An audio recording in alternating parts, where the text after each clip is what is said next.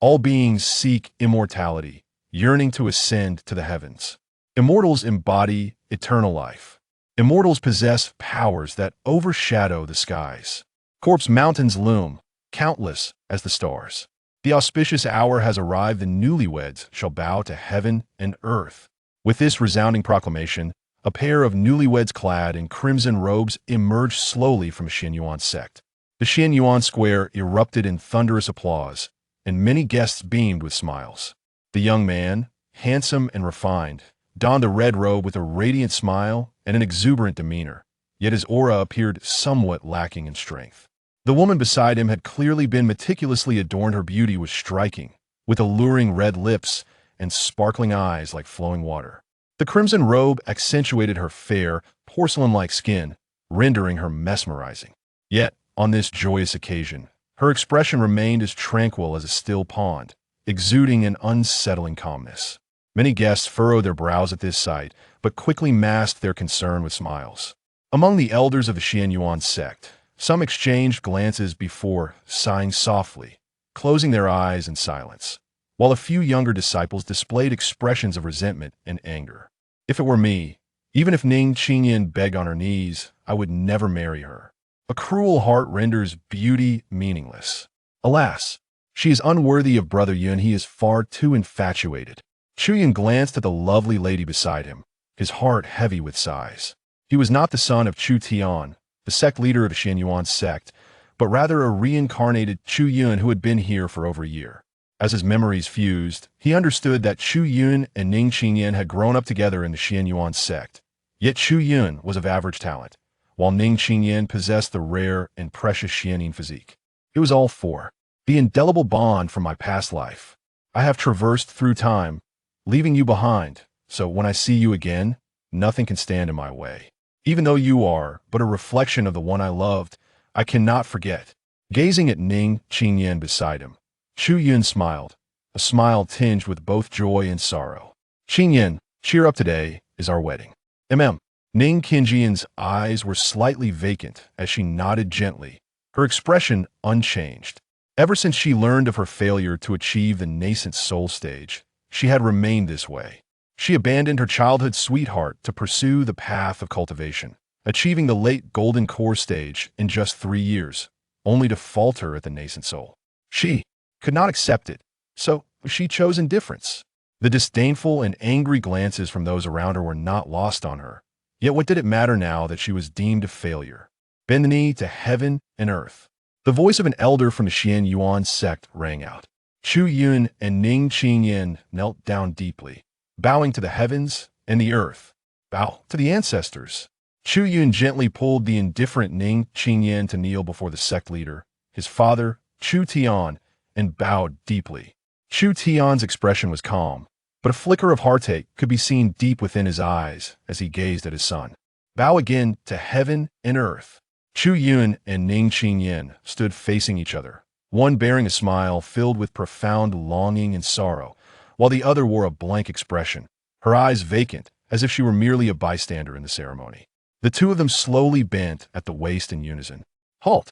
Suddenly, a thunderous roar erupted from afar, like a clap of thunder, reverberating through the air, followed by waves of fierce winds that swept through, darkening the skies and leaving the entire Xianyuan sect in disarray.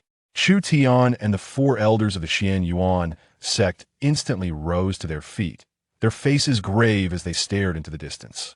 The surrounding guests, allies of Chu Tian with comparable cultivation levels, also stood up, their expressions in shock as they gazed at the distant sky, their faces betraying a hint of fear and unease. The thunderous roar had emanated from thousands of meters away, and its source possessed power far beyond that of the golden core stage. It could only belong to a nascent soul. Among them, only Chu Tian and the strongest guests were at the late golden core stage.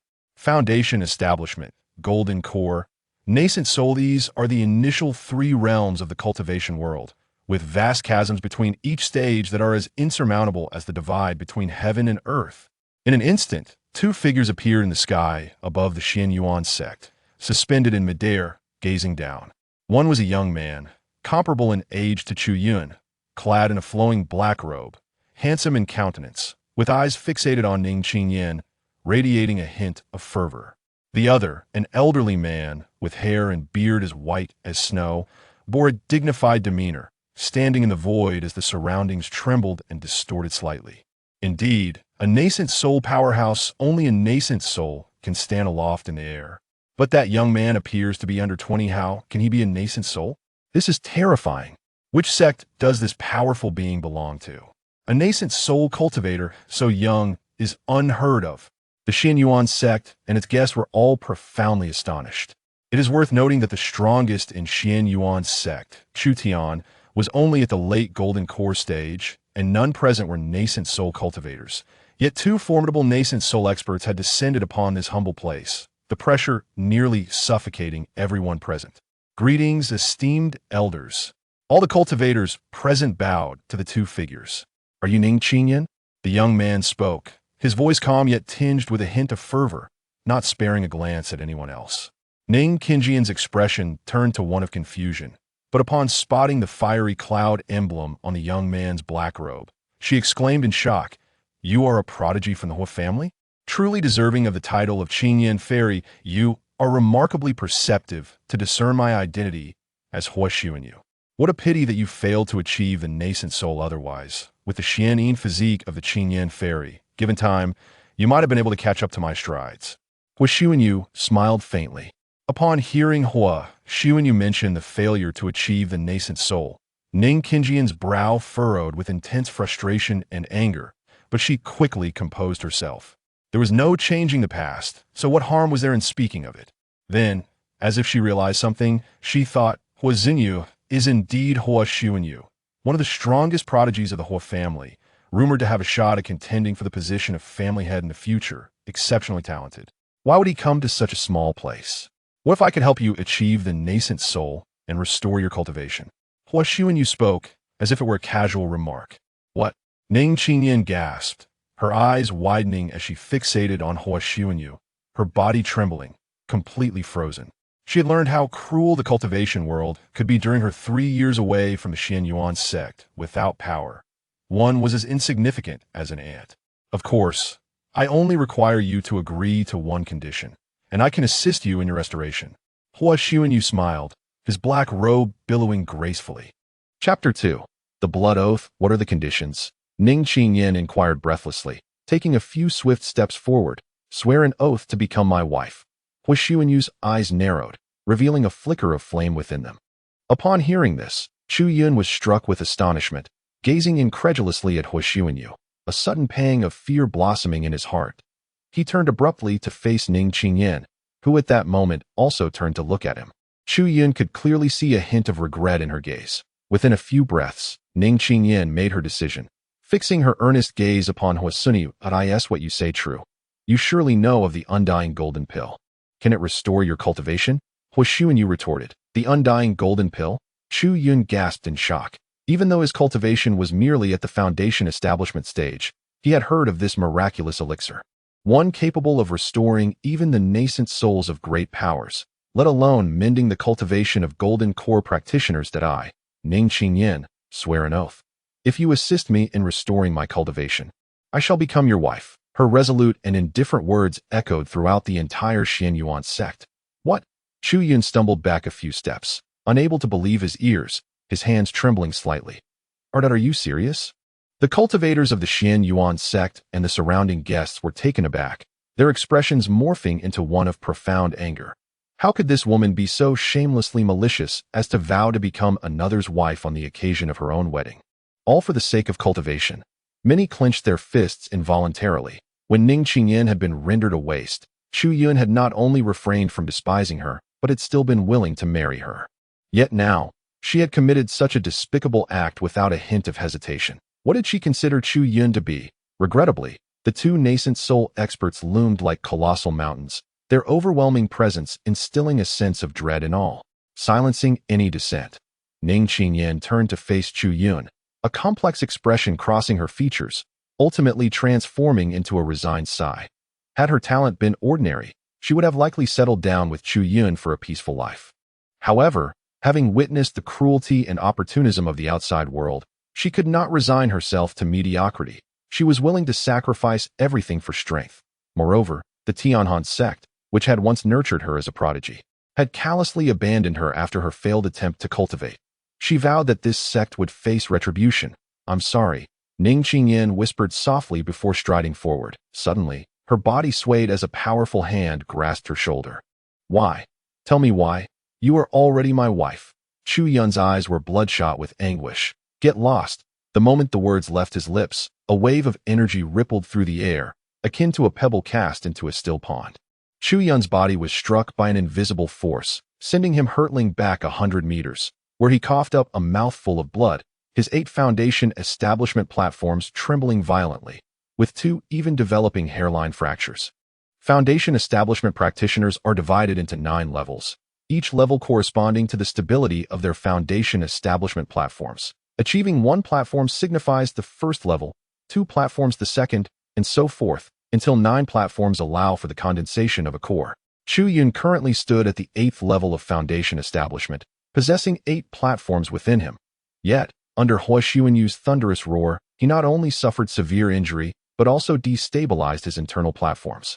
With fractures appearing, this disparity was utterly despairing. Unbeknownst to him, Hua Xuanyu had already approached Ning Qingyan, his hands clasped behind his back, gazing intently at her while entirely disregarding Chu Yun. "Cease this at once," roared Chu Tian, the master of Xian Yuan's sect, witnessing his son's injury. Ignoring the disparity in their strengths, he charged forward, transforming into a fleeting shadow, his body radiating with 2 hues of light. "You, too, shall depart." The elder beside Hua Xuanyu revealed a sneer, sweeping his sleeve with a flourish. Instantly, a conflagration of purple flames materialized, stretching 100 feet, enveloping the entirety of Xian Yuan's sect. The searing air crackled ominously, and from above the flames, the surrounding scenery distorted grotesquely, an overpowering sense of oppression causing all present to involuntarily retreat. Poof! Chu Tian coughed up blood, his body igniting in flames that he summoned his spiritual energy. Brilliance flashing forth, his golden core emanating 2 resplendent beams of light.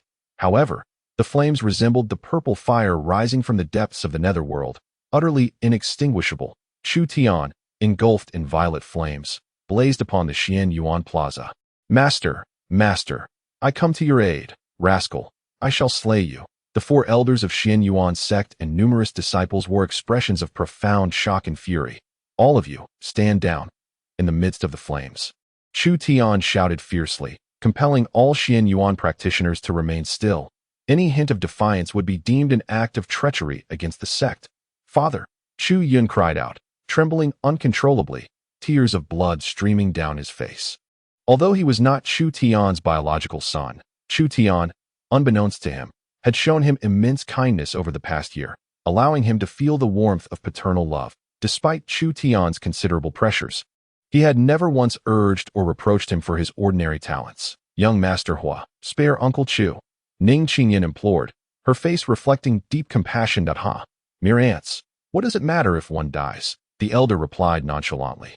Yet, suddenly, a flicker of amusement crossed his brow, and he smiled slightly.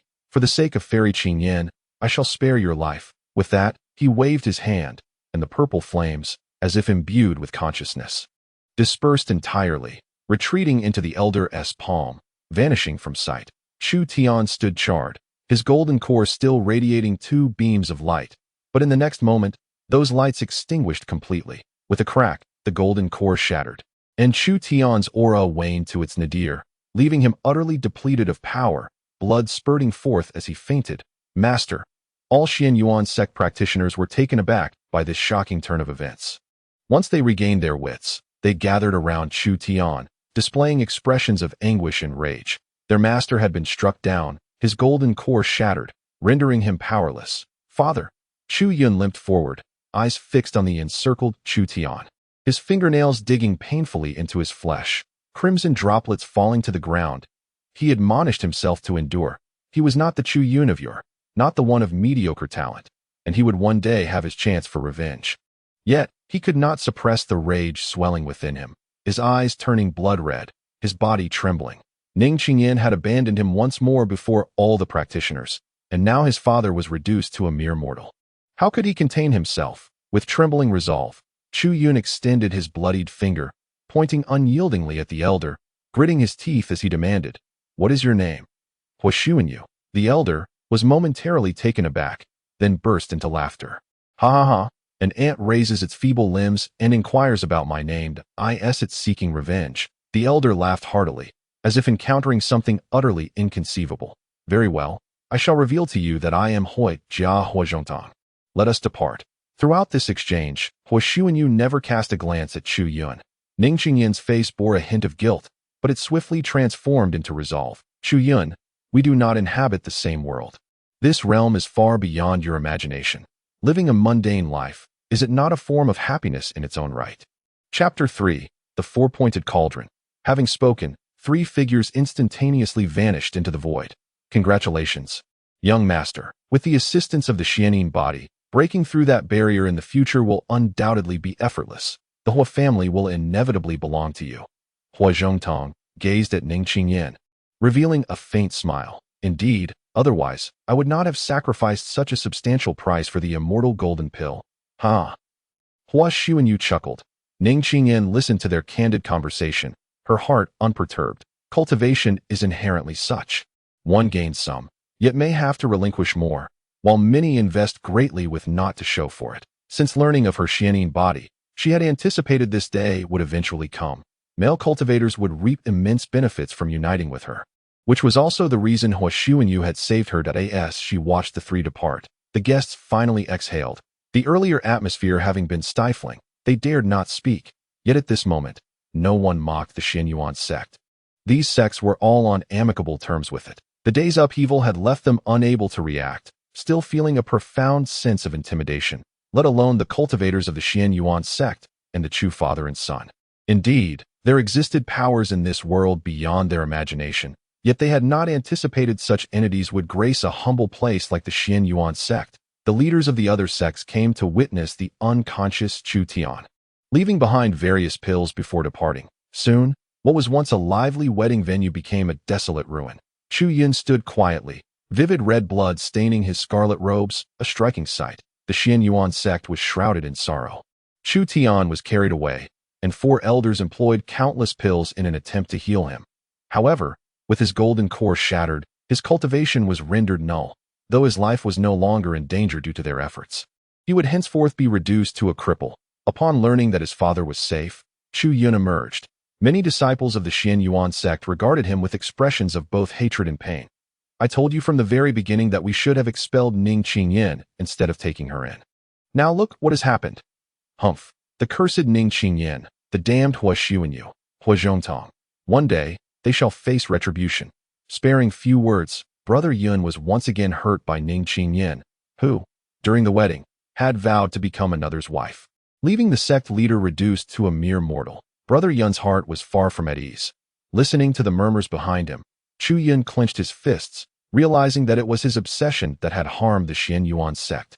Had it not been for his insistence on marrying Ning Qingyin, this calamity would not have transpired. Returning to his room, Chu Yun abruptly tore apart the rope hanging around his neck. Clang, a crisp sound resonated, revealing a diminutive square cauldron that had fallen to the ground. This small cauldron, no larger than the palm of one's hand, suddenly flickered with a faint glow after its descent, accompanied by an aged and resigned voice that inquired, "What is it? Can't you show a little gentleness towards this old man?" "Old Ding, you must have witnessed everything that transpired today, correct? I seek vengeance. Let Huazhongtang and Huashuanyu pay the price, and make Ning Qingyin regret her current choices." Chu Yun clenched his fists, rage and murderous intent surging within him. He had once believed that possessing Ning Qingyin was akin to being with his wife from a past life.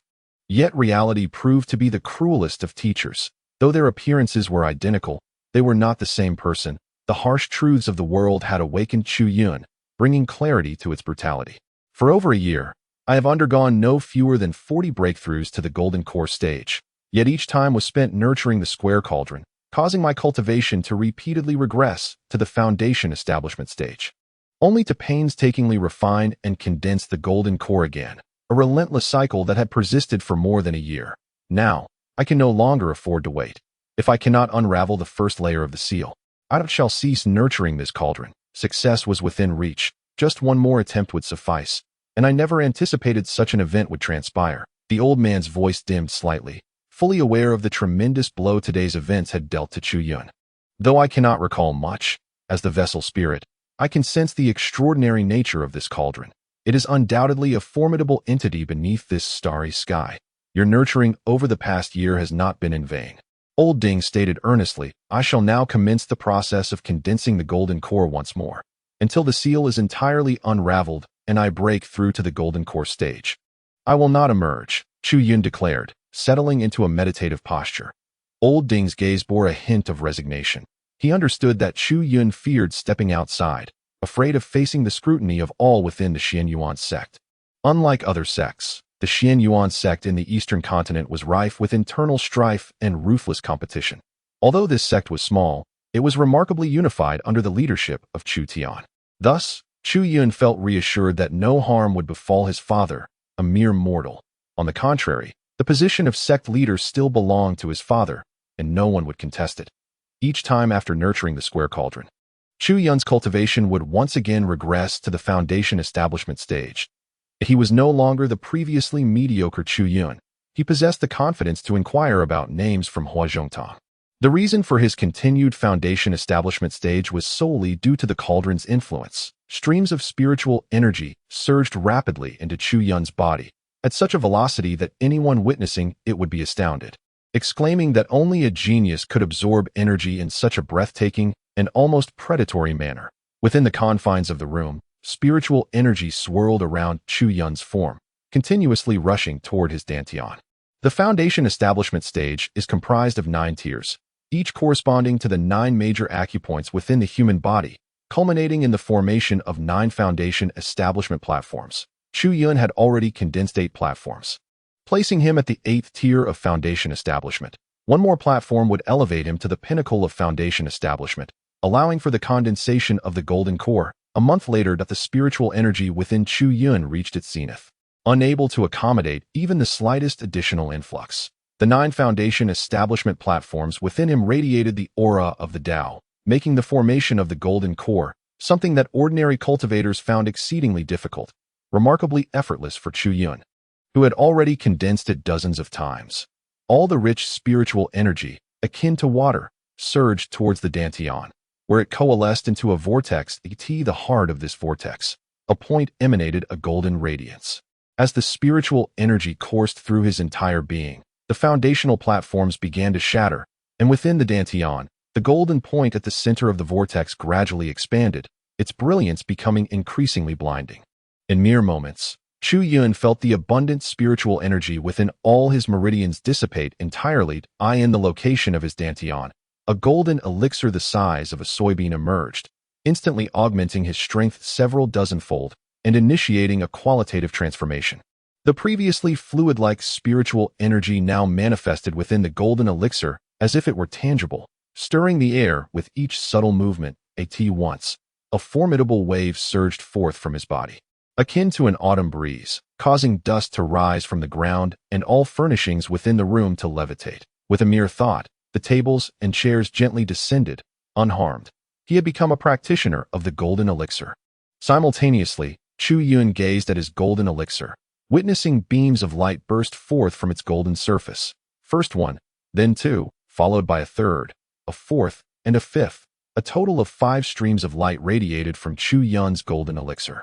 Remarkably, it was a 5-colored elixir.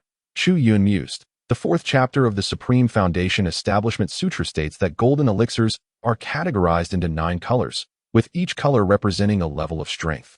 The first being the weakest and the 9th the most potent, indicative of one's innate talent. For instance, the sect leader of Xianyuan, Chu Tian, possessed a 2-colored elixir, placing him among the weaker ranks. Whereas Chu Yun had now manifested 5 colors. Should Chu Tian learn of this, he would undoubtedly be overjoyed, and the entire Xianyuan sect would erupt in jubilant celebration. A 5-colored elixir is indeed the hallmark of genius. 6 colors denote an outstanding talent. 7 colors signify an unparalleled prodigy. 8 colors may exist, while 9 colors remain but a myth. Taking a deep breath, Chu Yun felt the spiritual energy within the golden elixir surge as he began to nurture the 4 directions cauldron. Streams of spiritual energy flowed from his being toward the cauldron, causing the already diminutive golden elixir to visibly diminish at an alarming rate. Yet, the Four Directions cauldron remained utterly still. Foundation establishment at the 8th layer. 7th layer, 6th layer, 5th layer, 2nd layer, 1st layer. One by one, the foundational platform shattered, and countless waves of spiritual energy surged wildly within Chu Yun. His complexion turned ashen, beads of sweat the size of peas trickled down his face, and he felt a disorienting fog enveloping his mind. However, whenever he felt on the brink of collapse, thoughts of Hua Zhongtong, Hua Xuanyu, and Ning Qingyin surged within him, until Chu Yun's body was utterly devoid of spiritual energy. Drenched in sweat, he gasped for breath, his voice hoarse as he uttered, "Is it enough, Cauldron Elder?" No words answered him. Yet the Four Directions cauldron suddenly drifted away from Yi Chen's neck, exuding an aura that was vast and ancient, immersing the surroundings in a sensation reminiscent of the primordial chaos of the universe. This profound sense of antiquity seemed to transport one from youth to old age, from a foundational practitioner to a formidable immortal. The Cauldron Elder manifested a spectral image, waving a hand, and immediately, a faint glow enveloped Chu Yun's room. In that instant, the dirt and grime covering the Four Directions cauldron fell away, revealing its true color, a deep, obsidian black, akin to the darkest of nights. The cauldron was entirely black, with ancient characters inscribed on two opposite faces. Four Directions. It seemed to proclaim that all the realms of heaven and earth reside within the cauldron. Chu Yun's breath quickened as he gazed at the transformation of the Four Directions cauldron, his eyes revealing a flicker of fervor. Indeed, this cauldron was extraordinary. The very essence it emanated was not something an ordinary magical artifact could possess. "I shall recognize it as my own once the seal is broken," Chu Yun declared, swiftly slicing his fingertip and brushing it against the cauldron. "Hey, how could you? This cauldron is utterly incapable of being recognized by anyone." "Huh, how is this possible? Could it be that this boy's blood possesses some extraordinary quality?" the old cauldron shrieked. Under the touch of Chu Yun's blood, the Four Directions cauldron emitted a radiant glow that descended upon his forehead, seemingly establishing a connection. Realizing that the cauldron had acknowledged him as its master, Chu Yun's expression turned grave, veins bulging on his forehead, as he angrily retorted, "You just claimed that this cauldron could not be recognized by anyone. Yet you deceived me by saying that breaking the seal would allow for mastery." However, no matter how vehemently Chu Yun raged, the old cauldron remained hidden, refusing to reveal itself. After a moment, once Chu Yun's fury had subsided somewhat, the old cauldron finally emerged. "We can discuss these matters later. After all, you have already been acknowledged as its master, have you not?" it said slowly, observing Chu Yun's still furious demeanor, clearing its throat. The old cauldron added, "The first layer of the seal has been lifted, young lad. Do you not wish to know its purpose?" Upon hearing this, Chu Yun momentarily suppressed his anger and replied solemnly, "Naturally, I wish to understand what has been nurtured for over a year. This cauldron can refine elixirs," the old cauldron proclaimed. "Is that all? Any alchemical cauldron can refine elixirs, and besides, I have no knowledge of herbs," Chu Yun retorted, his expression darkening once more, teetering on the brink of exasperation. "Humph, ignorance. This cauldron does not require your intervention for refining. Simply gather the herbs, and it will autonomously concoct elixirs of the finest quality," the old cauldron declared with pride. "Really?" Chu Yun's expression shifted as a glimmer sparked in his eyes. "In the path of cultivation, talent is paramount, and elixirs hold equal importance if one possesses sufficient elixirs for support. The speed of cultivation can undoubtedly surpass that of peers. Some divine elixirs even aid breakthroughs. If this cauldron exists, it will greatly benefit my journey of cultivation. Young lad, you should be aware that each stage of cultivation, foundation establishment, core formation, nascent soul, and beyond, has legendary scriptures that can perfect each realm, known as the strongest." The old cauldron's tone turned serious. "The perfect realm, the strongest stage, I am well aware. It is said that each level possesses such scriptures.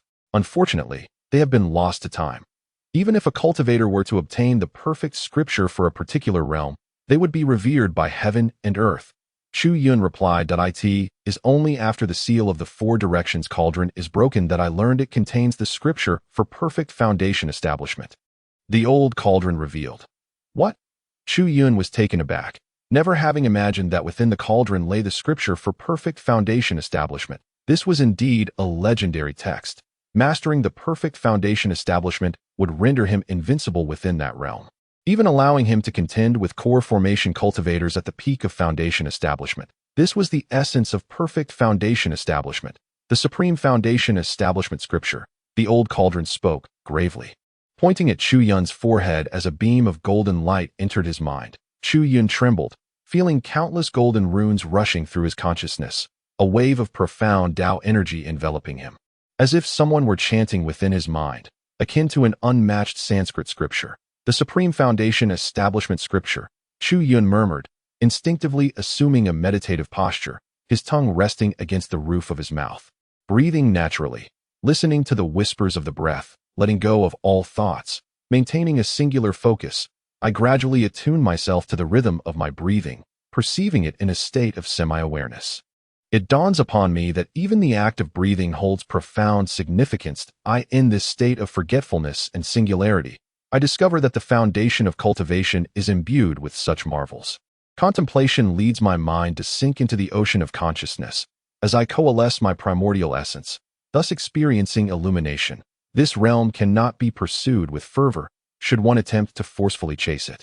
Illumination may still be attained, yet it would merely be an illusion, fraught with the peril of losing oneself in obsession. With closed eyes, Chu Yun finds himself utterly enveloped in the supreme foundational scriptures, his face occasionally betraying astonishment. The teachings on foundational cultivation here diverge entirely from those he had previously practiced. The human body harbors 365 acupuncture points, each capable of accommodating a foundational platform. Achieving perfect foundation entails forming a platform at each of these points, culminating in the most formidable foundation. Suddenly, Chu Yun opens his eyes wide, gazing at Elder Ding, and after a moment, he exhales deeply. To consolidate 365 foundational platforms. This is the essence of perfect foundation. All one needs to do is cultivate according to the supreme foundational scriptures. Elder Ding merely smiles faintly. To remain motionless is to embody stillness of the body. To keep thoughts at bay is to embody stillness of the heart. To be unaware of oneself is to embody stillness of intent. At this moment, although Chu Yun possesses no cultivation, a faint luminescence flickers upon him, emanating an indescribable aura, one that seems ancient and timeless. Chapter 5. The perfect foundational platform. As time elapses, the first foundational platform begins to coalesce within Yi Qin's acupuncture point, swiftly followed by the second, the third. While each foundational platform may not be as grand as those of other cultivators, they are infinitely more solidified. Upon completion, the total reaches an impressive 365 platforms, brimming with a potency far superior to that of ordinary cultivators. With Chu Yun's innate talent, he voraciously absorbs spiritual energy, continuously forming one foundational platform after another. However, upon reaching 100, his pace slows, ultimately settling at 112 platforms. Thus, over 3 months have passed. After more than 3 months, I have only formed 1/3 of the foundational platforms, and this is merely the most favorable stage of cultivation. The time required for future platforms, as well as for achieving the golden core and nascent soul stages, is unfathomable. The path of cultivation is exceedingly arduous. Chu Yun exhales deeply. You must seek out medicinal herbs and use the 4 directions cauldron to concoct superior elixirs. This will shorten your cultivation time. Elder Ding's voice resonates. Indeed, however, the Xianyuan sect is rather small, lacking in medicinal herbs and elixirs. I must venture forth to search for them. With the 4 directions cauldron, I will have the confidence to catch up to the likes of Hua Xuanyu and personally vanquish Hua Zhongtong. Chu Yun declares solemnly, having resolved to fully immerse himself in this world. He relinquishes the fantasies of his past life, accepting the reality of his transmigration. After 3 months, Chu Yun steps out of his chamber once more. The atmosphere throughout the Xianyuan sect feels noticeably subdued, lacking the fervor of days gone by. Many disciples, upon seeing Chu Yun, turn away with a complex mix of emotions. Chu Yun keenly senses this oddity, but feels powerless to change it. Brother Yun. Brother Yun. A group of young disciples rushes toward him, friends with whom he shares a close bond. Brother Yun. How are you? Are you all right? They inquire with concern that I am well. How fare the sect? Where is my father? Chu Yun asks. Since that fateful day, the sect has descended into a profound silence, as if all disciples have suddenly lost their motivation. Their once fervent enthusiasm evaporated. Some disciples have even chosen to leave the sect, creating an atmosphere steeped in despondency. Although the sect leader's injuries have healed, he has lost his cultivation and has seldom made an appearance in recent days, delegating all matters, both great and small, to a few elders. Very well, I understand that I shall go and see my father. Chu Yun replied with a nod as he turned to leave. The others sighed in unison and called out, Brother Yun, no matter what, the three of us will always stand by you. Chu Yun's lips twitched, yet he remained silent. After a brief moment, he arrived at a room located at the rear of Xianyuan's sect. He stood quietly for a long time, took a deep breath, and knocked on the door. Father, it is I. Come in, came a voice, frail and weary, laden with age. With a creak, Chu Yun pushed open the door, and upon seeing the figure seated cross-legged within, he was momentarily frozen in place. The man appeared aged, his once raven hair now interspersed with strands of white. Bearing the marks of countless hardships, he exuded no aura of a cultivator, resembling a mortal on the brink of death. Father, Chu Yun approached, his eyes glistening with unshed tears. His father, though only in his 40s and a core formation cultivator capable of living for 200 years, now resembled a decrepit old man, exuding an air of decay. Yuner, are you all right? Chu Tian's voice was frail, struggling to form a faint smile. Father, I am fine. Chu Yun choked back emotion, determined not to burden his father with worry, even as he noted his father's condition. That is good. That is good. If there are any idle rumors within the sect, pay them no mind. Just focus on yourself, Chu Tian advised. Father, do not worry that I will find a way to heal your injuries.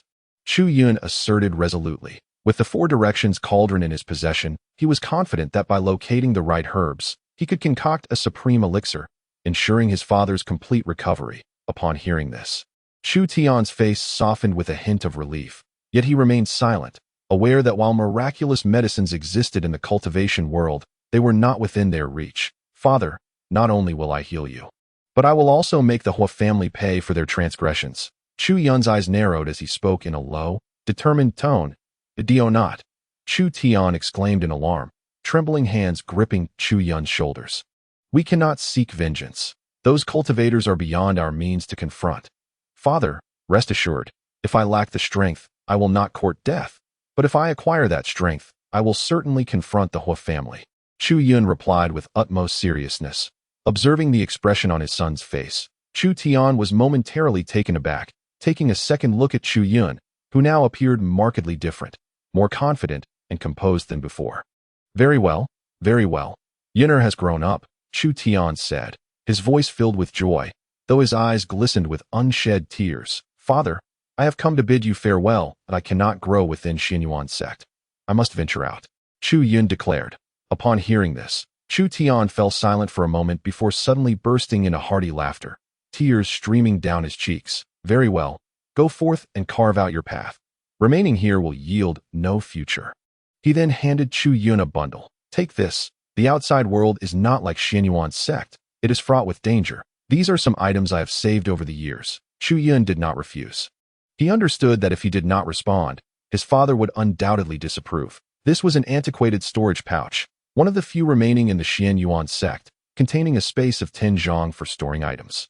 Upon opening it, Chu Yun discovered several protective talismans, frequently used by his father, alongside a selection of medicinal herbs. Although these herbs were not particularly precious, they were quite commendable for a cultivator at the foundation establishment stage. As he plummeted rapidly, it became evident that he was about to crash to the ground. Had he not yet mastered flight, he would meet a certain demise. His parents circled high above, observing the fledgling eagle without intervening, for they too had traversed this path. Suddenly, a piercing cry echoed as the seemingly doomed fledgling surged upward, breaking through the clouds, spiraling with exhilaration, albeit battered and bruised. First, I need to find a suitable location to test whether this Four Directions cauldron can flawlessly refine elixirs. Chu Yun scanned his surroundings and sped forward, the spiritual energy from his 112 foundation establishment platforms surging forth, transforming his speed into a mere black streak across the ground. Is this the perfect foundation establishment platform? Chu Yun's voice brimmed with excitement. Though he had only condensed 1/3 of it, his speed rivaled that of his earlier days at the 8th layer of foundation establishment. Moreover, he sensed that this perfect platform was even more stable, and the spiritual energy within him approximated that of his seventh layer, truly a marvel of the supreme foundation establishment scripture. Chapter 6. The 9-loop elixir, a fleeting shadow raced across the earth, only pausing after a considerable distance. After 5 hours, he had scarcely traveled 1,000 miles. The eastern continent spanned billions of kilometers, and the Xianyuan sect merely occupied its periphery. This journey mirrored the path of a cultivator, seemingly endless and fraught with difficulty. Chu Yun panted lightly, having expended a significant portion of his spiritual energy, and approached a low hill in the distance. He promptly tapped the storage pouch, and a silver small sword appeared before him, an artifact bestowed by Chu Tian. This small sword, known as the Ice Blade, was forged from cold iron, emanating a potent chill. During his journey, he had already refined the Ice Blade, recognizing it as his own. Now, with a decisive gesture, he pointed fiercely ahead. The Ice Blade erupted with a radiant chill, causing the surrounding temperature to plummet. With a resounding crash, it pierced into the low hill, its blade sharp and suffused with cold light, effortlessly carving a cavity within the earth, as if slicing through soft tofu. However, the herbs required for refining the nourishing elixirs varied across different realms. Once the Tianyuan grass and the Ningyang flower were placed into the four directions cauldron, it immediately radiated dazzling brilliance, obscuring the view. Yet a faint fragrance of medicinal herbs wafted through the air, uplifting one's spirits. The ethereal figure of the cauldron elder floated above, gazing intently into the cauldron that I in but a moment. The brilliance within the four directions cauldron retracted, returning to a state of normalcy. Soon after, a batch of elixirs lay quietly within the cauldron. Chu Yun hurriedly examined them, discovering a total of 9 nourishing elixirs, each exceptionally plump and round. Most remarkably, each of these 9 elixirs bore 9 distinct rings of markings, appearing quite extraordinary. Indeed, they are all 9-loop elixirs. Chu Yun exclaimed in astonishment, followed swiftly by a surge of joy. It is essential to understand that in the realm of cultivation, elixirs are categorized according to their quality. The distinction lies in the number of rings present on the elixir's surface when it is formed. A single ring signifies the lowest quality, while 9 rings denote the highest. Cultivators typically refer to them as 1-ring elixirs and 9-ring elixirs. As Chu Yun extracted one, he promptly consumed it. The elixir melted instantly upon entry, its rich aroma permeating even his chest cavity. The immense medicinal power swiftly transformed into waves of warmth, rapidly replenishing his depleting spiritual energy. Within mere moments, what had been a significant drain of energy was restored to its optimal state. I had previously consumed the Pei Yuan Dan, which would typically require at least half an hour to regain peak condition. But at this moment, it took merely 20 breaths to it. Seems the potency of the 9-ring elixir is indeed formidable. Chu Yun exclaimed in delight. Haha. What do you think? I told you this 4-element cauldron would not disappoint, Old Ding said with pride. Indeed, it is powerful. Let me try the other elixirs, Chu Yun responded joyfully, hurriedly producing additional herbs. However, as he retrieved them, he suddenly froze in place. What is it, little Chu? Old Ding inquired, puzzled. I just realized something significant. A hint of embarrassment crossed Chu Yun's face. The 4-element cauldron was undoubtedly an extraordinary artifact, immensely powerful, yet that I possess no understanding of herbal alchemy, that I only know the simple primary ingredient for the Pei Yuan Dan. Concoct other elixirs. I must first comprehend the recipes. Otherwise, it is impossible to randomly throw in herbs and expect to produce the desired elixirs. Each herb is distinct, and their combinations yield countless variations. Even with an abundance of herbs at hand, I cannot concoct anything. This, Old Ding was also taken aback, then sighed with a wry smile. It seems you have a point. Clearly, you must first learn the recipes. Do not aim to concoct. Simply strive to memorize all the recipes. To possess a divine cauldron, yet only be able to produce the Pei Yuan Dan? Chu Yun's expression darkened, but he took a deep breath and slowly spoke. I must indeed learn the recipes. There seems to be a powerful sect on the outskirts of Dongzhou, known as the Yao sect, reputedly the source of 90% of the elixirs within 100,000 miles. Indeed, elixirs are of utmost importance. The path of cultivation becomes exceedingly arduous without them, Old Ding stated gravely. Within my storage pouch, there remain dozens of herbs and 20 enhancement pills that I shall first consume the enhancement pills to bolster my strength, lest I falter before reaching the Yao sect and perish in the wilderness. Chu Yun declared. With a swift motion, he opened his storage pouch, and 20 enhancement pills soared out, which he promptly consumed. The enhancement pills are designed to amplify a cultivator's spiritual energy, significantly reducing training time. Upon ingesting the first enhancement pill, Chu Yun found 3 foundational platforms added to his cultivation base. The second bestowed 2 more, and the third and fourth each granted 1. Ultimately, after consuming all 20 enhancement pills, he had augmented his foundation by 10 platforms, bringing his perfect cultivation base to a total of 122. Furthermore, his spiritual energy had nearly doubled. Stepping out of the cave, Chu Yun could not restrain himself from letting out a howl of exhilaration. The sensation of newfound strength was exhilarating, even if it was merely an increase of 10 foundational platforms. Suddenly, Chu Yun's gaze sharpened as he looked toward the distant right, and a multitude of figures surged forth from the distance. Their speed remarkable. As they drew nearer, Chu Yun discerned that they were 8 cultivators, all evidently at the foundation establishment stage. In the blink of an eye, the 8 cultivators had arrived, all fixated on Chu Yun.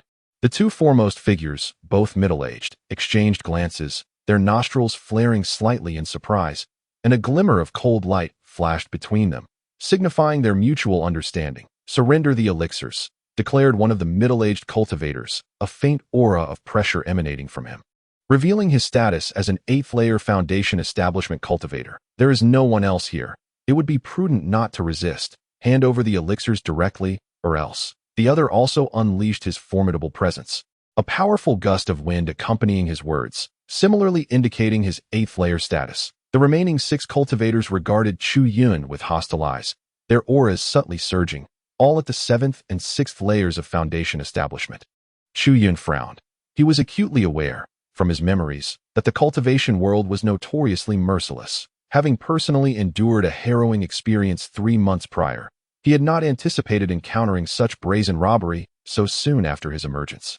"My current cultivation level is equivalent to that of a 7th-layer foundation establishment cultivator, yet I possess the ice sword bestowed by my father, a treasure wielded by those at the late stage of core formation, which no mere foundation establishment cultivator could withstand. If I were to strike unexpectedly and eliminate the 2 8th-layer cultivators, it might not be beyond the realm of possibility. Besides, I have the 9-loop cultivation pill. Even in retreat, I can do so with ease, untroubled by exhaustion." As these thoughts coursed through his mind, Chu Yun's brow unfurled, and his expression relaxed slightly. "I do not possess any elixirs," he declared. "Nonsense," the middle-aged cultivator retorted. "There is clearly the aroma of elixirs lingering here. Ordinary elixirs would not leave such a fragrance. Treasures of this caliber are beyond your grasp. If you know what is good for you, hand them over swiftly, or else death." The middle-aged cultivator stepped forward, and instantly, a tempest arose around them, the oppressive atmosphere thickening. Chapter 7. The Slaying of Foundation Establishment. Chu Yun's gaze narrowed, his form wavered as he retreated. A mere 7th-layer foundation establishment cultivator. I shall give you 3 breaths. If you do not surrender the elixirs, you shall perish." The middle-aged cultivator's demeanor was tyrannical, his spiritual energy shimmering, poised to strike at any moment. "I will comply." Chu Yun sighed, and promptly tapped his storage bag. Upon hearing Chu Yun's words, the 2 8th-layer cultivators exchanged derisive smiles, their auras relaxing. They regarded Chu Yun with disdain, dismissing him as nothing more than a 7th-layer cultivator who dared not show them disrespect. Suddenly, the 2 middle-aged cultivators felt an unexpected chill in the air. Their eyes narrowed as a flash of cold light surged toward them. Startled, they hurriedly retreated, channeling their spiritual energy, yet it was too late. The cold light swiftly sliced through their necks, leaving no wounds, merely a layer of frost, with a hint of red seeping through. Bang! Bang! "Core formation treasured," muttered the 2 8th-layer cultivators begrudgingly before they collapsed. "Run!" The remaining 6 cultivators, momentarily stunned, immediately shouted and darted off in various directions. Chu Yun did not pursue them. Taking a deep breath, he gazed at the lifeless forms of the 2 cultivators and murmured, "Is this the cultivation world? When I am weak, I am bullied at will. When I am strong, they flee in terror. It truly deserved, even if I slay them." After a moment of slight bewilderment, Chu Yun regained his resolve, now exhibiting a steadiness greater than before. This was not Earth. Here, laws were non-existent, and power and strength reigned supreme.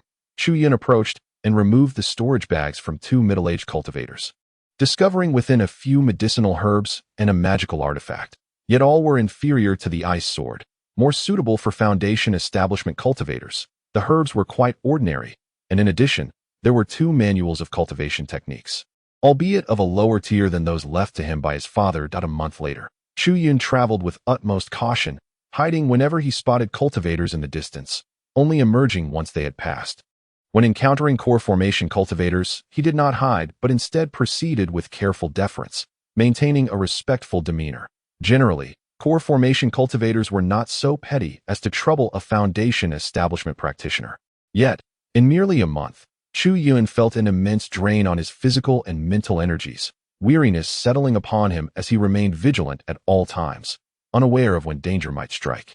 However, he had also gathered information regarding the medicine sect, which was vast and had recruitment points in many large cities, accepting disciples every 3 years. In a month's time, it would be the season for the medicine sect to enroll new disciples. Thus, Chu Yun journeyed towards Mayan City, and fortunately, on the 2nd day of recruitment, he finally beheld the outline of the city. With a sigh of relief, Chu Yun gasped for breath, wiping the sweat from his forehead. His body fatigued, yet a smile graced his face as he entered Mayan City. This was a grand city, its architecture imbued with an air of majesty as he walked through its streets. He maintained a low profile, for he noticed that core formation cultivators were plentiful within the city, let alone foundation establishment practitioners, who were as numerous as the stars. Without any delay, after inquiring about the medicine sect's recruitment point, he made his way directly there. The location was a spacious square, currently teeming with people, all standing in orderly lines without a single instance of Q-jumping. At the forefront stood a hexagonal pavilion, where 2 elderly men clad in white robes sat, their attire adorned with an alchemical furnace, indicating that they were both alchemists. Only alchemists donned such robes. Chu Yun joined the line at the back, eavesdropping on the discussions around him. Alas, my talents are too lacking. I shall remain forever at the foundation establishment stage, hence my desire to join the medicine sect as a novice apothecary. I too, with perhaps only a slim chance of breaking into core formation, seek to start as a novice apothecary in the medicine sect, hoping for an opportunity to acquire some elixirs for a breakthrough. It is said that there are 100,000 novice apothecaries in the medicine sect. Our chances are not insignificant. Nonsense. Though there are 100,000 novice apothecaries, they only recruit 2,000 or 3,000 each year. And those who perform poorly will be dismissed. You think being a novice apothecary is so easy? Indeed. Even being a novice apothecary is so rigorous. I had hoped to start there and eventually become an alchemist. Your aspirations are quite lofty. With 100,000 novice apothecaries and only a mere 1,000 alchemists, at most 2 or 3 can become alchemists each year. Do you really believe you can stand out among 100,000 novice apothecaries? Chu Yun was taken aback. This was the first time he had learned of such matters, and he was surprised to discover that even becoming a novice apothecary was fraught with difficulty. Nevertheless, he was not overly concerned, as he merely sought to learn about medicinal herbs and had no intention of becoming an alchemist. Surely, becoming a novice apothecary would not be too arduous a task. Upon reaching this point, Chu Yun felt a sense of tranquility wash over him as he closed his eyes in anticipation. As the sun dipped below the western mountains and the sky gradually darkened, his turn finally arrived. Entering the hexagonal pavilion, Chu Yun slightly bowed to the 2 elderly men, reverently greeting, "Dan Sure. Yes, please take a seat and use your spiritual energy to nurture this seed," instructed the elder on the right. Pointing to a seed resting upon the mahogany table, Chu Yun picked up the seed, examined it briefly, and then channeled his spiritual power. The seed appeared rather ordinary, and under Chu Yun's nurturing, it exhibited no peculiarities. A sudden shock gripped his heart. Just moments before, he had witnessed other cultivators successfully coaxing their seeds to sprout. With one even blooming, it dawned on him that only those who could nurture the seeds to germination were deemed worthy of becoming an apprentice alchemist. Otherwise, they possessed no trace of alchemical talent. Failure. You possess not a shred of alchemical aptitude. You may leave, the elder stated blandly, as if such occurrences were all too common. Not a shred of alchemical aptitude? Chu Yun's eyes widened in disbelief. No, I must join the Yao sect. Otherwise, the wondrous properties of the 4 directions cauldron would be squandered. Moreover, my father's condition necessitates rare medicinal herbs, and only by entering the Yao sect can I hope to obtain them. It's merely a Peiyuan Dan, he mused. only to realize the impossibility of this situation. The elder on the right, who had earlier regarded him with disdain, was now struck with astonishment, his pupils contracting and trembling. The elder on the left mirrored this expression of shock. 9 ring Peiyuan Dan. They gasped, their breaths quickening. Such exquisite elixirs are rare and elusive, although it was merely a fundamental Peiyuan Dan for the foundation establishment stage. A thorough study of it would undoubtedly elevate their alchemical mastery. Those capable of refining 9-ring elixirs were unequivocally true masters of the alchemical arts, a rarity even within the Yao sect. "Where did you acquire this elixir?" the elder on the right inquired, his gaze suddenly chilling. Chu Yun felt a jolt of alarm at his words, sensing an icy aura enveloping him, but he hastily replied, "I discovered it in a cave on my journey here and intended to keep it for myself to study once I became an alchemist. However, after testing revealed my lack of alchemical talent. I offer it to you both in exchange for a position as an apprentice." The two elderly alchemists exchanged glances and nodded slightly to one another. "You may enter the Yao sect and become an apprentice. However, our sect annually expels the weakest 2,000 individuals. I grant you this opportunity, but what transpires thereafter is beyond my foresight. Thank you, esteemed Dan. Sure, as long as I can enter, even if I am expelled after a year, I have no regrets." Chu Yin responded earnestly. "Very well, take this." The elder handed him a wooden tablet, inscribed with the character for medicine. Chu Yin accepted it, a cold sweat breaking out upon his brow, lamenting his naivety. The competitive nature of the cultivation world was far more intense than he had anticipated. The two alchemists had clearly exhibited a hint of murderous intent, and he resolved to exercise greater caution henceforth. To think thrice before acting. Chapter 8. Joining the Yao sect 2 days later, a colossal black eagle soared above the city of Muyan. With wings spread wide, nearly 30 zhang across, it carried 200 cultivators seated upon it. Their eyes filled with curiosity as they gazed about, evidently experiencing this grand flight for the first time. At the forefront of the black eagle stood 2 elderly men clad in white robes, adorned with an image of an alchemical furnace. They were the same 2 who had tested Chu Yun in the hexagonal pavilion, one named Chu Jing and the other Tanyu. The 200 cultivators aboard the Black Eagle were the apprentices recruited by the 2 in Muyan City. Now en route to the Yao sect, Chu Yun, naturally immersed in the surroundings, remained inconspicuous among the 200 individuals. With his eyes closed, he began to cultivate. The journey thus far had imposed great pressure upon him. Without strength, there was no sense of security. He yearned to reach the stage of foundation establishment swiftly, for upon achieving it, he would possess a certain degree of self-preservation. According to Master Dan of Tsujing, the journey would take 5 months to reach the medicine sect, and that was only due to traveling on the Black Hawk. If a foundation establishment cultivator were to journey alone, it would likely take no less than 2 years to arrive.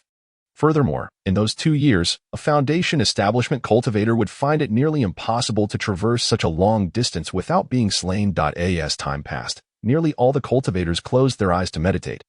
Otherwise, the endless hours aboard the Black Hawk would be unbearably tedious. Time seemed to vanish in the realm of cultivation, and before long, 5 months had slipped by. Chu Yun opened his eyes, exhaling deeply, and murmured, "After 5 months of arduous practice, I have only managed to increase my foundation establishment base by 10, bringing my total to 132. When will I reach 365? The foundation establishment stage is truly arduous. Arriving at the medicine sect, as Chu Yun pondered, Master Dan of Tsujing's booming voice roused everyone from their reverie. Instinctively, Chu Yun looked ahead, and the other cultivators did the same. All of them gasping in awe. Before them stood towering peaks that pierced the clouds, their summits obscured from view. Between the mountains flowed waterfalls of immense height, cascading as if descending from the heavens, creating waves of mist that rendered the scene ethereal. From a distance, countless peaks stretched for thousands of miles, their bases adorned with lush greenery, meticulously arranged as though they had been rigorously delineated. Spiritual birds soared through the sky, and the fragrance of medicinal herbs wafted over vast distances. Most strikingly, atop the central peak, shrouded in swirling clouds, was a colossal medicinal cauldron, partially obscured yet already hundreds of feet in size. Intricately carved with images of flying birds, fish, and insects, as well as celestial bodies, an awe-inspiring sight standing majestically amidst heaven and earth. Wow, this is the medicine sect. How magnificent! Such a sacred place exists in the world. After a brief silence, all the apprentices erupted in jubilant cheers. Most of the apprentices, coming from humble backgrounds and possessing mediocre talents, had never witnessed such grandeur. Chu Yun stood in stunned silence, having only seen such a spectacle in films from his past life. The sensation of witnessing it in person was indescribably overwhelming. The Black Hawk descended slowly, and all the apprentices gazed at the medicine sect with curiosity and astonishment. Under the guidance of Master Dan of Tujing and Master Dan of Tanyu, they entered the gates of the medicine sect. The journey felt like stepping into a realm of immortals, surrounded by vast fields of medicinal herbs, where numerous apprentices toiled in the fields. Bloodvine flower. Oh my, there are no fewer than tens of thousands of these being harvested simultaneously, exclaimed one apprentice, pointing at the fields in astonishment, as he was unfamiliar with most other herbs. What a commotion! This is merely one area of our medicine sect. We possess 100 such areas, and there are even more bloodvine flowers, Master Dan of Tujing replied with immense pride. 100. The apprentice gasped in disbelief. Master Dan of Tujing paid him no mind, instead bellowing into the valley, Gongsun Bo. In a fleeting moment, a middle-aged man in his 30s came rushing forth, his face radiant with an enthusiastic smile. Masters of alchemy, do you intend to keep these young apprentices here? He inquired. Indeed, you have the highest number of apprentices expelled from the 11th Valley last year. I shall allocate 100 to you, declared Master Tujing. Upon hearing this, Gongsun Bo displayed a hint of embarrassment, nodding repeatedly. Masters Tujing and Tanyu swiftly led the remaining 100 apprentices to their respective valleys. What do you think? Master Tanyu suddenly asked. Fear not, this lad possesses no innate talent for alchemy. Even if he were to perish, no one would be the wiser. His spatial pouch undoubtedly contains more than just a bottle of 9 loop elixirs. It surely harbors even more precious treasures. However, we cannot act directly. Among the remaining apprentices, I have discreetly assigned someone to handle this matter. Success is assured. Masters Tujing and Tanyu exchanged a knowing glance, both revealing a cold smirk. Within the pharmaceutical sect, 100,000 apprentices are distributed across 100 valleys, each valley housing 1,000. For convenience, we refer to our valley as the 11th Valley. As Gongsun Bo led the 100 apprentices onward, he continued, our apprentices bear the heaviest burdens within the pharmaceutical sect. We must not only memorize the names and properties of the 10,000 herbs, but also cultivate and tend to numerous plants, each with varying maturation times. Additionally, we must practice our skills. Only by becoming alchemists can we soar to great heights. At that point, inner disciples will seek us out for alchemy, offering generous rewards. Alas, the path to becoming an alchemist is fraught with difficulty. Among the 100,000 apprentices, merely 1,000 attain the title of alchemist. We are confined to this outer sect area, unable to access the inner sanctum unless accompanied by an alchemist. You have any questions? Gongsun Bo asked. Lord Gongsun, what are the prerequisites for becoming an alchemist? Someone immediately inquired, echoing the sentiments of all the apprentices. First and foremost, one must commit to memory the names, characteristics, and effects of the 10,000 herbs, as well as the myriad interactions and transformations that occur when they are combined. The variations derived from these herbs exceed millions. Finally, one must successfully concoct the elixirs utilized by core formation practitioners to earn the title of alchemist. Gongsun Bo explained. Is it truly that arduous? How long must one memorize such a multitude of herbs? Someone lamented, their spirits sinking. Indeed, it is exceedingly challenging, Gongsun Bo affirmed. Thus, out of the 100,000 apprentices, at most 2 or 3 may achieve the rank of alchemist in a year, sometimes none at all. Yet, it is not impossible. Last year, our 11th Valley had a senior sister ascend to the rank of alchemist, and was taken as a disciple by a black-robed alchemist, displaying extraordinary talent. A hint of envy graced Gongsun Bo's expression. A black-robed alchemist, someone queried, puzzled. Our pharmaceutical sect recognizes 4 ranks of alchemists: the white-robed alchemist, the most common, with around 1,000 in the sect; the yellow-robed alchemist, who possesses a certain level of expertise and is respected, numbering approximately 300; the purple-robed alchemist, a true master of the craft, who seldom concocts elixirs for others, with about 70 or 80 in the sect; and the black-robed alchemist, the most powerful masters of alchemy in our sect, each renowned across millions of miles in the eastern continent, their elixirs bearing their own names. We have only 8 such individuals in our sect. As the conversation reached this point, Gongsun Bo's face displayed an unprecedented reverence. The mightiest figure of our medicinal sect surpasses even the black-robed alchemist. It is none other than the master of Pill Kings. Whose alchemical cauldron is that? Jian pointed towards the mountain peak of the inner sect, where a grand cauldron faintly shimmered amidst the clouds. Indeed, it belongs to the master of Pill Kings, who has not concocted pills for over a century. There are few who can compel him to refine elixirs. Gongsun Bo's tone brimmed with respect. As the crowd traversed the 11th Valley, they were surrounded by apprentices diligently cultivating the medicinal fields. Here, take this jade slip. It contains 1,000 scrolls detailing the characteristics of various herbs. Committed to memory, for every 6 months there will be an examination for the apprentices. Only those who pass will be permitted to manage the medicinal fields, and only by managing these fields can one earn rewards in herbs, thereby allowing the attempt to refine pills. Gongsun Bo proclaimed. The 200 newly initiated apprentices were deeply moved, silently vowing to memorize the herbal knowledge, striving to manage the fields, and ultimately endeavoring to refine elixirs. Only by successfully creating pills could they aspire to become alchemists. Chapter 9. A grave crisis. Time swiftly passed, and half a month had gone by. Chu Yun had become quite familiar with the 11th Valley of the medicinal sect. The landscape was picturesque, with clear waters and drifting mists. A small brook meandered from the distant ravine, its waters crystal clear, where fish frolicked joyfully. Chu Yun's wooden cottage was nestled beside this brook in a modest courtyard.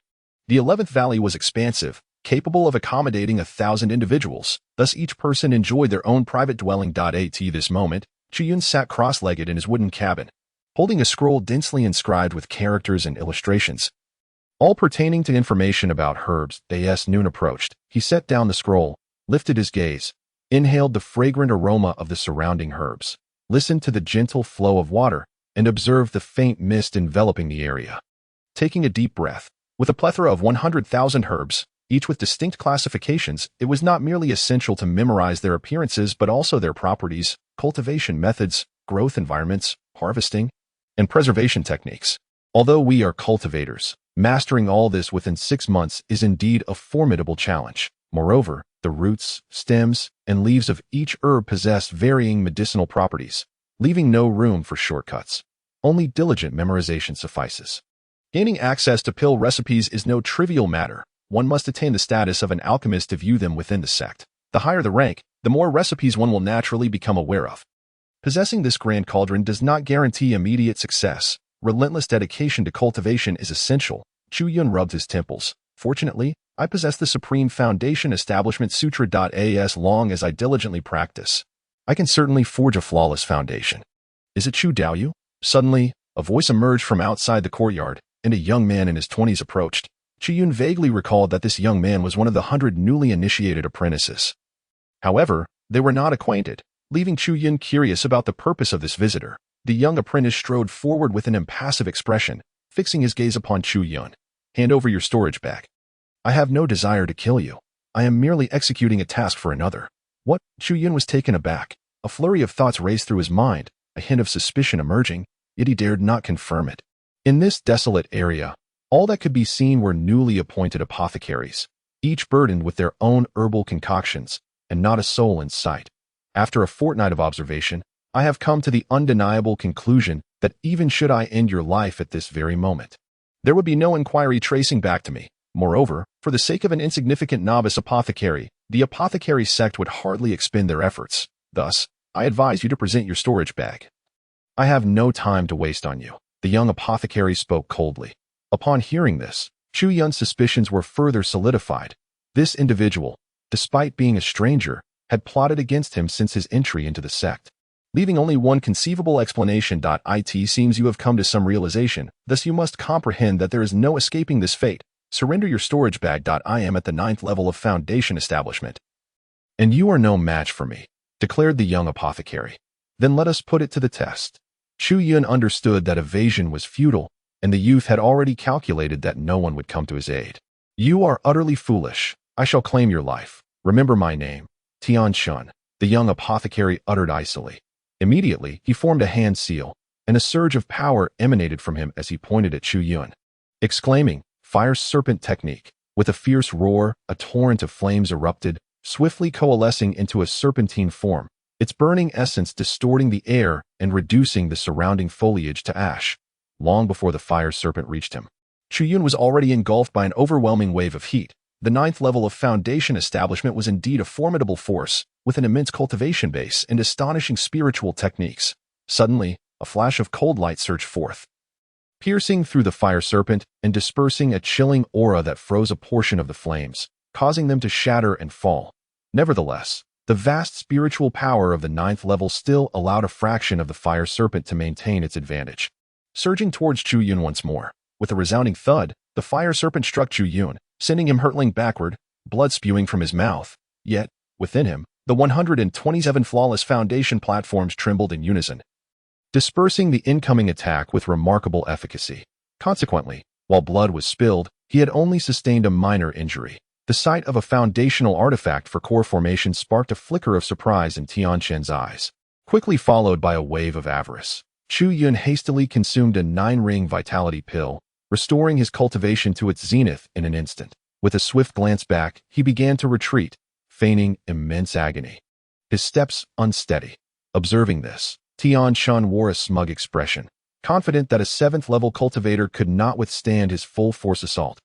Even with the aid of a pill, how could one possibly recover instantaneously? As Tianqian's palm descended upon him, the fire serpent erupted anew, flames engulfing the void in a terrifying display. Deep within Chu Yun's eyes, a profound resentment flickered to life, recalling the flames that had once ravaged his father's cultivation. Yet, his visage betrayed fear as he struggled to manipulate the ice sword, trembling as he thrust it toward Tianqian. "Begone!" Tianqian scoffed, casually swatting at the ice sword, a hint of disdain curling at the corners of his mouth. "Break!"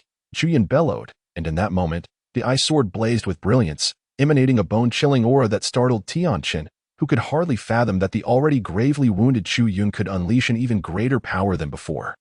"Ah!" Tianqian let out a painful cry, his hands suddenly clamping down fiercely, ensnaring the ice sword, which had already pierced several inches into his chest. An intensely frigid aura spread from within him, causing an involuntary shiver to course through his body. Cloud-piercing palm. With a swift motion, Chu Yun's right palm sliced through the air, and it seemed as if a veil of mist suddenly enveloped him, creating a most enchanting spectacle. Amidst the swirling fog, his palm struck with tremendous force, accompanied by a thunderous explosion.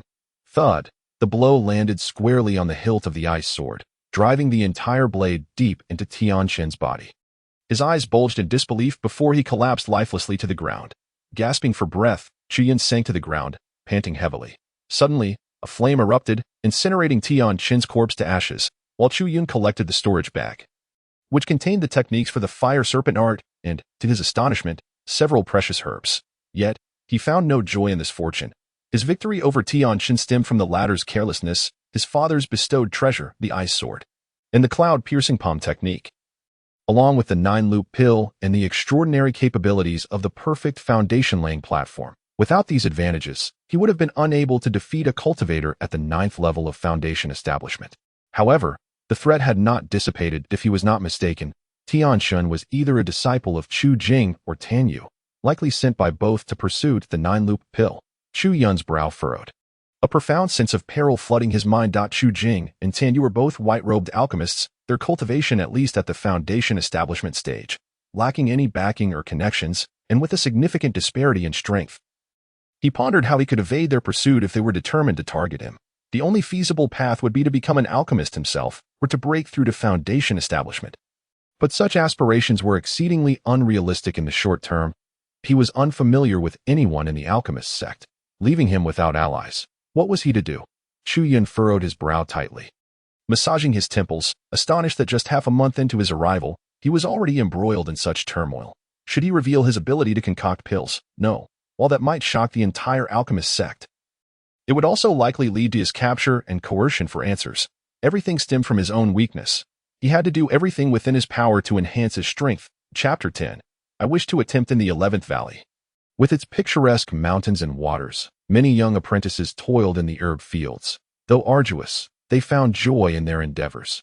Chu Yun stepped out of his quarters and made his way to another pavilion, which belonged to Gong Sun Bo. He approached and knocked on the door. "Enter." "Greetings, Lord Gong Sun," Chu Yun said respectfully, bowing deeply. "What brings you here?" Gong Sun Bo inquired. "Well, I wish to attempt refining a few simple pills, but I lack the formulas. Given your many years in the alchemist sect, I believe you possess knowledge of several formulas that I hope, Lord Gong Sun, you might grant me a few formulas for enhancing cultivation, and I shall offer my spiritual techniques in exchange." Chu Yun organized his thoughts and directly conveyed his intentions. Quite straightforward. Gong Sun Bo smiled, a hint of surprise gracing his features. as it was evidently the first time he encountered such a request. "Show me your spiritual techniques first." Without a moment's hesitation, Chu Yun handed over a jade slip, a spiritual technique left by his father, slightly inferior to the cloud-piercing palm, but still a commendable technique for the foundation establishment stage. Impressive. Gong Sun Bo's eyes glimmered momentarily, and he nodded, saying, "Indeed, I possess several formulas for foundational elixirs that I can share with you. However, you must exercise caution. Concocting elixirs is no simple feat and carries a substantial risk of explosion. It would be prudent not to aim too high. Wait until you possess greater certainty before attempting to refine elixirs. For now, focus on memorizing the medicinal herbs." Chu Yun accepted the jade slip that Gong Sun Bo handed over, a hint of delight gracing his features as he nodded, saying, "Thank you, Lord Gong Sun, for your guidance. I shall remember it." Without a doubt, it was yet another batch of 9-loop vitality replenishing elixirs, 20 breaths. Nearly 20 breaths are required to refine a batch of foundational elixirs. "Old Ding, is there a way to reduce the quality of the elixir?" Chu Yun inquired. "Extracting it early should indeed diminish its quality," Old Ding replied. My thoughts were still too naive, had I known sooner. Providing the two alchemists with 4 or even 5-loop elixirs would have posed no issue. But that is a matter for another day.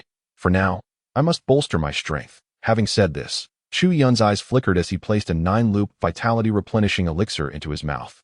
The overwhelming potency of the elixir immediately transformed into a warm current coursing through his meridians, imparting a sensation of swelling. The strength of the 9-loop elixir was indeed formidable, fortifying his spirit and solidifying his foundational platform. Suddenly, the Chu Chi acupoint emitted a thunderous sound, and within it, a foundational platform slowly took shape, vibrating slightly. Soon after, the Yaoyu acupoint resounded with a similar roar, and the second foundational platform emerged as if in response. The third, fourth, all the way to the 10th foundational platform. The potency of a single 9-loop vitality replenishing elixir was completely expended as he consumed the second vitality replenishing elixir. 5 foundational platforms were formed by the time all 9 elixirs had been refined. The number of foundational platforms within Chu Yun had increased by a remarkable 20. Elixirs are of paramount importance in cultivation. I toiled for 5 months to augment my foundational platforms by merely 5. Yet in just a single day, I have gained 20. Such speed is truly astounding.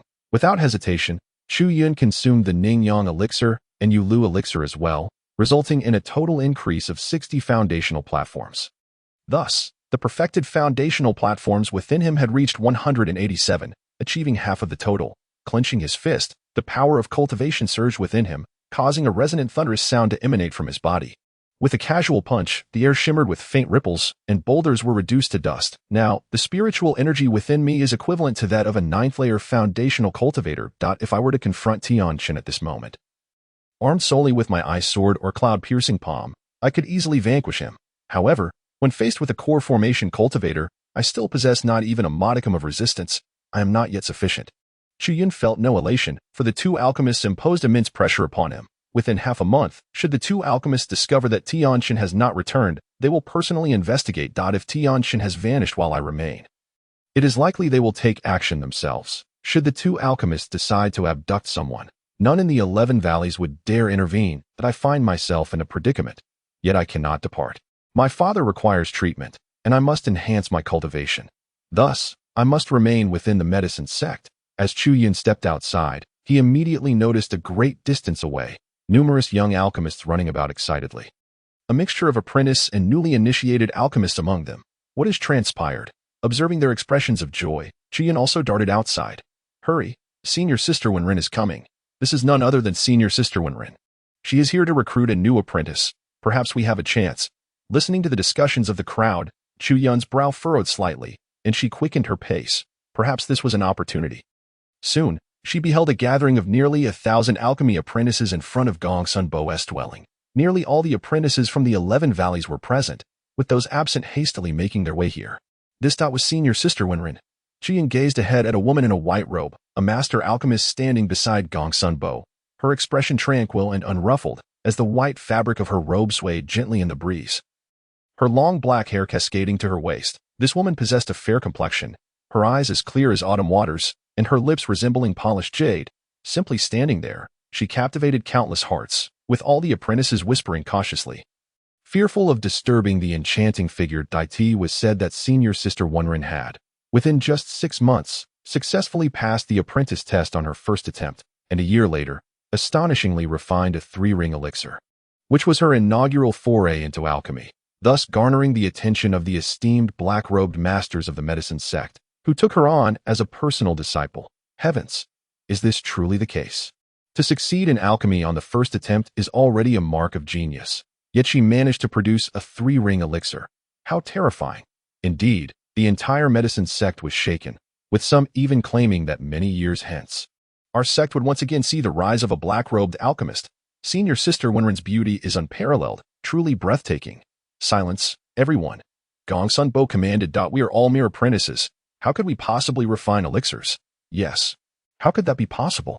Initially, the apprentices were filled with excitement, but upon hearing the requirements, their enthusiasm waned. I do not expect you to produce complete elixirs. Even a semi-finished product would suffice.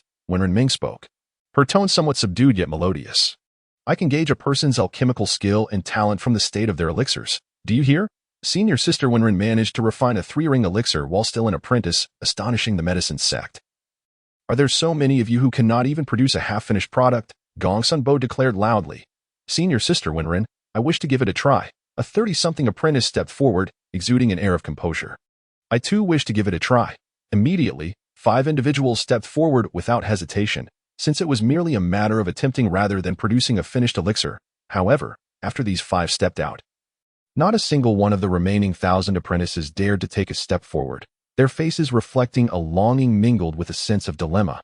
If they could not produce even a half-finished elixir, how could they meet the expectations? This was the reality of the apprentices. Among the 100,000 apprentices, only 2 or 3 advanced to alchemist each year. And it was entirely normal that none from the 11 valleys felt confident in refining elixirs. A collective sigh echoed among the crowd, with the newly initiated apprentices feeling an overwhelming pressure. I too wish to give it a try. At this moment, another individual stepped forward, and the crowd gasped in astonishment upon recognizing him.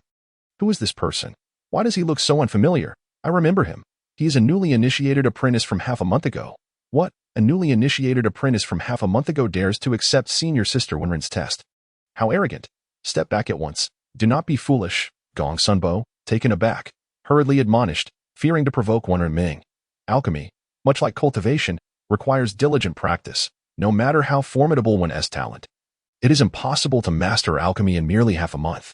You have yet to fully comprehend the transformations of medicinal herbs. How can you possibly refine elixirs? The apprentice of the medicinal arts must always remember the fundamentals. Only after mastering them can one attempt the alchemical arts.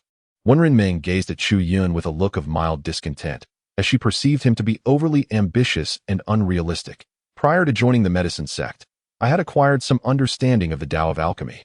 Thus I yearned to give it a try. Chu Yun, feeling helpless, resorted to deceit. If he were to be chosen by Wenren Ming, then there would be no need to worry about Chu Jing and Tang Yu, as his own predicament would be alleviated. Wenren Ming was slightly taken aback, while Chu Yun maintained a calm demeanor, his tone neither servile nor arrogant, exuding a sense of confidence. Very well, you 6, come forth. Here are 3 portions of the. Take them and proceed with your alchemical efforts. I shall return in a few days. She handed 3 portions of the medicinal herb to the group and then gracefully departed, her white robe fluttering as she vanished among the mountain peaks. The apprentices dispersed, many of them casting scornful glances at Chu Yun. Truly, what arrogance and ignorance, having only been an apprentice for half a month. He aspired to soar to great heights. Such an impetuous temperament would surely prevent him from ever becoming an alchemist in this lifetime. Moreover, he was slow. The 4th-tier medicinal concoction was not to be trifled with. Chu Yun shook his head. Wenren Ming had already astonished the sect by refining a 3rd-tier elixir, and should he produce a 4th-tier concoction, it would be nothing short of sensational. The second portion of the was placed into the square cauldron by Chu Yun. This time, as the radiance flickered, he swiftly retrieved the elixir, a 1st-tier concoction, perfectly executed. Although the other 5 had been apprentices for many years, it was unlikely they could successfully refine the elixir. Even if one managed to do so, it would undoubtedly be a half-hearted attempt, far inferior to a 1st-tier product. Thus, presenting a 1st-tier elixir would be sufficient to overshadow them all. After securing the elixir, Chu Yun resumed his cultivation. In the blink of an eye. 5 days had passed. At the 11th Valley, 2 elderly alchemists in white robes approached. They were none other than Masters Chu Jing and Tan Yu. Did you not assure me there would be no issues? 20 days have elapsed without a single word. Tenyu inquired, his dissatisfaction palpable. Humph, that scoundrel Tianqin possesses audacity beyond measure, daring to disregard my counsel, Master Chu Jing replied, his voice laced with anger. Greetings, Masters Chu Jing and Tanyu. Gongsun Bo, upon seeing them approach, immediately bowed in respect. Summon the newly appointed apprentice, Tianqin, at once, Master Chu Jing commanded coldly, sensing the gravity of the situation. Gongsun Bo wasted no time. He bowed deeply to Master Chu Jing, checked Tianqin's residence, and quickly made his way there, all the while cursing the wretched Tianqin for offending an alchemist. Chu Yun. Gongsun Bo distinctly recalled that just days prior, this Chu Yun had audaciously declared his intention to become Wenren Ming's apprentice. He remembered clearly that Chu Yun had been diligently studying the medicinal herbs within his quarters, rarely emerging. Master Chu Jing inhaled deeply, his eyes widening in shock. Tianqin had vanished while Chu Yun remained present. The outcome was glaringly evident. Bring Chu Yun here. Should he attempt to flee, you know what to do, Master Chu Jing stated matter-of-factly. Yet, to Gongsun Bo's ears, it sent a chill down his spine.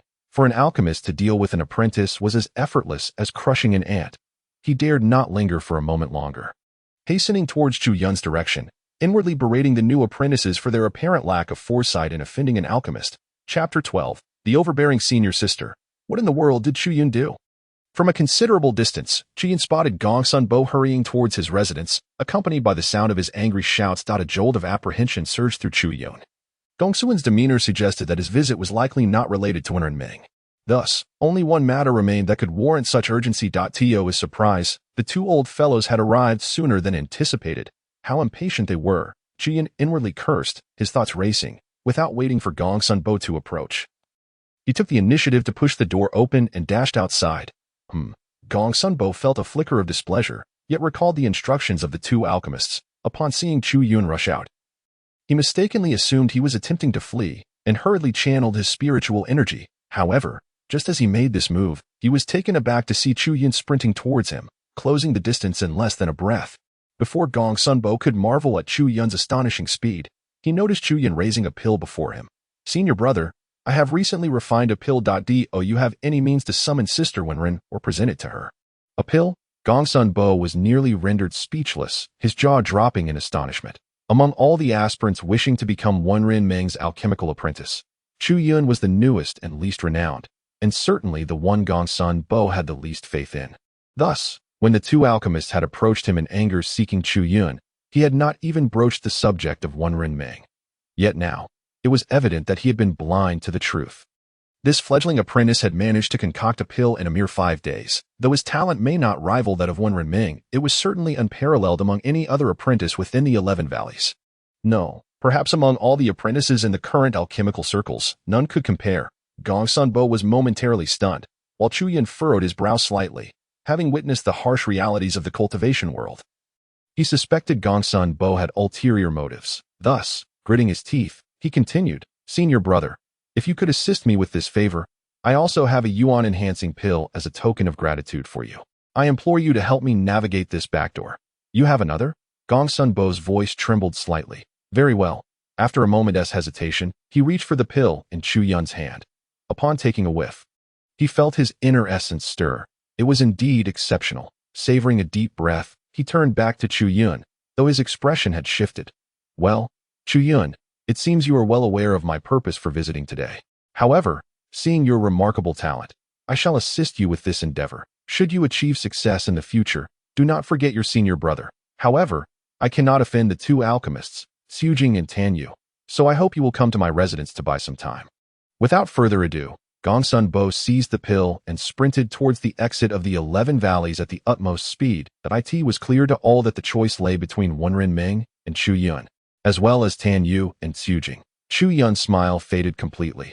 Although Gongsun Bo's cultivation was not particularly high, his wit was sharp, and he had discerned Chu Yun's intentions entirely. Moreover, he possessed a knack for adaptability.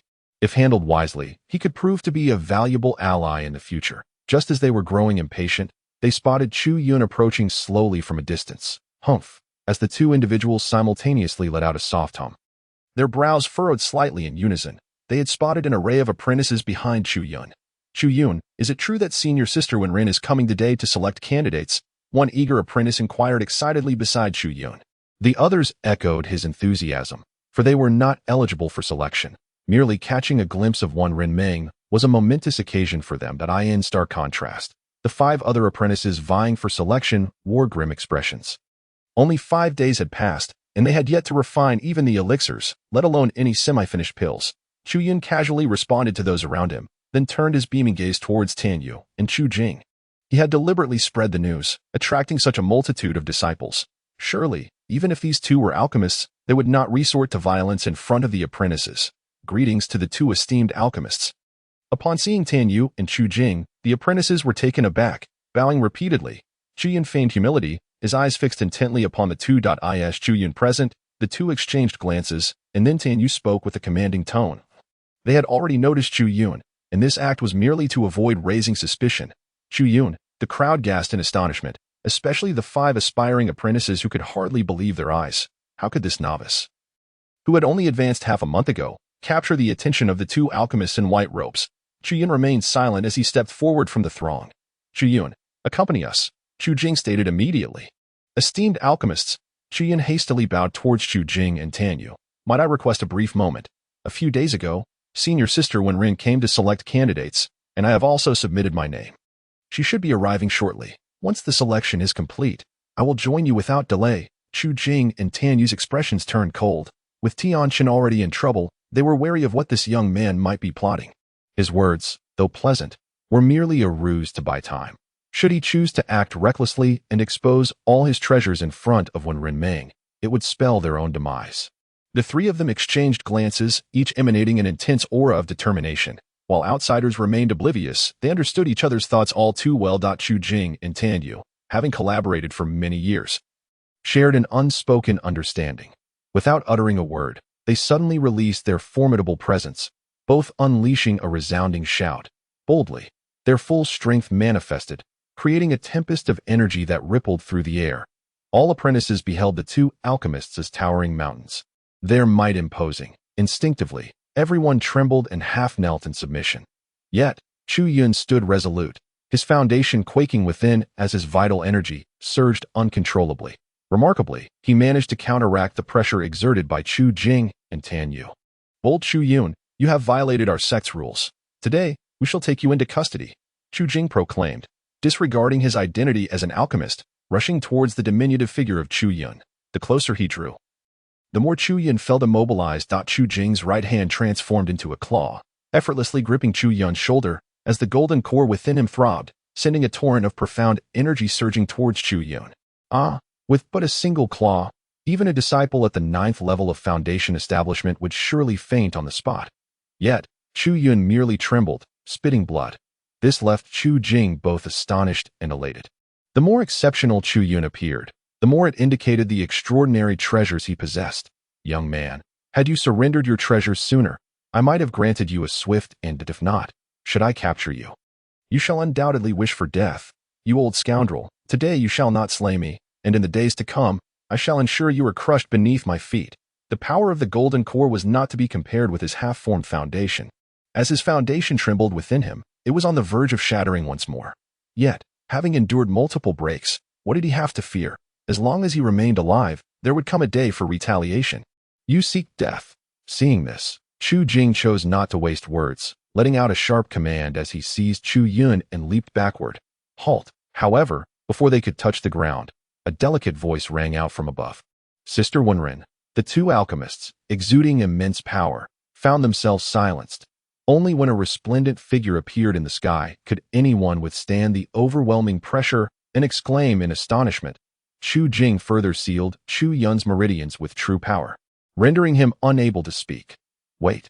Wenrin Ming intervened, turning her gaze toward Chu Yun held by Chu Jing. Upon hearing Gong Sun Bo's mention of Chu Yun having refined a pill, which drew the attention of both Chu Jing and Tan Yu, she rushed over with utmost urgency, just missing him by a hair's breadth. How could she allow them to depart now? No need. Wenrin Ming waved her hand. If he has indeed violated the sect's rules, having chosen him as my apprentice, it is my duty to handle him. No need for my senior brothers to intervene. With that, Wenrin Ming extended her hand. Chu Jing and Tan Yu were momentarily taken aback. It seemed when Renming was resolute in her desire for Chu Yuan.it appeared, she was well aware of the treasures he possessed. This only intensified their determination to deny her. Tan Yu's eyes turned. And he spoke again. I fear it cannot be as my junior sister wishes.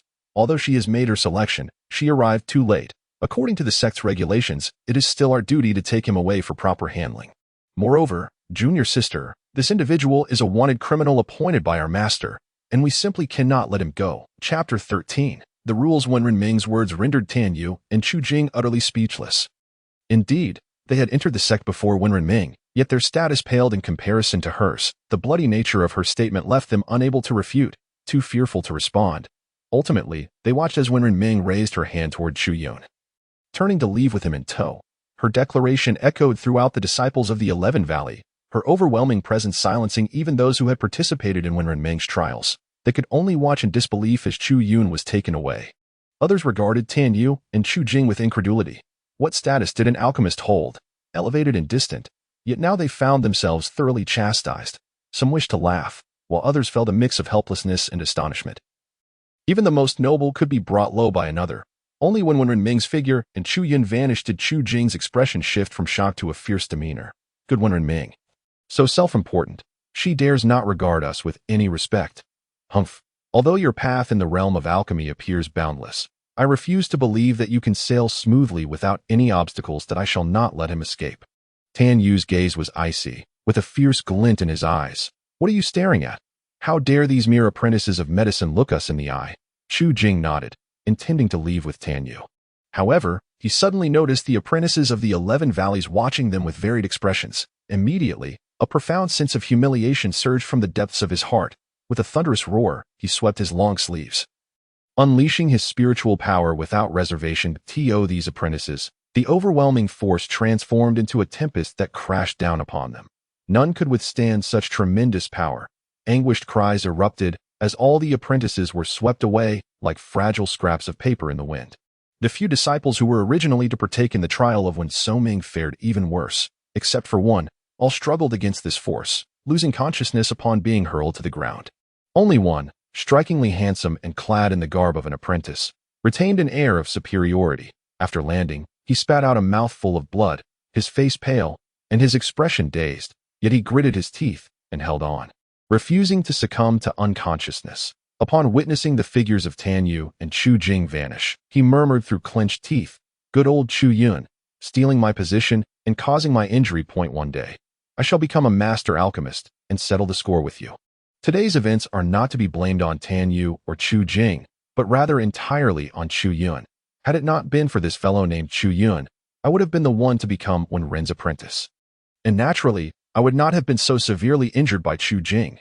The seeds of resentment slowly took root in his heart. On another front, after Wen Renming led Chu Yun out of the 11 Valleys, they proceeded eastward in silence. Blessed with extraordinary talent and favored by her master, Wen Renming, though newly ascended as an alchemist, had been granted an entire peak as an exception, since she hailed from the 11 Valleys. The bestowed peak was none other than Tiangu Peak, situated to the east. Atop Tiangu Peak, mist swirled, and rare beasts darted between the mountains, agile and robust. A waterfall cascaded from the summit, the mist rising and bringing with it an endless supply of spiritual energy. As they ascended the mountain, Chu Yun felt his foundation become remarkably invigorated without having to make any effort. Even though his cultivation was shallow and his knowledge limited, and he was no expert in formations, he recognized that Tiangu Peak was undoubtedly a celestial treasure. It was no wonder that powerful beings sought out places rich in spiritual energy to establish their abodes.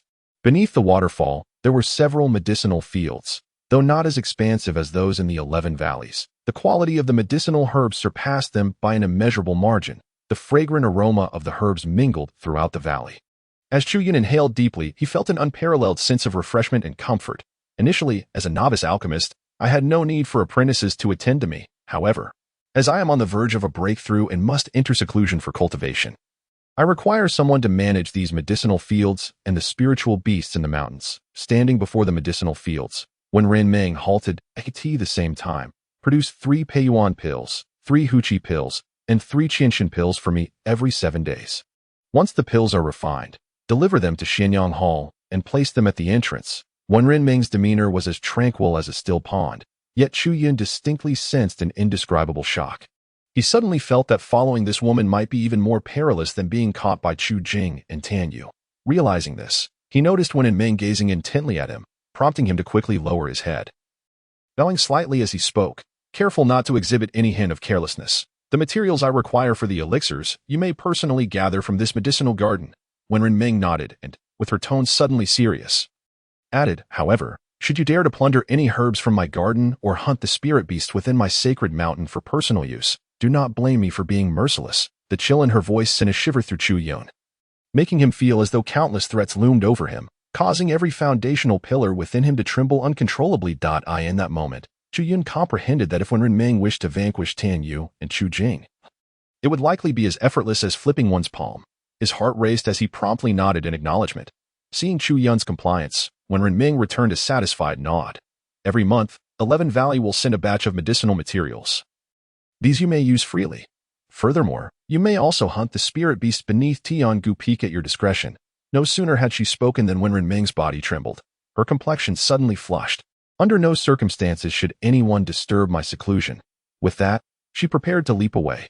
Senior sister, wait a moment. Chu Yun hastily called out to her. Wen Ming appeared quite anxious, turning to glare at Chu Yun. Her imposing aura diminishing abruptly, Chu Yun quickly forced a smile. Not to rush you, senior sister, but aside from the Pei Yuan Dan, I lack the formulas for the other 2 elixirs. I humbly request your guidance. You may retrieve them from the library. With just 5 words, Wen Ming unfurled her form, vanishing gracefully like a celestial crane into the sky, leaving Chu Yun in awe, observing the young lady's demeanor. It seemed her seclusion was likely more than a mere retreat. As soon as Wen Ming departed, Ding Lao appeared, curiously gazing in the direction she had vanished. 3 Pei Yuan Dan, 3 Huaqi Dan, and 3 Qianshan Dan within 7 days. This is no small expenditure for a cultivator in the core formation stage. This girl is quite extraordinary. You should exercise caution, and no need to concern yourself. Once Wen Ming was gone, the pressure that had accompanied her finally dissipated. Chu Yun straightened his posture, shaking his head.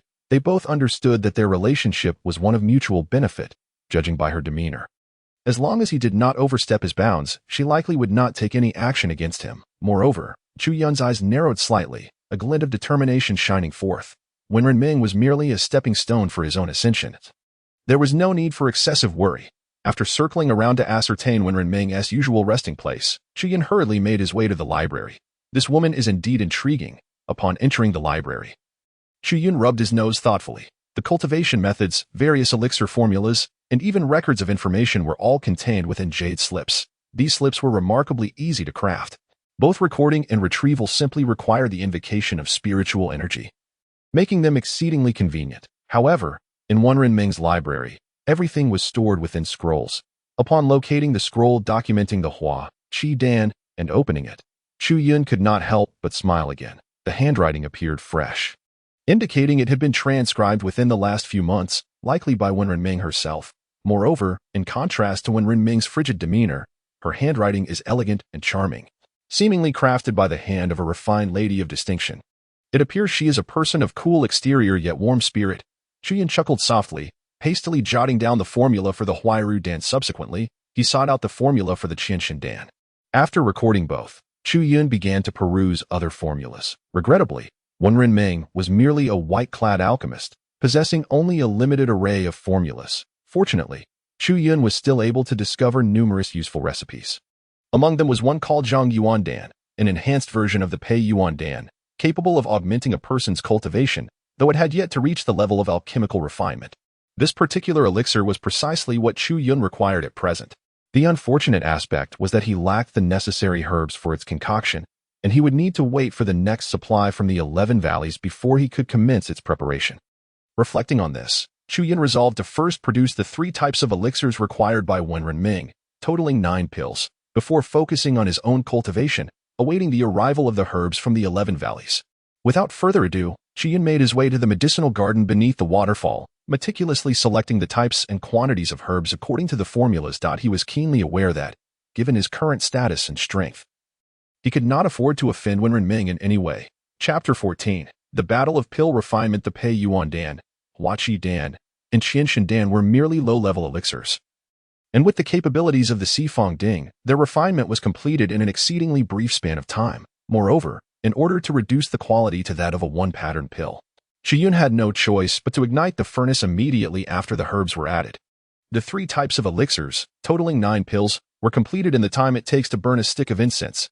However, one delightful surprise awaited Chiyun.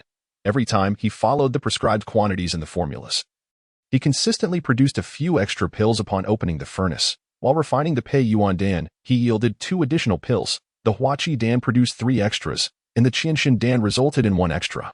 The Sifong Ding was capable of elevating the quality of the elixirs to their utmost potential, as it maximally extracted the medicinal properties of the herbs. It seemed that, given his repeated quick firings, the Sifong Ding believed he desired not merely the finest elixirs, but rather a greater quantity, and thus it chose to act accordingly. As Chiyun pondered this, the voice of Ding Lao emerged. What? Startled by this revelation, Chiyun gazed incredulously at Ding Lao. Are you implying that the Sifong Ding possesses its own consciousness? What's so surprising about that? Ding Lao rolled his eyes. Divine artifacts have spirits.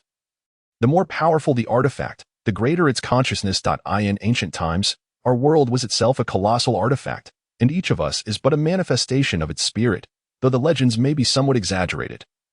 The existence of consciousness in divine artifacts is indeed a fact. This Sifong Ding is certainly not a mere curiosity. It possesses its own awareness, which is entirely normal. Ding Lao smiled. Once you grow sufficiently strong, you may even be able to communicate with the Sifong Ding. Is that true? Chiyun had heard of the concept of divine artifacts possessing spirits but had never witnessed it firsthand. He had always regarded it as mere myth, yet the behavior of the Sifong Ding, coupled with Ding Lao's words, filled him with anticipation. How lofty were his aspirations? Ding Lao cast a sidelong glance at him, questioning whether this was truly the matter he wished to ponder at this moment. Having finally found some leisure, he ought to devote himself to diligent cultivation. Chiyun forced a bitter smile, acknowledging the truth in that statement. That he glanced at the medicinal garden before him, contemplating several times whether to take action and concoct the elixirs that Wen Renming would require in the future. However, he ultimately refrained. It did not demand much effort to tend to the medicinal garden and the spiritual beast within the mountain. Chiyun needed only a couple of hours each day at most. One could say he was engaged in cultivation around the clock, yet half a month had passed, and he had managed to establish merely 2 foundational pillars. The third had only materialized after consuming an excess of Pei Yuan Dan. Chiyun felt an increasing impatience to acquire more elixirs. Sister, I have come on behalf of Shi Valley to deliver medicinal materials. Just as Chiyun could no longer restrain himself from making a move on the medicinal garden of Tiangu Feng, a loud call resonated from outside the door. Medicinal materials? Upon hearing those 2 words, Chiyun's eyes sparkled with excitement, causing him to entirely overlook the term sister. Thus, he rushed out with utmost speed. Upon exiting, he beheld a tall figure clad in a white robe standing outside. The man was slender, adorned with a golden-purple crown, and what caught the eye was a red dot on his forehead. That red dot did not seem to be merely painted on. Rather, it resembled a birthmark. Rather than encountering Wen Renming, he found himself face-to-face with a stranger, a man, no less. The man's expression immediately soured upon seeing him. Then he noticed Chiyun was garbed in the attire of a medicinal apprentice, which only darkened his demeanor further. Impudent apprentice, do you have any idea where you are? He pointed a finger at Chiyun and bellowed fiercely. Chiyun was taken aback, not expecting such a temper from this individual. However, upon reflection, he realized that after Wen Renming had located him, she had immediately entered seclusion, likely not having disclosed this matter to the outside world. Thus, he explained, I am the newly appointed medicinal apprentice of senior sister Wen Ren. That I hope you will not take offense. What nonsense! The man laughed suddenly. Senior sister Wen has only recently ascended to the rank of alchemist. She has no need for an apprentice. Impudent apprentice, are you from Shi Valley? Chiyun nodded in affirmation. Humph, the man sneered. I knew it. He placed his hands behind his back and circled Chiyun slowly, scrutinizing him from head to toe. Senior sister Wen hails from Shi Valley and was renowned for her beauty long before becoming an alchemist, with countless suitors vying for her affection. Yet, I did not expect you to be so audacious.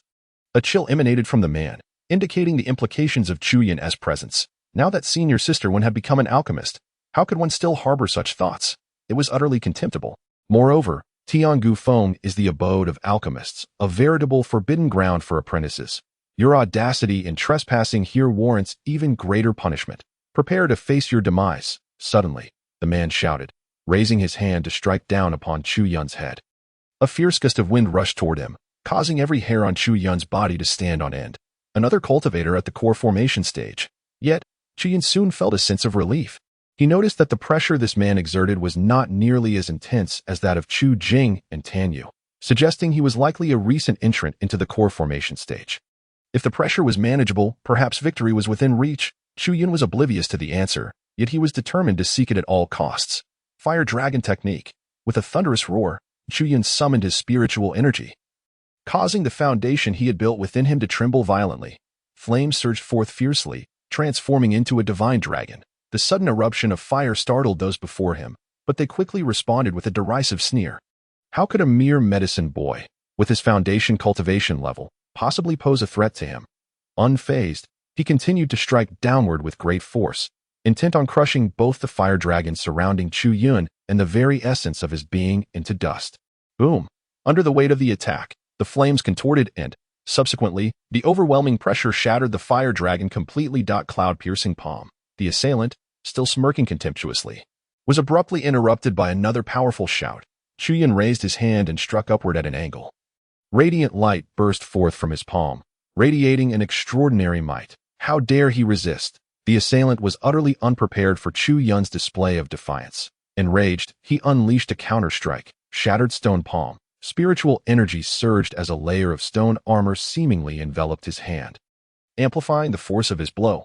Crash! The two palms collided, releasing an immense force in unison. Spurt! Both Chu Yun and the uninvited guest trembled simultaneously, each spitting out a mouthful of blood, their faces paling in shock. The intruder, wide-eyed and incredulous, stared at Chu Yun as if he had encountered a ghost. After a brief moment of astonishment, Chu Yun's lips curled into a smirk. With the addition of two foundational platforms, he found himself evenly matched with a cultivator newly entered into the core formation stage. If his foundation were truly perfected, the outcome would be unimaginable. Chu Yun roared, summoning all his strength to steady himself. He then retrieved a yuan-enhancing pill and tossed it into his mouth. With another shout, he charged recklessly towards the assailant. The intruder, taken aback by Chu Yun's audacity, exclaimed, "Do you know who I am? Dare to harm me, and the entire medicine sect will not protect you." Chu Yun had not anticipated such decisiveness from this individual, but there was no time to retract his strike. How absurd! To think that I would self-destruct my golden core for someone like you. Yet the assailant merely chuckled coldly. Armor-forming secret technique. The expelled golden core trembled, disintegrating, and suddenly coalescing into a layer of stone armor around the alchemist. As if imbued with newfound strength, the alchemist leapt into the air and retaliated with a powerful punch aimed at Chu Yun. So it's a body-refining secret method. Kid, you're in for trouble. Before the attack even reached him, the voice of Ding Lao echoed in Chu Yun's mind with a teasing tone. Confused, Chu Yun had never encountered such a technique that transformed pills into armor. Nevertheless, he did not retreat, advancing with his cloud-piercing palm unrelentingly. Bang! The cloud-piercing palm struck against the alchemist's stone armor, producing a deep, resonant sound. Following this, the spiritual energy within his palm dissipated, and a sudden backlash of force surged forth, causing his arm to tingle with numbness. A furious roar reverberated in his ears as the alchemist's fist viciously collided with his body. Boom! The sound echoed, yet Chu Yun's expression shifted dramatically. This punch contained no trace of spiritual energy. It was purely raw physical strength. The foundational platforms within him trembled uncontrollably, and spiritual energy surged forth without cease. But it could not halt the onslaught of such unadulterated power within the confines of Chu Yun's body. He raced with fervor, desperately mending the flesh and viscera ravaged by this overwhelming force. Chapter 15. The Seizure of the Dan. Surrender, young man. This body refinement secret technique is more than sufficient to contend with late-stage Dan practitioners. You cannot hope to prevail. The voice of Ding Lao resonated. Impossible. Jian gritted his teeth in fury, simultaneously channeling the spiritual power from over 100 foundation establishment platforms. I have lost too much already. If I continue to lose, I will have no courage left to fight. Chu Yun resorted to the most primal maneuver of cultivators, condensing his spiritual energy into a crystalline barrier, barely withstanding the Dan Master's fist. However, this tactic was not a spell. It was merely a depleting expenditure of spiritual power, demanding an exorbitant amount of energy. While he managed to deflect the first blow, he could not withstand a second. Indeed, the Dan Master scoffed derisively, struggling in vain. How pitifully weak. With a sinister grin, he raised his second fist. "Oh, you truly wish to avoid defeat." Ding Lao's voice echoed once more, "If that is all you can muster, then silence yourself." Chu Yun shouted inwardly, recklessly channeling his spiritual energy once again. A soft crack resounded as one of his foundation establishment platforms shattered. So be it. So be it. When it comes to cultivation, one's life is far more precious. If you wish to win, destroy all your foundation establishment platforms. Ding Lao laughed heartily and suddenly bellowed at Chu Yun. "You needn't tell me." Another foundation establishment platform crumbled.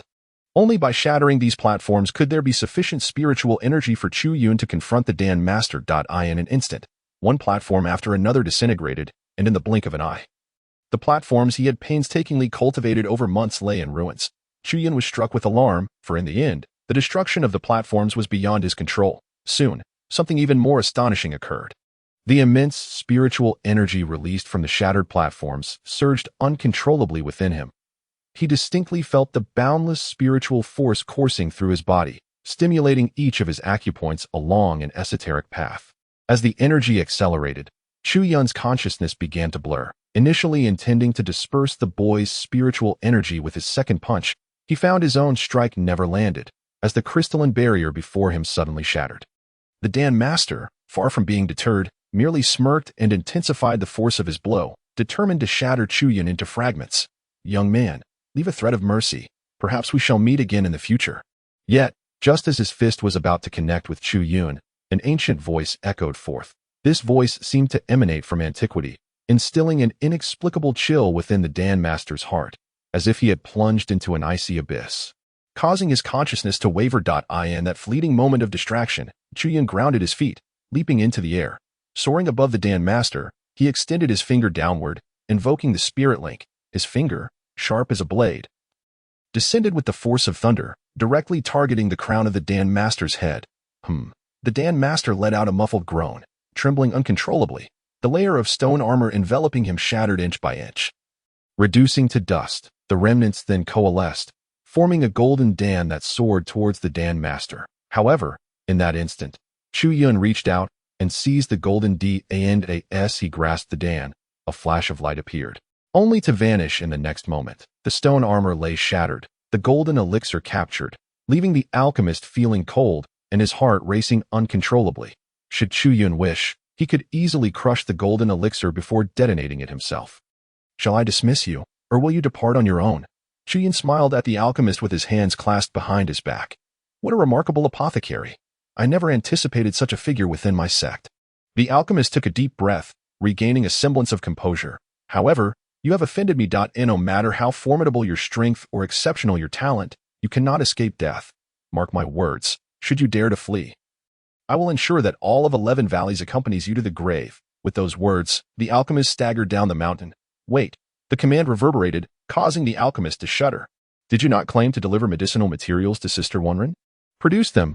Gritting his teeth, the alchemist, under Chu Yun's cold gaze, reluctantly waved his hand, retrieving a large, meticulously organized bundle of herbs from his storage ring before hastily making his way down the mountain.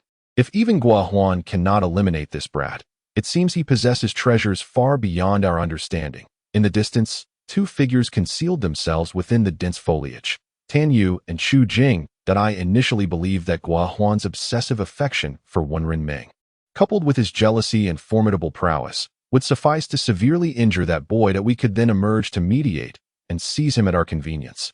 Alas, I miscalculated. Chu Jing lamented, shaking his head in despair.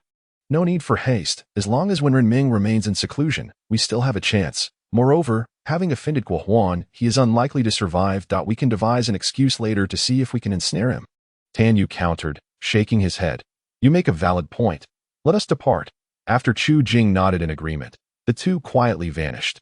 Just as their figures faded from view, Chu Yun, in the distance, rolled his eyes and fainted. Days passed, marked by the rising and setting sun, until a torrential downpour roused Chu Yun from his slumber. Upon awakening, he could only manage a bitter smile. His foundational platform lay entirely in ruins. Months of diligent cultivation reduced to naught, forcing him to start anew, truly a tale of misfortune. Disastrous. His mind swarmed with questions. Shortly after his foundational platform shattered, he had lost consciousness, completely unaware of subsequent events. He was eager to ascertain the truth, yet a more pressing matter loomed, the task entrusted to him by Wenren Ming. Uncertain of how many days had passed during his unconsciousness, he feared that if it exceeded 7 days without delivering the elixir, he would surely incur her wrath. He quickly made his way to the herb garden, first inspecting the spiritual herbs. Upon seeing no issues, he began to harvest the materials. Fortunately, the Four Directions cauldron was extraordinarily miraculous, far superior to ordinary spiritual implements. Elder Ding, Elder Ding. Once seated, Jian hastily called out, "What is it?" Elder Ding slowly materialized.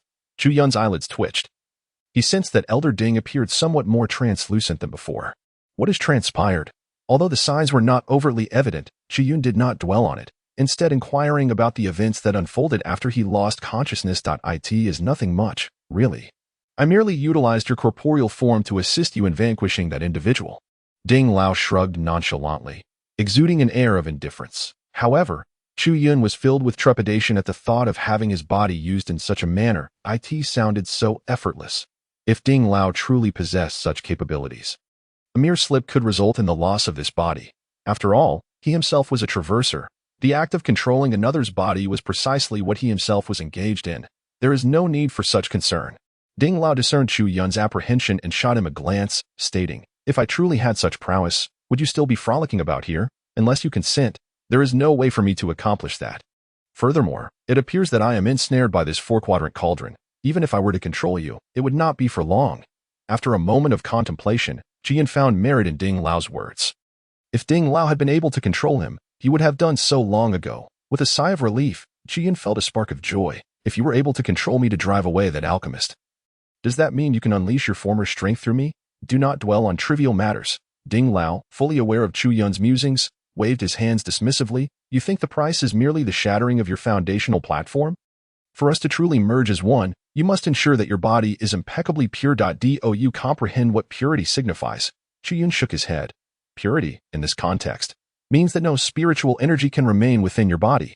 Initially, Chu Yun thought it inconsequential. If necessary, he could simply exhaust all his spiritual energy when Ding Lao required it. However, Ding Lao's subsequent words silenced him entirely. To refine a pill is to obliterate one's cultivation. To be reborn as a mere mortal, that is the essence of true purity. Fortunately, Chu Yun had encountered such circumstances before. For others in the realm of cultivation, witnessing their arduous efforts vanish in an instant would be unbearable. One need only observe the plight of Chu Tian and his betrothed, who had yet to be wed, to understand this. You are quite fortunate, my boy. Although your foundational platform has been completely shattered, you have inadvertently reaped a benefit. Just as Chu Yun was grappling with this predicament, Ding Lao's voice rang out once more. "What do you mean?" Chu Yun inquired, taken aback. "Open the four-quadrant cauldron and see for yourself." Chu Yun hastily summoned the cauldron, and then he heard Ding Lao recite a formula. He witnessed a glimmer of light emerge from the inscriptions within the cauldron. This light appeared almost sentient, coalescing at a visible pace. Ultimately, it transformed into a resplendent golden pill. Chapter 16. 300 Foundational Platforms. A golden pill. Chu Yun's eyes nearly popped from their sockets. "Is it that alchemists?" "Indeed," Ding Lao shrugged. "Nearly all the power contained within that fellow's golden pill is encapsulated here. That if you can refine it, your cultivation will advance significantly. This, cultivators can absorb the golden pills of spiritual beasts to enhance their prowess." Chu Yun had heard that those who practice nefarious arts could consume the flesh and blood of cultivators, as well as their golden pills and nascent souls, to further their own cultivation. Gazing at the golden pill within the four-quadrant cauldron, Chu Yun's heart was in turmoil. He could pursue cultivation at all costs, yet he had his limits. "Fear not." Seeing Chu Yun's concern, Ding Lao let out a hearty laugh. "My method of separation is not derived from any malevolent sect." Suddenly, Chu Yun picked up the golden coin, contemplated it for a moment, and was tempted to swallow it. However, he hesitated. What kind of technique did that old master Ding use? "The so-called body-refining secret art you mentioned seems remarkably powerful." Chu Yun abruptly recalled the alchemist. That kind of force was so overwhelming that even spiritual energy could not withstand it, which was truly terrifying. If it weren't for his possession of over 100 foundation-building platforms, granting him spiritual power far superior to that of ordinary foundation cultivators, he might have perished from a single punch. It is worth noting that if Chu Jing were to unleash his full strength, he would merely shatter all of Chu Yun's foundation platforms. Body-refining secret arts, you say? Old Master Ding pondered for a moment. then sighed softly. In my era, it was quite popular. Most cultivators focused on refining qi and gathering spiritual energy. However, some chose a different path, tempering their physical bodies with boundless spiritual energy. This method of cultivation is extraordinarily difficult. But if successfully mastered, it is immensely powerful. I have witnessed individuals achieving sainthood with their physical forms, ascending to immortality, and withstanding the relentless tribulations of heavenly lightning unscathed. Old Master Ding's eye sparkled, as if he were reminiscing about a revered sage. Ascending to immortality, withstanding heavenly tribulations with one's physical form. Chu Yun gasped in AWE.I. In his view, both feats could only be described as miraculous. Old Master Ding, do you know of such a method? Chu Yun inquired eagerly. Old Master Ding shook his head, leaving Chu Yun somewhat disappointed. However, after a moment of thought, he continued. If you can break through to the core formation stage and unlock the second layer of this four directions cauldron seal, I believe it may be possible. I have a vague feeling that beneath the second layer of this seal lies a wealth of ancient cultivation texts. If there truly exists a method of body refinement, combined with your perfect foundation and even core formation, you would be invincible in this world. Moreover, with the assistance of this four directions cauldron, it certainly wouldn't take long. Young man, strive for it. With that, Old Master Ding vanished with a gentle flicker. Chu Yun felt his blood surge with excitement. Indeed, as long as he had sufficient formulas and medicinal materials, this four directions cauldron could provide him with boundless spiritual energy. If he could truly cultivate both body refinement and qi cultivation simultaneously, he would become unprecedentedly powerful. In a flash, Chu Yun opened his mouth and swallowed the golden pill. The vast ocean of spiritual energy emanated from the pill, surging wildly through Chu Yun's body. He hurriedly activated his perfect foundation building technique, refining the spiritual energy into stable foundation platforms. 1, 2, 3. With past experience in this immense spiritual power, the foundation platforms within Chu Yun's body condensed at an unimaginable speed. Moreover, it was not merely the spiritual energy from the golden pill. The spiritual energy surrounding Chu Yun also poured into his body, seemingly supplementing the golden pill. A vortex of spiritual energy appeared beside Chu Yun. And even more astonishingly, this vortex grew larger, with the spiritual power within it intensifying. Eventually, the entire sky above Tiangu Peak was filled with this swirling energy. Within the medicine sect, towering peaks rose majestically. Each soaring mountain, brimming with spiritual energy, could easily be considered a celestial mountain. Naturally, atop each peak, there were caves or palaces. At this very moment, individuals have emerged atop nearly every mountain peak, all of them instinctively gazing towards the direction of Tiangu Feng, each face reflecting a myriad of expressions. Is it truly Tiangu Feng? Could it be that when Ren Meng is on the verge of success, upon a towering peak, shaped like a sword, its height reaching unimaginable heights, this sword-like formation has been meticulously crafted by human hands, harnessing the power of elixirs to forcibly elevate the quality of the inner golden core, thus enhancing one's potential? Is she genuinely poised for triumph? Ha ha ha, splendid. On another, more ordinary mountain, a figure clad in a black robe laughs heartily towards the heavens. His robe signifies his status as an alchemist. Indeed, he is one of the few black-robed alchemists of the Yao sect, and also the master of Wen Renming. I was right not to doubt. Little one, show this old man what a miracle truly is. Dreadfully, it appears that Wen Renming has indeed made a breakthrough. What extraordinary thoughts occupy her mind? Genius. The term genius hardly seems adequate to describe her. On yet another mountaintop, another black-robed alchemist stands, his eyes gleaming with a cold light, as if he could devour souls. Huan Air, you must hasten your pace. This girl is far too formidable. If we cannot subdue her, we must find a way to eliminate her. Should she succeed, we will have no place in this Yu sect. He coldly admonishes a white-robed alchemist standing behind him. The latter trembles slightly, his pallid complexion betraying his frailty, yet he stands resolutely upright, unwilling to betray a hint of weakness. He is none other than Guohuan, who has just descended from Tiangu Feng, forcibly enhancing potential, defying fate. Meng Air, are you truly willing to disregard all consequences? At the deepest recess of the Yao sect, atop another mountain, there lies a bamboo dwelling. Inside sits an elderly man with sword-like brows, clad in a flowing white robe, his hair and beard as white as snow. He sits cross-legged, and upon opening his eyes, he gazes towards the mountain where Tianguan resides. Sighing, he opens his mouth as if to speak, but ultimately exhales a deep breath and closes his eyes once again.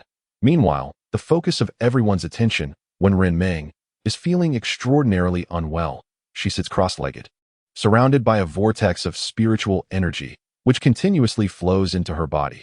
Yet, beneath the vortex that envelopes the entirety of Tiangu foam, the spiritual whirlpool beside her teeters on the brink of collapse. Likewise, when Renming sways unsteadily, as if she might topple at any moment. No. Suddenly, when Renming opens her eyes wide and shouts, "I," in an instant, the vortex of spiritual energy shatters, along with the energy within her body.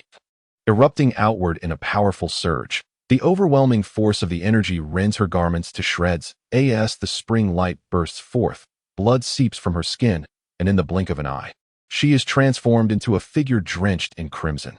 Ignoring her agony, she gasps and expels her golden core. Upon her golden core, 5 colored patterns are visible. It is a 5-colored golden core. Yet, in mere moments, one of the colors begins to fade rapidly. Within just a few breaths, the core transitions from 5 colors to 4. This moment, the true subject of the event wears an expression of sheer exhilaration. The 5-colored golden elixir is indeed extraordinarily formidable. Both the quantity and quality of its spiritual energy are terrifyingly powerful, were it not for the perfect foundational cultivation technique. The spiritual energy contained within this single elixir would have been sufficient to overwhelm him multiple times. As the radiance of the elixir gradually dimmed, the number of foundational platforms within Chu Yun had significantly increased. 10, 50, 100, 200. Indeed, the number of foundational platforms within Chu Yun had risen to 200. With a momentum for further growth, ultimately, when the foundational platforms reached 280, they finally came to a halt. Chu Yun then casually tossed the medicinal materials acquired from Guohuan into the 4-quadrant cauldron, successfully refining over 20 nourishing yuan pills and cultivating yuan pills. After consuming them, he further increased the foundational platforms to over 290. After solidifying his progress, it was already noon the following day. Powerful, this was Chu Yun's immediate impression. Although he had yet to form a golden core, he felt that the nearly 300 foundational platforms within him could fully enable him to contend with cultivators in the golden core stage. Should Guohuan return, Chu Yun was even confident that he could subdue him before he could unleash his body-refining secret technique. However, this was still far from sufficient. Had it been earlier, Chu Yun would have felt much more at ease. These nearly 300 foundational platforms provided him with the confidence to stand against Tan Yu and Chu Jingzhou. Yet, ever since witnessing Guohuan's body-refining technique and hearing from Ding Lao about the secrets concealed beneath the second layer of the 4-quadrant cauldron seal, Chu Yun began to feel discontent. There are countless cultivators in the world, and the number of geniuses is equally unfathomable, with miraculous techniques beyond count. Who knows how many practitioners possess secret arts capable of unleashing tremendous martial prowess? Chu Yun understood deeply that, despite having nearly 300 foundational platforms, he was still merely at the starting point on the path of cultivation. With his eyes narrowed slightly, it seemed he needed to devise a way to accelerate his progress. There were no more formulas from Renming that could assist him. He should find a way to leave this place and seek out a more formidable alchemist. Chapter 17. A month's time upon the mountaintop. Guohuan, clad in white robes, with a pallid complexion and a vacant gaze, alongside a dark-robed alchemist bearing a shadowy expression, fixated intently on the swirling vortex of spiritual energy above Tiangu foam. A flicker of hope lingered in their hearts. As long as the vortex exhibited any turbulence, it would indicate that when Renming's attempt to transcend the golden core stage had failed. Regrettably, it was not until noon the following day that the vortex slowly dissipated. Showing no signs of disturbance, successful, the dark-robed elder gritted his teeth and muttered, "How can one Renming, with mere golden core cultivation, possess such ability to alter the quality of the golden core, truly defying the heavens?" With a sweep of his sleeve, he turned to Guohuan behind him, exclaiming, "Huaner, if you cannot subdue her before she enters the nascent soul stage, then I shall have no choice but to take matters into my own hands and destroy her." Guohuan dared not meet the gaze of the dark-robed alchemist, lowering his head and murmuring softly, "A mere medicine boy." The dark-robed figure paused, his voice rising sharply, "You were bested by a medicine boy?" "Useless," Guohuan replied, "Grandfather, this truly cannot be blamed on me. I even resorted to using the dragon-elephant divine art you acquired in the western regions, yet I still could not best that medicine boy." "That medicine boy, what cultivation level does he possess?" inquired the dark-robed alchemist. Establishing the foundation period, after a moment of hesitation, Guohuan finally spoke. "What? The foundation period?" The black-robed alchemist, filled with excitement, raised his hand as if to deliver a slap to Guohuan, but ultimately lowered it again. He seemed to recollect something. his expression darkening. The Tiangu Peak's medicine boy? Humph. I fear the matter is not as simple as it appears. It is likely that old Rogue is behind this. The medicine boy you mentioned is probably someone that old man has arranged to protect Wen Renming. If Wen Renming truly concocts a pill that can transform the golden core, that old fellow would stand to gain the most. Oh, Elder Changfeng, you must have long since discerned my intentions. With that, the black-robed alchemist suddenly seized Guohuan's wrist, probing his pulse. You are somewhat genuine, at least knowing to hold back a bit, should my dear grandson's cultivation be ruined. I will certainly annihilate you, and the Wuji Peak along with Tiangu Peak. After confirming that Guohuan's golden core was unharmed, the old man exhaled a long breath. Huaner, I bestow upon you a creation pill to aid your recovery and cultivation. For this month, focus diligently on your training. During the trial at the back mountain 1 month from now, if you cannot defeat Wen Renming, you must eliminate her. We cannot wait until she ascends to the nascent soul stage. That old man has already taken notice of us. We must not delay any longer. Wen Renming's golden core has likely already advanced to the 5-color stage. Huaner, if you do not exert yourself, you may not be able to kill her. What a pity, how despicable. Really, to kill her.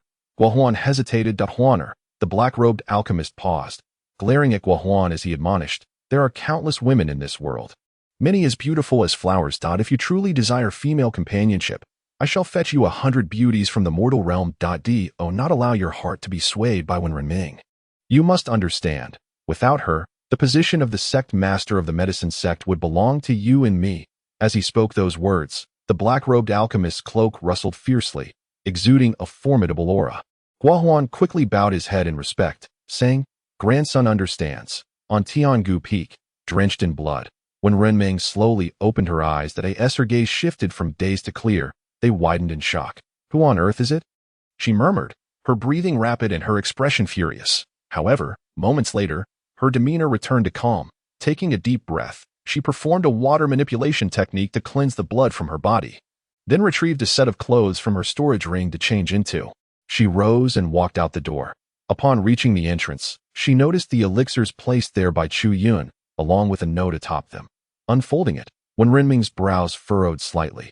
Ultimately, she discarded the note, securing the elixirs as she made her way back to her quarters. Meanwhile, Chu Yun was hauling a load of water from the spiritual pool beneath the waterfall towards the medicinal garden.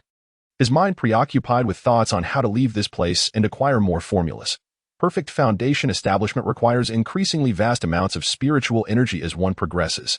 Even the advanced version of the Pei Yuan pill, the Yang Yuan pill, could not help him solidify a foundation. What he needed was a pill suitable for golden core stage cultivators. Alternatively, he required another golden core.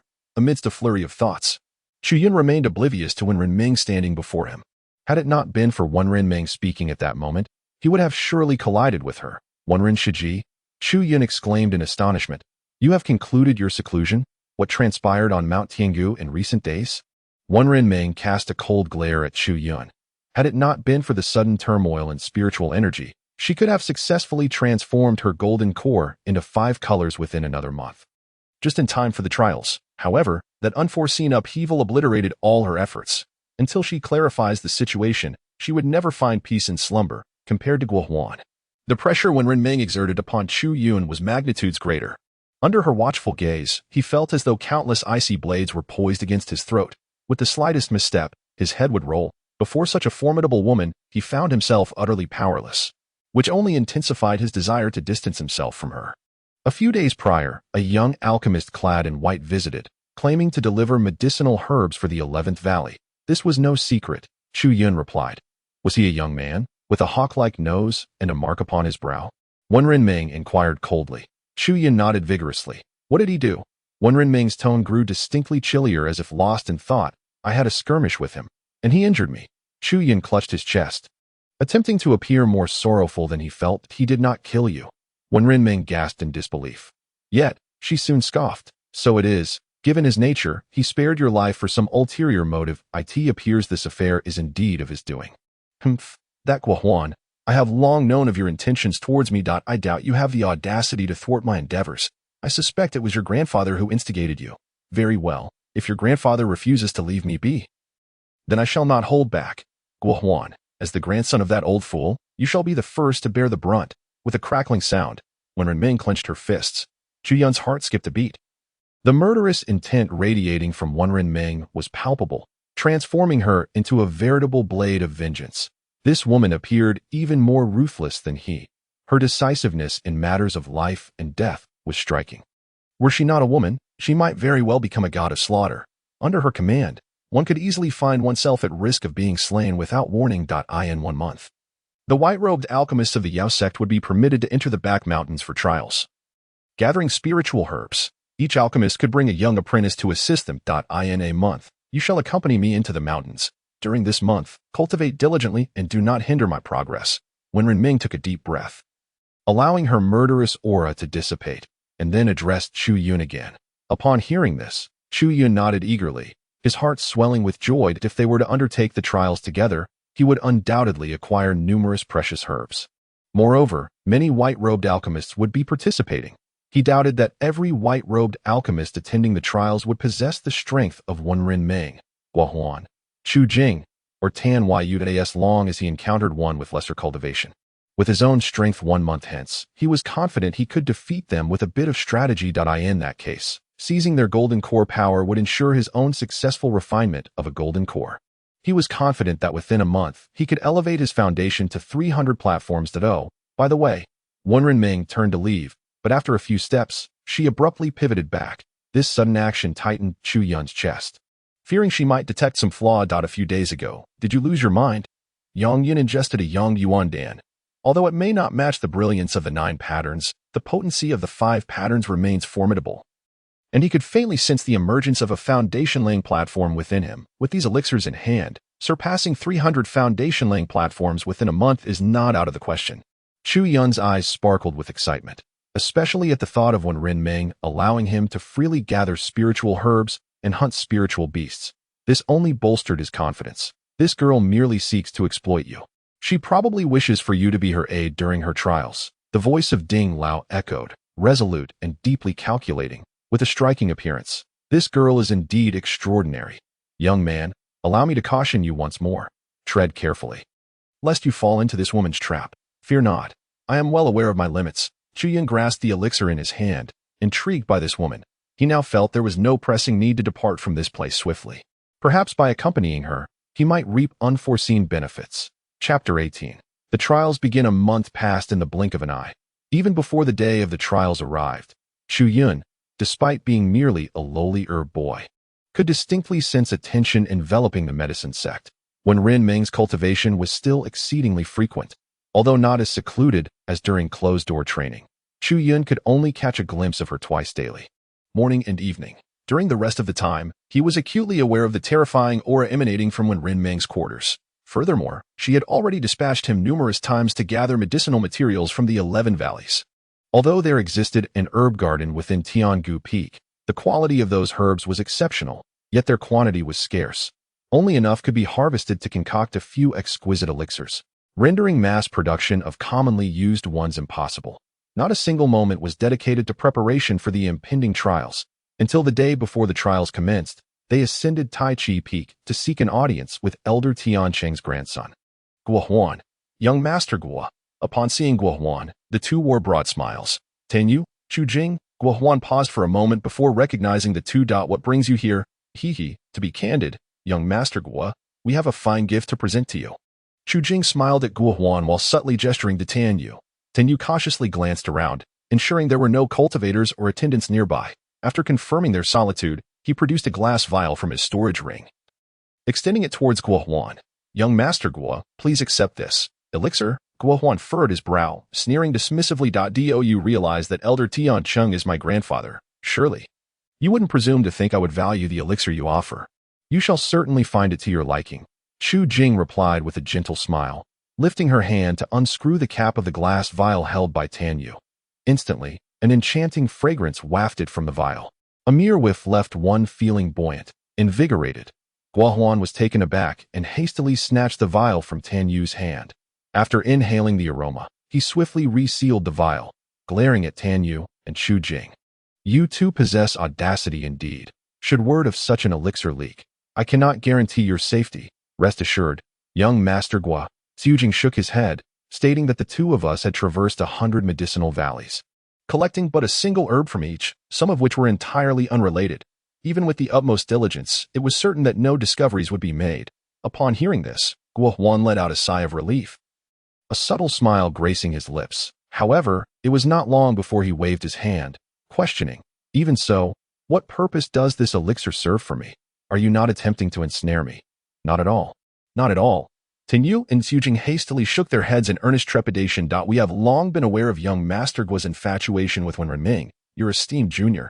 Regrettably, Wen Renming has shown herself to be unappreciative, repeatedly rebuffing young Master Guo's goodwill. Thus, we have taken the risk to concoct this elixir for you. Indeed, young Master Guo holds a distinguished status, being the sole grandson of the elder of Tianqing, and the foremost candidate for the future position of sect leader. As for women, once the rice is cooked, they will be steadfastly bound." Tenyu and Xujing continued to persuade him, exchanging words with one another. Their astute observations allowed them to perceive Guo Huan's growing smile, which indicated their impending success. Should Wen Renming remain indifferent, the future of the sect leadership would be uncertain. If young Master Guo could indeed win her over, then who could possibly threaten his claim to the position of deputy leader? Finally, Xujing dropped this weighty bombshell. Instantly, Guo Huan's eyes sparkled, his hands gripping the vial of elixir tightly. "Excellent," he exclaimed. "You two are absolutely right. There is no need for me to show courtesy to Wen Renming." With his grandfather's words echoing in his mind, Guo Huan resolved to it would be either to win her affection or to eliminate her. If this elixir failed to sway Wen Renming, he would have no qualms about disposing of her afterward. "You two wouldn't be so benevolent, would you? Speak your desires." Guo Huan's fervor subsided as he turned his gaze toward Xujing and Tenyu. The two, relieved by Guo Huan's acquiescence, exchanged sly smiles. "Wen Renming has a medicinal apprentice named Chu Yun. There exists animosity between us and that individual. We only hope that young Master Guo will allow us to deal with Chu Yun." The mention of the apprentice caused Guo Huan's expression to shift. There was but one apprentice at Tiangu Peak, and the Chu Yun they referred to was undoubtedly the one who had injured him. Very well. Without hesitation, Guo Huan consented. According to his grandfather, Chu Yun was likely Wen Renming's master, a figure placed beside her by Elder Changfeng. Given the efforts of the past month and the support from his grandfather, defeating them was not beyond possibility. However, with two allies, his chances of success would surely increase. "Once we enter the back mountain, we shall act together. I desire Wen Renming, but I shall not interfere with the apprentice named Chu Yun." "Thank you. Thank you." The eyes of Xujing and Tenyu gleamed with a predatory light. With that elixir, Wen Renming would be rendered powerless. If the three of them could not best a single Chu Yun, they might as well await their demise by lightning. After further deliberation, Xujing and Tenyu departed from Guo Huan's residence as the sun set. Before long, the next day arrived. Senior Sister Wenren, at the break of dawn. Chu Yun heard a soft call from outside his door that he hurriedly rushed out, only to find a young disciple standing there, dressed neither in the garb of a medicine boy nor in the robes of an alchemist. It appeared she was a disciple of the medicine sect. Her cultivation was evident. She was likely at the golden core stage, suggesting she was an inner disciple of the sect. "I am the medicine boy of Senior Sister Wenren. May I inquire as to who you are?" Chu Yun asked, casting a glance at the tightly shut door of Wen Renming's quarters, anxious not to disturb her. "The medicine boy?" The young woman seemed slightly incredulous, but quickly regained her composure. "I am here to escort Senior Sister Wenren to participate in the trial." After surveying Chu Yun, Wen Renming finally spoke. "Do you have anything to prepare?" Chu Yun shook his head, and Wen Renming then addressed the girl. "Let us be on our way." The girl raised her hand and whistled, and a magnificent cry resonated through the air. Soon, a colossal eagle soared above Tiangu Peak. This majestic bird bore a striking resemblance to the one Chu Yun had ridden when he first arrived at the Medicine Valley, albeit considerably smaller. Yet, its presence was far more imposing. Before long, the eagle descended gracefully. Wen Renming raised her hand, first assisting Chu Yun onto the eagle's back, then lightly leaping up herself, followed by the girl. The girl formed a hand seal, and the eagle flapped its mighty wings, ascending rapidly. When Chu Yun first entered the medicine sect, the 11 valleys had been his deepest exploration. Beyond those valleys lay dozens more, and beyond them, the abodes of various disciples, as well as the realms of alchemists. Additionally, each of the esteemed black-robed alchemists had their own separate mountains, and the foremost masters and leaders maintained their own territories. Thus, the breathtaking vistas of the medicine sect that Chu Yun had glimpsed from atop the eagle previously were but a mere fraction of the entirety. Now, as he soared aloft once more, Chu Yun was again awestruck by the splendor of the medicine sect. Towering peaks shrouded in mist rose one after another, adorned with pavilions and magnificent structures gleaming in gold. Mastery was evident, as figures glided gracefully from the mountaintops, leaving trails of light that flickered in and out of sight. In the sky above, flocks of birds danced, alongside powerful spirit beasts soaring through the air. Heavenly steeds galloped ceaselessly, while celestial birds joyfully took flight. Upon entering the valley, the scenery might have seemed reminiscent of something Chu Yun had witnessed in a film from his past life. However, the sights before him now existed solely within the realm of his imagination, conjured while he perused fantasy novels in his previous existence. It was, in truth, a paradise on earth, a dwelling of immortals. Not long after the eagle took to the skies, numerous other birds began to converge towards its path. Each of these avian creatures bore 3 individuals upon their backs: an inner disciple, an alchemist, and a medicine boy. Behind the medicine sect lay a vast mountain, immense in size, greater than the combined peaks of the sect itself, standing as a barrier between worlds. The summit of this mountain was their destination. With a sweeping gaze, one could discern 2 black-robed alchemists and 2 exceptionally powerful cultivators awaiting them at the peak. Chapter 19. Entering the mountain as Chu Yun and his companions landed, a multitude of others descended alongside them. Before long, the mountaintop was teeming with no fewer than 1,000 individuals. Standing atop the majestic eagle merely allows one to perceive the awe-inspiring essence of the medicine sect. Then it is only now that he truly comprehends its formidable power. Over 1,000 individuals, with the exception of the medicine boys, have all reached the golden elixir stage in their cultivation. Indeed, Chu Yun has observed that some donned in the attire of medicine boys possess cultivation levels that also lie within the golden elixir phase. The medicine sect, which he previously believed to consist solely of alchemists and medicine boys, is evidently far more complex than he had imagined. Behold those inner disciples, each one exuding an air of confidence, standing tall with their chests out. Their demeanor is exceptional, embodying the grace of masters. Some stand with swords at their sides, while others wield large blades. A few brandish long spears, and even those who appear empty-handed possess an innate prowess akin to that of legendary weapons. The eyes of each individual gleam with brilliance, and they emanate formidable waves of spiritual power. The reason the medicine sect is esteemed as such is that alchemists are its most renowned specialty. However, if one believes that the sect is merely defined by this, they are gravely mistaken. Alchemists are revered across the continent, but this respect is primarily reserved for those of notable stature. Common alchemists are often confined within the realms of powerful factions, manipulated by others. Were it not for the unmatched combat prowess of the medicine sect, it would have long been relegated to the status of a subordinate force, never to be deemed the foremost sect spanning 100,000 miles. The number of alchemists is, in fact, merely 1/5 of the sect's formidable warriors. Wen Renming gazed at the disciples standing with their hands clasped behind their backs. Chu Yun suddenly sensed that, given the choice, she would likely prefer to be among those inner disciples rather than an alchemist. Her pursuit of strength seems to surpass her dedication to the path of alchemy. Simultaneously, Chu Yun felt a profound astonishment. The medicine sect, into which he had inadvertently stumbled, appeared to be far more powerful than he had anticipated. In truth, had he been observant, he should have recognized this fact much earlier. The entire medicine sect, with 100 medicinal fields and countless medicine boys, how many sects could afford to support such a multitude? Wen Ren shimmy. Just as Chu Yun was lost in his thoughts, an irksome voice broke through. Turning to look, he found it belonged to Guohuan, the one who had previously inflicted injury upon him. Beside him stood a medicine boy. At the golden elixir stage, the medicine boy first cast a gaze at Wen Renming, eyes filled with infatuation, then turned to Chu Yun, recognizing him merely as a Foundation establishment cultivator, and scoffed derisively, his expression laced with disdain. He even appeared slightly stronger than Wen Ren. During this trial, should we encounter the same medicinal herbs, I hope Wen Ren shimmy will yield, Guohuan remarked with a forced smile towards Wen Renming. How absurd. Since ancient times, there has been the notion of gentlemanly conduct. In my hometown, we even uphold the principle of ladies first. It is truly laughable for a grown man to seek deference from a woman. Wen Renming seemed disinclined to engage with Guohuan, her lips moving for a time without uttering a single word. Her disdain was palpable, yet Guohuan clung to her like a stubborn piece of chewing gum. Unable to contain himself, Chu Yun resorted to mocking him. Of course, he was also taken aback. According to Ding Lao, Guohuan would not recover for at least 2 to 3 years. Yet it appeared that not only had he fully regained his strength, but more than that, Chu Yun now possesses 300 foundational platforms. Yet the pressure exerted by Guohuan remains as formidable as ever. It seems he has grown even stronger. How peculiar, truly peculiar. Observing the wicked smile on Guohuan's face, Chu Yun cannot shake the feeling that something significant is about to transpire. Such audacity. However, scarcely had Chu Yun's words left his lips when a young attendant by Guohuan's side coldly admonished him. Who are you?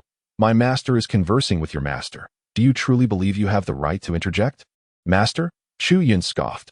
A person who considers themselves a mere dog naturally feels they have no place in others' conversations. Unlike you, I hold a genuine respect for senior sister Wenren. You possess great audacity. The burly man glared fiercely, taking a step forward, a surge of energy swirling violently towards Chu Yun, not a mere attendant. What are you if not a dog? Since you claim to be human, I shall reduce you to a dog. Chu Yun secretly summoned his spiritual power. Yet at that moment, a graceful figure suddenly appeared, standing protectively in front of Chu Yun. It was Tu Ren, with a flourish of her long sleeves and a gentle wave of her delicate hand. A powerful wind emerged, dispersing the oncoming wave of energy entirely. Esteemed senior, the trial has yet to commence. Is it wise to engage in combat at this juncture? Tu Ren and the burly man locked eyes. Though Tu Ren stood somewhat shorter than Wenren Ming, she was even more diminutive compared to the imposing figure before her. Yet, in this tense standoff, Chu Yun felt no sense of disadvantage on Tu Ren's part. Humph. After a prolonged silence, the burly man grunted twice. Young Master Guo, it seems I have made the right choice in aligning with you. This woman is quite alluring, to my liking. With that, the burly man unexpectedly licked his lips, casting a lecherous grin towards Tu Ren. Subsequently, Guohuan exchanged a brief greeting with Wenren Ming before turning to leave with the attendant and the burly man. Senior sister Wenren, Guohuan has always harbored ill intentions towards you. Once we enter the mountain, we should avoid him, Tu Ren hurriedly remarked to Wenren Ming after the trio departed. Wenren Ming remained silent, merely nodding in acknowledgement. Meanwhile, Chu Yun alternated his gaze between Tu Ren and the departing burly man. Suddenly, he smirked slyly, sensing an opportunity. He would deal with this fellow first. Unbeknownst to anyone, on the far side of the crowd, another attendant watched Chu Yun intently, with half-closed eyes and a gaze as venomous as a serpent. He seemed intent on tearing Chu Yun apart. Had Chu Yun noticed him, he would have recognized him as a fellow contender from the 11th Valley, also vying to become Wenren Ming's attendant. Chu Jing nodded, his eyes gleaming with greed. Once we enter the mountain, I shall contact Guohuan. At that moment, a booming voice resonated. Time has come. Esteemed disciples and alchemists, prepare to enter the mountain. All turned their gaze towards the mountain peak, where two alchemists clad in black robes and two unknown sect powerhouses simultaneously gestured towards the sky. A ripple emerged from the horizon, rapidly spreading downward, extending from the mountain's summit to the foot below. Chu Yun observed, as if something in the sky was being engulfed by the ripple. Whoosh! A sudden gust of wind swept through. Chu Yun's heart trembled. Within this tempest lay a force that sent shivers down his spine, as though it could crush a person to oblivion. It was only at this moment that Chu Yun cast his gaze towards the opposite side of the towering mountain for the first time. Before him lay an expanse of endless forest, the mountain shrouded by a dense canopy of trees. From this vantage point, the alchemy sect revealed itself as a venerable civilization, while the great mountain stood as a realm untouched by civilization. One could only wonder how perilous such a place might truly be, and equally, how many coveted treasures it harbored. Some disciples were embarking on their first trial. Thus I shall reiterate once more. At this juncture, a powerful figure atop the mountain spoke with a commanding voice. Within these 100,000 mountains, countless rare beasts and birds abound, naturally accompanied by fearsome, demonic entities. However, this area has been fortified by our sect's eminent masters, who have cast spells to isolate the formidable demons deep within the heart of these mountains. All disciples and alchemists are strictly forbidden from venturing into the depths of the mountains. Failure to heed this warning will result in consequences of life and death. Moreover, this trial will last for 1 month, and anything obtained from within these 100,000 mountains during this period will be deemed personal property. Having finished his proclamation, the master gestured grandly, signaling the entry into the mountains. Instantly, except for the two powerful figures and two black-robed alchemists, everyone else exerted their utmost strength to rush down the mountain. It seemed that every passing second was a chance to acquire an extraordinary treasure. However, Wenren Ming remained unhurried, standing tall and gazing intently at the dense forest at the mountain's base. That we shall head this way. Once nearly all had descended, when Renming pointed towards the western direction and led the charge down the mountain. Chu Yun paused briefly, distinctly observing a spark of excitement in Renming's eyes as she indicated that direction. As if she had glimpsed something extraordinary there. Follow her. Just as Renming's figure began to fade from view, the ever-stationary Chu Jing and Tan Yu simultaneously called out softly, urging their respective disciples and apprentices to follow in the direction when Renming had vanished. This trial is bound to yield considerable gains for many. When all the disciples had descended, a black-robed alchemist suddenly spoke up. What do you mean by that? The other three inquired, puzzled. The seals set by our ancestors stir only once every 300 years. Calculating the time, it falls within this very month. When that time comes, the demon shall dance wildly, and the savage beast shall emerge. Do you think there will be no benefits to be gained? He chuckled maliciously, his eyes gleaming with a sinister red light. Chapter 20. The unique horned crimson cloud python, another powerful figure, soared into the air, seemingly on the verge of transforming into a streak of light and departing. What is the rush? Yet the ghostly hidden alchemist interjected with a sharp rebuke, casting a piercing glare at the gathered crowd. Our alchemy sect is renowned for its stringent selection of disciples. The so-called trials are, in essence, a brutal journey of growth. The number of disciples who have perished during such trials is beyond counting, whether through mutual slaughter or being slain by demons without bloodshed. How can disciples hope to grow? Let us not forget how far we have come, stained with the blood of our fellow sect members. As he spoke, a faint smile of emptiness appeared on the ghostly hidden alchemist's face. I can foresee the outcome.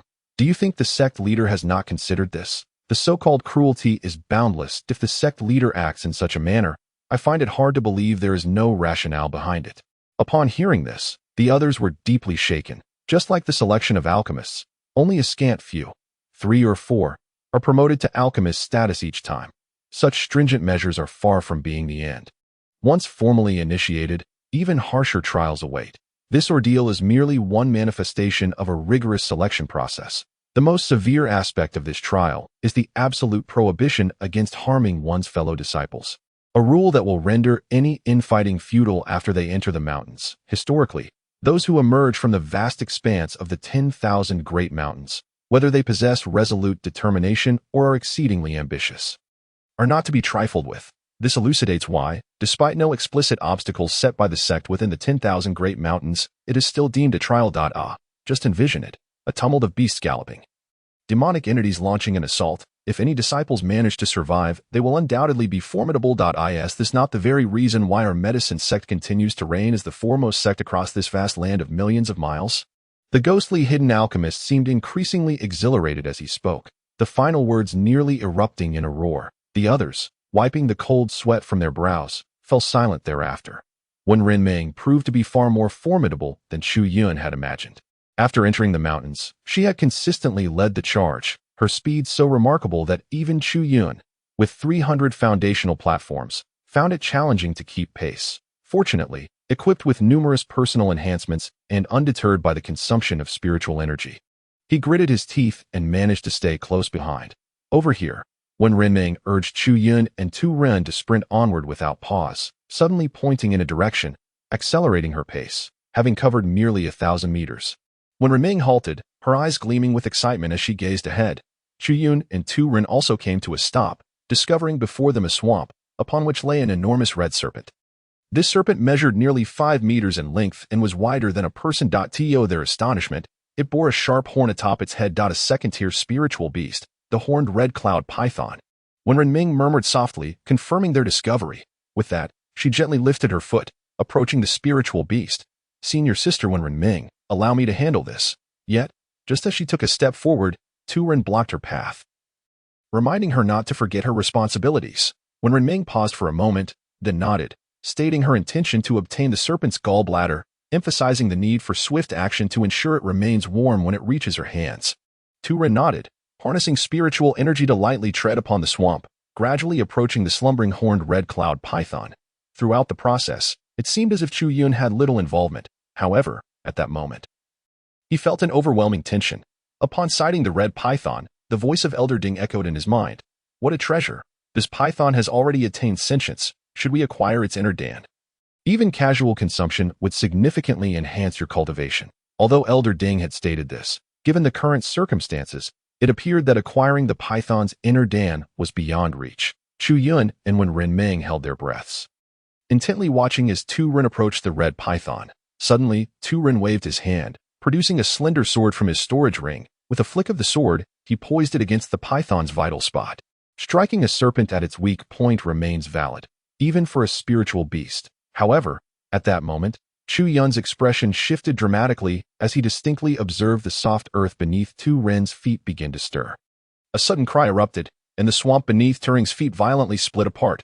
Out sprang a slightly smaller single-horned red cloud python, its gaping maw aimed directly at Turing, accompanied by twin serpents. Even Wen Renming was taken aback. No, they were companions, one male and one female. With a sharp reprimand, Chu Yun dashed toward the mire without a moment's hesitation. The daybreak sword technique, facing the venomous python that had unexpectedly lunged from below. Turing wielded her sword, crafting a beautiful flourish to fend off the serpent. Unfortunately, this left her vulnerable. The previously slumbering red python suddenly opened its eyes and turned to bite at Turing mid-leap. It let out a shriek and expelled a cloud of red mist. The single-horned red cloud python, a second-tier spirit beast, could emit toxic mist. This venomous cloud was potent enough to significantly diminish the strength of Turing, who had reached the core formation stage. Regrettably, at that moment, Turing was ensnared by another red python, unable to extricate herself. Fire dragon technique. A bead of sweat the size of a mung bean trickled down Turing's forehead, just as the toxic mist was about to envelop her. A burst of flames erupted, countering the venomous cloud. The interaction between the toxic mist and the fire dragon crackled ominously. However, this technique was ultimately of a lower tier. Before long, the fire dragon was entirely consumed by the toxic mist. Yet, this brief diversion allowed Chu Yun to rush to Turing's aid. Upon reaching her, he swiftly raised his hands, unleashing several fire dragon techniques in quick succession until the toxic mist was completely incinerated. With his spiritual energy depleted, Chu Yun hastily swallowed a Yuan enhancement pill to restore his power. Cloud-penetrating palm. He then quickly raised his palm to strike the oncoming red python, with a resounding clash. Chu Yun's palm met the python's sharp fangs, producing a sound akin to metal striking metal, leaving his arms slightly numb. Spirit beasts, indeed, lived up to their reputation. Chu Yun couldn't help but exclaim in awe. There are legends in this world that claim this continent was once the realm of spirit beasts, with humanity merely a faction among them. However, as humans learned to cultivate, they gradually grew in power. Yet even so, spirit beasts continued to dominate half of the world. Apart from humans, spirit beasts remained humanity's greatest adversaries. The red python before him, lacking any other techniques or spells, had managed to repel Chu Yun's strike. It was already comparable in ferocity to Guohuan, who had battled against Chu Yun previously. The red python staggered back, but quickly lunged at Chu Yun once more. Gritting his teeth, Chu Yun raised his palm again, intending to strike the python. Chu Yun, Turing's junior sister, duck. Suddenly, a voice rang out. Both Chu Yun and Turing lowered their heads simultaneously. A radiant beam of light flashed, and a tremendous force erupted from above Chu Yun's head. Following this, two piercing cries echoed. Lastly, a cold, pungent liquid splattered across Chu Yun's face. When he raised his head, he beheld the severed heads of two red pythons. Both he and Turing turned to look at Wen Renming, who held a crystalline blue short dagger in her hand. The blade shimmered with a faint chill, and even before it was wielded, it sent a shiver of trepidation through Chu Yun. The quality of Wen Renming's dagger surpassed that of his ice sword by several degrees. So it turns out you possess such formidable strength, senior sister Wen. It seems I have embarrassed myself. On the other side, Tu Ren was the first to approach Wen Renming, offering her a gentle smile. It matters not. You are indeed correct. This is your duty. Had there not been a second concealed beneath, you would have succeeded long ago. Wen Renming shook her head. Subsequently, she advanced towards the two red pythons, deftly extracting a snake gall with a swift motion of her blade, precise and rapid. Your duty? At that moment, Jian inquired curiously of Tu Ren. The sect holds alchemists in high regard. This trial primarily revolves around them. I essentially serve as Wen Ren Shiji's bodyguard and enforcer, and the spoils from this trial should rightfully belong to her. Tu Ren smiled at Chu Yun. Chu Yun returned the smile, realizing that he effectively acted as Wen Renming's attendant. Just then, a smirk crept onto Chu Yun's lips as he observed Wen Renming retrieving the inner core from the larger red python and storing it within her storage ring. It seemed he needed to seek an opportunity for independent action. Following Wen Renming's lead, he would hardly be able to obtain anything of value. Chu Yun glanced around. If he exercised caution, he should encounter no significant issues. Chu Yun, gather some snake blood.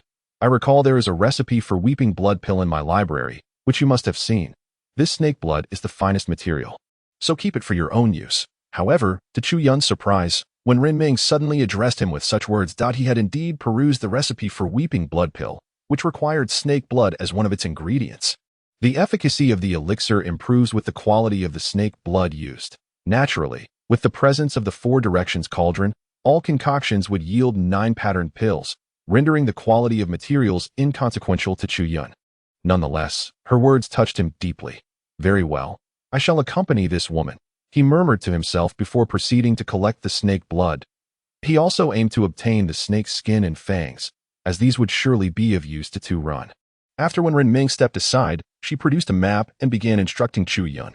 Chapter 21. The Divine Wood King Cauldron. Several locations were marked on the map. When Ren Shiji, do you intend to visit these places?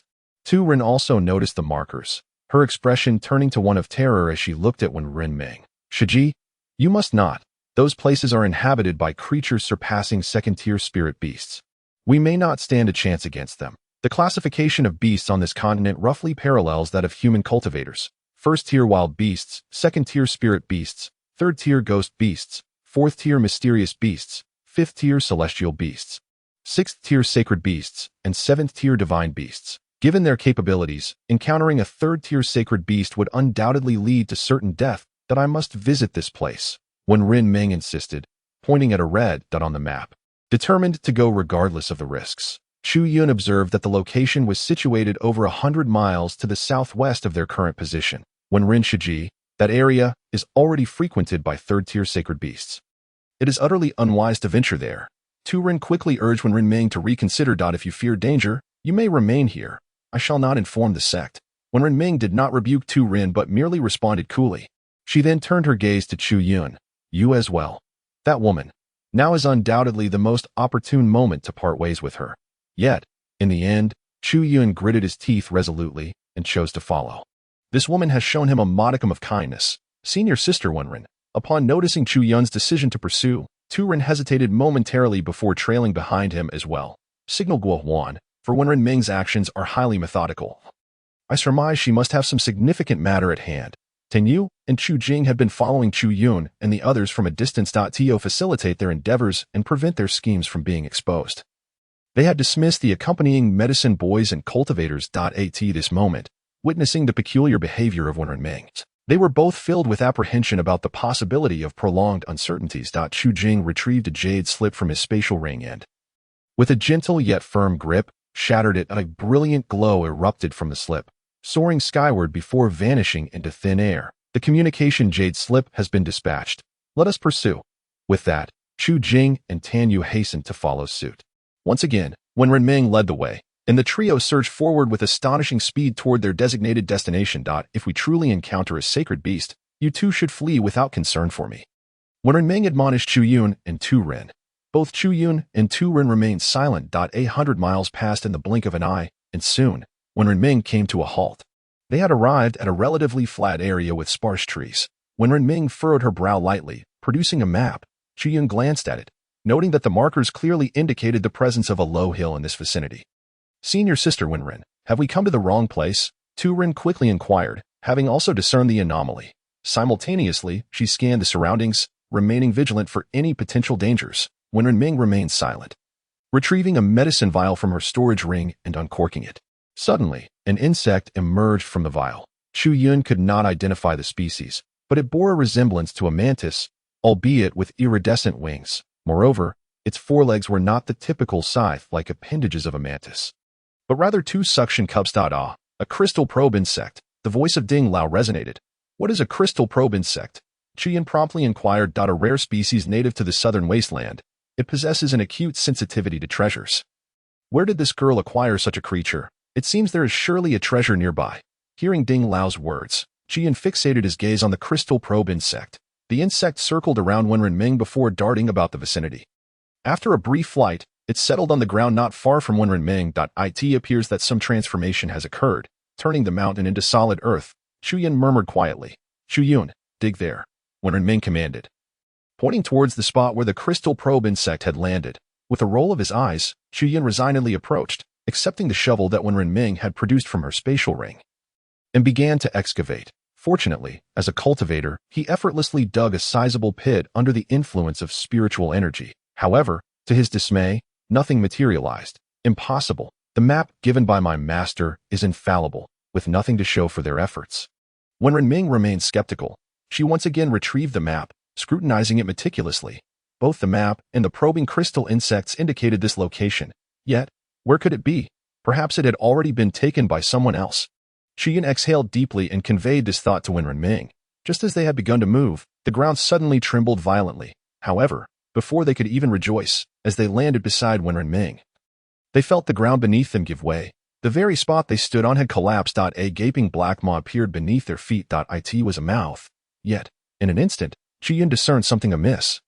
Around the mouth were other protruding formations. It was indeed a mouth. Nevertheless, even with this realization, Chu Yun found himself at a loss. Without reaching the nascent soul stage, he could not traverse the air, leaving them with no choice but to be devoured by this colossal maw.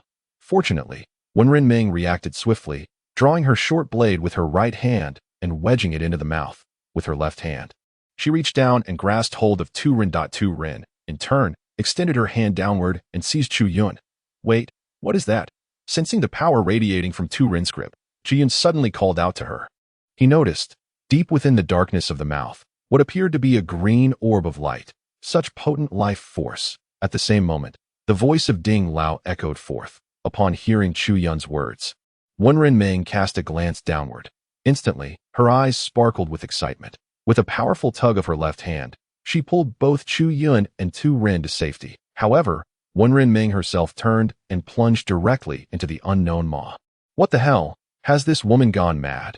As he fell to the ground, Chu Yun immediately scrambled to his feet, cursing vehemently that Tu Ren, wide-eyed, was rendered speechless by fear. The earth quaked again, and they witnessed the mouth of the stone giant burst forth from the soil. It turned out that this mouth belonged to a colossal stone giant, standing before them at over 4 meters tall, entirely composed of stone. Can stone truly possess sentience? Chu Yun suddenly recalled the teachings from the scriptures of his past life, which spoke of the spirit inherent in all things, even stones achieving enlightenment. Initially dismissive of such notions, he now found his beliefs utterly overturned. No, it must be the entity within its belly that you are gazing upon. Ding Lao's voice resonated again. I can sense a formidable life force emanating from it. It is that entity that has bestowed life upon this stone giant. Moreover, it aligns perfectly with the 4-point cauldron. If you can obtain it, you might unlock the second layer of the seal ahead of time. What? Chu Yun's heart raced in astonishment. Had he known, he would have leapt into the mouth of the stone giant at the first opportunity. Muffled, indecipherable sounds emanated from the giant's maw. Simultaneously, the stone giant swayed and stumbled about erratically. Tu Ren, armed with a long sword, sought an opportunity to strike, realizing the significance of the entity within the stone giant's belly. Chu Yun focused intently. Boom! Each time the stone giant's foot crashed down upon the ground, a thunderous sound resonated, sending waves crashing relentlessly, despite the cacophony. Both Chu Yun and Tu Ren remained undeterred. As they discerned that the stone golem exhibited merely the strength of a core formation stage. The two believed they could manage the situation. The crux of the matter lay in their uncertainty regarding the condition of Wen Renming within the belly of this stone creature and what exactly resided within it. After a brief pause of a minute, they suddenly witnessed the stone golem let out a long, anguished cry, its mouth stretching to its utmost limit. Both Tu Ren and Chu Yun exchanged glances, and without a moment's hesitation, they dashed towards the golem's gaping maw. Tu Ren intended to employ a familiar tactic, aiming to wedge his sword within the giant's mouth, thereby allowing them to jointly extract Wen Renming. However, after merely 1 or 2 strides, they saw Wen Renming's figure soaring forth from the cavernous mouth of the stone giant. It was unclear what had transpired with her. Her garments were tattered beyond recognition. Her hair was disheveled, blood trickled from the corner of her mouth, and her complexion was alarmingly pale. Her chest heaved as she struggled to draw breath. Then, with a resounding crash, the stone giant collapsed to the ground. The tremendous noise capturing Chu Yun's attention that moment. Ding Lao exclaimed in shock, revealing it to be the divine Wood King cauldron. Young one, you must secure that cauldron at all costs. It is my sole hope for escaping the four directions cauldron and the only chance for my resurrection. Furthermore, it will enhance the power of the four directions cauldron. Upon hearing Ding Lao's words, Chu Yun glanced at Wen Renming's hand, where she clutched a small, green orb.in Chapter 22, The Dread of the Elixir. Wen Renming held a palm-sized orb, at the center of which floated a diminutive cauldron. The Divine Wood King Cauldron, indeed, the Divine Wood King Cauldron, Ding Lao kept murmuring in reverence. And Chu Yun understood that this cauldron was undoubtedly extraordinary. Wen Renming, much like Ding Lao, seemed equally awestruck. She paid no heed to the fallen stone giant or the severity of her own injuries. Her gaze was fixated on the orb in her grasp. Chu Yun observed her trembling hands. No, her entire being quaked, leaving it indiscernible whether her shivering stemmed from elation or fear. I have finally obtained it. The purpose of my journey to the medicine sect has been fulfilled. Wen Renming's voice was hushed, betraying an undertone of weeping. Suddenly, the three were lost in their own emotions, oblivious to the figure hurtling towards them at an untraceable speed that a whoosh of air sliced through the silence. And they barely registered the fleeting movement before Wen Renming's voice rang out. Who goes there? Almost immediately, a familiar laugh echoed from a distance. Ha ha, Sister Wenren, I shall graciously accept this treasure. It was none other than Tan Yu. Clutching the orb, with Chu Jing standing beside him, provocatively observing Wen Renming and Chu Yun. Return it to me. The Divine Wood King Cauldron appeared to hold immense significance for Wen Renming.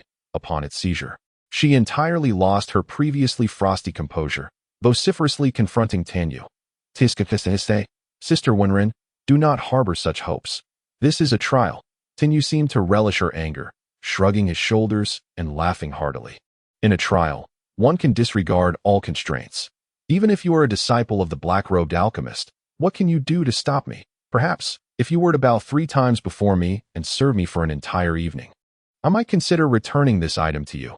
2 cultivators at the core formation stage, when faced with a core formation practitioner and a foundation establishment practitioner, undoubtedly possess the strength to engage in battle. Yet, in this moment, Tan Yu and Chu Jing decisively turned and fled swiftly. Both exerted their utmost effort, while Chu Yun and Wen Renming also spared no energy. In the blink of an eye, the 4 figures vanished from sight. Hardly had they disappeared when another silhouette emerged from the distance, slowly advancing towards Wen Renming. She instantly detected the presence, abruptly turning her head, her expression shifting dramatically. It's you? Don't come any closer. Haha, Sister Wenren. What reason do I have to stay away? This is indeed my golden opportunity. The newcomer was Guo Huan, clutching a black pill in his hand as he drew nearer to Wen Renming. If you had yielded to me sooner, would we be in this predicament today? Wen Renming, this is all of your own making. Stop. Without time for astonishment, as they raced away, Chu Yun was still able to keep pace with the 3 core formation cultivators. He hurled his sword forward, channeling his spiritual energy. The sword he cast forth suddenly transformed into a streak of lightning, swiftly encircling the path ahead of Chu Jing and Tan Yu. Clang, the precious sword struck the ground, embedding itself firmly and obstructing the escape route of Tan Yu and Chu Jing. Brother Chu, Brother Tan, cease your flight. You must realize that in combat, you cannot contend with us intersect disciples. I can overlook the fact that this is merely a trial. If you hand over the item, I shall release you. Ha ha. Chu Jing and Tan Yu turned around, both raising their heads in hearty laughter. Sister, you must understand. You are merely at the early stage of core formation. We have already reached the late stage. How could you possibly be our match, especially considering you are accompanied by a burden? Then there is no room for negotiation. Chu Jing shook his head. You bring this upon yourself. With that, he waved his hand, and a fiery red sword materialized in his grip. In Tan Yu's hand, a pitch-black orb was poised. Turin subtly shifted her body, discreetly positioning Chu Yun behind her. If things take a turn for the worse, you must flee without concern for me. Chu Yun smirked, finding her concern intriguing. Even in such dire times, she still thought of him. Without uttering a word, he stood with his arms crossed, gazing at Chu Jing and Tan Yu with an air of arrogance. At that moment, the expressions of Tan Yu and Chu Jing darkened considerably. They both perceived Chu Yun's demeanor as a provocation. Indeed, Chu Yun was provoking them, teetering on the brink of outright insulting them. You seek death. Chu Jing was the first to lose his composure, roaring as he charged towards Chu Yun. Turin raised her sword, attempting to intercept Chu Jing. However, Tan Yu, reacting swiftly, flicked the black orb in his hand towards Turin. Chu Jing seized this opportunity, circumventing the two and swinging his sword down upon Chu Yun. Chu Yun's eyes narrowed sharply as he witnessed Chu Jing's sword descending towards him. with a swift motion of his right hand. Chu Yun drew the ice sword from his storage ring, channeling the spiritual energy contained within 300 foundation establishment platforms into the ice sword. An icy chill emanated forth, causing the surrounding air to crystallize into frost. The sudden appearance of the ice sword caught Chu Jing off guard, and he was momentarily daunted by the imposing aura it radiated. In that fleeting moment of distraction, Chu Yun raised the ice sword, evading Chu Jing's thrust with a deft sidestep, and then swung down heavily. A piercing scream escaped as Chu Yun severed Chu Jing's right arm. Swiftly, he aimed to deliver a horizontal strike, intending to decapitate Chu Jing in one fell swoop. However, Chu Jing, having reached the late stage of core formation, reacted with remarkable speed, bending low in pain to evade the blow. He then stepped back rapidly, creating distance between them. Tsh. Chu Yun swung the ice sword in frustration, cursing under his breath that he had hoped to catch Chu Jing off guard and end his life with a single strike. But alas, his swordsmanship fell short against Chu Jing's formidable strength. Chu Jing was equally astonished that Chu Jing had suffered such a significant setback in their initial exchange. Silence, the pain, humiliation, and heartbreak from his severed arm assailed Chu Jing all at once, intensifying his discomfort, especially as Tan Yu's incredulous tone further fueled his anger. Chu Jing's next words were interrupted by a fierce shout, and he promptly retrieved a healing pill, swallowing it to staunch the bleeding before glaring menacingly at Chu Yun. "You wretched little apothecary, do not think that severing my hand is a grand feat. I shall ensure you are ground to dust." "Humph," Chu Yun retorted coldly, "as I have stated before, if you cannot kill me, I shall relish in trampling you underfoot." Chu Jing made no move, but instead, Chu Yun charged forward with his sword drawn. "You seek death." This audacious act ignited Chu Jing's fury, and like a madman, he bellowed at Chu Yun, raising his sword to retaliate. Both combatants unleashed their full strength, fervently channeling the spiritual energy within them. The 300 foundation establishment platforms trembled violently, causing the ambient temperature to plummet. Chu Jing's golden core also quaked with fervor, the immense spiritual power igniting his longsword with a radiant glow, nearly resembling a sun. Boom! The red and white blades clashed with tremendous force, the ice sword far superior in quality to Chu Jing's weapon. Yet, despite the disparity in craftsmanship, Chu Yun was violently thrust backward by the impact. The gap in strength between the foundation establishment and late core formation stages proved insurmountable. Chu Yun staggered back, his internal spiritual energy devoured by the backlash from Chu Jing's sword. "Foolish child, you shall pay dearly for your arrogance." Chu Jing cackled maniacally, pursuing Chu Yun with his sword raised. Once Chu Yun stabilized his stance, he unhesitatingly retrieved a yuan-enhancing pill and swallowed. "Do you not think that consuming a pill will save you?" Before he could finish the word Chu Jing inhaled sharply, for he had clearly seen that the pill Chu Yun had consumed was a 9-patterned pill. Damn it! Chu Jing was on the brink of madness. He had indeed not misjudged the situation. Chu Yun possessed even higher quality elixirs and more formidable treasures. "Spit out everything you have," he roared, having reached Chu Yun's side, and with a swift stroke of his sword, he struck down once more. In a matter of moments, the spiritual energy within Chu Yun fully replenished. He raised his longsword to parry the attack. A thunderous sound erupted as Chu Yun was once again sent flying. To brace for this assault, Chu Yun had expended yet more of his internal energy. However, he remained unfazed, leisurely retrieving a 9-pattern increasing essence pill and placing it in his mouth. Within mere breaths, his spiritual energy was entirely restored. Damn it, I will kill you." Upon witnessing another 9-pattern increasing essence pill swallowed by Chu Yun, Chu Jing erupted in a frenzy of curses, charging at Chu Yun with his sword raised, ready to cleave downwards. Boom, boom, boom. Time and again, he sent Chu Yun flying, yet each time Chu Yun landed, he would draw forth another 9-pattern increasing essence pill to consume. "I will kill you. I will kill you." Chu Jing's eyes were bloodshot, appearing utterly deranged. The sight of Chu Yun consuming the 9-pattern increasing essence pill as if it were mere candy drove him to the edge of insanity. Chapter 23. Double kill. "I will not spare you." Chu Yun's reckless consumption of the pills completely infuriated Chu Jing, who, in a fit of hysteria, brandished his longsword and relentlessly pursued Chu Yun. The explosive sounds continued to resonate as Chu Yun was repeatedly sent hurtling through the air. Initially, Chu Jing could launch Chu Yun over 10 meters with a single strike. Over time, however, that distance diminished to less than 10 meters. Then to under 3, and soon, less than 1 meter. Boom! When the sword struck, only a resounding crash echoed, yet Chu Yun did not budge an inch. Before Chu Yun consumed yet another 9-pattern increasing essence pill. And within a few breaths, his spiritual energy was once again fully restored. This time, Chu Yun did not wait for Chu Jing's sword to descend. With a deft motion, he deflected Chu Jing's sword and countered with a strike of his own. Boom! Chu Jing attempted to parry, but was taken aback to discover that Chu Yun's sword bore an unfathomable force. Despite possessing the strength of a late-stage core formation cultivator, he could not withstand the strike of a mere foundation establishment waste. In that moment of shock, Chu Jing finally comprehended the truth. It was not that Chu Yun had grown stronger, but rather that he had weakened. After enduring a barrage of attacks, his spiritual energy had been entirely depleted. In a rush, he hastily consumed an increasing essence pill, realizing only now the necessity of such a remedy. Too late.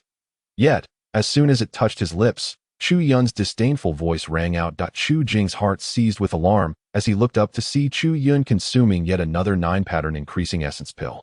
His spiritual energy restored in an instant. Then, he beheld Chu Yun, grinning maliciously, advancing with his sword poised to thrust. Chu Jing's heart raced. The pill he had taken was merely a 1-pattern increasing essence pill. To recover, he would need at least 1 or 2 hours. Now, facing a fully energized Chu Yun, he felt as weak as an infant. No. You cannot kill me. I am an alchemist. Chu Jing was gripped by fear. Never having anticipated that Chu Yun could consume an endless supply of 9-pattern increasing essence pills. Alchemist? Even if the King of Heaven himself were to provoke me, I would not hesitate to slay him. Chu Yun scoffed, raising the ice sword to strike downward. The spiritual energy from 300 foundation establishment platforms surged forth, all merging into the blade of ICES, a late-stage core formation cultivator. Chu Jing unexpectedly felt the boundless might contained within a single sword strike from Chu Yun, a mere foundation establishment practitioner, but IT was not merely a blade descending upon him, but rather an entire iceberg, toppling towards him. No, it is impossible. How could I possibly be defeated by a foundation establishment waste?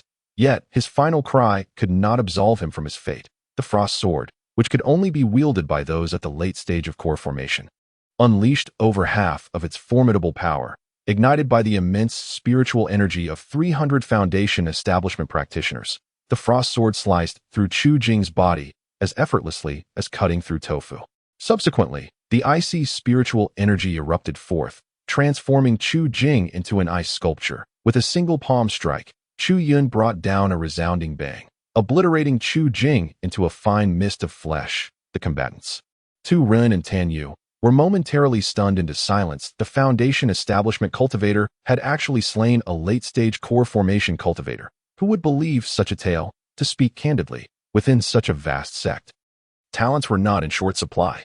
Yet, no matter how exceptional, even the greatest genius could only hope to defeat a newly ascended core formation practitioner at the 9th layer of foundation establishment. Chu Yun's performance could only be described as that of a monstrous entity. Cursed. After a moment of shock, Tan Yu finally regained his senses. With a furious curse, he realized that if he did not flee, he would be left with no choice but to meet his demise. Cloud-piercing palm. Unfortunately, just as he turned, a thunderous shout erupted from behind him.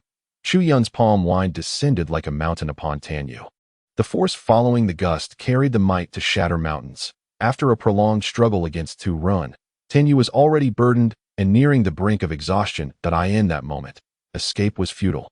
He could only brace for impact. Flame fist. He clenched his fist, flames dancing atop it, as if surrounded by 2 fiery sprites. The clash of palm and fist rendered the mountain-crushing momentum intangible, while the flames surged towards Chu Yun's arm. You are merely a foundation establishment waste. Even if your spiritual energy is at its peak, and mine is nearly depleted, you remain no match for me. He failed to consider the circumstances surrounding Chu Jing's battle with Chu Yun. That moment, witnessing Chu Yun being engulfed by flames brought him an inexplicable sense of joy, as if he had finally released pent-up frustration. However, his smile soon froze in disbelief. Chu Yun retrieved a vial from his storage ring and poured out a single pill, a 9-pattern ice purification pill. The efficacy of the ice purification pill was to dispel the toxins of fire. If it were merely a single-pattern ice purification pill, it would take at least the duration of an incense stick to counteract the flames consuming Chu Yun without channeling spiritual energy. However, as soon as the 9-pattern ice purification pill entered Chu Yun's mouth, the flames on his arm rapidly receded. Tan Yu felt as though, in the blink of an eye, the fire had vanished entirely. Yet, this was not the end. He then witnessed Chu Yun produce another vial of pills. Carelessly pouring one out, a 9-pattern origin-enhancing pill appeared in his hand. After consuming it casually, Chu Yun's aura surged dramatically. Within merely a dozen breaths, Tenyu felt as though Chu Yun loomed before him like a giant, while he himself resembled an ant. Impossible. How could it be a 9-pattern pill? Tenyu uttered the same words as Chu Jing had before him. Similarly, he, like Tu Jing, took out a single Xing Yuan Dan and consumed it, yet it was merely a 1-pattern Xing Yuan Dan. Had I known this day would come, I would have acted differently. Chu Yun scoffed coldly, raising the ice sword in his hand to strike at Tenyu. With no true energy to defend himself, how could he withstand such an attack? Clang. However, when Chu Yun's sword fell, it was still blocked. Before Tenyu hovered a 2-pattern golden elixir. He intends to self-destruct the golden elixir. We must flee. Tu Rin yelled urgently. Alas, it seemed too late, as the golden elixir expelled by Tenyu radiated a blinding light, enveloping both Chu Yun and Tu Rin within its glow. Once caught in the brilliance of the golden elixir, it felt as though there was no escape from the impending explosion. Chu Yun was taken aback, not expecting Tenyu to retaliate even in his final moments. Ding Lao. Yet, after a brief moment of shock, Chu Yun quickly shouted in his mind. The luminosity emitted by Tenyu's golden elixir grew ever more intense, ultimately shrouding both Chu Yun and Tu Rin completely, rendering their figures invisible beneath the dazzling radiance. Haha. Killing Tu will not leave me at a loss. Witnessing this, Tenyu laughed maniacally. However, the anticipated explosion did not occur. As the glow of Tenyu's golden elixir reached its zenith, it began to contract at an astonishing speed. In the blink of an eye, the figures of Chu Yun and Tu Rin re-emerged from the radiant light. At last, when the brilliance waned to a mere shell that could barely contain Tenyu's golden elixir, a soft pop was heard as the golden elixir detonated, and only the elixir itself was shattered. How could this be? Watching the explosion of the golden elixir, which was no more powerful than a mere fart, Tenyu's eyes nearly popped out in disbelief. He simply could not accept this reality. Ultimately, the shattering of the golden elixir and the fury of his heart caused Tenyu to spit out a mouthful of fresh blood, his head tilting as he succumbed to death. Heaven's calamity can be averted. Self-inflicted calamity cannot be survived. Were it not for the greed of Tenyu and Tu Jing, how could they have met such a pathetic end? Chu Yun retrieved another Xing Yuan Dan and consumed it. Yet this time it was merely a 5-pattern 1. The last 9 patterns Xing Yuan Dan had already been ingested. In this battle, Chu Yun had spent over 39 patterns Xing Yuan Dan, his entire fortune, for an ordinary person. This would surely be a painful loss. Yet for Chu Yun, it was of little consequence. With the 4-pillar cauldron in hand, he could refine more at any time and place. Moreover, Xing Yuan Dan were not particularly rare materials. What pleased him most was his impeccable foundation-laying technique. Now, with over 300 foundation-laying platforms, he had not yet fully established his foundation, yet he could withstand attacks from late-stage golden elixirs, merely exhausting his spiritual energy. If he were to achieve perfect foundation-laying, he believed he could easily annihilate Tenyu and Tu Jing. Furthermore, once he reached the golden elixir stage, Chu Yun was even confident that he could contend against formidable foes at the late stage of 9-pattern golden elixir. As Chu Yun marveled at his situation, he picked up the divine wood king cauldron, wrapped in a green light. After examining it closely for a moment, he could discern no extraordinary features. Yet, Ding Lao's voice echoed once more. TSK. Indeed, it is the divine wood king cauldron. Hurry, quickly place this object into the square cauldron and allow it to refine itself. Upon hearing this, Chu Yun was momentarily taken aback. She glanced at the human beside her and ultimately shook her head, realizing it was not appropriate with others present. What are you afraid of? It will only take an instant. She certainly won't see it. So hurry. This is a divine object that can aid you in unlocking the second seal of the square cauldron in advance. So do not delay. The old cauldron scoffed at Chu Yun's excuse and continued to urge him on. Chu Yun raised his hand, nearly succumbing to the temptation of placing the divine wood king cauldron into the square cauldron. Yet he ultimately refrained. Perhaps next time. I see how desperately Ren Ming seeks this object. It must be of great benefit to her. What is wrong with you? Do you not wish to exact revenge? What madness is this? Hurry up. The old cauldron, unable to contain his frustration, spoke with considerable irritation. Silence yourself. Chu Yun furrowed his brow, for if revenge is founded upon the suffering of innocence, how am I any different from those I wish to defeat? If in my quest for vengeance I become like those I disdain, then such revenge is a burden I alone must bear. Chu Yun pondered the divine wood king cauldron in his hand. For a gentleman values wealth, but acquires it justly.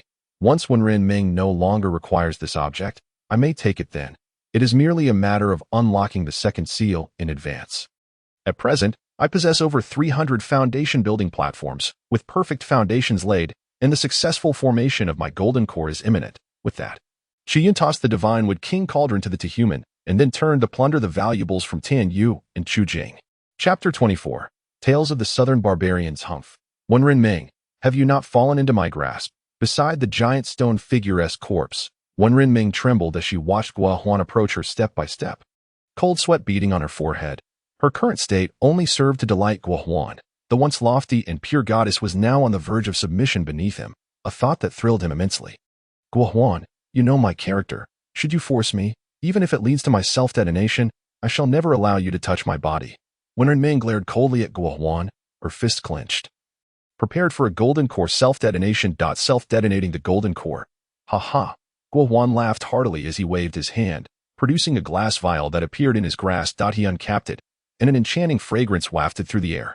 Upon catching the scent, Wenren Ming's body trembled, and her face flushed with weakness. The heartless pill. How could a person of Wenren Ming's caliber be unaware of the nature of the pill in Gua Huan's possession? The so-called heartless pill is not devoid of emotions. Rather, its effects are quite the opposite, that a woman who consumes it becomes excessively sentimental to the point of promiscuity. Such a woman is unworthy of discussing emotions. Hence the term heartless pill. Gua Huan, you know this is a forbidden pill. Its concoction could lead to expulsion from the sect. How dare you? Wenren Ming struggled to maintain her clarity. This pill only affects cultivators in the golden core stage, and its effects can only be described as miraculous. Not only will it affect spiritual energy, but even strength and consciousness, making it impossible for Wenren Ming to remain composed. Ha ha. If you do not comply, once I have had my fill, you shall find only a dead end awaiting you. You shall not succeed. Seemingly gathering her strength at last, Wenren Ming flipped her hand and withdrew a vial of pills from her storage ring. Gua Huan, quick as lightning, reached out and knocked the vial from her grasp. One by one, black pills the size of mung beans fell to the ground. Heart-piercing and bone-devouring pills. Indeed, you remain steadfast in your virtue. However, I have heard that the more virtuous a woman is, the more wanton she becomes once conquered.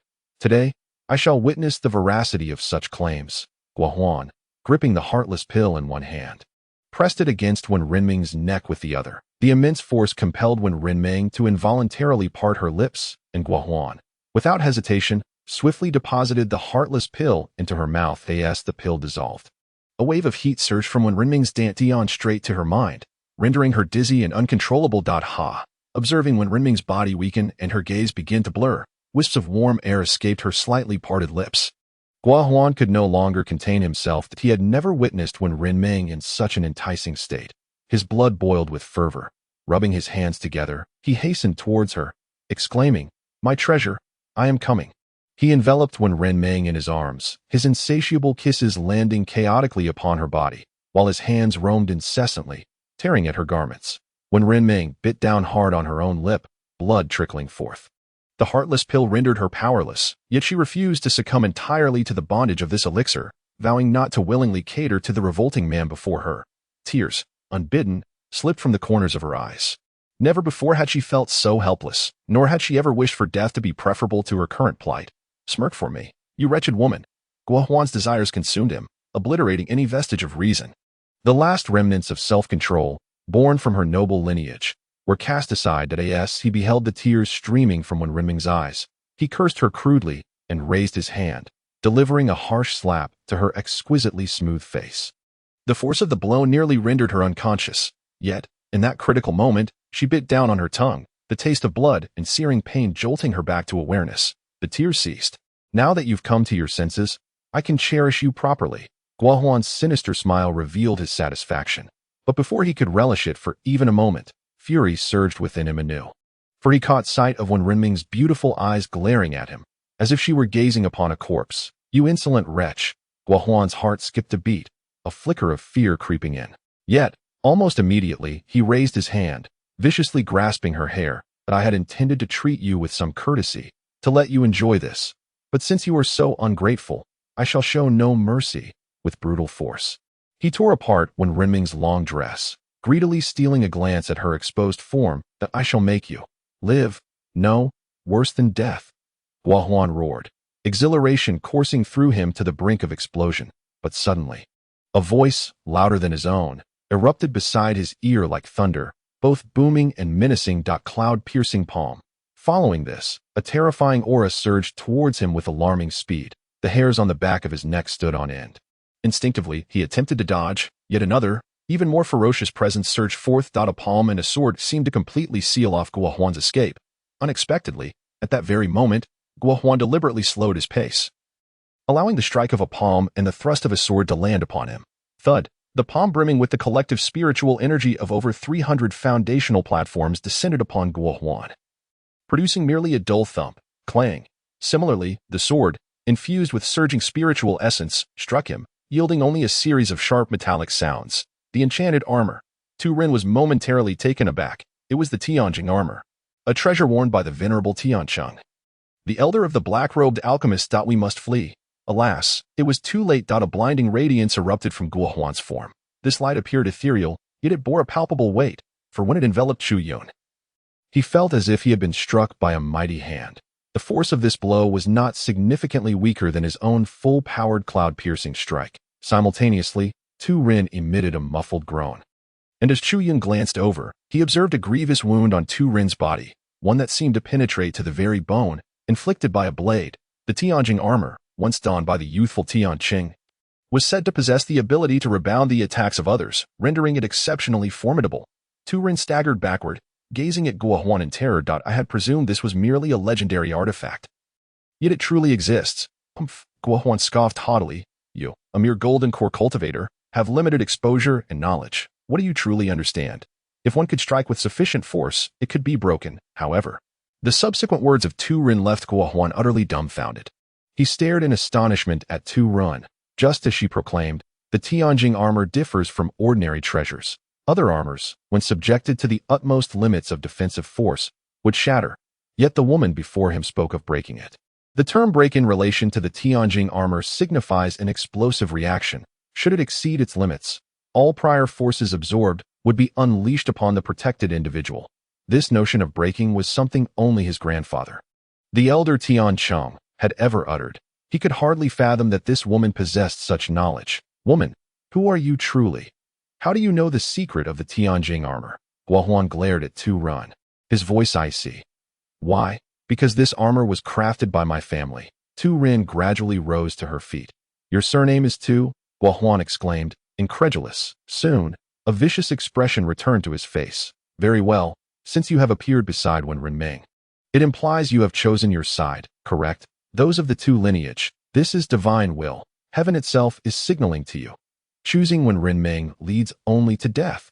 Guo Huan laughed heartily. With this armor upon me, whether you are of the Tu or the Chu clan, you are all doomed. What if you know the weaknesses of the Tianjing armor?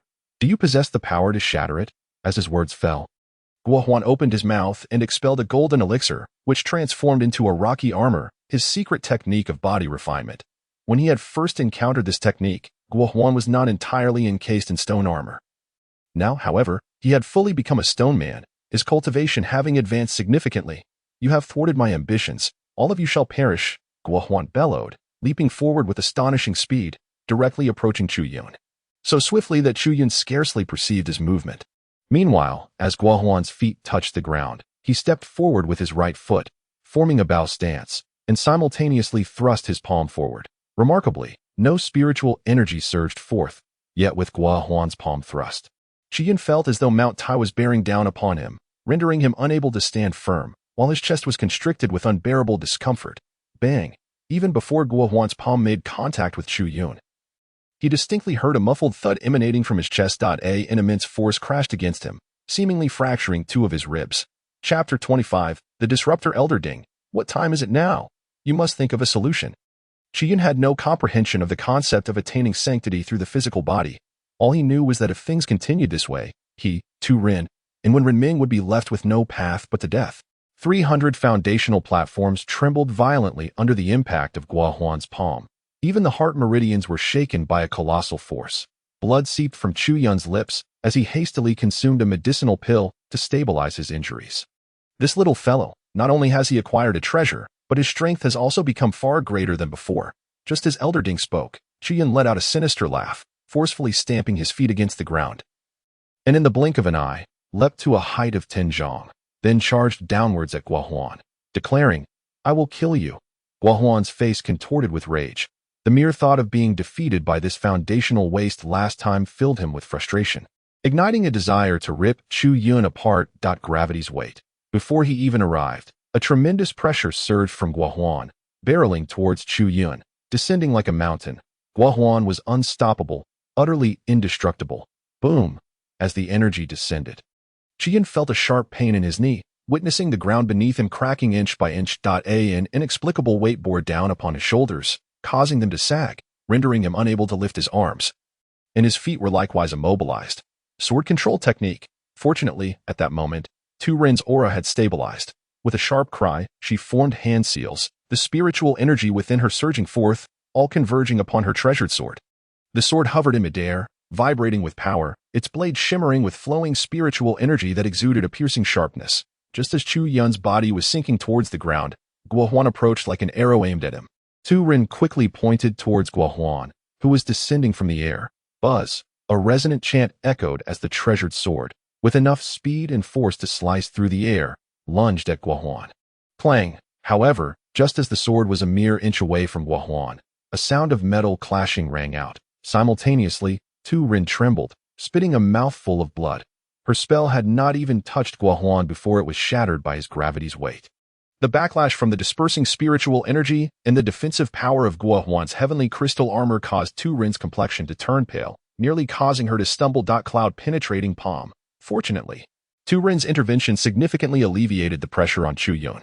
He swiftly hurled the ice blade before him, while his right hand propelled the cloud-penetrating palm to its utmost limit. Concurrently, he drew upon all the spiritual energy from the 300 foundational platforms within him. Clang! Chu Yun's palm struck the ice blade, sending it shooting towards the descending Guohuan at an astonishing speed. The very moment his hand struck the Han Bing sword, all the spiritual energy within him surged forth and enveloped the sword. Chu Yun, lacking any training in sword control techniques, had no choice but to resort to this rather clumsy method. Fortunately, the Han Bing sword was a treasure that could only be wielded freely by cultivators at the late stage of foundation establishment, and its quality was exceptional. Moreover, Chu Yun's vast reservoir of spiritual power, equivalent to that of a golden core cultivator, further empowered the sword. This moment, as the sword resonated with his spiritual energy, it emitted a melodic hum, and the temperature around it plummeted to freezing point as it sliced through the sky. A chilling aura transformed into glimmering ice crystals before the sword even made contact. Guohuan felt the hairs on his body stand on end. Nevertheless, he smirked dismissively, underestimating the situation, and declared, "I shall show you what true power is," gathering his strength into a fist. Guohuan propelled his spiritual energy forward. Although he had not yet reached the nascent soul stage and could not soar through the air, his immense spiritual force nonetheless allowed him to flip upside down mid-air, shattered rock fist. He bellowed, as his fist, encased in rocky armor, seemed to double in size and ruthlessly struck the Han Bing sword. Suddenly, where the sword and fist collided, a chilling mist erupted, accompanied by an overwhelming force that spread outwards. Bright ice crystals fell like rain, only to be swiftly obliterated by an unseen power. With a cough, Chu Yun stumbled, a mouthful of scalding blood erupting from his lips. The 300 foundation establishment platforms trembled perilously, his internal organs and meridians suffering grievous damage. The Han Bing sword had been shattered by Guohuan. The myriad ice crystals now raining down were remnants of the broken sword.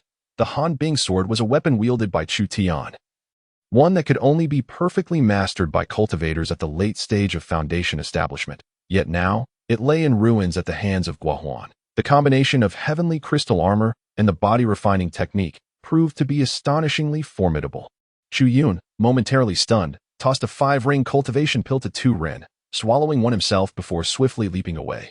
Boom! No sooner had Chu Yun moved than a colossal figure descended from the dissipating ice crystals, landing precisely where he had just vacated. It was none other than Guohuan, and shattering the Han Bing sword. Chu Yun had merely delayed Guohuan for a fleeting moment. As Guohuan landed, he created a deep crater in the ground, unleashing a ferocious whirlwind that swept in all directions. The newly swallowed pills barely stabilized Tu Rin and Chu Yun, sending them flying like mere scraps of paper. When Ren Ming paused momentarily, only to be whisked away by the gale, "Take Wen Ren Shiji with you. We must survive," and ascended Suayin Peak to report what has transpired today.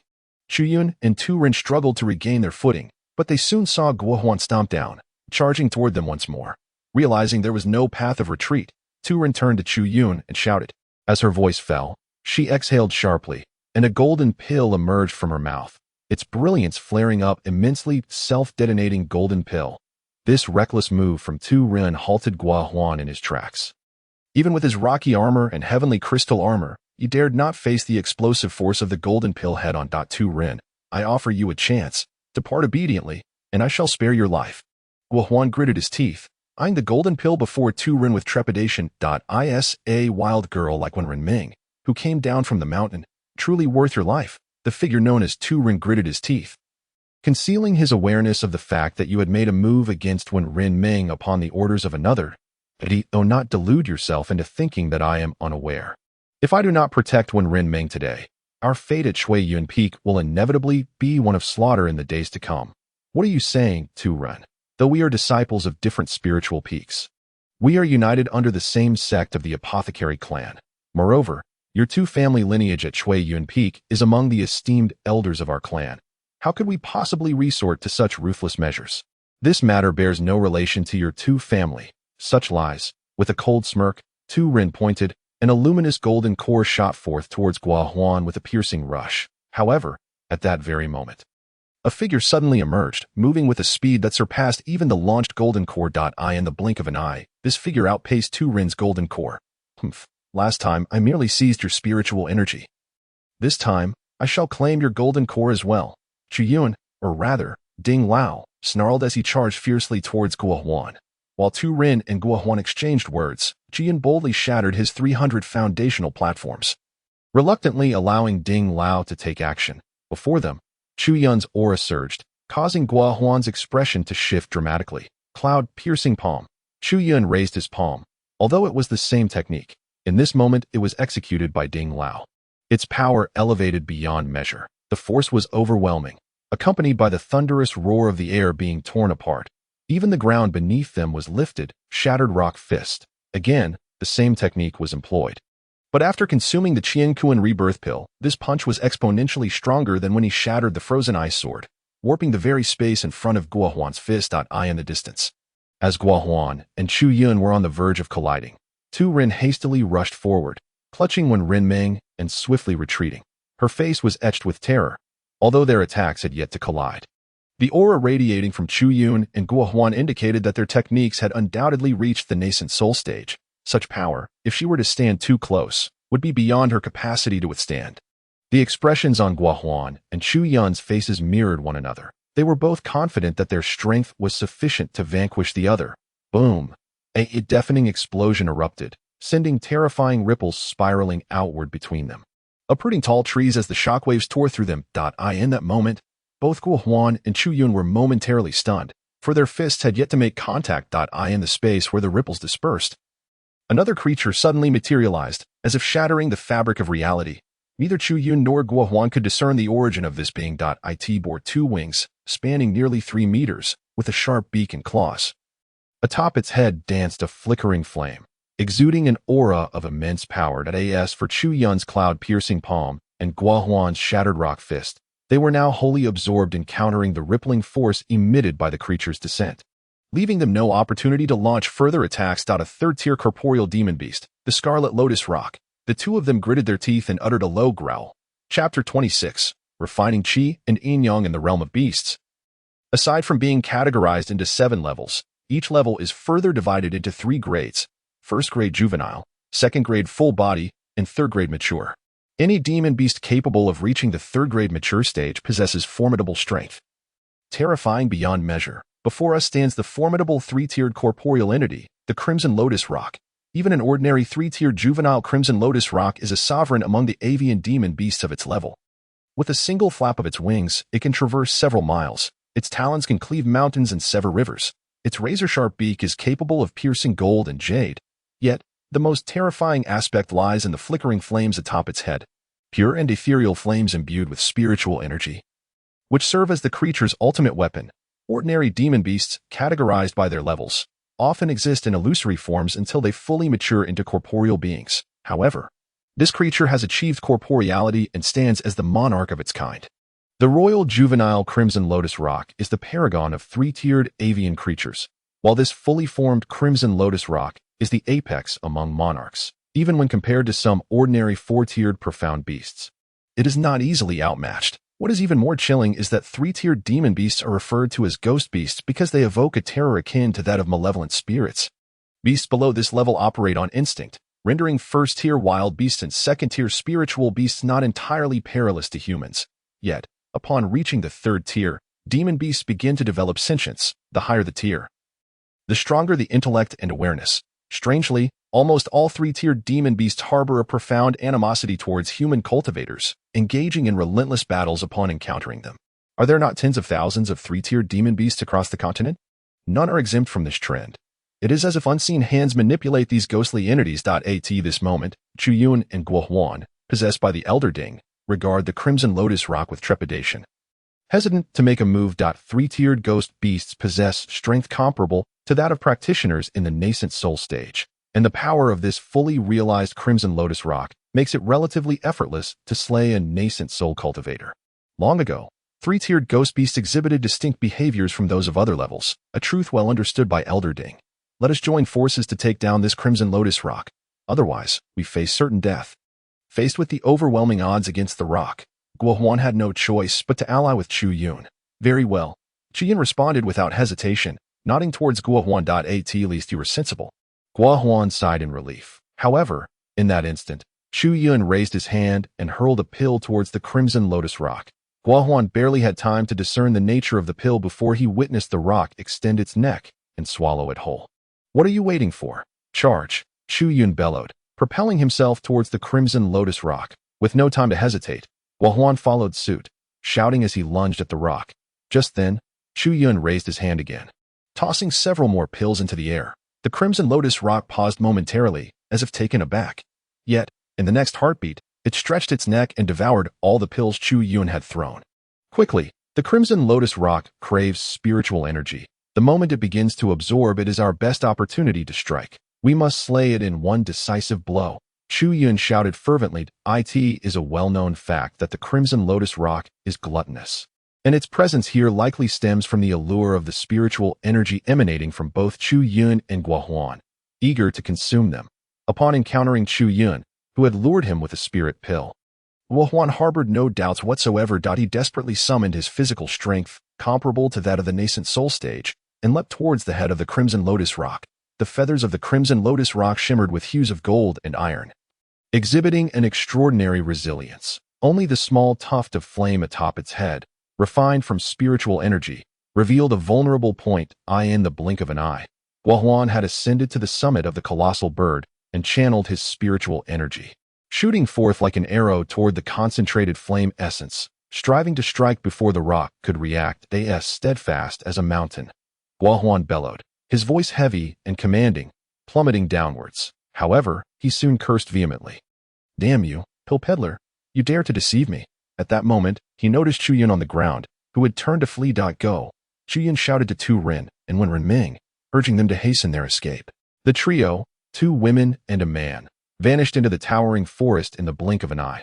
Meanwhile, Guo Huan remained suspended in midair, although the elixir had elevated his spiritual energy to the nascent soul level.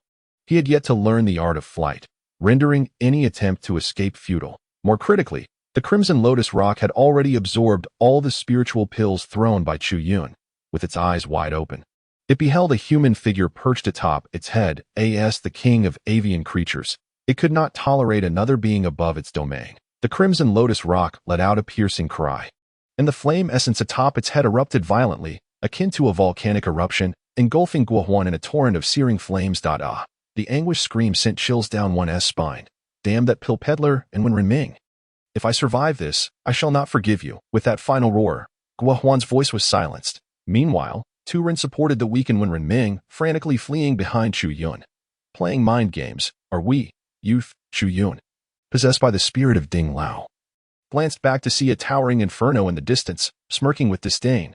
However, at that moment, Wen Renming, who was leaning against Tu Ren, convulsed and spat a mouthful of blood. Both Tu Ren and Chu Yun were taken aback and quickly halted.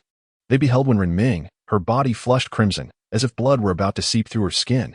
Her breathing grew labored, and with each exhalation, a mist of white vapor escaped her lips. Chu Yun hastily grasped her wrist, checking her pulse. Yet, Unexpectedly, as soon as he touched her, Wen Renming seized his arm with her other hand, probing toward him with alarming speed. Tu Ren, having discerned the situation, realized Chu Yun spoke the truth. Casting a glance between Wen Renming and Chu Yun, she saw no malice in the latter's eyes. Gritting her teeth, she resolved to withdraw. "Junior sister, do not leave." But at that moment, Wen Renming's voice emerged, a trickle of blood spilling from her lips. She had bitten her tongue, inflicting excruciating pain upon herself to remain alert. "Even in death, I cannot allow myself to be sullied." Her gaze locked onto Chu Yun, then shifted to Tu Ren, communicating silently that should this man betray her and take her life, she would rather face death than endure the shame of an unclean self. This revelation left Tu Ren in shock. Utterly at a loss, Elder Ding was taken aback, not expecting Wen Renming to be so resolute. Well then, as he observed Wen Renming's gaze becoming increasingly dazed, Elder Ding sighed, realizing that this young man, for her sake, was disregarding my words and forsaking the divine with King Ding, that I cannot fathom why he holds you in such high regard, but I shall lend a hand. The young man he referred to was, of course, Chu Yun. Upon finishing his statement, Chu Yun raised his left hand and, using his fingernail, made a small incision on his right wrist, causing blood to flow forth almost immediately. What was astonishing, however, was that the blood did not drip onto the ground. Instead, it gathered around the wound, growing increasingly red yet diminishing in size. This was Elder Ding refining his own blood. "What are you doing?" Tu Ren could not comprehend this. Blood-based sorcery was often associated with malevolence, prompting her to inquire further. Such potent toxins required the balance of yin and yang for resolution. The so-called balance of yin and yang merely referred to the harmonious interplay of these energies. As Elder Ding continued to refine the blood flowing from the wound, he alleviated Tu Ren's suspicions. The dual energies of yin and yang evoke spiritual energy, transforming it into the 5 elements. Allowing one to cultivate. In women, the yin energy predominates, while in men, the yang energy is more abundant. Only through the union of male and female can balance be attained. Any attempts to force a remedy through alternative means would result in a debilitating weakening of both spirit and essence. As these energies are the very foundation of human existence, the basis of the DAO he spoke, the blood continually flowing from the wound coalesced into a small orb. Despite the increasing volume of blood, the orb's color grew progressively lighter. "I am refining the yang energy within my body into a medicinal form," Chu Yun stated, shaking his head with a bitter smile. "Currently, my strength is insufficient, so I can only use blood as a catalyst to extract the yang energy." With that, the orb transformed into a translucent form, within which a faint energy swirled. "Administer it to her," Chu Yun instructed, clutching the orb in his hand before rolling his eyes back and collapsing into unconsciousness. Tu Ren swiftly extended her hand to support the fallen Chu Yun, taking the orb from his grasp. She glanced at Wen Renming and, after a moment's hesitation, finally placed the translucent orb into Wen Renming's mouth. Throughout this process, although Wen Renming's eyes appeared dazed, she remained fixated on Chu Yun, her expression shifting as if countless thoughts flickered through her mind. That it was only after Tu Ren placed the orb in her mouth that she gradually closed her eyes. However, just as she shut them, Wen Renming suddenly reopened her eyes wide. To everyone's astonishment, she let out a soft cry and, with renewed vigor, stood upright from the ground. Chapter 27. Confession. After Wen Renming swallowed the yang energy orb, the flush of color on her face visibly receded, and her breathing steadied. Yet, in the next moment, she abruptly widened her eyes and stood tall, her presence growing increasingly formidable.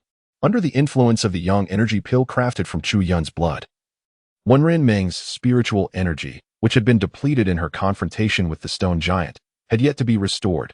Yet at this moment, she felt an immense force within her. The golden core trembled violently, causing Wen Renming's heart to leap heavily in response. She sensed that atop her golden core, there seemed to be something extraordinary, and her attunement to the spiritual energy of the world became remarkably more fluid. A thought crossed her mind, igniting an exhilarating notion within her. Slightly parting her lips, she gently exhaled, and her golden core was expelled from her body. In that instant, both Wen Renming and the nearby Tu Ren widened their eyes in astonishment, for they clearly beheld that an unusual hue had inexplicably manifested upon Wen Renming's golden core. Indeed, Wen Renming possessed a 4-colored golden core. The 9 colors of golden cores are red, orange, yellow, green, blue, indigo, violet, black, and white. The higher the grade of the golden core, the more colors it exhibits, signifying greater potential in the cultivator. At this moment, Both Wenren Ming and Tu Rin distinctly observed a green hue slowly ascending upon her golden core. However, after a considerable time, the ascending green came to a halt. The transformation from a 4-colored to a 5-colored golden core had not succeeded. No, it would be inaccurate to deem it a failure. Although the green had not fully matured, it had also not reseeded. One could only say that this golden core was a semi-finished product of a 5-colored golden core. Moreover, Wenren Ming could keenly feel her sensitivity to spiritual energy had notably heightened. She had indeed grown stronger. Of that there was no doubt. Senior Sister Wenren, have you truly succeeded in your endeavor? Tu Rin inquired incredulously. Success? No. Wenren Ming was utterly oblivious to what had transpired. Previously, she had concocted a medicinal pill capable of elevating the grade of a golden core. Yet it could not be termed a success. Otherwise, amidst the turmoil of spiritual energy, how could her golden core have regressed from 5 colors to 4? A regression signifies failure. Yet now, the situation was different. Although the 5 colors had not fully developed, the green had not diminished. Her golden core had genuinely ascended, albeit not yet reaching the quintessence of 5 colors. Suddenly, Wenren Ming's eyelids fluttered, her gaze shifting towards the unconscious Chu Yun. Even if she were to be foolish, she would not be oblivious to the fact that her current state was entirely due to the blood essence concocted by Chu Yun. At the moment Chu Yun was extracting the essence, Wenren Ming had been on the verge of collapse, her ears buzzing and vision blurring, rendering her incapable of hearing Chu Yun's words regarding yang energy. Approaching the unconscious Chu Yun, Wenren Ming furrowed her brow as she scrutinized him, seemingly attempting to pierce through his exterior. Regrettably, she lacked such divine prowess. She lifted Chu Yun's injured wrist and retrieved a jade vial and a small knife from her storage ring.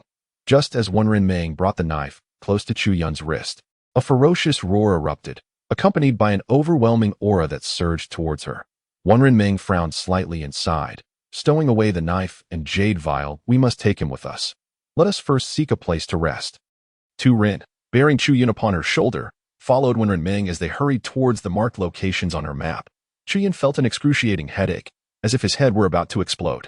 With great effort, he slowly pried his eyes open, only to be met with dim surroundings, the faint crackling sounds piercing his ears. The sound did not evoke any sense of unease within him. Rather, it possessed a comforting power that soothed the soul. Turning his head, he noticed not far from him a fire crackling, the sound emanating from the burning firewood, as the flames scorched the air around. You are awake. A gentle exclamation broke the silence, emanating from beside Chu Yun. He turned his head to the other side, and there he beheld Tu Rin, her large eyes sparkling as they gazed at him. You startled me. You have been in a coma for 7 days. Senior Sister Wenren has been administering elixirs to you daily, yet you remained unresponsive. But now, it seems you are finally awake. 7 days? Chu Yun was taken aback. During his last encounter with the foundational platform, even when Elder Ding possessed him, he had not been unconscious for such a lengthy duration. That time, he had not missed the opportunity to provide medicine to Wenren Ming while she was in seclusion. With great effort, Chu Yun managed to sit up, feeling as though he had been utterly drained, an overwhelming weakness enveloping him. This sensation was reminiscent of a severe illness he had suffered in his past life. Such a feeling had never graced him since his arrival in this world. Here, even in weakness, he could sense the vitality coursing through his sinews and flesh. Shaking his head, Chu Yun remained unaware of Elder Ding's use of his yang energy for alchemical purposes. Attributing his current state solely to the aftereffects of Elder Ding's possession, he promptly began to examine his foundational platform and was rather astonished to discover that within him resided 100 foundational platforms.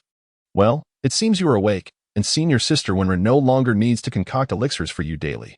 She can finally take a moment to rest. Tu Rin's voice chimed in. Chu Yun nodded gently, realizing that these 100 foundational platforms were likely a result of the spiritual elixirs Wenren Ming had fed him. It seemed his perfected foundational cultivation had automatically transformed the elixir's spiritual energy into foundational platforms. Otherwise, consuming elixirs daily would not have led to a 7-day stupor. By the way, where has Senior Sister Wenren gone? Chu Yun glanced around, only to realize they were within a cave dwelling. This space, furnished with a bed and a stool, appeared to have been carved out by a cultivator long ago, and its age suggested it was not newly established. Furthermore, there was no sign of Wenren Ming in this modest space. Senior Sister left early this morning to gather herbs for you. Tu Rin had been closely observing Chu Yun, and upon seeing no signs of abnormality, she finally relaxed. She settled beside him, resting a hand on his shoulder. Little apothecary, you are impressive. truly worthy of being Senior Sister Wenren's apprentice. Your strength astonishes me. I never anticipated that Senior Sister would be so concerned for you. That remark, she mused, was bound to stir some trouble. She glanced around. This cave had been located by Wenren Ming on her map. Although the barriers had dissipated and light could only be kindled by fire, its secluded location made Wenren Ming assure her it was quite safe. Chu Yun, however, privately shook his head. He could not ascertain the whereabouts of Guo Huan, but from this conversation, even if Guo Huan had survived, it was likely he would not trace them here. Tu Ren wished to tease Chu Yun further. But at that moment, a dull sound reverberated as the stone door of the cave was pushed open, revealing Wenren Ming entering from outside, clad in a flowing white garment that made her appear ethereal. Her expression bore an icy demeanor. Yet, when Chu Yun cast her gaze upon herself, she sensed a subtle warmth in her eyes, a softness that had long been absent. You are awake. Wenren Ming seated herself beside the fire. A cultivator at the foundation establishment stage could be said to experience an indistinct balance of cold and warmth. However, the flames possessed an enchanting allure, irresistibly drawing one closer, warming the heart in the process. As Wenren Ming settled beside the fire, it appeared that the chill had completely dissipated from her visage, replaced by a hint of melancholy and a touch of resignation. This time, I sincerely thank you. Chu Yun began to speak. Yet before she could articulate her thoughts, Wenren Ming interjected, your ability to concoct refined elixirs qualifies you to be an alchemist, yet you choose to remain by my side. Initially, I suspected you had ulterior motives, which is why I intentionally kept you close, both to guard against you and to thwart any nefarious plans. It seems I have misjudged you. Chu Yun was taken aback. Her mouth agape. However, before she could respond, Wenren Ming raised her hand, firmly silencing her. How do you consider this a life saved? If you wish to stay by my side, you may do so as long as you refrain from excessive behavior. I shall not pry into your affairs. What do you think? Chu Yun paused, a smile gracing her lips as she bowed slightly to Wenren Ming. Thank you, Senior Sister Wenren. Initially, she had feared that the formidable power she had exhibited after being possessed by the Elder Ding would reveal her true nature to Wenren Ming. Even if it did not, she presumed that Wenren Ming would not allow her to remain close to that eventuality. Should her foundation establishment crumble, she questioned whether she would even survive in the back mountains of the medicine sect. At first, she had regretted her saintly actions, but fortunately, good deeds were rewarded. Wenren Ming did not expel her or take hostile action. Wenren Ming nodded, rising to head toward a small chamber within the cave. That I will go refine some medicine. After a few days of rest, once you have sufficiently recovered, we shall set forth again. Senior Sister Wenren, wait, Chu Yun called out, halting her. Wenren Ming turned back, a look of confusion on her face. In that fleeting moment of turning, her eyes widened in astonishment as she beheld a sphere of green light in Chu Yun's palm, casting a luminous emerald glow throughout the cave and enveloping it in a refreshing chill. Chapter 28. The gift from Wenren Ming. Alas, in that moment, Chu Yun seemed to hear the Elder Ding within her emit a sigh. Wenren Ming appeared to hold great regard for the divine Wood King Cauldron. Upon receiving it, Chu Yun noticed her eyes glisten with moisture. Thank you. After a considerable pause, Wenren Ming took a deep breath to steady her emotions. She carefully placed the cauldron into her storage ring and nodded at Chu Yun. I will go refine medicine now. You should rest well and strive to recover quickly. The path ahead will be even more perilous. With that, she turned and entered another small room. Sister Tu, I shall take a stroll. Chu Yun then inclined her hands toward Tu Ren. Very well, you have just begun your recovery. A bit of movement will do you good. This area is relatively safe. Go ahead, Tu Ren replied, nodding in acknowledgement. She then settled into a meditative posture, commencing her cultivation. Elder Ding. Upon exiting the cave dwelling and walking a few hundred meters, Chu Yun softly uttered a sound of surprise. What is this? The figure of Ding Lao emerged from within him. Upon seeing him, Chu Yun was taken aback. Ding Lao's once transparent form now appeared hazy, as if a gentle breeze could disperse him. Your vitality is severely depleted, Ding Lao remarked with a wry smile. Shaking his head, could it be related to possession? Despite Ding Lao's translucent body, Chu Yun could discern the pallor on his face, causing a pang of sorrow in his heart. After a moment of hesitation, Ding Lao nodded. This matter is detrimental to the balance of heaven and earth. Neither you nor I should invoke it excessively. Pausing for a moment, Ding Lao continued. Let me remind you, should you resort to this method again within 3 months, I will only be able to exhibit the strength of a late-stage core formation. Chu Yun nodded, astonished at the considerable toll this method had taken on Ding Lao. He feared that if this continued, Ding Lao might very well vanish into nothingness. So weak, still so weak, he thought. Even a mere Guohuan has driven me to such depths. How shall I confront the formidable Hua family? His fists clenched tightly. Cracking with tension, he gazed up at the sky, suddenly overwhelmed by a sense of impotence, feeling as insignificant as a speck of dust, even in comparison to the back mountains of the medicine sect. What then? Against the vast expanse of the sky, the entirety of the world, or the legendary supreme heavens of cultivation, he counted for naught. Damn it. Qian half knelt on the ground, fiercely striking his fist against the earth, wishing to punch through it. Ever since activating the Four Directions Cauldron, he had been riding a wave of fortune, unaware that he had long been corroded, blind to the difficulties ahead. The path of cultivation is one where stagnation leads to regression.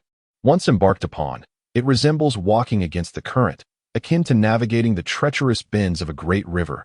A moment's inattention could lead to utter ruin. Chu Yun had evidently fallen into this state without realizing it. Even with the Four Directions Cauldron, if one's heart is unsettled, resolve lacking, footing unsteady, and roots shallow, progress remains elusive. Chu Yun stared at the ground beneath his fist, his eyes burning with intensity. Chu Yun. The demonic affliction was insidiously encroaching upon him. For cultivators, the path is one of defiance against heaven, fraught with peril, thunder, fire, wind, and earth. Any lapse could lead to a fate worse than death. Moreover, inner demons lurked nearby. Ever watchful, the slightest crack could allow them to invade. Chu Yun never anticipated that a mere thought could precipitate such calamity. Fortunately, at that moment, Ding Lao's thunderous shout rang out, jolting Chu Yun back to awareness. A wave of chill surged through him, causing beads of cold sweat to break out over his body. He had heard from Chu Tian of the dire consequences of falling into madness more than once. The milder cases resulted in severe depletion of vitality and diminished cultivation, while the gravest could lead to a lifetime of insanity, unaccepted by both immortals and mortals alike. Well then, yet, at that moment, Ding Lao articulated another perspective, suggesting that confronting one's inner demons early would be beneficial. When the day comes for you to break through to the nascent soul stage, today's events may serve you well. Break through to the nascent soul? Chuyin chuckled bitterly. After painstakingly consolidating 300 foundation establishment platforms, he was left with merely 100. The prospect of reaching the core formation stage seemed a distant dream. Let alone the nascent soul. The notion of breaking through to the nascent soul was akin to a fool's errand. However, just as Chu Yun entertained this thought, he felt a sudden chill in his mind. Could all of this be a conspiracy? Chu Yun suddenly shivered at the thought that had unexpectedly surged within him. Startled by his own musings, he quickly shook his head and turned to Elder Ding, inquiring, "What about Guohuan?" "I know not," Elder Ding responded, shaking his head. The third-level corporeal red lotus rock far surpassed practitioners in the late yearning stage by many folds. It is only fitting that Guohuan has likely perished. What does it matter? You should focus on your cultivation. Even if Guohuan is dead, there are countless individuals like him in this world. Only by enhancing your own strength can you tread the true path. Indeed, upon hearing Elder Ding's words, Chu Yun nodded in agreement. He then plunged his consciousness into his storage ring, only to be met with a bitter smile as he realized he had exhausted all his elixirs. Summoning the Four Directions Cauldron, Chu Yun took out the scant remaining medicinal materials, intending to refine them into pills.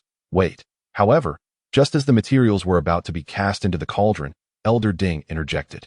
This place is unusual. The red lotus rock was drawn here by the spiritual energy I unleashed. Moreover, I have sensed lurking beasts in the vicinity. I fear the commotion from your alchemy may provoke unforeseen events. Hearing this, Chu Yun quickly halted his actions. At that moment, his cultivation was merely at the 7th or 8th layer of foundation establishment, and with the ice sword destroyed, attracting other beasts would indeed spell trouble. Unable to refine any medicine was truly vexing. Chu Yun sighed, realizing he would have to wait until after this trial to devise a plan. The enhanced Yuan pill, 9 patterns, in the blink of an eye. Chu Yun recognized the scent as belonging to a particular elixir. Just as he finished speaking, the door to the stone chamber, where Renming was located, swung open, and she emerged holding a jade vial. Upon seeing Chu Yun, she tossed the jade vial into his hands. Chu Yun didn't even need to open it to know that it contained the 9 patterns enhanced Yuan pill he had just detected. This is the first batch of pills I refined using the Divine Wood King Cauldron, a token of gratitude for saving my life. When Renming nodded toward Chu Yun, Divine Wood King Cauldron? Chu Yun murmured to himself. Although the Divine Wood King Cauldron was not as extraordinary as the Four Directions Cauldron, refining such low-grade pills to perfection was a trivial matter. Moreover, the Divine Wood King Cauldron could gather abundant life energy, making it particularly adept at concocting elixirs like the Enhanced Yuan Pill, which bolstered spiritual energy. Elder Ding's voice resonated from within Chu Yun's body. What a pity that you have given away the Divine Wood King Cauldron. The second layer of the Four Directions Cauldron's seal requires not only a vast amount of spiritual energy, but also a considerable amount of vitality. The Divine Wood King Cauldron was the most suitable offering. What a shame, what a shame. The thought of Chu Yun parting with the Divine Wood King Cauldron made Elder Ding sigh in regret. Yet, Chu Yun merely smiled, although he had gained this cauldron. He was not at ease to be by the way. At that moment, when Ren Ming waved her hand, and a jade slip appeared in her palm. This place is a cave left behind by a formidable ancestor of our medicine sect from hundreds of years ago during his alchemical pursuits. I discovered some techniques and spells within this cave. You previously used the cloud-piercing palm. This is perfectly suited for you. Take a couple of days to comprehend it, and once you are familiar, I will provide you with more. With that, she tossed the jade slip toward Chu Yun.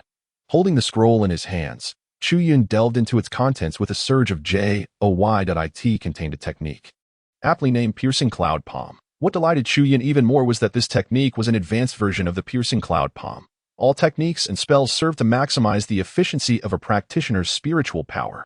This advanced iteration of the Piercing Cloud Palm, when cultivated to perfection, could unleash the strength of a practitioner at the core formation stage when pushed to its limits. This not only resonated with his current practice of the Piercing Cloud Palm, but also harmonized splendidly with his impeccable foundational cultivation method. Sister Wenrin, you have been exceedingly kind to him. Just as Chu Yun was taken aback, Tu Hua, standing nearby, voiced her discontent. She leaped to Wenrin Meng's side, clinging to her arm, that this alchemist saved your life. I too have exerted considerable effort. You ought to reward me with something. Without uttering a word, Wenrin Meng presented a vial of elixirs to Tu Hua, effectively silencing her. Upon the uncapping of the vial, the aroma wafting forth indicated that it contained a yuan-enhancing pill, albeit only of 5 patterns, vastly inferior to the one in Chu Yun's possession. Chapter 29, An Unconventional Path to Strength in the Blink of an Eye. 3 days had elapsed. Throughout this time, Wenrin Meng had continuously supplied Chu Yun with elixirs. In fact, by the second and third days, she had bestowed upon him yuan-enhancing pills of 9 patterns. This accelerated the recovery of Chu Yun's strength remarkably. In just these 3 days, his foundational bases had restored to over 250. Alas, although the Divine Wood King Cauldron was a miraculous artifact, it could only elevate the grade of such low-tier elixirs. Its efficacy diminished in the crafting of higher-tier pills. On the final day, as Wenrin Meng handed another yuan-enhancing pill to Chu Yun, she let out a helpless sigh. Chu Yun, however, seemed to discern a deeper meaning within her words. Yet, one aspect left Chu Yun somewhat astonished. The yuan-enhancing pill is the advanced version of the qi-enhancing pill, and having consumed these yuan-enhancing pills as if they were mere confections over the past 3 days, he should have ideally restored his foundational bases to 300. Instead, he found himself only at over 250, stirring a sense of concern within him. In his past life, he had encountered a medical term known as drug resistance, which referred to the diminishing efficacy of a medication when taken over an extended period. To his surprise, such an issue seemed to exist even in this enigmatic realm of cultivation. Aside from drug resistance, Chu Yun could conjure no other explanation. If this were indeed the case, would his aspiration to rely on elixirs for enhancing his cultivation be futile? A wave of unease washed over him. Yet he could not unravel this conundrum for now, resigning himself to the uncertainty. Moreover, with the foundation of the Piercing Cloud Palm, he had fully grasped the advanced version that Wenrin Meng had taught him. Regrettably, due to his current realm, he could not cultivate it to its utmost potential. To unleash the full might of the Piercing Cloud Palm, Chu Yun calculated that he would need at least 300 foundational bases. Following this, Wenrin Meng ceased to impart any further techniques to Chu Yun, leaving him puzzled as to why. Aside from Chu Yun, Tu Hua also received Wenrin Meng's care, experiencing a notable enhancement in her strength. The foundational stages are divided into 9 levels, while the core formation stage is similarly stratified. Initially, Tu Hua had only achieved the 3rd level of core formation, but under Wenrin Meng's nurturing with elixirs, she had astonishingly surged to the 6th level. The rapidity of her advancement was nothing short of astonishing. At dawn tomorrow, we shall embark on our journey. Our next destination may prove to be even more perilous, so please exercise caution. As night fell, One Renming greeted Chu Yun and Tu Ren before settling down cross-legged to commence her cultivation. Chu Yun and Tu Ren nodded in unison and began their own practices. It was evident that Wen Renming had entered this trial with a specific purpose, as her map clearly indicated. Having already acquired the divine artifact, the divine with King's Cauldron, one cannot help but wonder what else Wen Renming seeks. Before long, the second day's morning arrived, and Wen Renming roused Chu Yun and Tu Ren, seizing the opportunity presented by the newly risen sun to exit the cave. Suddenly, a thunderous roar erupted from outside the cave. To their astonishment, a second-tier spirit beast, the cloud-soaring ape, awaited them. As the trio emerged, the ape let out a deafening roar and lunged towards them. The cloud-soaring ape earned its name due to its remarkable speed. Moving as if an immortal were riding upon clouds, astonishingly swift, in the blink of an eye, the ape was upon them. This cave, located in a remote area, rarely encountered spirit beasts. Furthermore, Wen Renming had been coming and going daily without having seen any demonic creatures. Thus she had long since lowered her guard. The sudden appearance of the beast caught them all off guard, including Tu Ren, who had not anticipated the presence of a lurking monster, unbeknownst to them. Chu Yun stood directly beside the oncoming cloud-soaring ape. As the beast leapt towards him, it let out a ferocious cry, raising its muscular forelimb to strike down upon Chu Yun at that moment. Chu Yun finally reacted instinctively, channeling his spiritual energy to brace for the impact. Boom! The powerful strike landed upon him, the terrifying force of the second-tier spirit beast crashing down. The cloud-soaring ape possessed the strength comparable to a core formation cultivator. And like Guo Huan, it relied solely on its physical prowess. The force left Chu Yun dazed. Had it not been for the instinctive formation of a protective barrier of spiritual energy, his skull would have surely been shattered. How could this be? As the protective spiritual energy was shattered, the 250 foundational platforms within Chu Yun trembled. In the blink of an eye, surges of potent spiritual energy erupted from his foundational platforms. Chu Yun was struck with astonishment. The cloud-soaring ape was, after all, a second-tier spirit beast.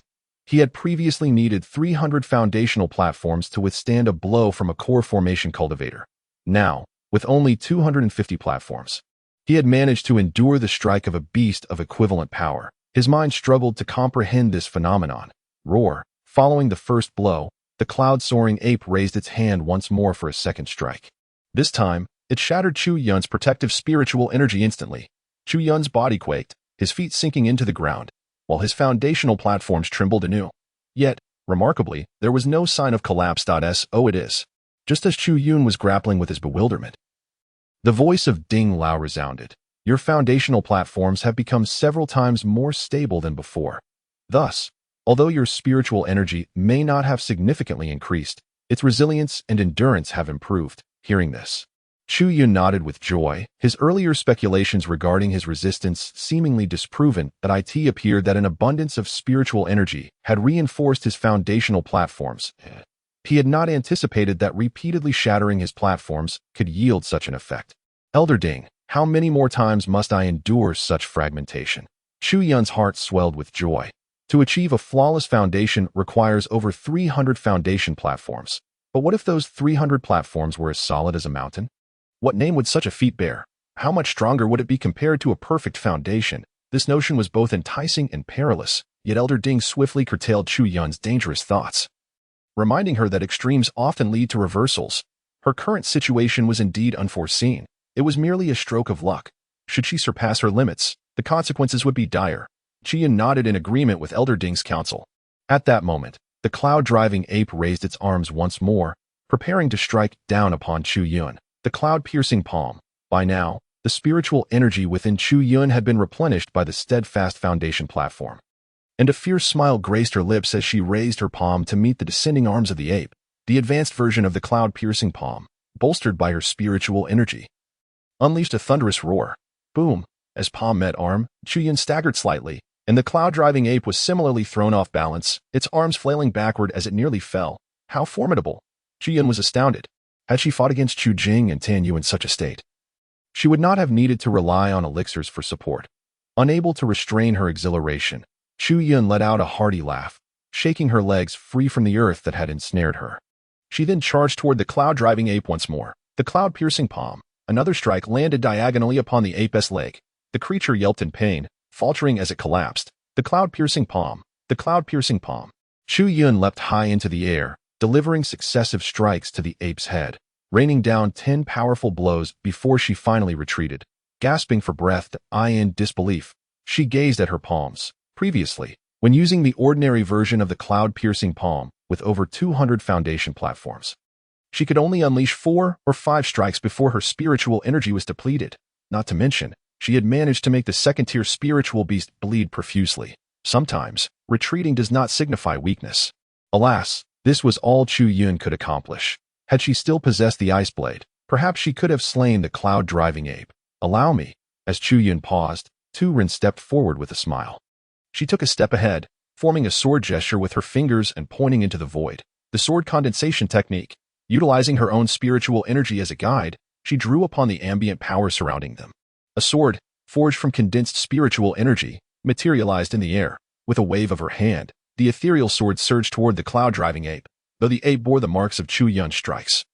It had not sustained grievous injuries. Its tough hide rendered it nearly impervious amongst second-tier spiritual beasts. Although it could not discern the nature of the incoming attack, its instincts warned it of imminent danger. Thus, it rolled away, leaping off the ground and fleeing. Whoosh! When Ren's voice echoed, the cloud-driving ape is usually docile, never attacking humans or other spiritual beasts. Why is it so agitated now? This cloud-driving ape possesses a beast core. Just as when Ren Ming's words fell, Tu Ren's voice rang out. This revelation caused both Chu Yun and Wen Ren Ming to extend their necks in curiosity, starting from the second tier. Spiritual beasts have the potential to condense a beast core, though not all second-tier beasts possess this ability. The 2 crimson cloud pythons that were slain did not possess beast cores. The beast core is the essence of a demonic beast's power, which cultivators can refine using their techniques to enhance their cultivation level. For alchemists, beast cores serve as exceptional materials for pill concoction. Many rare herbs can be substituted with certain beast cores. Moreover, to a certain extent, beast cores can also elevate the quality of the elixirs produced. Such a precious item, given your current cultivation level. Even merely absorbing this beast core would suffice to elevate you to 300 foundational platforms.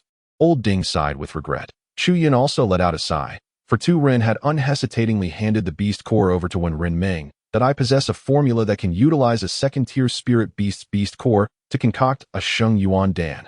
Wen Ren Ming took the pill and turned to look at Chu Yun. This journey is fraught with peril. Once I reach the next cave, I shall prepare a Sheng Yuan Dan for you. With the assistance of the Divine Wood King Cauldron, I am confident I can refine a 5-pattern Sheng Hua Dan when the time comes. Consuming it will aid me greatly. The Sheng Yuan Dan. Tu Ren exclaimed in astonishment. Chu Yun was equally taken aback, knowing that when Ren Ming was familiar with the formula, he himself was also aware of it. The Sheng Yuan Dan is indeed a treasure for cultivators in the foundational stage. It is sought after at great prices by those striving to break through to the core formation stage, as it provides immense spiritual power necessary for a successful advancement. Chu Yun was truly overwhelmed. Staring at Wen Ren Ming for an extended moment without comprehension, I only hope you remember my kindness and lend me your strength when I am in need. Wen Ren Ming glanced at Chu Yun and then turned to leave. This is splendid. If junior brother Chu Yun's cultivation increases significantly, coupled with my current strength, even if Guo Huan possesses extraordinary luck and survives, we shall undoubtedly have no fear when we encounter him again. Tu Ren hurriedly followed, speaking confidently. Chapter 30. The Crimson Fruit. Within the boundless mountains, a certain area appeared to have been ravaged by a natural disaster, with vast expanses of trees reduced to ashes. The ground lay charred, with flickers of embers struggling to survive, emitting a crackling sound. That moment, a furious roar erupted, seemingly venting boundless rage. Amidst the charred remains, a pile of rubble shifted, and a bloodied hand emerged from the debris. Shortly thereafter, a blood-soaked figure crawled out from within. Wen Ren Ming. You, too. This individual was none other than Guo Huan. After emerging from the rubble, he knelt on the ground, casting a glance to the side, where he beheld the lifeless body of the Crimson Lotus Rock. You have reduced me to this state. I will not spare you. He was clad in a tattered suit of armor, his heavenly crystal armor now utterly shattered. And that damned apothecary, daring to deceive me. Guo Huan rose, approached the corpse of the Crimson Lotus Rock, and began to dig for its beast core, while murmuring to himself, "3 rebirth pills have forcibly elevated my strength to the late stage of the nascent soul, just to slay this monstrous bird." Although this statement sounded impressive, only Guo Huan understood the true agony behind it. The potency of the elixir, if excessively formidable, may lead to a myriad of complications. In his case, the aftermath of the elixir's effects revealed a minute fissure within the golden core of his body. How crucial is the golden core for a cultivator in the core formation stage? To mend this slight crack would be akin to ascending to the heavens, and until it is repaired, his cultivation will stagnate. If I were to spare you, I would cease to be human in this lifetime. Just as he had unearthed the beast core of the crimson lotus rock, a thunderous roar erupted. Following that, a cacophony of beastly howls ensued. Soon, the earth trembled incessantly. Guahuan lifted his gaze, only to behold a massive throng of demonic beasts charging towards him with wild abandon. A beast tide? Guahuan was taken aback. He had heard tales of the sealed demonic entities in the back mountains of the medicine sect, which would occasionally loosen their bindings every few years. At such times, the beasts would emerge from their lairs, inundating everything in the vicinity of the medicine sect like a relentless tide. Damn, is fate truly conspiring against me? Guahuan gritted his teeth and muttered. With a swift motion of his hand, a jade vial materialized in his grasp. His thumb pressed against the vial's cap, his eyes fixated unwaveringly on the frenzied beasts. The moment he sensed their stillness, he would unseal the vial. Within that vial lay the last remaining Qianquan rebirth pill. This pill would propel him back to the nascent soul stage. Yet, after the elixir's effects subsided, whether his golden core could withstand the strain remained uncertain. However, as the beasts drew close enough for him to discern their forms, they paid him no heed, barreling past him without so much as a glance. After what felt like an eternity, Guahuan suddenly sprang from the ground. Sitting cross-legged, he opened his mouth and swallowed the beast core of the crimson lotus rock. Spiritual energy erupted violently, and his veins bulged grotesquely across the surface of his body, resembling writhing earthworms, rendering him a fearsome sight. Indeed, if it were not for the overwhelming strength of the crimson lotus rock, I would not have been able to refine the beast transformation technique to its second tier within my dragon elephant divine skill. Gradually, coarse black fur began to sprout from his body, and the corners of his mouth curled upward in a sinister grin. After dealing with the cloud-driving monkey, Chu Yun, Wen Ren Meng, and Tu Ren made their way westward. Traversing the forest with utmost swiftness, they ran relentlessly for an entire day, halting only at sunset. How peculiar! Once Tu Ren's fury had subsided, he turned to Wen Ren Meng. Logically, this area should harbor some second-tier corporeal spirit beasts. Yet not a single one has been sighted. As he spoke, Tu Ren glanced around, noting the eerie silence, devoid of even the faintest sound of beasts. When Ren Meng shook her head, she had already taken note of this anomaly. In fact, the map had long indicated that the area they traversed should contain the territory of a third-tier ghost beast, yet they encountered nothing. Chu Yun, however, was unfazed. Given his current strength, he preferred to avoid any encounters with demonic beasts. Thus, he paid no mind to the discussion between Wen Ren Meng and Tu Ren regarding their route for the following day, instead settling into a meditative posture to commence his cultivation. Someone, just as Chu Yun closed his eyes, the voice of Ding Lao echoed forth. Who? Meanwhile, the figure known as Tu Ren unleashed a thunderous shout, his hands forming a sword-like gesture, pointing skyward from the void. A sword imbued with spiritual energy materialized, swiftly piercing towards the direction of Chu Yun. In the blink of an eye, that ethereal blade vanished into the air. A soft sigh escaped, accompanied by a ripple of energy. From the point where the sword had vanished, a silhouette tumbled forth. It was a woman, with bright eyes and pearly teeth. Though not possessing a beauty that could topple cities, she was nonetheless strikingly attractive. However, at that moment, she appeared quite disheveled, her hair flowing untamed behind her, her garments in a state of disarray, and her face covered in dust. Yang Bai, Tu Ren, initially poised to strike again, withdrew upon seeing the newcomer, exclaiming, "How can it be you? Weren't you with senior brother Wu Chun?" Yang Bai hesitated, her voice trembling. "Senior brother Wu Dahi." She paused, abruptly succumbing to tears. "He is dead." "What?" Tu Ren gasped, and even the typically reticent Wen Ren Meng could not suppress her shock. "Senior sister, who is this Wu Chun?" Curiosity piqued within Chu Yun. This Wu Chun had evidently moved even the cold-hearted Wen Ren Meng, who had witnessed a millennium of ice. What manner of person was he? The foremost alchemist among the white robes, as well as the paramount figure among the inner disciples of the white robes alchemists, that a formidable cultivator at the 9th level of the foundation establishment stage. On the brink of entering the nascent soul phase, with unparalleled alchemical skills, truly a paragon among the white robes. Tu Ren shook his head, a bitter expression etched upon his face. How did senior brother Wu Qin meet his demise? It appeared that Wu Qin indeed possessed extraordinary qualities. Tu Ren held him in high regard, and even when Ren Ming addressed him as senior brother, this title was imbued with respect, distinguishing it from the perfunctory manner in which he referred to Chu Jing and Tan Yu.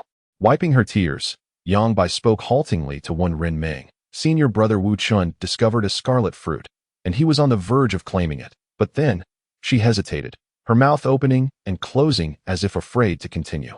Speak, when Ren Ming urged, her brow furrowed. Whatever it may be, I will take responsibility. Just as senior brother Wu Chun was about to seize the fruit, he fell victim to a scheme orchestrated by senior brother Sun Lang, leading to an onslaught from a horde of beasts. In a bid to protect us during our escape, he was slain by the beasts. Yang Bai clenched her teeth, ultimately resolved to divulge the truth. Sun Lang, Tu Ren, and when Ren Ming gasped in unison. Who is this Sun Lang? Jian inquired further. The second brother among the white robe alchemists, also a formidable cultivator at the 9th level of Foundation establishment. Tu Ren provided a brief explanation, then turned incredulously to Yang Bai. How could this be? Senior brother Sun Lang was always close with senior brother Wu Chun. How could he possibly scheme against him? Seemingly still engulfed in sorrow, Yang Bai's tears flowed freely once more. After a prolonged silence, she finally spoke. The scarlet fruit was discovered jointly by senior brother Wu Qin and senior brother Sun Lang. They had originally agreed that whoever laid claim to it first would keep it. However, in the end, senior brother Sun Lang declared that he would not have it, and neither would senior brother Wu Chun. Thus, he summoned a throng of demonic beasts. Human hearts are inscrutable. I never anticipated that senior brother Sun Lang could be such a person. With a sharp crack, Tu Ren clenched his fist tightly. However, when Ren Ming paused for a moment before inquiring of Yang Bai, is the crimson fruit still here? Indeed. Yang Bai nodded vigorously, then gestured towards the west, indicating that it lay approximately 100 miles from this location. Upon hearing this, both Tu Ren and one Ren Ming furrowed their brows once more, while Chu Yun also subtly knitted his eyebrows. It appeared he recalled that the destination one Ren Ming intended to reach was similarly situated 100 miles to the west. Let us hasten there. Will you accompany us? One Ren Ming pondered for a while before ultimately deciding to set off immediately. The place I am heading to is fraught with peril. You should remain here and await my return. Under different circumstances, Chu Yun would have wholeheartedly agreed. He had long sought an excuse to act independently. However, at this moment, he shook his head, stating, I will go with you. To some extent, I can still be of assistance. Thank you. One Ren Ming paused momentarily before responding to Chu Yun. This elicited a wide-eyed astonishment from Yang Bai, who gazed at Chu Yun with confusion. A mere apothecary. How could an apothecary receive such courtesy from one Ren Ming? It is well known that within the apothecary sect, apart from the sect leader and the black-robed alchemists, one Ren Ming maintained an icy demeanor towards everyone else, as unyielding as a millennium-old glacier. What merits could this apothecary possess? Furthermore, he was merely at the foundational stage. Could it be that he harbors a secret? Yang Bai pondered this, while the group ahead remained oblivious to the fleeting chill that crossed her face. This time, you must heed my words. The girl seemed taken aback upon hearing of the crimson fruit, indicating that it was not something she deemed essential. Since it was not vital, it surely held little significance for her. You must find a way to obtain it for me. Chu Yun trailed behind one Ren Ming, bemused by the incessant murmurs of the elder apothecary. Indeed, this was his true motivation for following one Ren Ming. Chapter 31. Deception. The four of them hastened towards the location of the crimson fruit, as indicated on Wen Ren Ming's map. After traversing several dozen miles, Wen Ren Ming suddenly quickened her pace, exclaiming, there truly is a crimson fruit. We must move swiftly. If the fruit remains unpicked, perhaps Brother Wu Qin is still alive. Following her closely, Chu Yun furrowed his brow slightly, for he too sensed a peculiar force, one that was both fervent and tumultuous. This must be the aura emitted by the crimson fruit. He glanced at Tu Ren and the trailing Yang Bai, only to find no change in their expressions, suggesting that they were oblivious to this sensation. Silence enveloped them until, after the passage of a stick of incense, when Ren Ming came to a halt. Before them loomed a low hill, beneath which lay a stone door. It was evident that this stone door had been fashioned by predecessors as an entrance to a cavern. Surrounding the stone door were countless lifeless corpses of second-tier spirit beasts, piled high as a small hill. Brother Wu Qin, upon witnessing this scene, Yang Bai, who had fallen behind, felt her eyes redden with tears as she rushed towards the corpses of the spirit beasts. She began to push aside the bodies, seemingly in search of the remains of Wuchen, buried beneath the carcasses. Strange. Tu Ren also stepped forward to assist, while Wen Renming inhaled deeply, frowning as she whispered softly. Chu Yun furrowed his brows, softly murmuring a phrase. He could detect an unusual fragrance wafting from within the cave, mingled with a hint of gentleness amidst the earlier tumultuous fervor. This aroma emanated from the Zhuguo. This indicated that the Zhuguo still remained. Spiritual beasts, possessing their own essence, are particularly fond of such divine objects. It was indeed peculiar that, after a fierce battle, the Zhuguo had not been taken. Senior brother, suddenly, a resounding voice pierced the air. Chu Yun looked down to see Yang Bai cradling a male corpse in her arms. The man, possessing the elegance of jade, had striking features, and his sharp brows accentuated his extraordinary demeanor. Surely, he was the master Wuchen spoken of by the Tu Ren. Wuchen was devoid of breath, his eyes tightly shut, yet a slight smile played upon his lips, as if his death were of little consequence to him. His right hand still grasped a sword, though only the hilt remained, shattered and broken. After a moment, when Renming issued a command as per usual, Tu Ren, Yang Bai, we shall enter the cave to retrieve the Zhuguo. As these words left his lips, an aura of formidable power emanated from Wen Renming. Observing this, Tu Ren formed a sword seal with his hands, channeling spiritual energy into a sword. Given that spiritual beasts often sought treasures, it was inevitable that other spiritual beasts might also dwell within this cave. I shall refrain from entering. Yang Bai wiped her eyes. I was supposed to be senior brother Wuchen as protector. The task of cremating him should fall to me. Tears cascaded down her cheeks, resembling a string of broken pearls, as she gazed sorrowfully at Wuchen. Wen Renming regarded her for a moment before finally nodding. Very well, Chu Yun, you shall accompany us. Chu Yun squinted slightly, casting several glances at Yang Bai before ultimately nodding in agreement. He activated over 250 Foundation establishment platforms, channeling spiritual energy. Ever ready to strike, he clearly observed the flicker of Yang Bai's gaze, especially when she looked at Wen Renming, unable to meet his eyes. Regrettably, Chu Yun had no further clues and could only relent. Moreover, he did not believe Yang Bai could act alone. Subsequently, when Renming pushed open the cave's grand door, and the three of them stepped inside together as they entered the cave, they all instinctively raised their hands to shield their eyes from a sudden wave of heat that surged towards them. Fortunately, this heat bore no other force. After a considerable time, the warmth dissipated. Chu Yun surveyed the cave. It was modest in size, divided into two chambers, resembling the cave they had previously occupied. Thus, the scene within was laid bare before them. And there were, of course, no demonic beasts to be found. A dull thud echoed as when Renming opened the door to the other stone chamber. Instantly, a flash of red light appeared, yet it revealed only illumination, devoid of flames. Concurrently, Chu Yun felt the spiritual energy within him accelerate several-fold, with the external spiritual energy autonomously invading his body. In that fleeting moment, Chu Yun sensed a slight enhancement in his strength. However, this sensation was ephemeral, and the next instant, the fiery glow vanished, and the peculiarity dissipated. Chu Yun exchanged glances with Tu Ren and quickly moved behind Wen Renming, peering into the stone chamber. They beheld a small red fruit lying in the center. The fruit resembled an apple, yet it possessed a certain translucence, appearing overall as if it were an apple crafted from crimson crystal. Truly a vermilion fruit, and so grand in size. Even Wen Renming, who typically remained indifferent to emotions and colors, was taken aback. Likewise, Ding Lao expressed his approval, exclaiming, "Indeed, this vermilion fruit is exceptional." The young man vowed to acquire this fruit at all costs. Simultaneously, he once again cautioned Chu Yun. Boom! However, before the crowd could revel in their excitement for long, a deep, resonant sound echoed through the air. The stone door of the cave had been shut. Suddenly, in that instant, Chu Yun also heard a voice from outside the cave, issuing a soft command. With no time for contemplation, he dashed towards the stone door. Cloud-piercing palm. He activated it to the utmost limit, raising his palm to strike the stone door. This cave, ancient and weathered, bore no remaining prohibitions. Thus, the stone door was merely an ordinary barrier. With a single strike, the door shattered with a thunderous crash, disintegrating into countless fragments. Yet after the door's destruction, Chu Yun beheld a luminous circle enveloping the area beyond the threshold. Within this circle, Lightning surged and sword lights flickered. Upon stepping outside and looking upwards, he perceived that this circle seemed to shroud the entire cave within its grasp. A formation, the voice of Turin echoed from behind Chu Yun.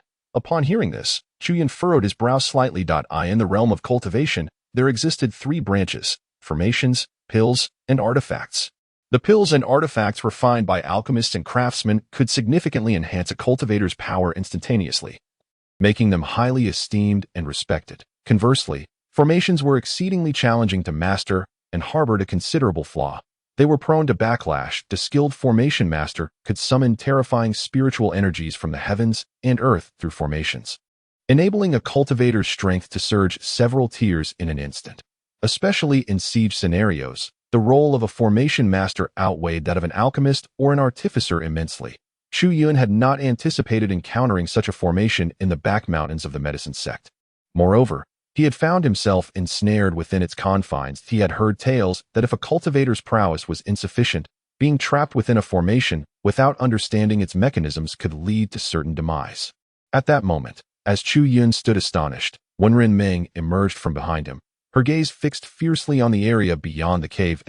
She directed her attention outward. Chu Yun observed 2 figures outside the formation.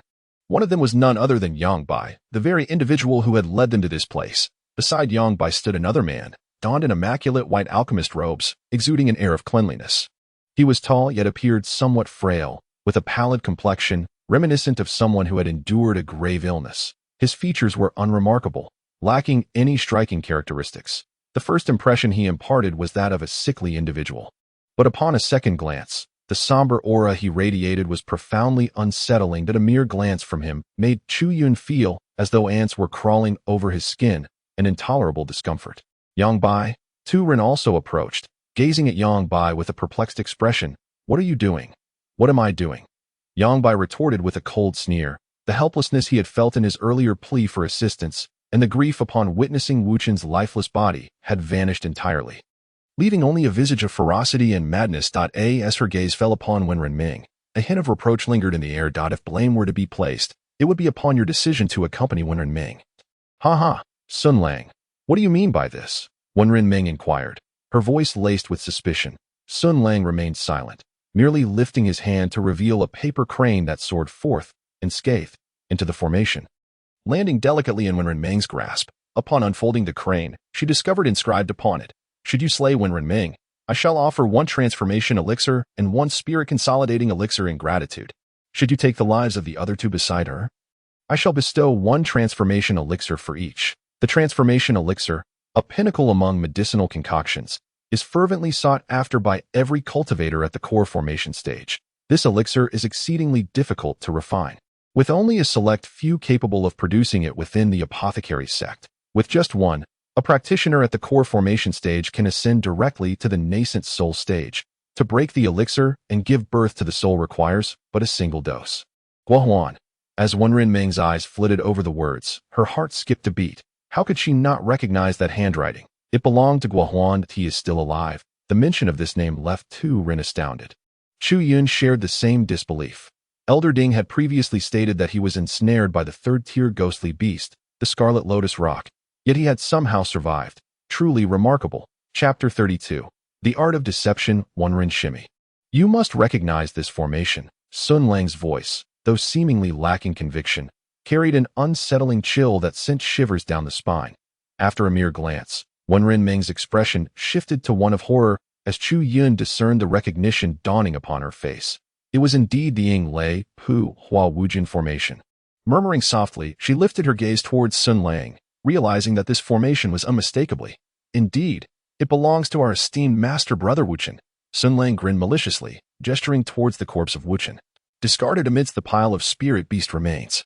Our brother was truly astute, having anticipated the arrival of ferocious beasts intent on seizing the Zhu fruit, and had already set this sword formation in place. This formation has effectively ensnared over 100 second-tier spirit beasts.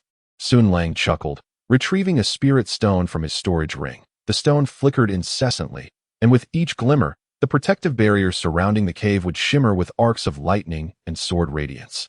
It was evident that the spirit stone was the key to controlling this grand formation. This formation could operate at full capacity for another 2 hours. Sun Lang laughed heartily, flicking the spirit stone playfully. We exerted immense effort to eliminate all the spirit beasts, and just as we were on the verge of obtaining the Zhu fruit, we received a notification from young Master Gua, a delightful turn of events. If we could lure you here, annihilating you with this formation would be a mere trifle. Yet this fellow, Yang Bai pointed at the deceased Wuchen, who had thwarted our plans and threatened us, declaring that if we dared proceed, he would dismantle the formation and destroy the Zhu fruit. How infuriating! Yang Bai's countenance contorted, revealing the tension of a prior fierce dispute. Alas, this fellow spoke of brotherhood even in death. What a farce! What a tragedy! Sun Lang laughed boisterously, his demeanor shifting to one of icy resolve. Wenrin Shiji, you must be aware of the terrors inherent in our master brother's formation, if you wish to avoid suffering. Bestow upon yourself a self-imposed cultivation forfeiture, and obediently heed my words. Cursed be it. Wenrin Ming and Tu Ren were both gently trembling, their breaths rising rapidly. Ultimately, the two of them shouted in unison, charging towards the radiant shield. Senior Sister Wenrin, Senior Sister Tu. Yet at that moment, Chu Yun halted their advance, restraining them. Wenrin Ming and Tu Ren turned their heads simultaneously, only to find Chu Yun with his eyes closed. The gate of life lay ahead, the gate of death to the side, the door of escape behind, and the gate of scene below. Chu Yun heard the voice of Ding Lao resonating in his mind. I understand. However, before Ding Lao could finish speaking, Chu Yun merely smiled faintly. I have already deduced it. There are 5 focal points, corresponding to the elements of wood, fire, earth, metal, and water, arranged in the positions of the 5-pointed star. Chu Yun gradually shifted 2 small steps to the side. A distance of an inch? No, he still could not locate the first focal point. I didn't expect you to understand formations. Ding Lao's incredulous voice emerged. Chu Yun smiled lightly, for in this world, no one knew that prior to his crossing over, he had been a graduate student specializing in the archaeology of ancient civilizations. Wenrin Ming and Tu Ren gazed at Chu Yun's movements with confusion. Utterly unaware of his intentions, nevertheless, the two of them followed his instructions. Sin Lang, you are overestimating your own cunning.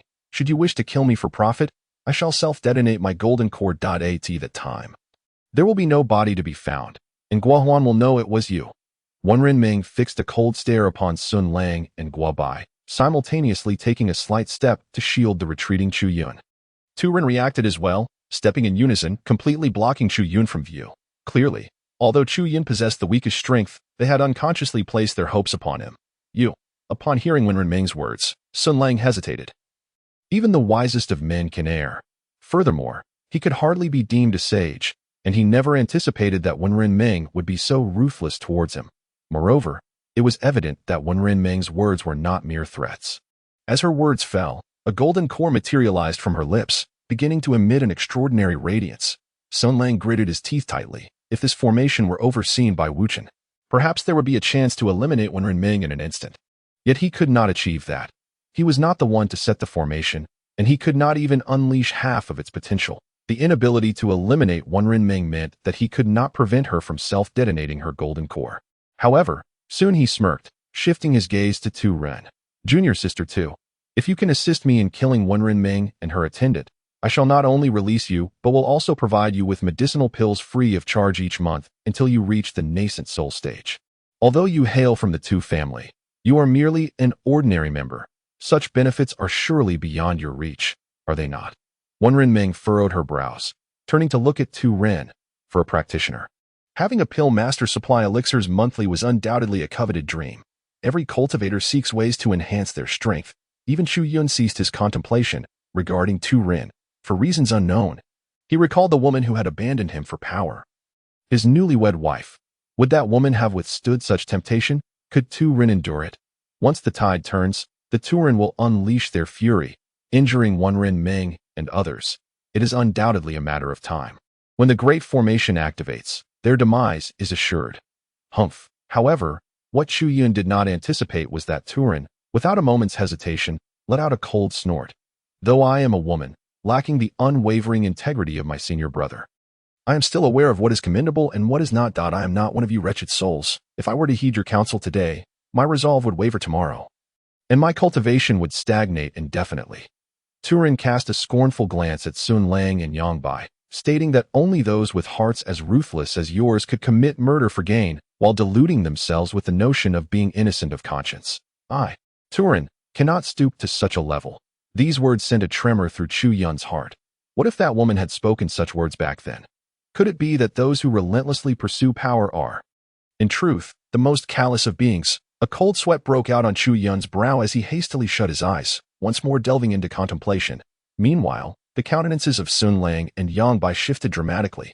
They had not anticipated that Turin could be so obstinate. Sun Lang glared at Yang Bai and Wenren Meng, his expression shifting through various shades. Suddenly, a wild look crossed his face as he declared, "I refuse to believe that you can truly be so merciless to yourselves." With that, he struck the spirit stone in his hand.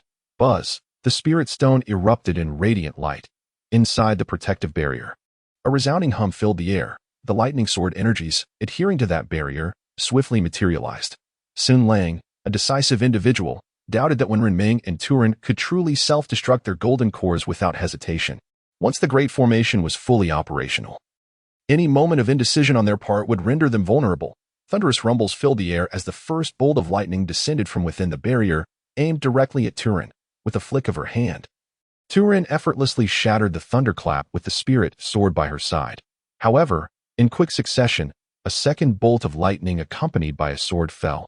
Turin commanded her sword to extinguish it entirely. Yet, more bolts of lightning and swords followed in relentless succession. Wenren Meng found herself compelled to take action. If the formation remained unbroken and the celestial energies continued to flow, they would face an unending barrage of assaults. Even though each bolt of lightning and sword strike bore only foundational power, when faced with an overwhelming onslaught, both Turin and Wenren Meng found themselves beleaguered. They exchanged glances, only to see Chu Yun still with his eyes tightly closed, utterly oblivious to the tempest of lightning and sword light. Gritting their teeth, the two shielded Chu Yun from the impending chaos. 1 breath, 2 breaths, until half a stick of incense had passed. Chu Yun remained motionless. Aha! I knew you lacked the courage to self-destruct your golden cores. Who among us does not wish to live?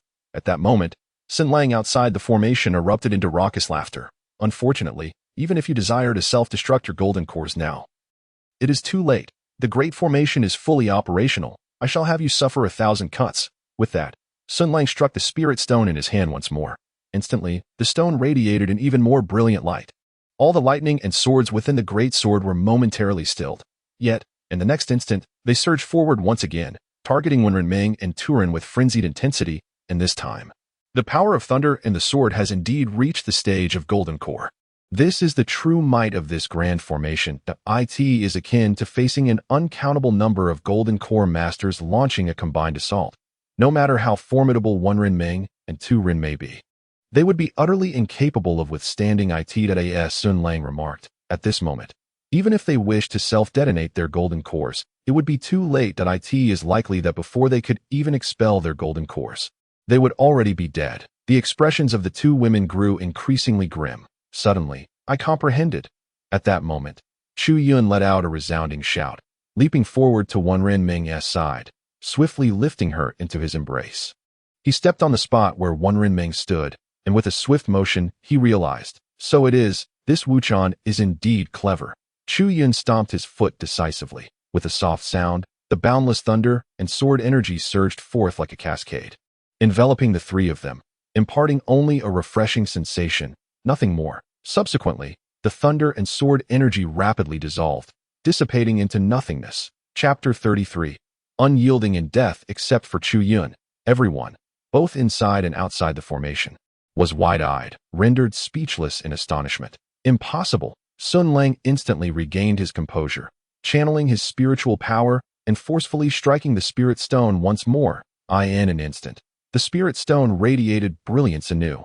Within the grand formation, a resonant hum echoed. The thunder and sword energy reappeared above the protective barrier, prompting Sun Lang to let out a sigh of relief and smile once more. However, upon glancing upwards into the formation, his smile froze. He saw that person in the garb of a medicinal apprentice, holding Wenren Meng, take 2 steps forward and stomp his right foot onto the ground. Another sound of splashing water echoed, as countless bolts of thunder and sword energy seemed to dissolve like water, all dispersing. How could this be? Sun Lang could not believe it, striking the spirit stone several times in succession. The brilliance of the spirit stone flickered again and again, the hum resounding incessantly. Yet, each time, Chu Yun advanced a few steps and stomped his foot, causing the thunder and sword energy within the formation to shatter without even a whisper of sound. No, no! Sun Lang's disbelief transformed into profound astonishment. I eyed him. Beside him, Yang Bai was equally dumbfounded. She had previously noticed the unusual nature of one Ren Ming and two Ren towards this medicinal apprentice. However, she had merely attributed it to the apprentice's seemingly low cultivation level of foundation establishment, dismissing him as inconsequential. She never imagined that this very apprentice, whom she had looked down upon, would thwart their grand ambitions. Yang Bai clenched her fists in frustration, her heart filled with immense regret. Throughout the journey, she had lingered behind the others, having countless opportunities to eliminate this medicinal apprentice. She was filled with hatred. Watching the self-assured apprentice with gritted teeth, "Senior sister Wenren, senior sister too, I shall break the formation now. Be prepared." Chu Yun raised his gaze towards Sun Lang, who held the spirit stone, his eyes wide with shock, and scoffed disdainfully. The formation was a form of esoteric knowledge in Chu Yun's past life, one that could not be validated. Upon traversing to this world, everything deemed impossible in his previous life had transformed into reality. This formation was the first he had encountered, yet it felt most familiar to him. This immersion invigorated him entirely. The ancients truly do not deceive me. With a smile, Chu Yun stepped forward once more. As he set foot upon the ground, a surge of ethereal energy flowed towards his feet. When his foot made contact, this spiritual force permeated into the earth, delving deep into the core of the grand formation. Instantly, the light shield quivered, its radiance flickering, as if it might dissipate at any moment. Impossible, utterly inconceivable. How could the formation shatter so easily? Sun Lang still refused to believe his own eyes, frantically shouting while pounding the spirit stone in his grasp. The spiritual energy surged wildly, as though yearning for a miracle to manifest. Yet, the very essence of a miracle lies in its elusive nature, for it seldom graces the presence of onlookers. With a resounding thud, Sun Lang's palm came down, shattering the spirit stone into pieces. Simultaneously, the light shield above the cave flickered and vanished without a trace. Whoosh! When Ren Ming, Tu Ren, and Chu Yun had long been poised for action. At the moment the light shattered, the three of them dashed out with utmost speed. "Hand over Yang Bai to me," Chu Yun bellowed, charging straight at Yang Bai as the spirit stone in Sun Lang's hand disintegrated. Yang Bai had already turned to flee. However, she did not anticipate that the foundation-building alchemist would brazenly rush towards her. No matter. There was no escape. I shall seize you as a hostage. Realizing the significance of Chu Yun to Ren Ming and Tu Ren, Yang Bai felt a glimmer of hope. Moreover, Jian's ability to break formations did not necessarily imply superiority over her. After all, the disparity between their realms was undeniable. The chasm between foundation building and golden core stages was insurmountable. Yang Bai let out a cold laugh, resolutely turning to charge at Chu Yun. Cloud-seeking palm. Chu Yun extended his palm straightforwardly, devoid of any embellishments, to strike at the approaching Yang Bai, though his palm brimmed with spiritual energy. To Yang Bai, it appeared utterly laughable. In a contest of foundation building against golden core, perhaps some maneuvering might suffice, but to deliver such an unrefined blow was tantamount to courting death. Foundation building and golden core differed vastly in the refinement and depth of spiritual energy.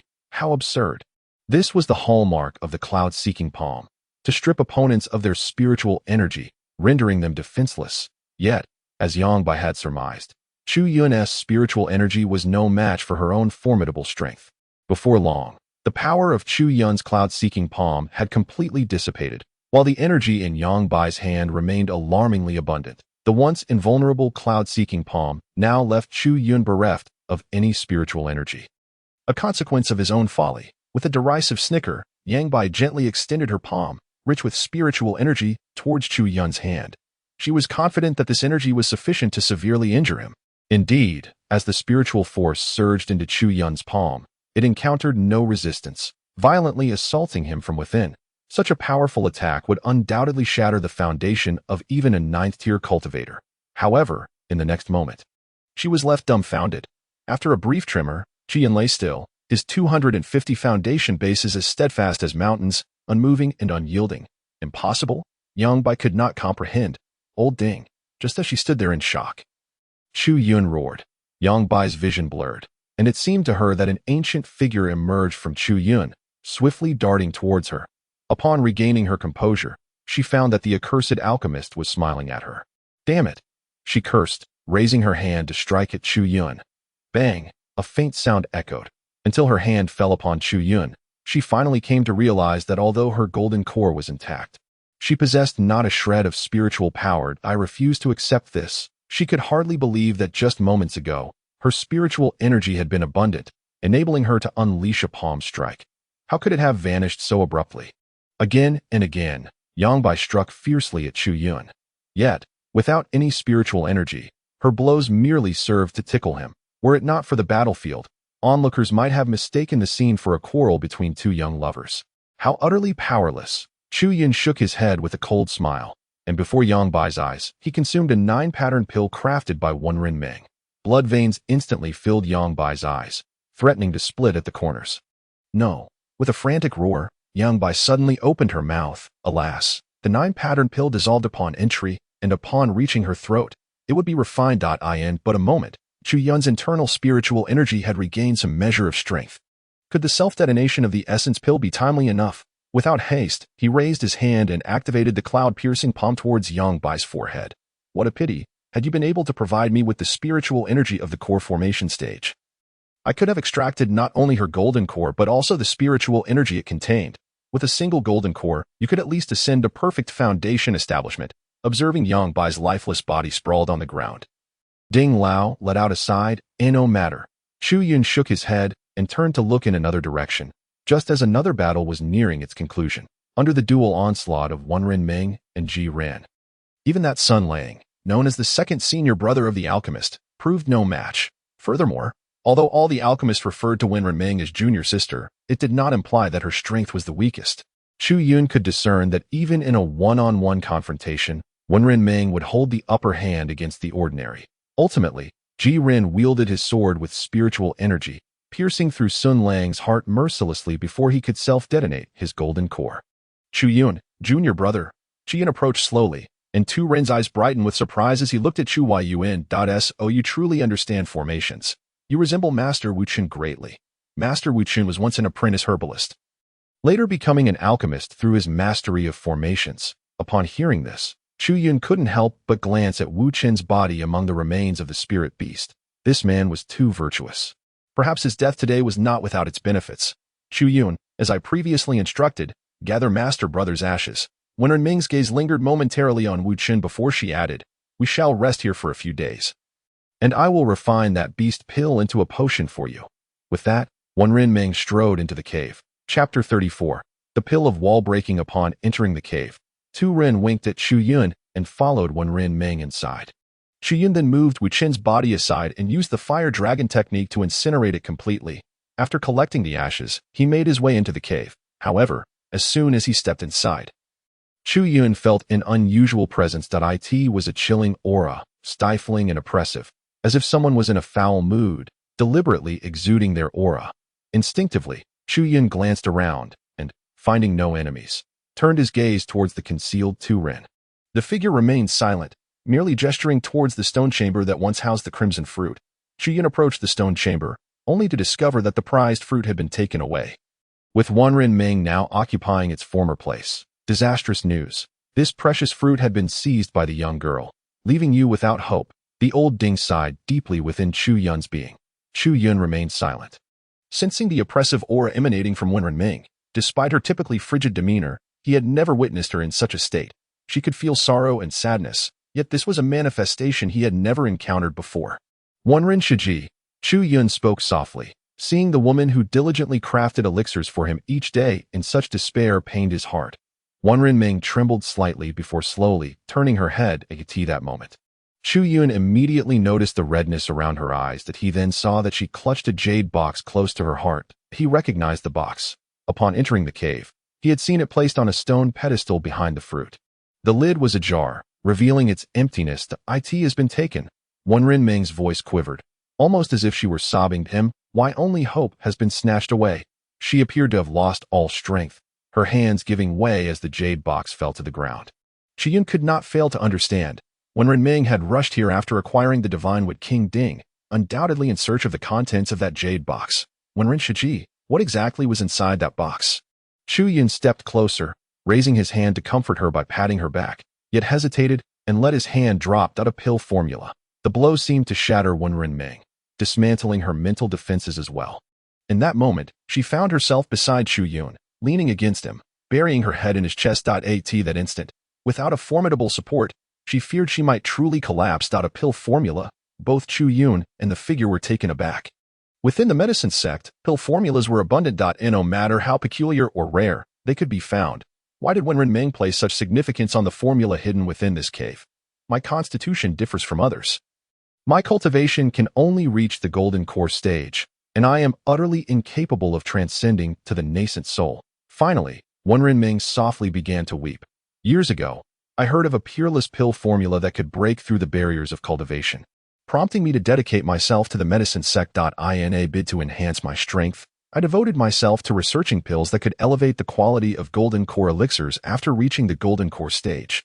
I made some progress and exchanged my insights with my master, seeking the whereabouts of the formula that could shatter barriers. Slowly, Wenren Ming produced a map from her bosom, which was said to have been created by a predecessor of the medicine sect during a trial in the mountains hundreds of years ago.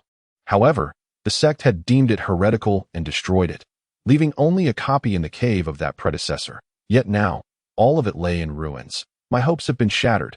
Finally, releasing her pent-up emotions, Wenren Ming could no longer contain her tears, which flowed uncontrollably. The hope seemed just within reach, yet in the blink of an eye, it shattered. Chu Yun understood this feeling the moment he first laid eyes on that woman during his journey through time. He felt she embodied hope itself. However, on the day of the wedding, she abandoned him, choosing to follow another man. Wenren Ming regarded that elixir as her very life, and yet, had he not also viewed that woman as his own lifeline? Chu Yun offered no words of comfort to Wenren Ming, for he knew she had suppressed her emotions for far too long. A good cry was the best remedy. It was uncertain how long Wenren Ming wept. But eventually, the sun outside the cave had set, and the carcasses of the spirit beasts had been thoroughly dealt with by Tu Ren, who unearthed quite a number of beast cores. Wenren Ming's sobs gradually faded away, and silence enveloped the space. Lowering his gaze, Chu Yun observed that Wenren Ming had fallen into a deep slumber. Her delicate eyebrows resembled the leaves of a plant, her lips like cherries, and her skin was smooth and flawless. Chu Yun had never observed Wenren Ming up close before. Her unguarded, innocent demeanor, akin to that of a young girl, left him momentarily astonished. The only imperfection was that her brows remained tightly knit, as if burdened by sorrow. Just then, Tu Ren suddenly appeared beside Chu Yun. After casting a glance at Wenren Ming, she teased, "Chu Yun, do you know how many alchemist disciples serve in our medicine sect?" With that, Tu Ren retreated to a corner, winking at Chu Yun before sitting cross-legged, adjusting her breath to commence her cultivation. The cave fell into a serene stillness, and Chu Yun could not help but lower his gaze once more towards Wenren Ming. Her exquisite beauty far surpassed that of the woman he once adored. Yet, a pang of anguish surged within him. The visage of his wife from his previous life intertwined with that of the woman, and he longed for nothing more than to hold his wife in his arms at that moment. He could no longer distinguish whether his feelings towards that woman were of love or hatred. Throughout the night, Chu Yun remained awake. The cave was devoid of restrictions, and he needed to constantly channel his spiritual energy to ward off mosquitoes while remaining vigilant against the potential emergence of demonic beasts outside. As the sun ascended the mountain peak, perhaps due to the influence of his biological clock, Tu Ren, seated nearby, opened her eyes, and so did Wenren Ming. Upon awakening, Wenren Ming noticed the frown etched upon her face. Memories of their first encounter flooded her mind. At that time, Chu Yun was weak and unworthy of attention, yet even then, she perceived a slight furrow of his brow as he spoke. She recognized at first glance that Chu Yun, like her, was a person with a story. When he presented her with the refined elixirs he had concocted, she was taken aback. How could someone capable of successfully creating elixirs still be her assistant? Instantly, she surmised that Chu Yun, like herself, had come to the medicine sect in search of something. After all, those who wander the world may encounter one another without prior acquaintance. Thus, she resolved to keep him close. Little did she expect that as time progressed, the secrets he harbored would unfold, revealing power that far surpassed that of an ordinary foundational cultivator, and even a peculiar blood-refining technique that saved her life. Moreover, he possessed knowledge of formations. Wenren Ming's perception of Chu Yun had long since transformed, but one thing remained unchanged: the aura he exuded, a sense of repression, relentless effort, and an occasional glimpse of cruelty. His composure mirrored his own, a mere facade concealing deeper emotions. If only his brow could unfurl, he would undoubtedly be a man of remarkable grace and charm. Yet, one cannot help but wonder whether his hopes have been shattered. Heaven forbid that his aspirations should crumble. Such a sentiment is unbearably sorrowful. Unbeknownst to her, Wenren Ming found herself silently praying for Chu Yun. She raised her hand to cover her chest, and in that moment, upon realizing her hopes had been dashed, it felt as though the heavens were collapsing and her heart shattered into pieces. She wished fervently that this pitiable man, so akin to her own plight, should not endure such tribulations. Are you awake? Do you feel better? Countless thoughts flitted through her mind as Chu Yun's voice emerged, laced with tenderness and concern. Senior Sister Wenren. Yet, the final address carried an unmistakable tone of distance. A pang of pain suddenly pierced Wenren Ming's heart, leaving her in distress. She sat up from her position beside Chu Yun, her cheeks flushed as she lowered her head and nodded gently. I am fine now. Chu Yun shifted slightly. What shall we do next? No need. Wenren Ming shook her head. Then, with a flourish of her hand, a crimson fruit appeared in her grasp. This Zhuguo is for you. A token of gratitude for your rescue yesterday. As she spoke, her other hand revealed the revered divine wood king cauldron. Once we exit this back mountain, I shall gift you this cauldron. I initially intended to use it for concocting an unnamed elixir. But now that the formula is lost, it serves no purpose to me. Senior Sister, what is this? Chu Yun was taken aback. You are offering the Zhuguo, and now the divine wood king cauldron as well. What is your intention? I joined the medicine sect in search of this very elixir formula. With the formula now gone, I find no reason to remain. I wish to depart from the medicine sect and wander the world, hoping to rediscover that formula and perhaps uncover other methods to heal my body. Wenren Ming tossed the Zhuguo into Chu Yun's hands. Chapter 35. Refinement of Technique. Senior Sister Wenren, you intend to leave the medicine sect? Tu Ren, who had been silent until now, finally revealed her incredulity. You cannot. The rules of the medicine sect are notoriously strict. If you leave like this, the disciples will pursue you relentlessly. Moreover, you have yet to fulfill your promise to your master. You absolutely cannot depart. Tu Ren seemed flustered at the thought of Wenren Ming's imminent departure, her words becoming somewhat disjointed. After I leave the medicine sect, if they choose not to act against me out of old sentiments, upon my successful formulation of the elixir, I shall willingly present the formula to them. Should they choose to attack me, then so be it. I shall embrace a fight to the bitter end. Wenren Ming murmured, turning to step into the secluded stone chamber. Tu Ren gazed at Wenren Ming, ultimately letting out a deep sigh. I will go patrol. There are too many spirit beasts that have perished here, and the lingering bloodlust may attract more. With that, she exited the cave. Ding Lao, once assured of solitude, Chu Yun closed his eyes. Have you ever heard of an elixir that can enhance a person's constitution, enabling those who cannot transform their elixirs into infant forms to break through to the yuanying realm? I have. Ding Lao was well aware that Chu Yun was referring to Wenren Ming's situation. Chu Yun was taken aback. Initially, he had presumed that Wenren Ming had been deceived. In this world, there exist elixirs capable of enabling practitioners in the Jedon stage to break through to the yuanying stage. The most formidable among them was akin to the one that had lured that woman away from Huo's Hongtang. However, the circumstances of Wenren Ming were entirely distinct from that woman. The latter had perished when her Dan shattered at the moment of her transformation into an infant, losing all her cultivation and unable to advance further. In contrast, Wenren Ming was inherently unable to form a Dan. Chu Yun was acutely aware that altering a person's constitution was exceedingly challenging. For someone like Wenren Ming, it was tantamount to exchanging bodies. Was it truly possible? To his astonishment, it seemed it was. Are you aware of this elixir's formula? Chu Yun hastily inquired of Ding Lao. How could I possibly know? Ding Lao found it rather amusing. Yet he noted that within the four directions cauldron lay countless texts on various cultivation methods. If you could unlock the third layer, you might just discover the formula you seek. The third layer? Chu Yun murmured, shaking his head. Theoretically, he could only reach the third layer upon attaining the yuanying stage, which was no easy feat. Surveying his surroundings, Chu Yun tossed the essence of the golden Dan, which he had seized from Yongbai, into his mouth. Almost immediately, an ocean of spiritual energy surged within him, yearning to escape his body. Chu Yun promptly activated his perfect foundation establishment technique to absorb this energy, simultaneously, to avoid causing too much disturbance. He isolated the external spiritual energy, preventing any turbulence in the surrounding atmosphere.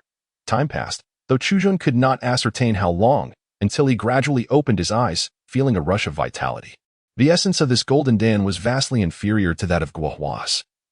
He had merely condensed 30 foundation platforms thus far. Of course, this was partly due to his failure to absorb the external spiritual energy effectively. Now, with over 280 foundation platforms formed, his strength had significantly surpassed that of the previous 300 platforms. Glancing at the stone chamber where Wen Renming resided, he noted the stone door remained firmly shut. It appeared Wen Renming had not emerged. Beside him lay some wild fruit, presumably left by Tu Ren. At that moment, Tu Ren was nowhere to be seen, leaving Chu Yun to wonder about her whereabouts. Picking up a wild fruit, he took a bite and recalled the crimson fruit. Ding Lao, what is the purpose of that crimson fruit? Can I consume it directly? Wen Renming must have intended to use the crimson fruit for alchemy. Regrettably, Chu Yun was unaware of how to utilize it for that purpose and could only consult Ding Lao. This crimson fruit can be consumed directly when you reach the Jiadan stage. It is of immense value. Ding Lao seemed quite exhilarated. Just wait and see. When you achieve perfect foundation establishment and reach Jiadan, coupled with the assistance of the crimson fruit, you are bound to be astounded. Ha ha. By the way, as his laughter subsided, Ding Lao's tone turned slightly solemn. I've noticed you still have a lingering issue. Chu Yun was taken aback. Your foundation platforms are remarkably stable, providing you with substantial subsequent strength. Yet, alas, you are unable to fully harness this potential. If you could channel this continuous residual power into your attacks, your offensive capabilities would significantly increase. In theory, if you could withstand the attacks of those in the Jiadan stage, you should be capable of defeating practitioners at that level. Chu Yun nodded vigorously as he absorbed Ding Lao's insights. Indeed, in the confrontation with Yang Bai, he no longer posed a threat to her. Yet, paradoxically, she found herself unable to defeat him. Her offensive capabilities were simply too inadequate. Do you possess any techniques or spells that you could impart to me? Chu Yun could not help but inquire of Ding Lao. However, Ding Lao shook his head in response. The techniques and spells I recall are incompatible with your current cultivation system. If you were to forcefully practice them, you might very well fall into the depths of madness. Chu Yun let out a sigh. This Ding Lao, despite appearing to be a person of great power in his past life, undoubtedly possessed a wealth of formidable techniques and spells. Unfortunately, as he mentioned, it seemed like a treasure trove of knowledge that could not be utilized. At that moment, a dull sound reverberated, and when Renming emerged from the stone chamber, seeing her, Chu Yun hurriedly approached. You have finally awakened? When Renming nodded at him. Have you been watching over me? As she spoke, she unfurled her hand, revealing a jade slip that materialized from her storage ring. She extended it towards Chu Yun. I specifically selected this for you. It should resonate perfectly with your cloud-piercing palm and the immense spiritual energy within you. Take a look. When Renming was quite straightforward, and before Chu Yun could express his gratitude, she re-entered the stone chamber. Chu Yun let out a bitter smile, and then activated his spiritual energy to examine the jade slip in his hand. This, upon a mere glance, he raised his head in astonishment. Turning his gaze back to the stone chamber, he could not discern whether Wen Renming had uncovered her secret or if she was simply exceptionally astute and deeply understanding of Chu Yun. The jade slip contained a set of offensive techniques tailored for foundational stage cultivation, known as thousand-layered palm. Despite the 40 or so strikes of the cloud-piercing palm, even if every single one landed on a core formation practitioner, it would be impossible to defeat them. However, the thousand-layered palm offered such an opportunity, as it allowed for the simultaneous execution of these 40 strikes. The target would not merely endure the repeated assaults of the cloud-piercing palm, but rather experience the force of over 40 strikes all at once. The thousand-layered palm enabled one to consolidate all extracted power into the palm, forming the cloud-piercing palm without needing to reactivate spiritual energy after each strike. At this moment, Chu Yun truly possessed a formidable move to engage in combat with core formation cultivators.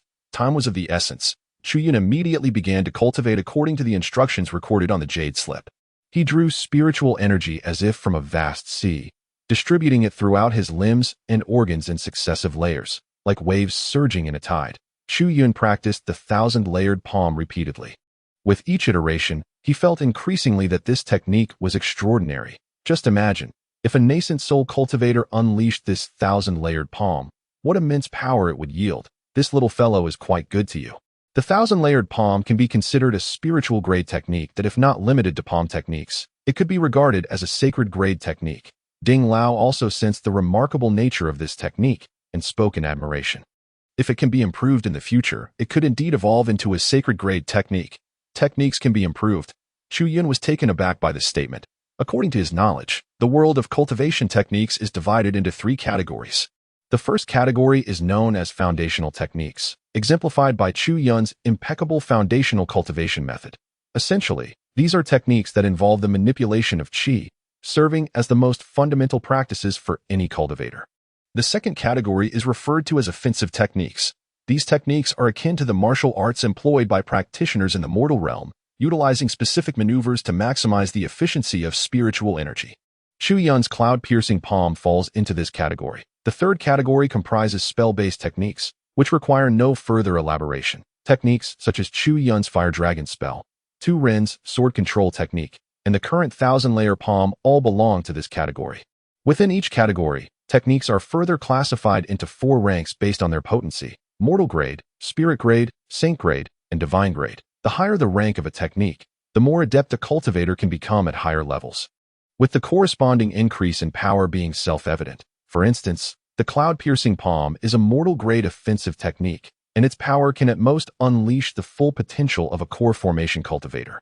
When employed during the nascent soul stage, its effectiveness would be significantly diminished. Conversely, divine-grade techniques allow even lower-tier cultivators to manifest terrifying strength, and such techniques can accompany a cultivator all the way to ascension, enabling them to exert their utmost power. However, the notion of improving a technique was something Chu Yun had never encountered before. That a technique is the culmination of countless insights and experiences from predecessors, and to modify it is no trivial task. That it was surprising to him that one could entertain such a novel thought. Old Ding, aware of Chu Yun's musings, chuckled derisively, stating that while it may be impossible for others, he is no ordinary being. Aren't you lamenting that I haven't taught you any techniques? I can assist you in improving them. The more seals of the 4 directions cauldron are lifted, the more my memories will be restored, and the stronger I can help you enhance your techniques. Chapter 36.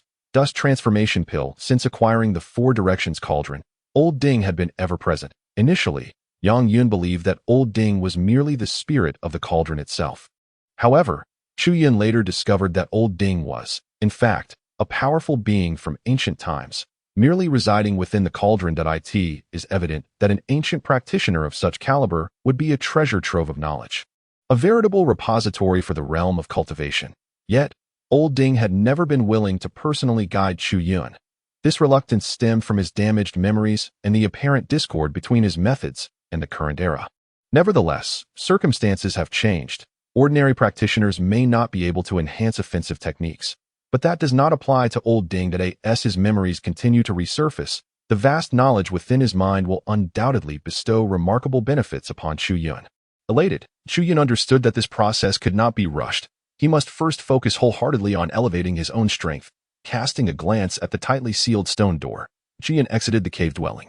Outside, there were no signs of Tu Ren, leaving him uncertain of her whereabouts during her patrol. Fortunately, the vicinity appeared devoid of spirit beasts, allowing Chu Yun to disregard such concerns and devote himself entirely to the cultivation of the 1000-layer palm. Days slipped by unnoticed. Chu Yun stood outside his cave, engaging in abdominal breathing exercises, adjusting his mindset, and mobilizing the spiritual energy within him. Soon, his eyes snapped open. Cloud-piercing palm. He raised his palm and struck forward with determination. As he executed the technique, his arm quivered slightly in response. Boom! The force of the palm struck the air, producing a resounding explosion. However, the anomalies did not cease there. As the palm of Chu Yun made contact, ripples emerged, swiftly radiating outward. Amidst these dispersing ripples, a small black dot became visible.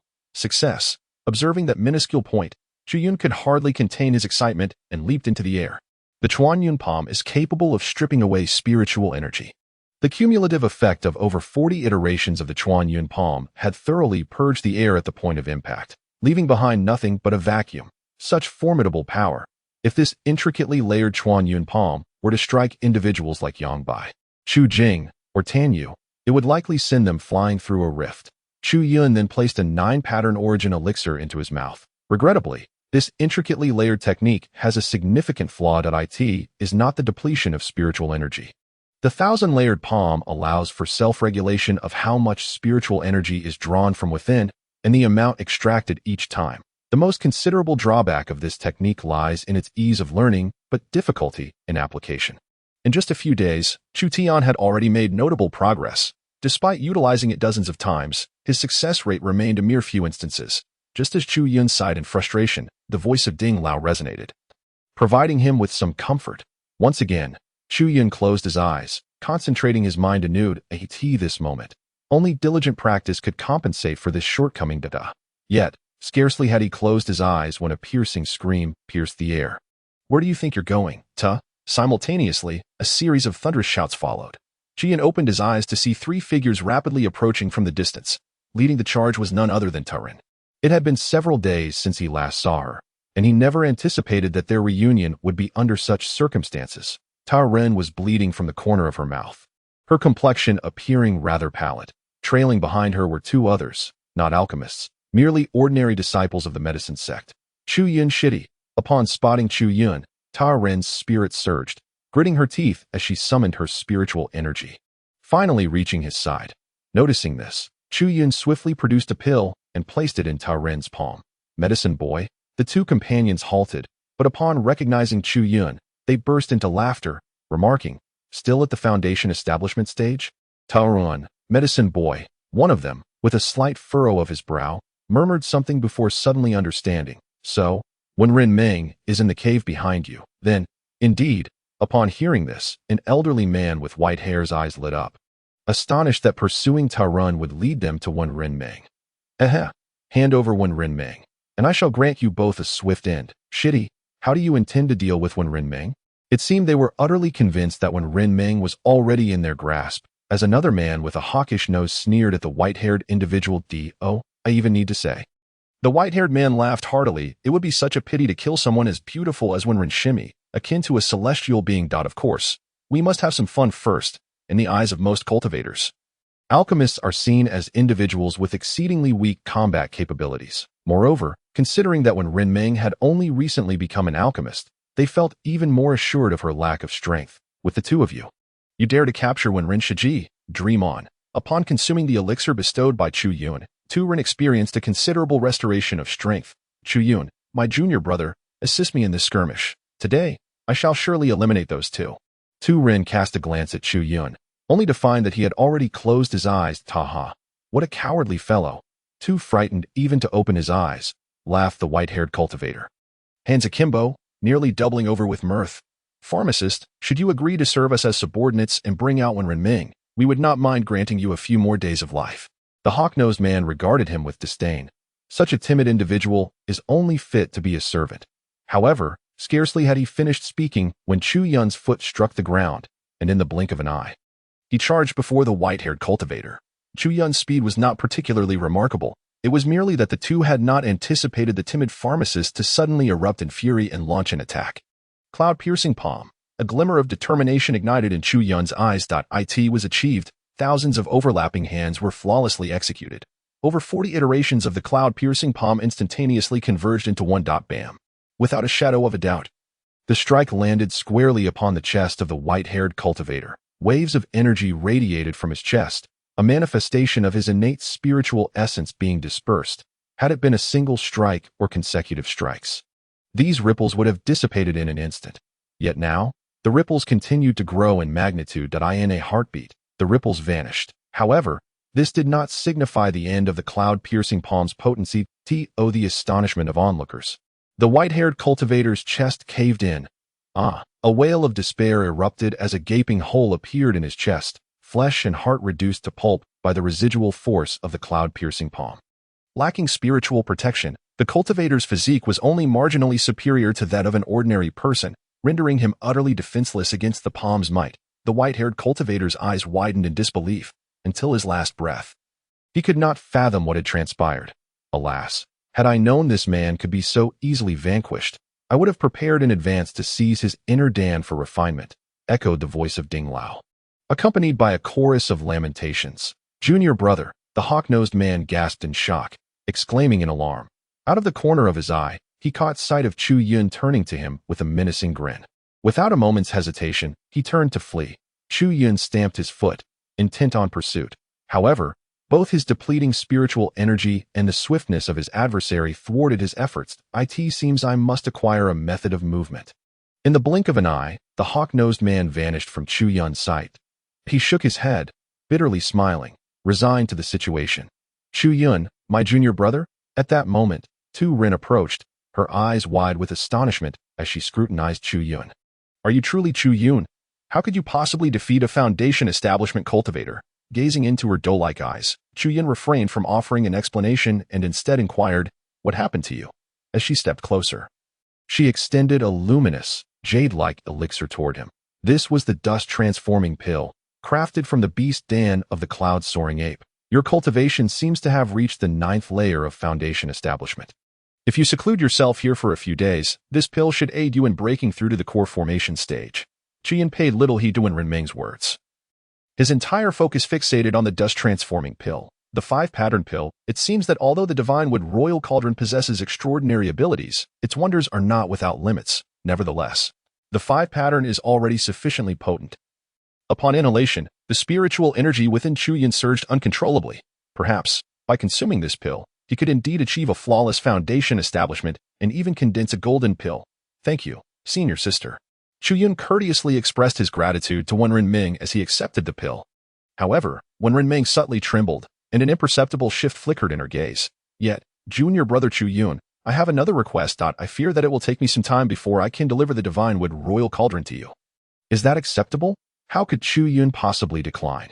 The Divine Wood Royal Cauldron was essentially a gift bestowed upon him. Nodding in agreement, Chu Yun stepped aside, intending to swallow the Huachin pill. Yet, in the next moment, he hesitated. Senior sister Wenren, let us depart from this place. Not long ago, members of the medicine sect came here seeking to kill us, and unfortunately, one managed to escape. If we linger here, it is likely that more will come searching for us. Chu Yun seethed with resentment. Had he eliminated that hook-nosed man, he would not have had to worry about anything further. If he consumed the pill now, he might very well become a golden pill stage cultivator in a few days. Chapter 37. The Encirclement Hunt. If one wishes to enter seclusion, they must find a safe location. Chu Yun could only inform Wen Renming about the ambush on the herbalist. Indeed, senior sister Wenren, we cannot remain here any longer. Let us venture to that place where the rare treasure is said to have emerged. Perhaps that artifact could assist you. The words of the herbalist undoubtedly struck a chord with Wen Renming, who displayed a moment of hesitation on her icy visage. Very well. Ultimately, Wen Renming nodded. We shall go and take a look, but I must make it clear that magical treasures have spirits. The more powerful the artifact, the stronger its consciousness. Some may even choose their masters, so we must not resort to forceful acquisition. Where did this young girl learn such theories? Just as Wen Renming's words fell, the voice of Ding Lao echoed once more. I recall that in my time, only a group of old-fashioned individuals held such beliefs. This moment, amidst the endless mountains, a throng of disciples clad in the garb of the medicine sect raced frantically. Among them were alchemists in white Dan robes, as well as youthful disciples in herbalist attire, with many more wearing the standard garb of the sect, regardless of whether they were esteemed alchemists or humble apprentices. Every face twisted in desperation, gasping for breath, their complexions pale and expressions filled with terror. Have they not yet caught up? Leading the charge was a white-robed alchemist, relying on his meager supply of pills to maintain his position at the forefront. Yet now, he had but one pill remaining, and the fear swelling within him compelled him to shout at those trailing behind. Bringing up the rear was a relatively weak young herbalist, possessing the strength of the 9th layer of Foundation establishment, who had initially hoped to seize this trial as an opportunity to break through to the golden pill stage and become a formal disciple of the medicine sect. Thus, he could barely keep pace with the others. However, now he dared not look back. A single glance could cost him precious seconds. The last herbalist who fell behind had recently been dragged away by a second-tier fire lion beast. I cannot sense any spiritual beast lingering behind. However, in an effort to avoid inciting the ire of those ahead, the apprentice shouted loudly, "There are no more spirit beasts behind us." Upon hearing this, a disciple of the alchemy sect in the core formation stage gritted his teeth and glanced back. Instantly, a wave of elation washed over him. The horde of wild beasts that had pursued them for several hours had vanished. They were gone. The beasts were no longer chasing them, as relief set in. An overwhelming sense of weakness enveloped him, causing the disciple to suddenly collapse onto the ground. The group behind him, caught off guard, tripped over him, causing a cascade of falls. "You fool, do you want to get us killed?" Shouts of anger erupted immediately. Even though they had now realized that no spirit beasts were following them, they continued to berate the one who had caused their tumble. In a matter of moments, everyone came to a halt. Each individual, even the alchemists, was panting heavily. the flush on their faces extending to their necks. If they continued to run any longer, they feared that they would perish not from the jaws of those spirit beasts, but from sheer exhaustion. What madness had befallen these demonic beasts? How could such a multitude of different species congregate? They should be fighting among themselves. After catching his breath, one core formation practitioner could no longer contain his curiosity and inquired of those around him. Unfortunately, all present bore expressions of bewilderment. Beasts, after all, are still beasts. If humans possess a sense of territory, how much more fiercely would animals defend theirs? Each tribe, and indeed each individual beast, is fiercely territorial. Should a creature of a different species intrude upon their domain, they would fight to the death to expel it. Such a scenario as this, where disparate species and ranks of beasts unite, was unprecedented. Why do I feel as though these beasts have intentionally gathered together, as if to hunt us down? At that moment, another disciple of the alchemy sect in the core formation stage murmured. He had scrutinized the eyes of the beasts in the horde and distinctly perceived not the glint of bloodlust, but rather a glimmer of amusement. Indeed, he felt as though the beasts were toying with him. How absurd! The words had barely left his lips when an alchemist, who had long been unable to contain himself, spat and pointed an accusatory finger at him, exclaiming, "What nonsense are you spouting? Only beasts of the third rank or higher possess their own consciousness. Those pursuing us are merely first and second rank wild beasts.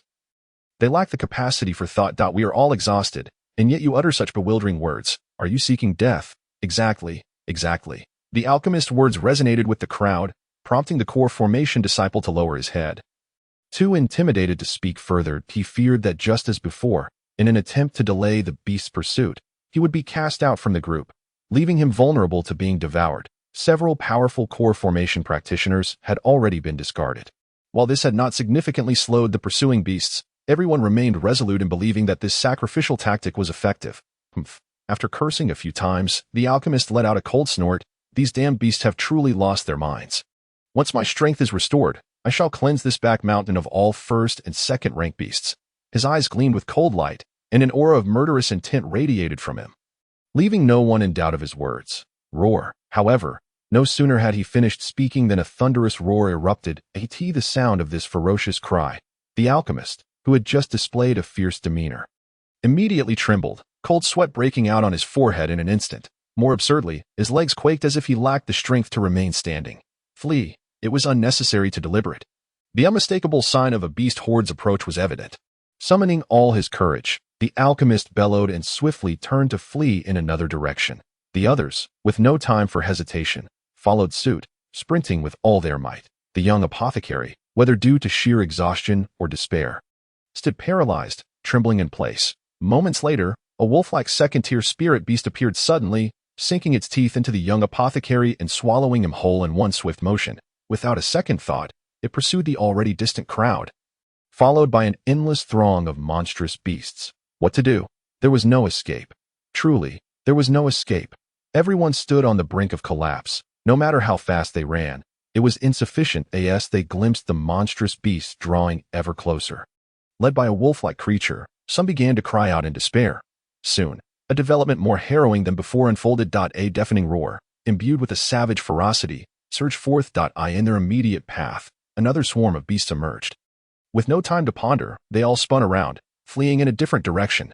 Roar. Just as they turned, the minds of the group erupted in chaos, for in the direction they had pivoted, another terrifying beastly roar resounded. And immediately a vast horde of monsters appeared, surrounding them from all sides. Enclosed on three fronts, only one avenue remained for escape. Without a moment's hesitation, everyone turned and fled toward that singular direction.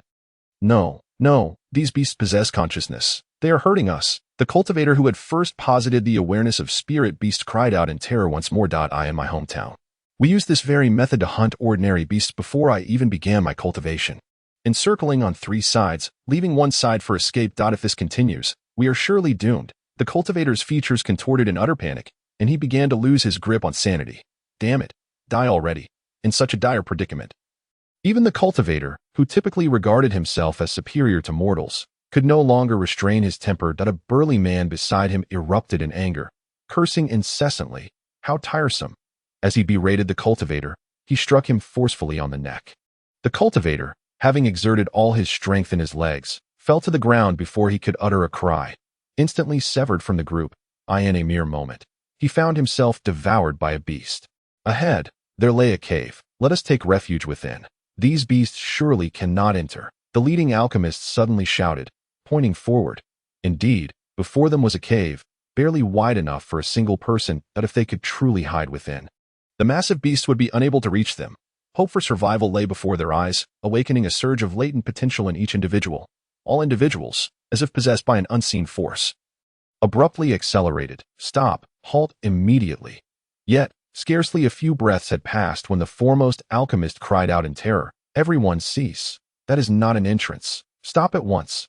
As they drew closer, the alchemist discerned with clarity that the ominous dark opening concealed an iron cage. The gate of the cage perfectly aligned with the aperture, rendering it indistinct from a distance. However, with the velocity already heightened, halting was no longer an option for the throng. Once the truth dawned upon all, propelled by overwhelming inertia, they were inexorably drawn into the iron cage. This cage was neither too large nor too small, perfectly accommodating them all within its confines. In that instant, the words of the deceased core formation cultivator echoed in everyone's minds. Chapter 38. The blood-devouring formation. Would the beasts of the wild engage in a coordinated hunt? No one could ascertain. For in the eyes of cultivators, the intelligence of first to third-tier beasts was lamentably low. Some second-tier spirit beasts and third-tier ghost beasts possessed intellect inferior to that of domesticated dogs. It was only from the fourth tier onwards that beasts began to exhibit genuine intelligence. Yet, even then, these creatures typically eschewed hunting tactics, regarding them as beneath their dignity. Now, as the disciples of the medicinal sect found themselves ensnared within this cage, it was evident to any not bereft of reason that this was the very intention of the beasts. They were hunting humans. What intelligence did these beasts possess? Or was there a more cunning, formidable force orchestrating their actions from behind the scenes? Within the iron cage, dread gripped the hearts of all. They understood a fundamental truth. The beasts had opted not to slay them outright, but rather to pursue them here, suggesting a fate far more harrowing awaited them. Bang! A core formation cultivator, unwilling to accept their plight, slammed against the cage, yet it did not so much as quivered. It is made of black iron. With our strength, we cannot hope to shatter this cage. Despair enveloped the cultivator as realization struck. Someone was manipulating these beasts from the shadows. His eyes glazed over. He crumpled to the ground, unable to remain upright. With no retreat possible, some sought to advance. Roar, but scarcely had one taken a step when a terrifying beastly roar reverberated through the air. Countless beasts had chased them to this spot, now blocking the exit, wished to flee. I fear that the moment you step beyond this threshold, you will meet your end in the jaws of the beasts. Why? What do you seek? With no way back and no path forward. Some cultivators could no longer contain their despair. One stepped forward, finger pointed at the beasts, unleashing a tirade. "Madmen, you lunatics, let us go." To address beasts in such a manner was indeed unprecedented. A wave of sorrow washed over the hearts of every cultivator. Some female practitioners could no longer restrain their emotions, softly weeping.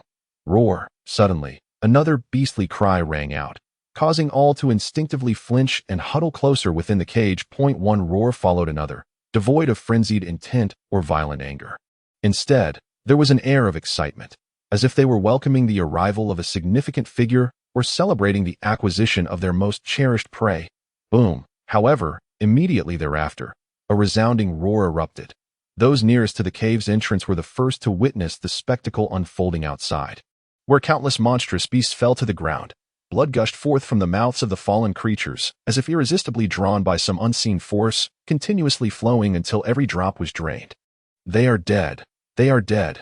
Such an extraordinary scene could not have arisen without cause. In their desperate plight, the cultivators instinctively sensed that this was a product of human intervention. Consequently, a voice rang out among them, proclaiming that the beasts had perished, that salvation was at hand, that they had been rescued. Among humanity, there exists a rather peculiar phenomenon. Even an individual devoid of knowledge can be swayed by the resolute declarations of others, leading them to concur and propagate the same. Once that cultivator raised his voice, a chorus of shouts erupted, growing in fervor. Eventually, even those within the deepest recesses of the iron cage, oblivious to the unfolding events, joined in the clamoring, exclaiming that someone was coming to save them, that they had been delivered. These frenzied souls remained utterly oblivious to the pools of blood from the deceased beast accumulating beneath their feet. their elevation significantly higher than that of the cave's entrance point. One after another, the beasts collapsed, their lifeblood seeping from their mouths into the cavern. The ground was soon saturated with blood, the metallic scent overwhelming the senses. Yet, not a single cultivator took heed of these grim realities. Their gaze was fixated solely on the relentless cascade of fallen beasts, their minds consumed with the image of their savior. Buzz. As the blood of the beasts enveloped the last corner of the cave, a soft sound emerged, and a crimson light burst forth from the very ground beneath them. This sudden manifestation finally captured the attention of the frenzied crowd, who collectively turned their gaze downward, silencing their cries, for they beheld an array of peculiar symbols emerging upon the blood-soaked earth beneath their feet. These symbols were unrecognizable to them. They resembled writing, yet were distinctly not. Moreover, the symbols exuded an inexplicable sense of ancient gravitas. A formation. It is a formation. At that moment, a core formation cultivator shouted, recalling how his senior brother Wuchen had once inscribed similar symbols while setting up a formation. This is indeed a formation. A formation? Most of the individuals knew little about the intricacies of formation arrays, and thus comprehended not the purpose of this one. However, it soon became apparent as the crimson light emanating from the formation ceased to intensify. The blood flooding into the cave surged abruptly. Indeed, all the disciples of the medicinal sect witnessed the blood beneath their feet seemingly come alive, stirring with motion. Crack. Suddenly, a sharp sound pierced the air, and a blood whip emerged from the liquid at their feet. With a swift flick, it lashed out, striking the foot of one of the disciples ensconced within the iron cage. The blood whip did not drag the disciple away. Instead, its tip pierced deeply into his leg. In that instant, the disciple of the medicinal sect appeared to endure excruciating torment, letting out a heart-wrenching scream. With a fierce flick of their legs, they were unable to rid themselves of the sanguine whip. The anguished cries of the disciples of the medicine sect grew fainter, ceasing after but a few breaths. All the disciples were paralyzed with terror, for they beheld the one ensnared by the blood whip. Their complexion ashen, veins protruding, and lips cracked, a manifestation of blood being drawn away. Crack. Another sharp sound reverberated as the blood whip withdrew from the disciple's body. With a swift motion, it ensnared another disciple. And in the blink of an eye, the whip plunged into the latter's leg. Instantly, a piercing scream erupted. In the next moment, a chorus of wails filled the air as the disciples finally grasped the grim reality. The death of those beasts did not signify their salvation, but rather the activation of the sinister formation. I must escape this. I must flee. They all screamed madly, rushing towards the cave's entrance. Yet these practitioners, drained of spiritual energy, found themselves incapable of escaping. Crack. A resounding snap echoed as a second disciple was drained of their lifeblood. No. Witnessing the blood whip thrashing about, the disciples within the iron cage cried out in despair. Even in this confined space, they clung to the desperate notion that delaying death by even a second was preferable, pushing those nearest to them forward to shield themselves from the whip. No, you cannot do this, senior brother. Do you not remember our vow? A female disciple, pressed at the forefront, her face contorted in anguish, wept as she implored the male disciple who held her captive. A vow. Let our vow go to hell. Junior sister, did you not say you would gladly die for me? Now is the time for that. The male disciple, driven to madness, shouted at the female disciple he clutched. And within that prison, all were similarly engaged in a grim barter of life, using the lives of their loved ones to momentarily postpone their own demise. Crack. Yet, suddenly, a series of sharp cracks resounded. Within the cavern, more blood whips emerged, encircling the iron cage. They swayed ominously, akin to malevolent spirits from the abyss, instilling a sense of hopelessness. Those who had deluded themselves into thinking they could escape by sacrificing others were now engulfed in despair. In no more than 2 rounds, it would be their turn. To survive was utterly impossible. Crack. All the blood whips lashed out simultaneously, their sounds merging into a cacophony that seemed to strike at the very souls of the onlookers, causing even those unbound by the whips to shudder.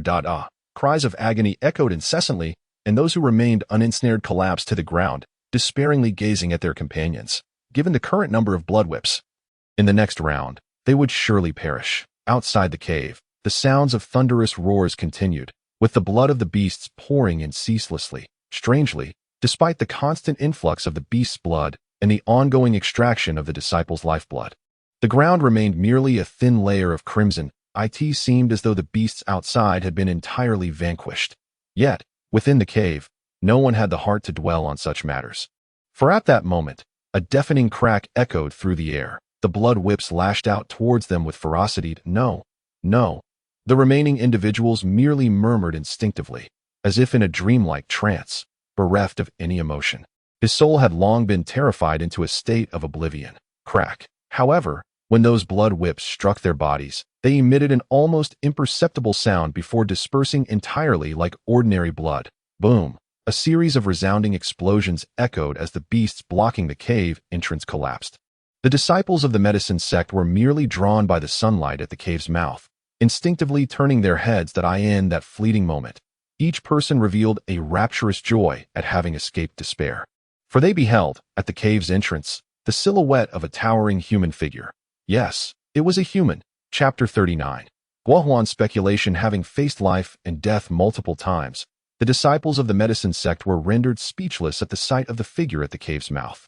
A significant portion of them had their throats constrict, unable to utter a word, ultimately dissolving into quiet sobs. Meanwhile, the remaining individuals rolled their eyes back and fainted. How had it come to this? The figure at the entrance seemed to scan the interior of the cave before taking a step forward in the shadows. His visage became clear. Senior brother, Guohuan. The crowd paused for a moment, then erupted into inconsolable tears. Upon recognizing a fellow disciple, especially the esteemed Guohuan, the last vestige of their trepidation dissipated. Guohuan remained silent, his gaze coldly fixed upon the survivors within the cage. After a considerable pause, his impatience grew, crying. Have you wept enough? If I had known it would come to this, I would have spared myself the trouble of rescuing you. You worthless wretches, go ahead and perish. Guohuan's thunderous reprimand silenced everyone at that moment. No one perceived his words as an insult. Rather, they interpreted it as a harsh admonition. Thus, they all stood up, wiping away their tears. Are the others all dead?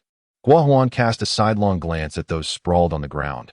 Their faces ashen. A collective jolt surged through everyone.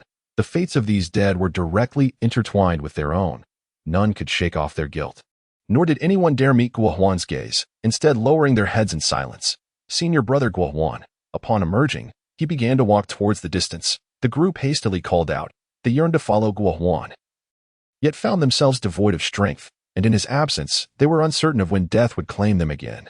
Senior brother Guohuan, where are you going? Does it concern you? Guohuan spat disdainfully. He had observed numerous beasts guarding this place, initially believing there to be treasure within. Yet, he inexplicably witnessed these beasts falling one by one until only 2 remained.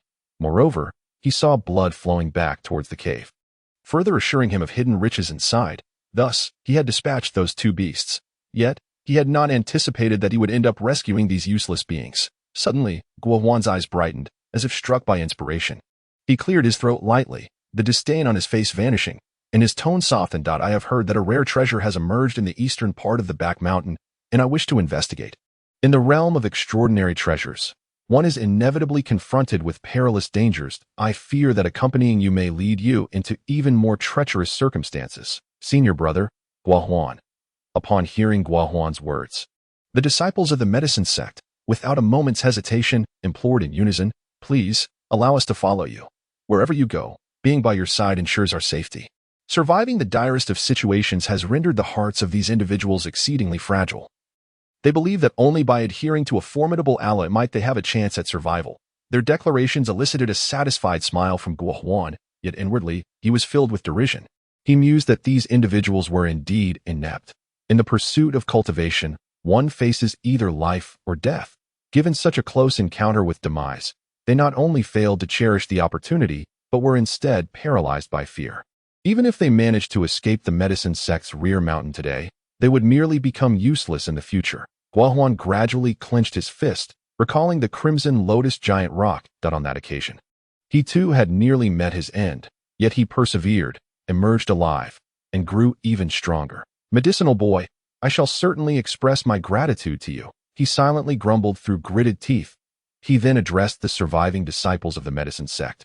A few days ago, you should have received my notification. To be candid, when Ren Meng, alongside her medicinal attendant and guards, conspired against me, nearly resulting in my demise. Although I issued a kill order, I have yet to receive any information regarding their elimination. I fear they may still be alive. Guohuan paused for a moment. Now that extraordinary treasures have emerged, I suspect they are highly likely to venture there as well. I am apprehensive that should I encounter them, I might be unable to restrain myself. When Ren Ming possesses formidable strength, and I fear that in the ensuing conflict, innocent bystanders, including you, might suffer unintended harm. Guohuan shook his head, feigning regret. Senior brother, rest assured, if we indeed encounter Wen Renming and her entourage, we shall undoubtedly assist you in confronting her. Please, we implore you to take us along, without any prior rehearsals. The words escaped the lips of all present in harmonious agreement. They were clearly already gripped by fear. A cold chuckle echoed within Guohuan's heart.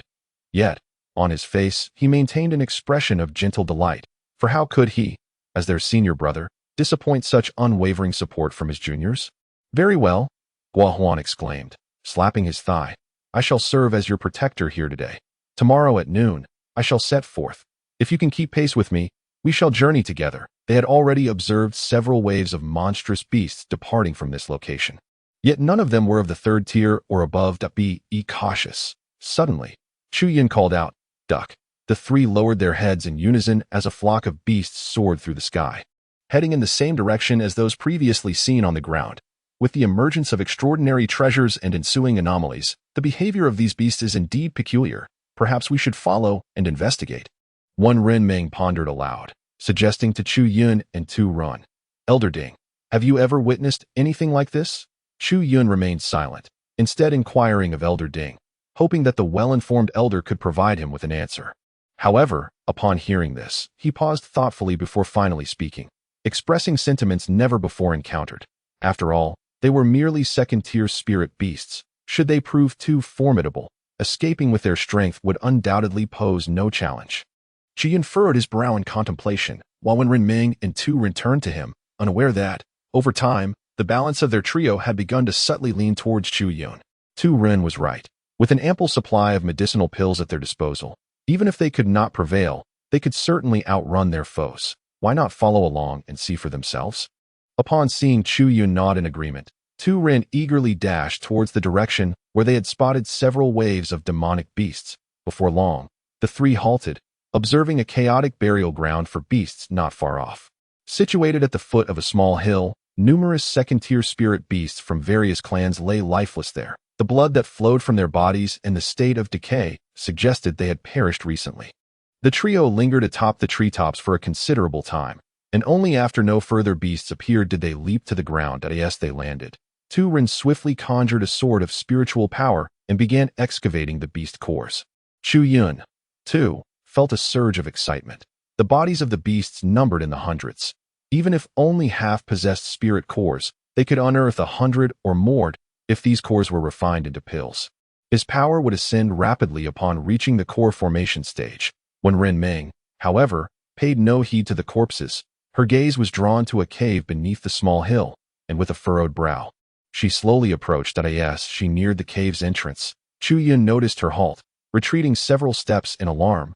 He quickly followed, steadying Wen Ren Ming, and turned to gaze into the cave, though he did not consider himself particularly close to her. The sight within the cave sent a chill down his spine. Indeed, within lay a cage of mysterious iron, filled with the corpses of the sect's disciples. Each corpse was pallid, devoid of any hint of blood, as if their very essence had been drained. Their faces bore expressions of horror, despair, and agony, suggesting they had endured immense suffering before their demise. Who could have committed such an atrocity? When Ren Ming's voice trembled with fear. No matter how cold she was, she could not withstand such a shock. Among the deceased were several with whom she had shared encounters, a few even having pursued her, with iron as their prison. Wen Ren Ming could only surmise human involvement, for she could think of no other explanation. Yet, the back mountain of the sect was protected by barriers set by the ancestors and maintained by formidable masters. It was nearly impossible for anyone outside the sect to breach. She could not fathom who would perpetrate such a crime. Could it truly be someone from within the sect? Alas, what misfortune! Just then, Tu Ren approached, her arms swinging, seemingly oblivious to the wrath of the heavens. It was peculiar that none of the slain beasts possessed a single core. How strange! Before she could finish her thought, she caught sight of the scene within the cave and cried out, stumbling back to the ground in shock. Chapter 40. Five arrays unite. The Luo Tian Great Formation. The voice of Ding Lao sounded somewhat agitated, which sent an uneasy feeling through Chu Yun. Sister Tu Run, lend me your aid. After casting a subtle glance towards the figure known as Tu Run, he summoned his true energy with the augmentation of the Thousand Layers hand. He unleashed a penetrating palm strike towards the dark iron cage nestled within the cave. Simultaneously, Turin summoned her spiritual power, manifesting a sword forged from ethereal energy. This sword, however, was of considerable size, measuring an impressive 2 meters in length, with its edges yet to be sharpened. With a resounding bang, Chu Yun's palm struck the dark iron cage, while the colossal spiritual sword under Turin's control also forcefully collided with it. The surge of spiritual energy caused the cage to withstand only a brief moment before shattering into countless fragments. Chu Yun glanced back at Wen Renming, who nodded in affirmation, prompting him to wave his hand and invoke the fire dragon technique.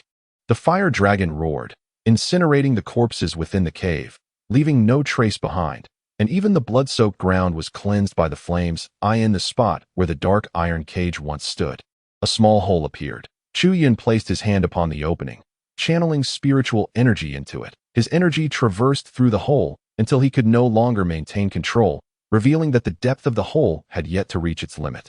"I wonder how deep it is," Chu Yun murmured. "Not deep at all," came the voice of Ding Lao. "There exists a formation here. This hole serves as the eye of the formation, capable of absorbing spiritual energy and other forces, redirecting them elsewhere." A formation? Chu Yun's heart raced, especially as he recalled Ding Lao's mention of the hole's power to absorb energy, connecting it to the deceased disciples of the medicine sect and the beasts outside. Could it be that their deaths could generate some form of energy, which this formation then transferred to another location? What kind of formation is this? The heavenly Luo infinite formation. Ding Lao's voice bore a serious tone. "If I am not mistaken, within this boundless landscape, there are a total of 5 such formations. When these 5 formations unite, they will create a larger array known as the Luo Tian Wu Ji formation." As he spoke the name of the formation, the tremor in Yao Lao's voice made it difficult to discern whether he was excited or frightened. "What is the purpose of this formation? What is it typically used to forge?" Ding Lao paused, seemingly surveying the surrounding conditions. "With so many corpses, the mingling of human and beast blood, if I am not mistaken, this formation is utilized for the crafting of demonic weapons." Demonic weapons? The term was entirely foreign to Chu Yun. Demonic weapons are those that feed on blood and draw power from the hatred of slaughter. Such weapons possess immense power, far surpassing ordinary magical artifacts of the same quality. The process of forging standard demonic weapons is not significantly different from that of ordinary magical artifacts. It merely requires the blood to be soaked during the sharpening phase, supplemented with alternative techniques. However, to forge them using the Luo Tian Wu Ji formation is a different matter altogether. These demonic weapons are not to be trifled with, likely possessing the power to annihilate the heavens. Chu Yun's expression changed drastically. Suddenly, he recalled Turin mentioning the emergence of a rare treasure and hurriedly inquired of Ding Lao, "How is this formation arranged?" "There are 5 smaller formations, positioned in the 5 cardinal directions, east, south, west, north, and centered as Ding Lao spoke. Chu Yun closed his eyes, envisioning the layout of the Luo Tian Wu Ji formation in his mind. If this formation is indeed situated to the west, then the extraordinary treasure spoken of by the Turin must be located precisely at the center of the limitless void. Chu Yun could almost ascertain that this formation is the 5-in-1 grand array mentioned by Ding Lao. The emergence of demonic soldiers coincides with the peak of bloodthirst and desire. The area surrounding the central grand array will undoubtedly be engulfed in a tempest of blood and slaughter, leaving no trace of vegetation. Chu Yun murmured to himself before hastily explaining the situation to Wen Renming and Turin. Had it not been for Ding Lao's revelation, he would have found it utterly implausible. Given its bizarre nature, the act of refining weapons using the lives of countless beings constitutes a grievous sin of unparalleled magnitude. Chu Yun had already devised a justification for when Wen Renming and Turin expressed disbelief. However, to his surprise, Wen Renming showed no skepticism, but instead appeared exceedingly anxious. "If what you say is true, then the disciples of the medicine sect heading towards the central grand array are doomed." Chu Yun nodded in affirmation. "Is there no other way?" Turin, equally alarmed, turned pale. Like Wen Renming, she harbored no doubts about Chu Yun's words. Chu Yun was momentarily taken aback and fell silent, merely notifying them to leave. Aware that Chu Yun would seek his counsel, Ding Lao preemptively stated, "I just hope there is enough time. The 5 heavenly Luo limitless arrays within this Luo Tian Wu Ji array cannot be activated simultaneously. They must operate one at a time. If the array we currently occupy is not the last to be activated, there may still be time to inform those young ones. After uttering these words, Ding Lao immediately advised Chu Yun, I suggest you refrain from involving yourself too deeply. Even if our current array is not the last to activate, it is possible that the final one has already been set in motion. This array lies to the west. If we flee 100 miles in that direction, we shall remain unharmed. Depart now, and we shall be well within time. Indeed, those disciples of the medicine sect are ultimately of no concern to Chu Yun. He could even claim that aside from Chu Tian, no one in this world is connected to him. To save them would not be a mistake in the slightest. Yet, let us not forget that in his past life, Chu Yun was merely an ordinary individual. He is neither overly compassionate nor excessively ruthless. Deep within his soul lies a tender spot. Now, conducting himself with decisive brutality and emotional detachment has proven quite a challenge for him. What are we waiting for? Hurry! In stark contrast to Chu Yun, Wenren Ming, without a moment's hesitation, urged him, Junior sister, lead me to that location. She then turned to Turin and called out sharply. Turin wasted no time.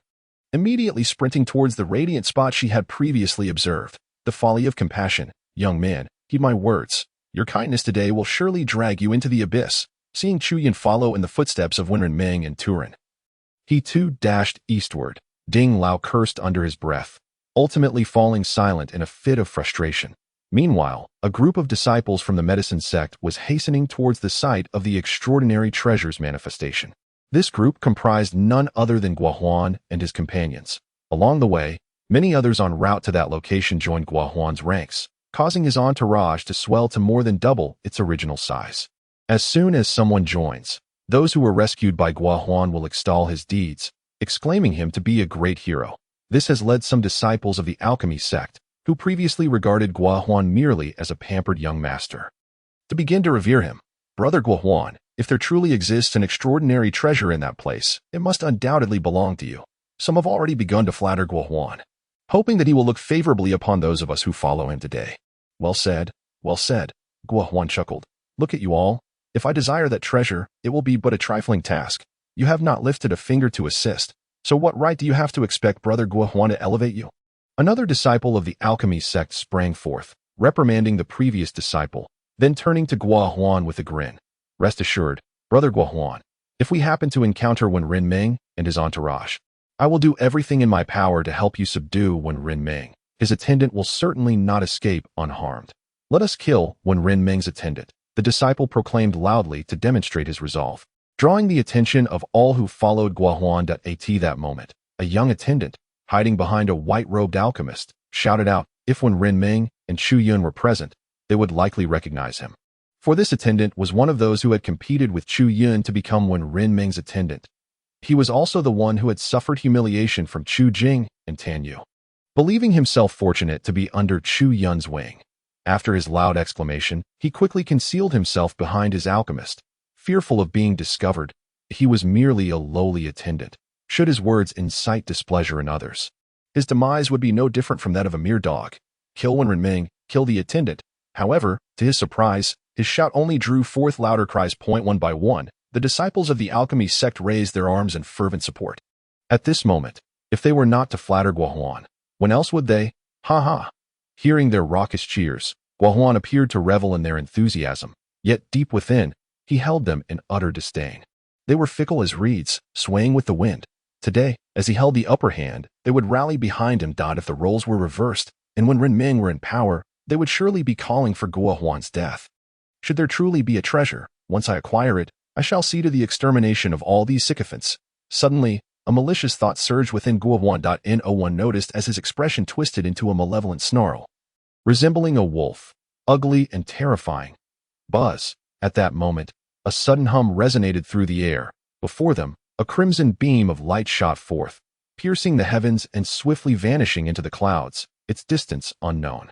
Yet soon after, a ripple erupted high above, spreading outward. As the ripple reached the location of Guohuan and his companions, they all felt a sudden weight pressing down upon their shoulders. How formidable! This sensation vanished in an instant. To descend from the ninth heaven and still possess such power, this artifact must be at least of sacred grade. Guohuan's fist clenched tightly, cracking ominously. This treasure. I must possess it. An inexplicable sense of urgency surged within his heart, and disregarding the crowd behind him, he took a step forward, darting towards the place where the beam of light soared into the sky. Upon witnessing this, the others hastily followed suit. Chapter 41. The emergence of the treasure. Nestled amidst towering mountains, there lay a flat expanse of land. The ground here was adorned with white jade. Forming a circular area with a diameter of approximately 10 meters, the very center of this white jade surface stood a colossal black obelisk. The monument towered 5 meters high and measured about 2 meters in width. Its material was a mystery, neither metal, nor stone, nor wood, nor jade. That a mere glance at it evoked an oddly unsettling feeling, a sense of oppression and heaviness, coupled with an irresistible urge to prostrate in reverence. Surrounding this obelisk was a throng of people, all of whom were disciples of the medicine sect. For this trial, a total of 1,000 participants from the sect had gathered, yet now, fewer than 200 remained at this location. The fates of the others were unknown. Likely, they had met with misfortune. Among the remaining 200, there were no longer any young disciples. It was feared that they had all perished, leaving only alchemists and ordinary disciples. At this moment, they encircled the obelisk, none daring to approach, standing instead at a distance, scrutinizing it intently. They seemed eager to discern the secrets of the obelisk through their limited understanding. How peculiar, indeed. Could this truly be a treasure? If it is a treasure, what exactly is it, and can it be taken away? One disciple, furrowing his brow, took a few steps forward and reached out to touch the enigmatic obelisk. However, before he could make contact, an alchemist swiftly intercepted him, exclaiming, "Fool, are you seeking death?" Not long ago, a disciple who touched this obelisk was turned into a mere husk. Upon hearing this, both men turned their heads to see, on the opposite side of the obelisk, a desiccated corpse clad in the robes of the medicine sect. "This is undoubtedly a treasure," one alchemist asserted confidently. "Let us not forget, this is the back mountain of the medicine sect. Who else would dare to create such a commotion here? We are here for a trial, and the back mountain harbors numerous secrets, medicines, treasures, and even hidden techniques." As he spoke, his excitement grew palpable. "That I understand now. This must be an extraordinary trial. If we can unravel the mystery of this stone tablet, we shall uncover the hidden treasures within. I believe this tablet is akin to a cauldron, concealing a wealth of medicinal pills. It must have been deliberately left by the ancestors of our sect. I have heard that many years ago, a black-robed alchemist from our sect refined in this very back mountain and acquired an immeasurable number of pills, swiftly ascending to the rank of black-robed alchemist." With his eyes gleaming with anticipation, another alchemist took a few steps towards the obelisk, yet ultimately halted, paralyzed by fear. What good is guessing? Whether it be pills, techniques, or treasures, the crux lies in deciphering the mystery of this monument. Another alchemist scoffed dismissively, raising his hand to gesture towards the surrounding individuals. "Why not pool our thoughts together? Let us collectively unravel this enigma. Come, any brothers who have conceived potential methods to solve this, seek me out. I have some ideas worth sharing." Naturally, the allure of treasure beckoned one to claim it solely for oneself. Yet, relying solely on one's intellect proved insufficient to devise a viable plan.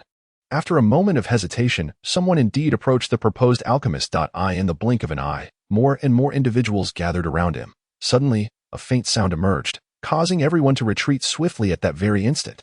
In the blink of an eye, all had withdrawn from the expanse of the jade stone floor. Once again, a collective gaze fixated on that area, eyes wide with anticipation, some even trembling with excitement. As the sound faded, a crimson glow erupted from the white jade surface. With the passage of time, the intensity of the light deepened, transforming into a hue as eerie as blood within mere moments. However, this strange spectacle did not deter the surrounding disciples of the medicine sect. Rather, it ignited their fervor. Legends state that the more formidable the treasure, the more extraordinary the phenomena accompanying its emergence.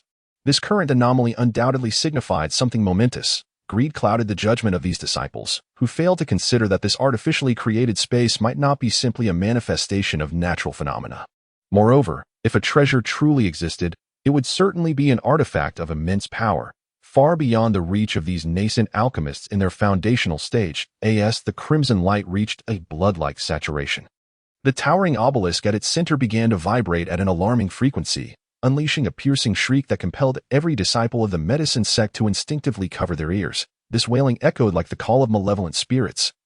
sending chills down their spines, yet it drew the blood-hued light towards it. An endless stream of crimson radiance surged towards the obelisk at the moment of the shriek. This scene was familiar to some among the disciples, having witnessed it twice before, yet they still found it profoundly extraordinary, as if the obelisk were alive. "Look, it's different from the previous 2 times," someone shouted. As the crowd turned to him, he was pointing upward at the apex of the obelisk. Everyone hurriedly lifted their gaze to where he indicated. Enhanced by spiritual energy, the vision of the cultivators was exceptionally keen. All the disciples clearly discerned a small dot at the pinnacle of the obelisk. That dot gradually enlarged, and within moments, it transformed into a sphere the size of a person. Subsequently, the sphere morphed at a breathtaking speed, shifting into a sword, then a dagger, and then a hammer, each form representing various weapons. "It's a magical artifact," a voice erupted from the throng, declaring the emergence of a treasured. No sooner had that exclamation resounded than a figure leaped swiftly towards the ever-changing sphere atop the obelisk. "Despicable," came the immediate outcry, followed by a flurry of figures that also leapt into the air. Yet, among them were a few astute individuals who remained composed, reasoning that if a rare treasure truly had appeared, the prior commotion would preclude a simple acquisition now. Those who stayed grounded focused their inner spiritual energy, preparing themselves for the impending confrontation. Meanwhile, they remained vigilant against others who had not yet taken flight. "Stop him!" As the first figure leapt into the air, seemingly on the verge of seizing the ever-shifting orb, a series of roars erupted simultaneously. Shortly thereafter, a colossal surge of spiritual energy surged forth. With spells manifesting from every direction around the disciple, there were fire dragons, ice spikes, and various forms of weaponry. Before the disciple could even utter a cry of despair, he was engulfed by an array of magical assaults. Meeting a swift demise, behold, the first individual appeared to be a key, and the death of this person was akin to that key being thrust into the lock of a heart-bound demon. Before the lifeless body even touched the ground, the remaining disciples in the sky disregarded all moral principles. A disciple from the medicine sect unceremoniously struck the head of a nearby alchemist with a powerful palm, shattering the alchemist's crown. Yet, before he could revel in his triumph, a sharp sword pierced through his heart, and with a look of unwillingness, he plummeted rapidly from the sky. "Those who dared to obstruct me shall perish." The remaining individuals were already embroiled in chaos, unable to fly, and even in their descent, they seized every opportunity to strike. When those who had leapt finally touched the ground, half of them found themselves unable to rise again. Soul-devouring, bone-corroding powder. Upon landing, these individuals attempted to leap once more. However, at that moment, an alchemist raised his hand and scattered a cloud of red mist from his palm. In an instant, this crimson fog enveloped a 2-meter radius around him, causing the disciples of the medicine sect within the haze to pause. How could you concoct such a vicious poison? In the blink of an eye, the faces of the disciples ensnared by the red poison turned golden, shimmering with an eerie glow. "Hand over the antidote." Almost everyone clutched their throats and roared at the alchemist. "Antidote? A mere fantasy. Fortunately, I had a contingency plan. My fellow disciples, I apologize, but this treasure is now mine." The alchemist merely scoffed disdainfully before leaping towards the radiant orb in the sky. Only he took to the air, with no one else daring to contest him for the treasure. Boom, boom, boom. Just as the alchemist's hand was about to touch the ever-morphing orb, a series of explosions rang out one by one. The heads of the poisoned disciples from the medicine sect burst open on the ground. Within the splattered remains, writhing golden fleshworms emerged. Humph! Upon hearing such sounds, the alchemist's smile widened in delight.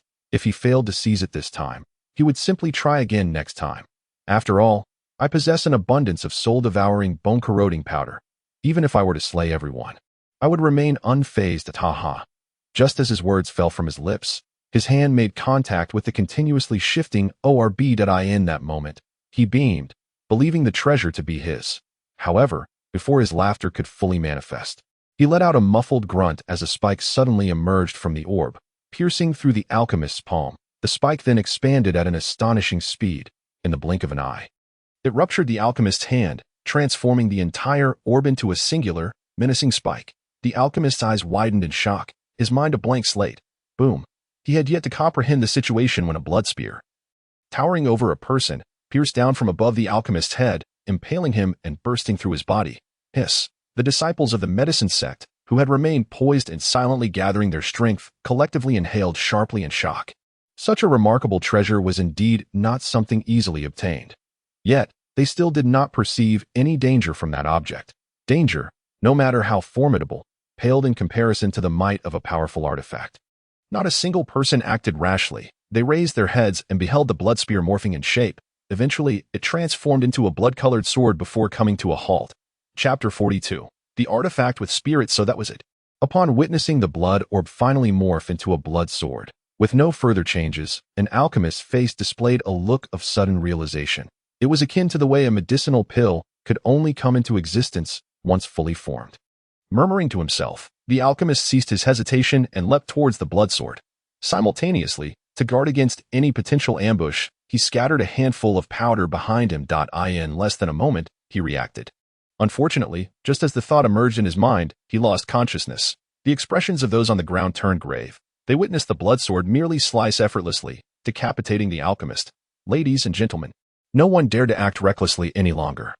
That blood sword possessed power beyond their wildest imaginations. However, with such an artifact before them, how could they possibly retreat? An ordinary disciple from the medicine sect glanced at the others and proposed, "What if we join forces to subdue that sword and devise a way to mitigate its ferocity? As for who claims the sword, we can settle that later by our own merits. What do you think?" His words resonated with the others. Indeed, as individuals, none of us could rival that blood sword. It would be wiser to unite. Quickly, some agreed. With the first to take the lead, the remaining individuals did not hesitate long before nodding in accord. At that moment, a sword chant resonated, and the blood sword hovering above the obelisk emitted a melodic sound as it surged forward. There was no time to waste. Act now. The blood sword swooped down, trailing a long crimson tail behind it. Every person on the ground broke into a cold sweat. Law of heavenly decisiveness. A disciple from the medicine sect shouted urgently, channeling his spiritual energy to cast a spell. Instantly, a silhouette identical to him appeared behind him, albeit magnified several times larger. Upon its emergence, the figure reached out towards the blood sword. Bang! However, an invisible force enveloped the blood sword, and before the figure could make contact, it exploded, leaving only a fragmented arm in its wake. The figure extended its other hand, but the outcome was no different from before. "I can't hold on. Aid me." The silhouette, with both hands rendered useless. The medicine sect disciple cried out, pointing forward. The silhouette behind him lunged at the descending blood sword. This time, the figure managed to intercept the blood sword, but alas, the duration of the defense was but a fleeting breath. After that brief moment, a thunderous explosion sounded, and the figure dissipated into nothingness. Earth-shattering technique. Fortunately, at that moment, the other disciples of the medicine sect finally took action. One disciple pointed forward with a hand, then raised it, causing a stone pillar to abruptly emerge from the ground and swiftly ascend towards the descending blood sword in the sky. Sword mastery. Demon-suppressing palm. Thunderous barrier. Each roar echoed in succession, as vibrant hues erupted from the heavens, with various spells cascading toward the oncoming blood sword. A bunch of fools. However, at this juncture, a certain alchemist slowly took a step back, recognizing that without a practitioner to wield the magical artifact, even its current might would eventually wane. To squander spiritual energy now in a futile attempt to seize it later was laughable. He refrained from intervening, instead fixating on the blood sword plummeting from above. Awaiting the moment its movements would falter, an incessant series of explosions reverberated as the blood sword seemingly possessed boundless power, effortlessly shattering one spell after another. In the blink of an eye, the first wave of attacks from the medicine sect disciples dissipated beneath the blade of the blood sword. Do not falter. We cannot allow it to claim another life. It will be even harder to stop thereafter. A disciple facing the blood sword bellowed urgently. Fortunately, those who had not leapt into action immediately were wise enough to heed his warning. Thus, one by one, they channeled their spiritual energy anew, unleashing their most proficient spells and offensive techniques once more. Yet, the only sounds that resonated were those of detonations, while what they witnessed was the blood sword effortlessly dismantling their onslaught. "It is slowing down. It is indeed slowing down." The disciple, likely the target of the blood sword's assault, shouted fervently. His words were not unfounded. The blood sword in the sky was unmistakably moving at a more languid pace than before. Indeed, the solitary alchemist who had refrained from attacking now wore a broader smile, relishing the notion that while they exhausted their spiritual energy in a futile attempt to impede the blood sword, they ultimately served to adorn my triumph. Ha ha. With a cold smirk, the alchemist retreated another step, seemingly preparing for something. As the others realized the blood sword was genuinely slowing, their confidence surged, gritting their teeth. They once more summoned their spiritual energy, showcasing their formidable abilities in another assault against the blood sword. At last, this time the blood sword could not dismantle every spell. After dispelling half of the spells, a bolt of lightning successfully struck the blood sword, causing it to shudder violently. Subsequently, more spells bombarded the blood sword, and when the final blade, forged from concentrated spiritual energy, pierced the blood sword, it finally ceased its relentless descent, merely falling from the sky in a regular manner. Here it comes. At long last, after such a prolonged wait, they had finally arrived at this moment. Each individual raised their heads, their gaze unwavering upon the descending blood sword. Naturally, each one was desperately channeling the meager remnants of their spiritual energy. Now was the time they had long anticipated to showcase their prowess. "Forgive me, my artifact. I claim you." Simultaneously, the alchemist who had remained inactive until now finally made his move. With a wild laugh, he charged forth like a fierce tiger from the distance. Yet they dared not utter harsh words, fearing to provoke that individual. He possessed a treasure, and his spiritual power remained unscathed. Should he truly be angered, his ferocity would surely lead to the demise of all present. No unforeseen events transpired. The alchemist firmly grasped the blood sword in his hand. In an instant, he felt a tremendous force surging through the blood sword and into his body. This power coursed relentlessly through his meridians and acupoints, merging with his spiritual energy, refining it, and rendering it purer and more robust. How formidable! How formidable! The alchemist gazed with boundless excitement at the sword he held. His cultivation was merely at the 3rd level of the golden core, yet he distinctly sensed his strength ascending step by step. 4th level, 5th level, 6th level of the golden core. His exhilaration intensified as he ascended several levels. The power entering his body from the blood sword showed little sign of waning. That a terrifying thought crossed his mind. Perhaps this blood sword could propel him directly into the nascent soul realm. Indeed, he reached the 7th and 8th levels of the golden cord. In the blink of an eye, he had achieved the 9th level, and the power from the blood sword remained undiminished. He let out a triumphant roar, overwhelmed with joy, relinquishing his restraint to allow the sword's power to roam freely within him. He felt his golden core vibrating uncontrollably, striving for even greater heights. The others looked on with intense jealousy at the alchemist. How could they not perceive his soaring strength? Such a powerful blood sword ought to have belonged to one of them, and it should have been one of them experiencing such a significant enhancement. Naturally, every disciple of the medicinal sect believed that one of them should be themselves. Die. Someone could not help but mutter curses under their breath. He dared only to do so, for should he rush forth to seize the sword, he would be easily slain by the alchemist. Deep within, he began to pray that the alchemist would become consumed by his rapid ascension, ideally leading to his demise. Each disciple of the medicinal sect gritted their teeth, glaring at the wielder of the blood sword. At that moment, a thunderous voice erupted. "You think you can claim this extraordinary treasure? Dream on." Following this, a figure shot in from afar at an astonishing speed. They could not discern the figure's movements, yet each sensed a momentum emanating from it that surpassed even that of the blood sword's wielder, Guohuan. However, the one wielding the blood sword recognized who was approaching. First, he was taken aback, but then a disdainful smile crossed his lips. With a treasure in hand, you seek death. With that, he channeled his spiritual energy and swung the blood sword towards the approaching Guohuan. Yet, as his sword descended halfway, an inexplicable resistance surged forth, preventing his hand from continuing its downward arc. This resistance, astonishingly, emanated from the very blood sword he held. Treasures possess sentience. They choose their masters. It seems this treasure does not wish to acknowledge you as its master. And Guohuan appeared to have anticipated such an occurrence long ago. Even as the Dan master wielded his sword in a fierce strike towards him, his movements exhibited not a hint of hesitation. In that moment, he had already closed the distance to the Dan master, raising his palm to strike at the latter's head. The Dan master wished to retreat and defend himself. Yet he was horrified to discover that the force surging into his body from the blood sword was restraining him, rendering him incapable of even the slightest motion. Chapter 43. The human heart. The Dan master could only watch in helpless disbelief as Guohuan's palm descended upon his head. The immense spiritual power contained within his 9-layered golden core was now utterly immobilized, akin to a stagnant pool of water trapped within his being. With a soft thud, as Guohuan's palm made contact, the Dan master's skull shattered into fragments. Guohuan extended his other hand, seizing the blood sword from the fallen Dan Master. Instantly, a colossal surge of power flooded into Guohuan's body, prompting an uncontrollable fit of manic laughter. His strength had surged to the 9th layer of the Golden Core realm after slaying the Crimson Lotus Rock and consuming its beast core. He harbored no doubts that the power coursing from the blood sword could effortlessly elevate him to the nascent soul stage. Ha ha. Such power. This blood sword must be at least a sacred-grade artifact. Guohuan gazed at the blood sword with satisfaction, allowing its potent energy to circulate within him. Excellent. Both its nature and appearance resonate perfectly with me. As he grasped the blood sword, he sensed an overwhelming intent to kill emanating from it, which only heightened his satisfaction.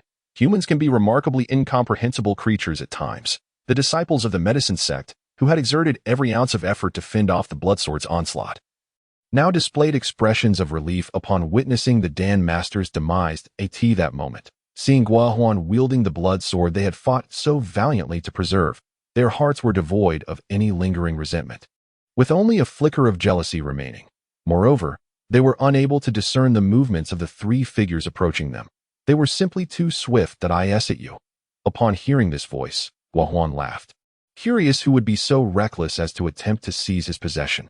However, when he turned to look, his expression shifted dramatically, and he bellowed through gritted teeth, "Is it you?" The newcomers were none other than Chu Yun. When Renming and Tu Ren, "Release that sword, or you will endanger everyone," Chu Yun exclaimed, taken aback upon recognizing Guohuan. If it were only him, Chu Yun would have retreated, allowing fate to take its course. However, with several disciples of the medicine sect still remaining around the central formation, it would be utterly unjustifiable for him to let dozens perish due to his own actions. Not a chance. Guohuan was resolute in his refusal to relinquish the blood sword. Naturally, Chu Yun had anticipated such an outcome, hence he surged forward without a moment's pause. Cloud-piercing palm. In an instant, Chu Yun was at Guohuan's side, raising his palm to deliver a strike. Channeling half of his spiritual power, he executed the cloud-piercing palm with over 20 successive layers. "You seek death," Guohuan roared with fury, feeling his golden core begin to fracture. However, this rupture was unlike any ordinary break. As his golden core splintered, he sensed his power amplifying. Moreover, in a mysterious way, he seemed to have gained some profound insight. This was undoubtedly a harbinger of his transformation from Dan to infant. However, he did not anticipate that Chu Yun would choose this moment to trouble him. The weight of old grievances and new animosities nearly drove Guohuan to the brink of madness. He raised his hand, gripping his sword, intent on slaying the approaching Chu Yun with a single strike. Yet, the very phenomenon that had befallen the alchemist he had slain now manifested upon him. His hand could not rise, and the vast reservoir of spiritual power within him lay dormant. This revelation shocked him profoundly. Simultaneously, Chu Yun's cloud-piercing palm struck his chest. With his spiritual energy inaccessible, Guohuan possessed no means of defense. The impact was akin to a direct blow to his corporeal form. With a soft thud, Chu Yun sensed that he had shattered something significant. Indeed, it was a protective talisman. In an instant, understanding washed over him, and he sighed inwardly. Were it not for the necessity of preserving his spiritual energy to deal with the blood sword, he would have unreservedly channeled all his power into the 1,000 layers palm. The unknown protective talisman absorbed much of the force from Chu Yun's strike, sending Guohuan flying and causing the blood sword to slip from his grasp. Chu Yun swiftly caught the blood sword in his hands.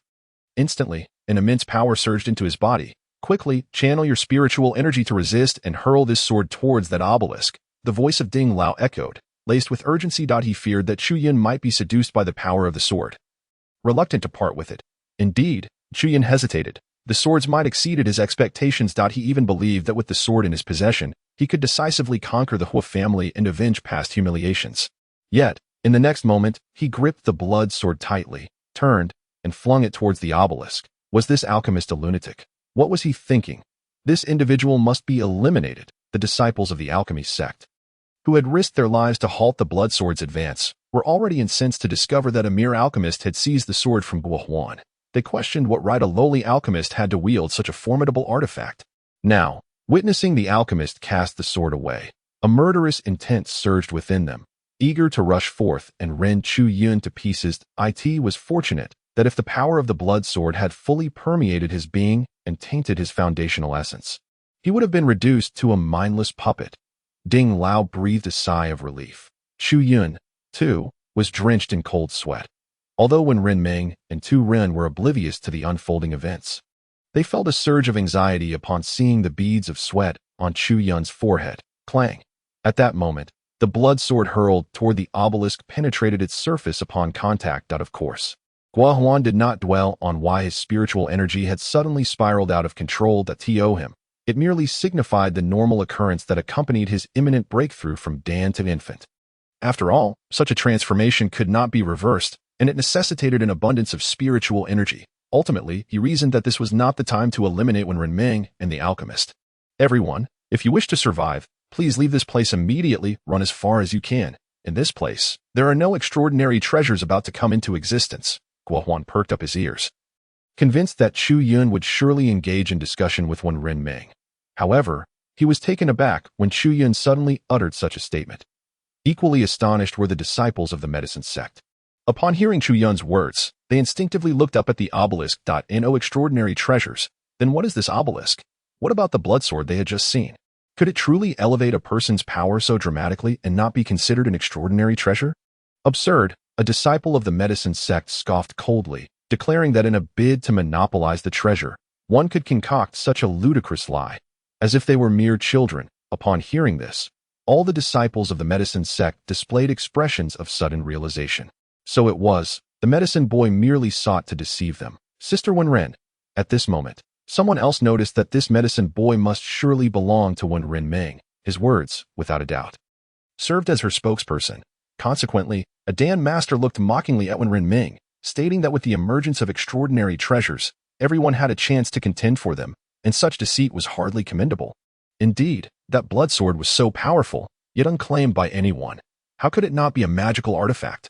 Sister Wen Ren, your fib is indeed quite laughable.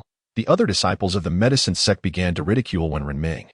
The expressions of Chu Yun, Wen Renming, and Tu Ren shifted dramatically. They had never anticipated that those they endeavored to save would react in such a manner upon hearing their words. Wen Renming also attempted to persuade the disciples of the medicine sect, if you wish to leave, then go. However, among the disciples, a roar soon followed. Sister Wen Ren, I have always respected you. Even the assassination order issued by Brother Gua, I had no desire to heed, wishing to avoid conflict with you. Yet I never imagined you to be such a person. How could you utter such heartless words, claiming that those who do not leave will perish? Wen Renming was momentarily taken aback. Humph! Gua Huan, standing nearby, snorted coldly, remarking that these individuals had already been blinded by greed. Wen Renming, if you intend to deceive them, it would be better to strike them down now. Chapter 44. The choice. If you kill them, it will only be you and me contending for this unmanifested magical artifact. Gua Huan sneered, casting a glance at the exhausted disciples of the medicine sect. All the disciples involuntarily trembled. Many of them had participated in such trials more than once and were well aware of the stringent rules of the medicine sect, which allowed no interference in conflicts among fellow disciples. What they sought were the strong who could survive amidst various adversities and the treachery of their peers. At this moment, they were utterly drained of spiritual energy. Should Wen Renming and her two companions truly resolve to annihilate them, none would be able to escape. Sister Wen Ren, if you desire this magical artifact, I will relinquish it to you. Please, grant me a chance to live. Immediately, someone pleaded for mercy from Wen Renming. However, more voices whispered derisively about her. She often pretended to be lofty, yet in truth, she was merely an ordinary woman swayed by desire. Humph! The expression on Wen Renming's face shifted slightly, as if she had not anticipated that the outcome would turn out this way. How could you entertain such thoughts? On the other hand, Tu Ren appeared exceedingly incensed, casting a frigid gaze towards those disciples of the medicine sect, exclaiming, "We came with good intentions to rescue you. Yet you each turn around and wrongfully accuse us. You are utterly oblivious to your own peril." Cursing silently to herself, Tu Ren strode to Wen Renming's side, saying, "Sister Wen Ren, let us depart. These individuals are simply not worth saving." With a sigh, Chu Yun reflected that in the world of his previous life, when one's safety was at stake, even the most splendid of treasures would warrant careful consideration by ordinary folk. He had not expected that the people of this continent, though possessing greater strength and broader horizons, were also imbued with an even greater arrogance. No, it was foolishness, in the face of immense profit. They had completely lost their wits. Indeed, those who are pitiful must also possess qualities that are despicable. Beside him, Gua Huan was taken aback. He had not anticipated that Wen Renming, along with her medicine boy and Tu Ren, would truly take their leave. Could this be yet another scheme? He murmured to himself, and then promptly called out, "Halt! It is One Ren Ming." As his voice echoed, a series of slightly weaker shouts followed. "It truly is her. Everyone, quicken your pace." This woman actually had the audacity to seize the treasure. How infuriating! Behind Guohuan, a throng of medicine sect disciples rushed forward. Earlier, Guohuan had hastened away from them. But now they had finally caught up. Remembering Guohuan's life-saving grace and the promises he had made to them, excitement flooded their faces. "Kill her," someone suddenly shouted. This declaration acted as a spark, igniting the disciples behind Guohuan. Without a second thought, they summoned their spiritual energy and unleashed their spells, charging like the wind towards Wenren Ming, Chu Yun, and Tu Ren. Guohuan furrowed his brow.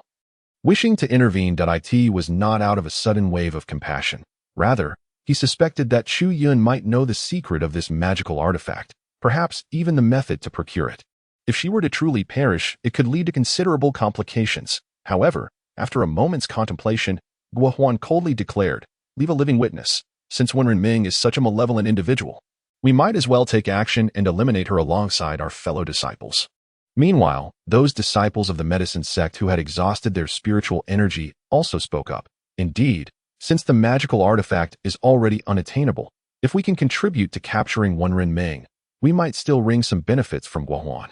It would not be a wasted trip." The disciples' faces contorted with a fierce expression. Even though their spiritual energy had only slightly replenished, they strained to summon more, eager to impress Guohuan in front of them. Wenren Ming, Chu Yun, and Tu Ren's expressions darkened. Had it only been Guohuan's disciples, it would have been manageable. They had never anticipated that the very people they sought to save would turn against them. "Sister Tu Ren, I will hold them off. You and brother Chu Yun take the lead." Tu Ren leaped in front of Wenren Ming and Chu Yun, forming hand seals to channel her true qi. Invoking the sword technique, the ethereal essence of the air swiftly converged, transforming in the blink of an eye into a resplendent sword. With a mere gesture, Turing directed the sword to pierce towards the approaching figures. Yet, Turing stood alone amidst a throng of golden core practitioners. The single sword forged from spiritual energy was simply insufficient. Suddenly, a brilliant light erupted from the crowd.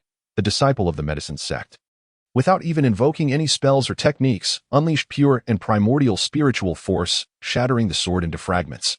Turing trembled slightly, summoning her spiritual power, unleashing it like a torrential flood, conjuring numerous swords of spiritual energy before her. Sword control technique, 10,000 swords art. With a fierce sweep, a deluge of swords cascaded like rain towards the disciples of the medicine sect rushing forward.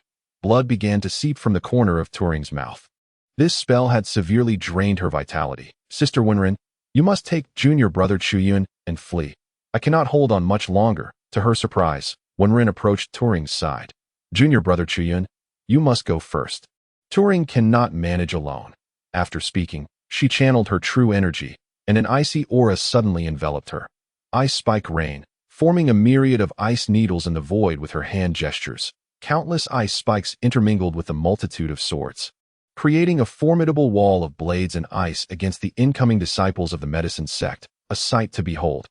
How ridiculous, to think that two individuals could stand against us. Although the sky filled with swords and ice needles appeared fearsome, their actual might was rather limited, and the charging disciples of the medicine sect merely scoffed. Boom! With a thunderous roar, as Wenren and Turing stood before them, every individual ceased to hold back, their bodies radiating terrifying brilliance. Whether delivering punches, wielding swords, or casting spells, they easily dismantled the magical onslaught of Wenren and Turing, grinning maliciously as they charged towards the cloud-piercing palm. As one disciple of the medicine sect seized the opportunity through the gap in the sword wall, he rushed like the wind towards the bloodied and trembling Turing, who was rendered immobile. A ferocious shout rang in Turing's ears. In the next instant, Chu Yun leaped from behind Turing, raising his palm to strike at the disciple of the medicine sect. How laughable! Initially startled by the shout, the disciple's heart wavered, but upon seeing a mere foundation establishment stage youth emerge, he could not suppress his laughter. "Since you seek death, I shall extinguish you first." With a mighty roar, he raised his palm to strike at Changfeng. Just a foundation establishment, he didn't even deem it necessary to use spells. Spiritual energy surged, shimmering between his palms. Yet, as he made a slight movement, he realized the spiritual energy within his grasp was rapidly dissipating. Sensing something amiss, he desperately urged the remaining spiritual energy within him. But it was too late. Chu Yun's palm struck against his own. Instantly, waves of spiritual energy surged into his arm. With a crack, the disciple's arm twisted at an unnatural angle, the bone piercing through flesh. Exposed to the air, Wenren swiftly waved her hand, sending an ice spike shooting from her sleeve. Piercing the chest of the disciple of the medicine sect, she then tossed a bottle of elixir into Chu Yun's hands. Did I not tell you to leave? Chu Yun consumed a pill, replenishing the spiritual energy expended by the 1,000 overlapping hands, while simultaneously tossing another to the side. Directed at the Turing, there was no chance of escape. Before his words could fully escape his lips, yet another disciple from the medicine sect surged forward, but he roared incessantly, his entire being ablaze with spiritual power. And before he could strike, the temperature in the vicinity suddenly soared. Chu Yun frantically channeled his spiritual energy, every foundational base within him trembling violently, as all his power was directed from 1,000 overlapping hands to cloud-piercing palm. With a fierce blow, the layers of spiritual energy surrounding the medicine sect disciple shattered. T2. Disregarded Chu Yun, a mere foundational stage alchemist, fixated solely on eliminating Wenren. Consequently, Chu Yun's strike easily crashed into his chest. The sound of flesh bursting echoed as the disciple's spiritual energy dissipated, leaving a gaping wound in his torso. Guo Huan's imposing presence locked onto us, leaving no possibility of escape. At that moment, Chu Yun cast a glance toward Guo Huan. As he had stated, Guo Huan radiated brilliance. Fixating intently on Chu Yun and his companions, his aura surged, emanating a barely perceptible pressure that bore down upon Wenren and her allies. The Turing had already regained composure, joining forces with Wenren to subdue another attacking disciple from the medicine sect. I will buy time against Guo Huan. You all must flee. Don't be foolish. Chu Yun swiftly swallowed another pill and unleashed another 1,000 overlapping hands, vanquishing yet another disciple from the medicine sect, momentarily halting their advance. Turning to the encroaching disciples, Chu Yun bellowed, "Listen well. If you assist us in slaying Guo Huan, the rewards he offers will be doubled." Chu Yun perceived clearly that every disciple from the medicine sect wore a greedy expression. This was not vengeance. It was not mere frustration. The sole motivation was the promise of immense benefits from their demise. Chu Yun remained ignorant of the incentives Guo Huan had granted them. Yet, as an alchemist, it was likely to be related to elixirs. If it pertained to elixirs, Chu Yun was confident that with the 4 directions cauldron at his disposal, he could provide whatever they desired. Doubled, indeed, upon Chu Yun's utterance. The disciples who had been charging toward them momentarily hesitated. Their gazes instinctively shifted to Wenren. If the rewards were to be doubled, perhaps, given her status, she could genuinely deliver such promises. All the disciples turned their attention toward Guo Huan. Thinking of switching sides, Chu Yun's words momentarily stunned Guo Huan, yet he quickly regained his composure, sneering, "Think carefully. To the medicine sect, Wenren is merely an outsider, and as for my standing, you all are well aware. Consider your choices. Will you align with me, or with that outsider Wenren?" Chapter 45. Sword Soul. Of course, they would choose senior brother Guo Huan.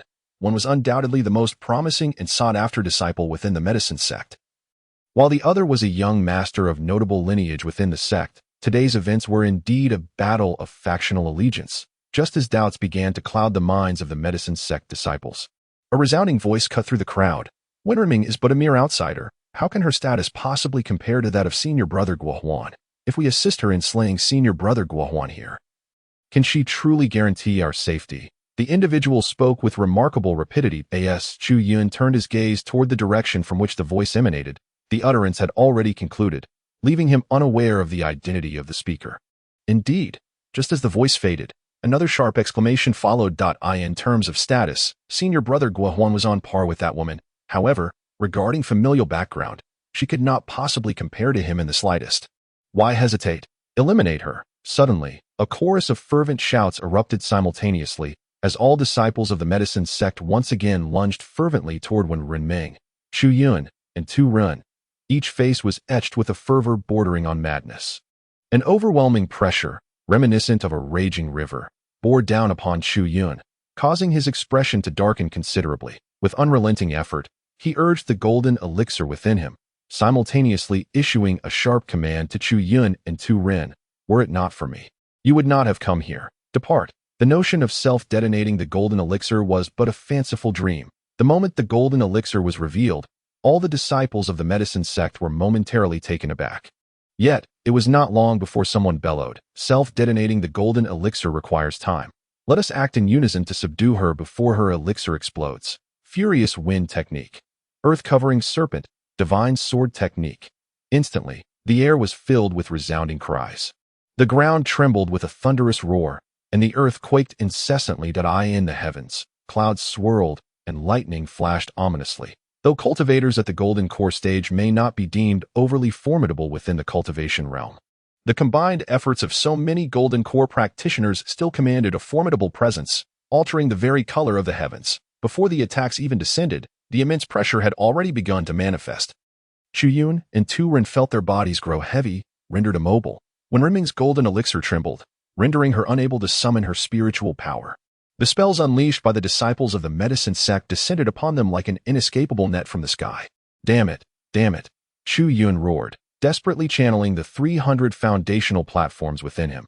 Yet, despite the fervent shaking of the sturdy platforms, his spiritual power could not circulate under such overwhelming pressure. Elder Ding. He cried out inwardly in desperation. Simultaneously, the foundational platforms threatened to shatter, and rather than radiating outward, his spiritual energy surged inward, filling Chuyun's body. Buzz, the tempest of wind, fire, lightning, and the onslaught of sword and fist finally descended. Although Chuyun's entire being radiated light, it was already too late. When Renming's golden elixir continued to quiver, yet that was all it could do. An uncountable array of spells loomed above them, threatening to descend upon their forms. That moment, they would not merely perish but be stripped of their very skins. However, at that instant, a resonant hum echoed forth. The spells hovering above Chuyun came to an abrupt halt, ceasing to advance even a fraction. Whether it was the disciples of the medicine sect or Chuyun, when Renming and Tu Ren, they all felt a sudden chill in their hearts. The surge of even greater power erupted, enveloping the entire world. In that fleeting moment, every individual felt as though they were but ants in the presence of this inexplicable force that had suddenly emerged. Buzz, another gentle sound resonated. Once more, everyone felt a jolt in their hearts, irresistibly drawn to gaze upon the obelisk. At that moment, they ceased to ponder why their spells had suddenly halted, nor did they contemplate the origin of the newly manifested power. They were all captivated by the extraordinary spectacle that had erupted from the obelisk. A blood-red beam of light shot forth from its pinnacle, soaring straight toward the heavens. Simultaneously, the space above the obelisk began to warp. With a resounding explosion, a column of white light surged forth, charging directly towards the crimson beam. The onlookers had never witnessed such a spectacular phenomenon. The white beam, reminiscent of divine retribution, and the blood-red column, seemingly in defiance of the heavens, instilled a profound sense of fear within their hearts. This is, Elder Ding's voice echoed, filled with astonishment. How is this possible? How can anyone forge such a formidable magical weapon?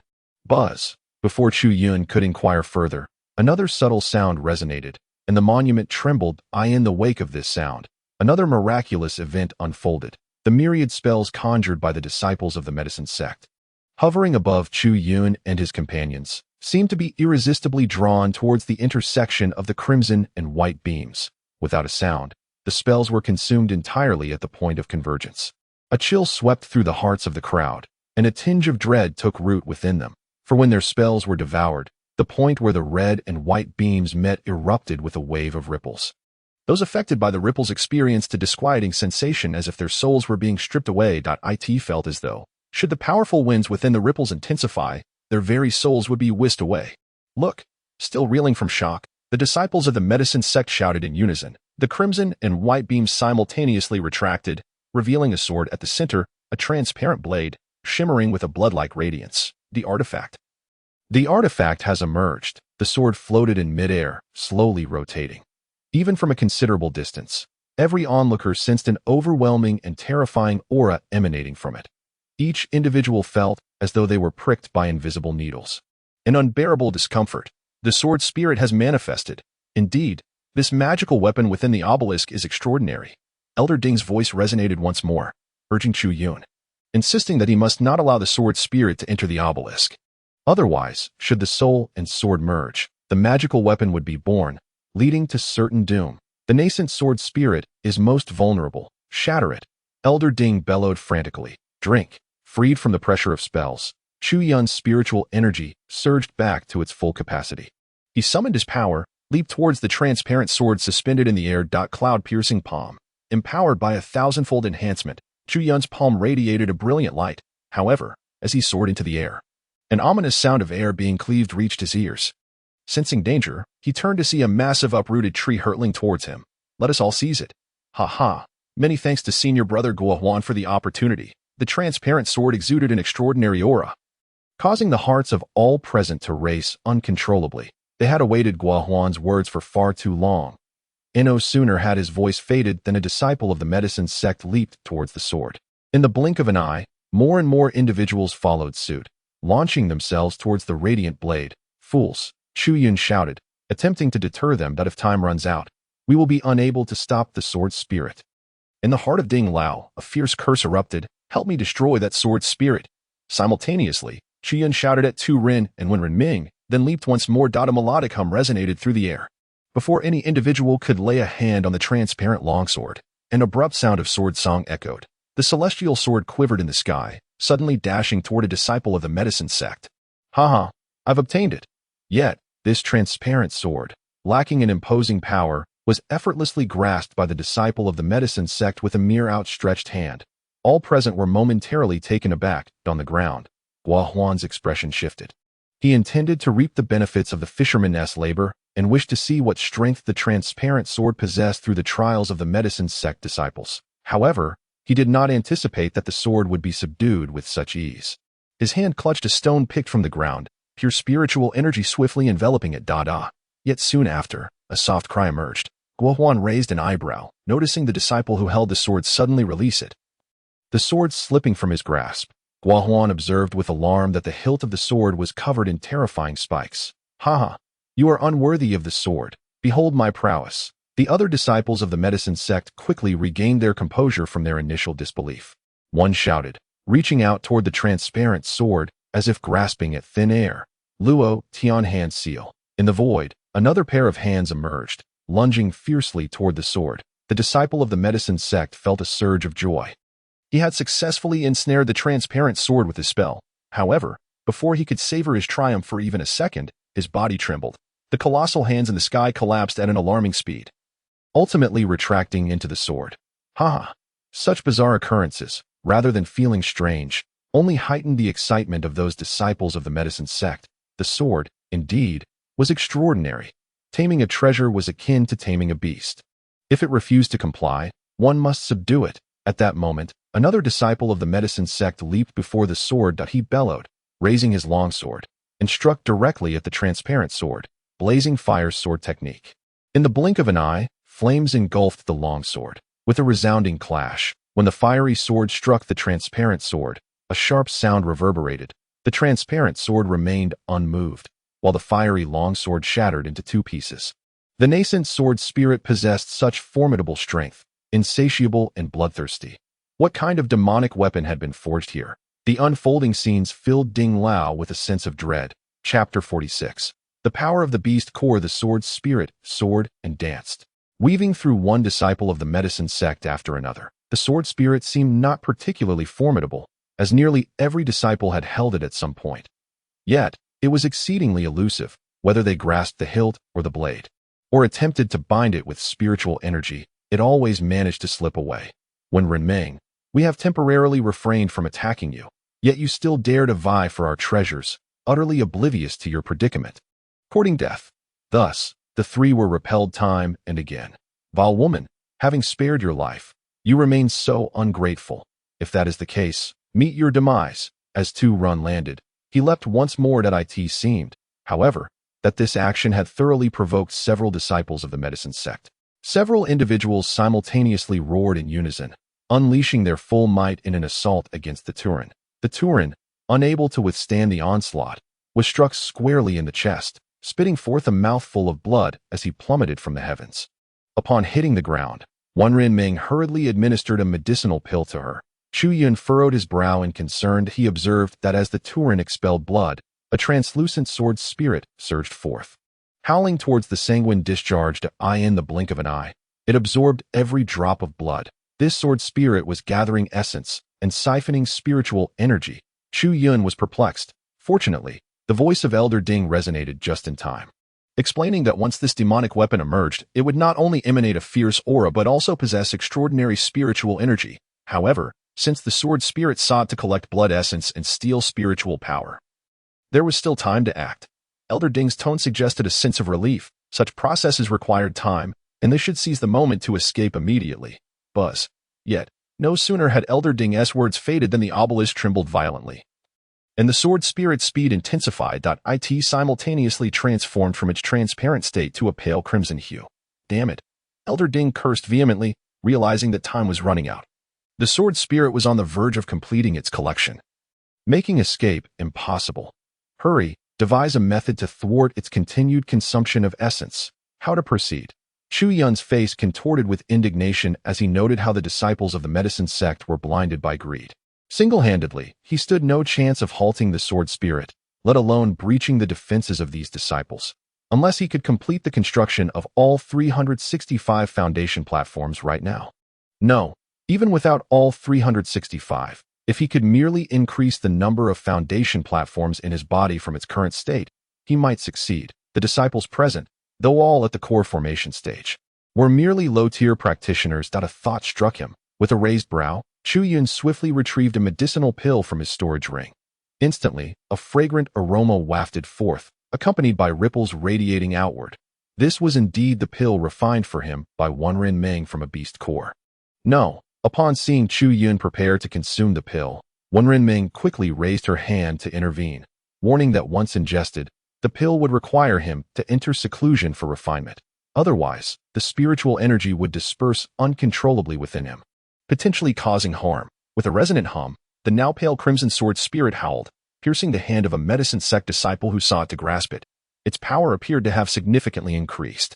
Simultaneously, the obelisk quaked as if urging the sword spirit onward. There was no time for hesitation. Those disciples, intoxicated by greed, deserved their fates. Yet, he could not afford to perish here. The enmity against the Hua family still remained unavenged. Even if there was but a slim chance, he must not die in this place. Gritting his teeth, Chu Yun raised his hand and tossed the medicinal pill into his mouth. Chu Yun. One Ren Meng attempted to halt him, but it was already too late. Chu Yun's body convulsed. A trickle of blood escaped from the corner of his mouth. The potency of the spiritual energy within the pill exceeded his expectations. As it entered his body, he felt an inexhaustible force surging through him. Had he initiated his cultivation and entered seclusion at that moment, it would have been fortuitous. Yet, he found himself utterly incapable of doing so. Without guidance, the vast and unrestrained spiritual energy surged within him like a flood breaching a dam, wreaking havoc on his meridians and acupoints. Fortunately, most of the major acupoints in his body contained foundational platforms. Moreover, after numerous cycles of destruction and reconstruction, his foundational platforms had become remarkably solid, preventing him from encountering a grave crisis at that very moment. However, even so, his original spiritual energy, along with the latent power within the foundational platforms, could only serve to resist this uncontrollable torrent of immense spiritual force. To thwart the ever-strengthening sword spirit. At this moment, even if he wished to freely channel his spiritual energy, it was an impossibility. One could see Chu Yun trembling incessantly, the veins on his temples bulging ominously, as though they were on the verge of bursting. Wen Renming, engrossed in alchemy and cultivation, was rather inept in matters beyond that realm, and now found her hands and feet in a state of disarray. "Let me assist," cried Tu Ren, who had regained her composure, rushing to Chu Yun's side. With her hands forming a sword-like gesture, she gently tapped the center of Changfeng's forehead. "Do not resist. I will guide the power of the elixir with my spiritual energy to aid your absorption." A flash of light emanated from Tu Ren's pointed fingers. Chu Yun felt a surge of warmth in his dantian, followed by an influx of immense spiritual energy flooding into his body. Once Tu Ren's energy entered Changfeng, it began to circulate within Chu Yun, traversing along a profoundly intricate path, unfazed by the powerful spiritual force emanating from the elixir, continuously moving through his being. This formidable spiritual energy seemed to provoke the energy within the elixir, which pursued and relentlessly attacked. Soon, a remarkable scene unfolded. When the spiritual energy from Tu Ren was completely expended within Chu Yun, the elixir's energy began to flow along the path previously traversed by Tu Ren's energy. Chu Yun's spiritual energy normalized, and as the elixir's energy coursed through his body, he felt an increasing surge of strength. "Hurry," Tu Ren urged softly. Chu Yun looked up to see her face pale, and her eyes glazed over. "I have already guided the energy contained within your elixir to commence circulation in the Great Circulation. However, it cannot last long. Unless you enter seclusion, you will be unable to absorb it, and soon it will run amok again. My spiritual energy cannot sustain this for long." With that, Tu Ren trembled, raising her hand to cover her chest as blood spurted from her mouth, collapsing into Wan Ren Meng's embrace. Wan Ren Meng swiftly retrieved a pill and placed it in her mouth. The immense spiritual energy contained within the beast-derived elixir stabilized momentarily as that energy circulated through Chu Yun's body. It began to rapidly form one foundational platform after another. The energy was overwhelming. In just 3 or 4 breaths, the number of foundational platforms within Chu Yun's body had surged to 330. If he were to truly enter seclusion and absorb this elixir, it would undoubtedly enable him to achieve perfect foundational success. Alas, as Tu Ren had mentioned, he could sense that the remaining energy was on the brink of collapse at any moment. Taking a deep breath, Chu Yun gazed up at the sky. With a soft exclamation, he propelled himself off the ground, shooting into the sky like an arrow released from its bow. How audacious of that alchemist to return! The sudden appearance of Chu Yun incited a furious wrath among the disciples of the medicine sect, who were in pursuit of the blood-red sword soul. They had already repelled him numerous times. Never expecting this audacious youth to display such fearlessness in the face of danger. "Damn the audacious youth! So greedy! Let us simply kill you!" roared one of the disciples, turning swiftly to strike downwards at Chu Yun with his sword. However, as the blade was merely swung, his expression morphed into one of sheer horror, a cloud-penetrating palm. Without even resorting to the 1,000-layered hand technique, the immense true energy from the 330 foundational platforms rendered Chu Yun's palm strike extraordinarily formidable. The blow landed squarely upon the descending sword, shattering the spiritual energy within and severing the blade itself. The residual force transmitted through the air, forcing the disciple to stagger backward in disbelief. How is this possible? The disciple refused to accept this reality, his eyes wide as he fixated on Chu Yun. "Kill him! This audacious youth must die! Perish!" A chorus of roars erupted as several disciples of the medicine sect simultaneously charged toward Changfeng. "Those who stand in my way shall perish!" Chu Yun bellowed in a frenzy, the might of his palm strike remarkably overwhelming. To his astonishment, the vast medicinal energy circulating within him began to replenish his expended strength. With both palms raised, the energy from the 330 foundational platforms surged forth, continuously filling his body, while the true energy conducted a grand circulation within his foundational platforms. Thud! One palm strike after another, Chu Yun repelled all the disciples attacking him, shattering sword after sword belonging to the medicine sect. How can this be? Gaping in astonishment, the disciples beheld the seemingly frenzied and demonic Chu Yun. His palms moved with relentless fury. The offensive techniques were but a mere mention, as his spiritual energy appeared boundless. This audacious youth had seemingly transformed into a human-shaped treasure, never to falter, never to tire. A circle of golden core practitioners had formed around him, yet none dared to approach. Many clasped their right hands, for their grips on their swords had left their palms bruised and cracked when Chu Yun shattered their weapons. This audacious youth? The crowd fell into a daze, murmuring in disbelief. Chu Yun's expression was fierce. Had these individuals refrained from attacking him, he would have possessed 340 foundational platforms by now. Instead, he had repelled them, maintaining his count at 330. Furthermore, the surging energy within him had begun to exhibit signs of rampancy. Fortunately, none dared to advance. The blood-red sword soul had now appeared before him. Chu Yun summoned his spiritual energy, enveloping his palms with it as he reached out towards the blood-red sword soul, while simultaneously raising his other hand to channel all his energy into the 1,000-layered hand. Attempting to shatter the sword soul, Elder Ding's voice resounded wildly in Chu Yun's mind. Suddenly, a terrifying howling sound surged into Chu Yun's ears. Chapter 47, Devouring, even with the slightest thought. Chu Yun comprehended the unfolding events.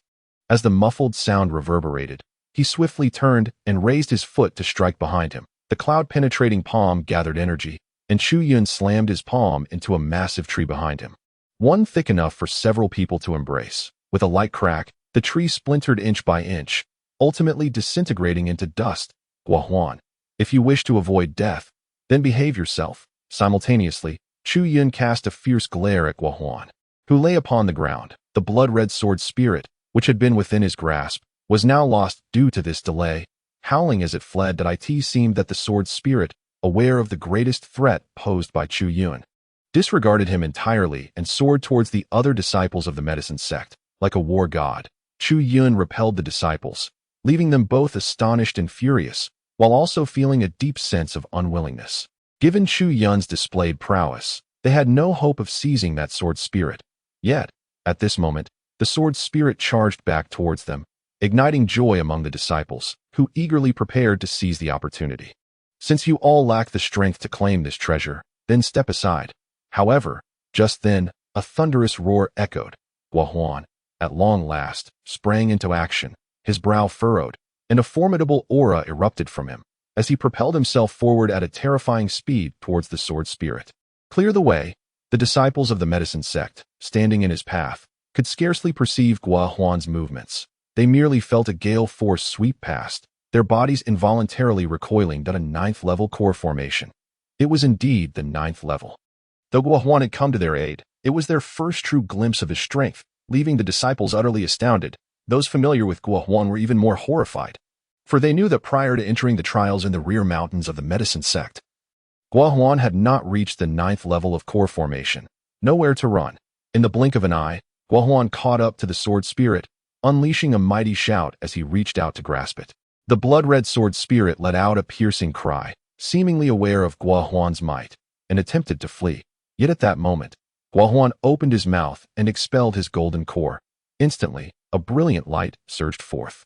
Guohuan's golden core howled as it surged towards the blood-red sword spirit. The golden core of a cultivator embodies the essence of concentrated spiritual energy, both fragile and powerful. It is delicate enough that if separated from the body, it can easily be shattered by a formidable force or stolen by malevolent sorcery. Yet, when its internal spiritual energy is activated, it can unleash terrifying power. No one had ever witnessed someone wielding their golden core as a weapon or artifact for attack. All the disciples of the medicine sect stood in stunned disbelief at this spectacle. Cloud-piercing palm.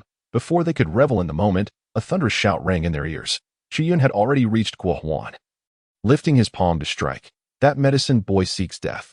Despite Chu Yun's display of formidable combat prowess, Guohuan's strength had reached the 9th level of core formation, and no matter how strong Chu Yun was, he would undoubtedly meet a grim fate. Guohuan, equally disdainful, raised a hand to strike back at Chu Yun. However, before their palms could meet, Guohuan's expression shifted dramatically. Waves of terrifying and profound spiritual energy surged onto his palm. Though this energy was potent, it was insignificant to Guohuan. Yet, it came in relentless waves, like monstrous tidal forces that never ceased. Guohuan had no time to summon additional spiritual energy, and he watched as the stone armor on his hand was stripped away layer by layer, revealing his flesh. Boom! The palms collided. Guohuan was forced back 10 steps, while Chu Yun was sent flying into the air. Without the stone armor, Guohuan's formidable physical strength is equally astonishing, as Guohuan's breath became slightly erratic. The blood-red sword spirit seized the opportunity to violently shake free from the grip of his hand, soaring into the sky as if attempting to flee. Yao Dong, if you do not impede me today, I shall only slay one Ren Ming. Guohuan gritted his teeth, utterly astonished by Chu Yun's displayed prowess. If he truly wished to oppose him, acquiring his treasured artifact would undoubtedly prove challenging. Thus, he took a step back and bellowed at Chu Yun. What right do I have to kill anyone here? If he were not present, he would rather Guohuan seize the blood-red sword spirit and perish beneath its might. Yet now, having entered the fray himself, he could only act with resignation. With a roar, he propelled himself towards the sword spirit, his teeth clenched tightly, for the formidable spiritual energy within him, derived from the beast core, had begun to unravel. If he did not hasten his pace, he would be left to await his demise. You seek death? Unprepared for Chu Yun's blatant disregard, Guohuan's countenance shifted dramatically. Dragon Elephant Divine Art, 2nd layer. Beast transformation. With this thunderous cry, the stone armor, forged from the golden core, swiftly melded into his body, thick fur erupting from his surface like needles, shredding the robe he wore. Well then, it is thanks to your treachery that I have successfully cultivated the Dragon Elephant Divine Art to its 2nd layer. I had long resolved to make you the first to perish beneath its might. In just a few breaths, Guohuan was enveloped in a coat of black fur, his form seemingly elongated. Resembling a fearsome spirit beast that instilled dread, with a roar that echoed like a beast's, he launched himself forward, a piercing sound cutting through the air. The disciples of the medicine sect witnessed a black shadow flash as Guohuan appeared behind Chu Yun. "Die for me," Guohuan roared. Raising his right hand to grasp at Chu Yun, a terrifying gust of wind surged toward Chu Yun's back, sending chills down his spine. Turning his head, he beheld Guohuan's fingers elongating over an inch, resembling daggers, truly terrifying. The meager spell skills that resided in Chu Yun's mind left him at a loss, and he could only stamp his feet in desperation. Fervently channeling his spiritual energy, with a rip, Guohuan's right hand swept down, effortlessly tearing through Chu Yun's protective spiritual energy, as if it were mere paper, simultaneously shredding his garments and leaving 5 horrific claw marks on his back. Blood gushing forth, the intense agony made cold sweat bead on Chu Yun's forehead. Had he not stepped forward at a critical moment, that strike would have surely rent his back asunder. Damn it. He cursed loudly, roaring at Guohuan. "Guohuan, if you continue to ignore my warnings, all of us shall meet our doom." "A joke," Guohuan sneered, charging again at Chu Yun. "With such strength, I fear not even the Yuanying stage cultivators. What person or entity here could possibly slay me? If you obstruct my quest for treasure, you deserve to die." As soon as the words left his mouth, Guohuan darted towards Chu Yun like the wind. Too fast, Guohuan's speed was beyond comprehension, and Chu Yun could scarcely discern his movements. Just as Guohuan's claw descended towards Chu Yun's chest, a sudden sword's cry resonated. The blood-red sword spirit, which had been hovering before Chu Yun, abruptly halted and shot towards the obelisk with fervor. "This is not good. It's too soon. The sword spirit is about to enter the body. Hurry and stop it." The Elder Ding roared frantically in Chu Yun's mind. "Guohuan, do you not desire that magical treasure?" In a moment of desperation, Chu Yun's mind raced out if that sword were to embed itself within the obelisk. You would never have the chance to acquire it in your lifetime. Guohuan's claw paused at Chu Yun's chest, before he darted towards the sword spirit without a second thought, regardless of the truth behind Chu Yun's words. His only objective now was to halt that blood-red sword spirit. Indeed, Guohuan was formidable. Just as the sword spirit was on the verge of entering the obelisk, he managed to seize it with remarkable swiftness. Trying to flee? "You belong to me." The blood-red sword spirit writhed furiously in Guohuan's grasp, attempting to escape his hold. Yet, Guohuan's grip was as unyielding as a vice, firmly restraining the sword spirit. Even as the sword spirit manifested numerous piercing projections from where it was held, none could penetrate Guohuan's exterior. Unless Guohuan was defeated, it would be impossible to destroy that sword spirit. Moreover, with the power the sword spirit currently exhibited, I fear my own strength would be insufficient to annihilate it. As Guohuan moved away from him, Chu Yun exhaled a long breath, upon witnessing Guohuan's firm grip on the sword spirit. His brows furrowed deeply. Puffed. Simultaneously, he trembled violently and spewed forth a mouthful of fresh blood. The essence of the beast core within him had finally erupted uncontrollably. The 330 foundation-building platforms trembled in unison. Vast spiritual energy surged forth, barely countering the force of the beast core. "Zhuguo," the Elder Ding's voice echoed. "We cannot allow you to destroy these 330 foundation-building platforms any further, or it will harm your body. You must consume the Zhuguo at once. Although consuming it after forming the core would grant you unexpected capabilities, for now, preserving your life is paramount." Zhuguo. After a moment's hesitation, Chu Yun saw Guohuan gripping the blood-red sword spirit and gritted his teeth as he prepared to act. That is the Zhuguo. The immense and fiery spiritual energy erupted instantly, capturing the attention of all the disciples of the medicine sect. Particularly, the alchemists were left agape in astonishment. However, they soon witnessed something even more horrifying. They saw Chu Yun open his mouth and, astonishingly, swallow the Zhuguo whole. Has that medicine boy gone mad? To consume the Zhuguo raw, even someone at the 9th level of core formation would be unable to absorb the immense power of the Zhuguo. All the disciples of the medicine sect could not help but murmur in disbelief. Chu Yun swallowed the Zhuguo.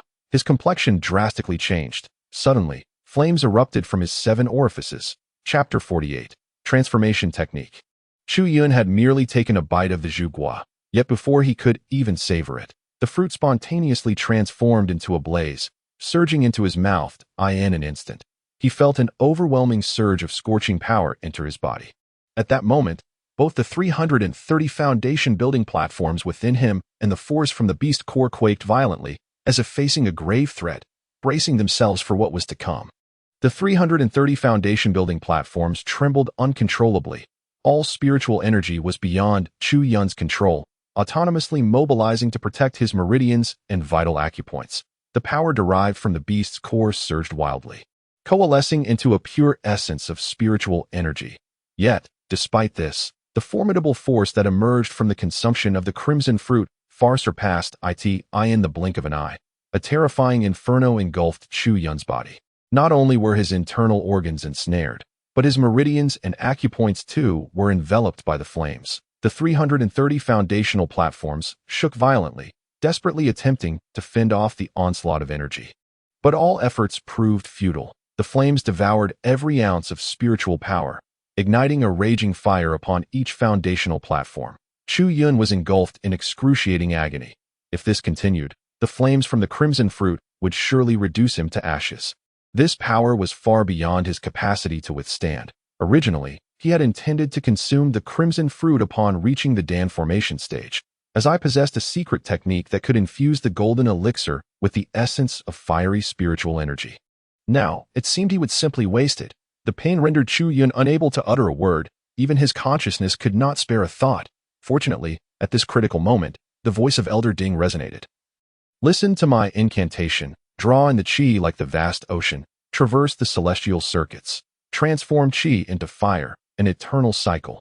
Elder Ding recited the incantation with remarkable speed, although his words flowed rapidly. Within the brief span it took to utter the incantation, Chu Yun had already begun to exhale flames from all 7 orifices, sparks emerging from his skin, and a foul stench of burning flesh wafted from his body.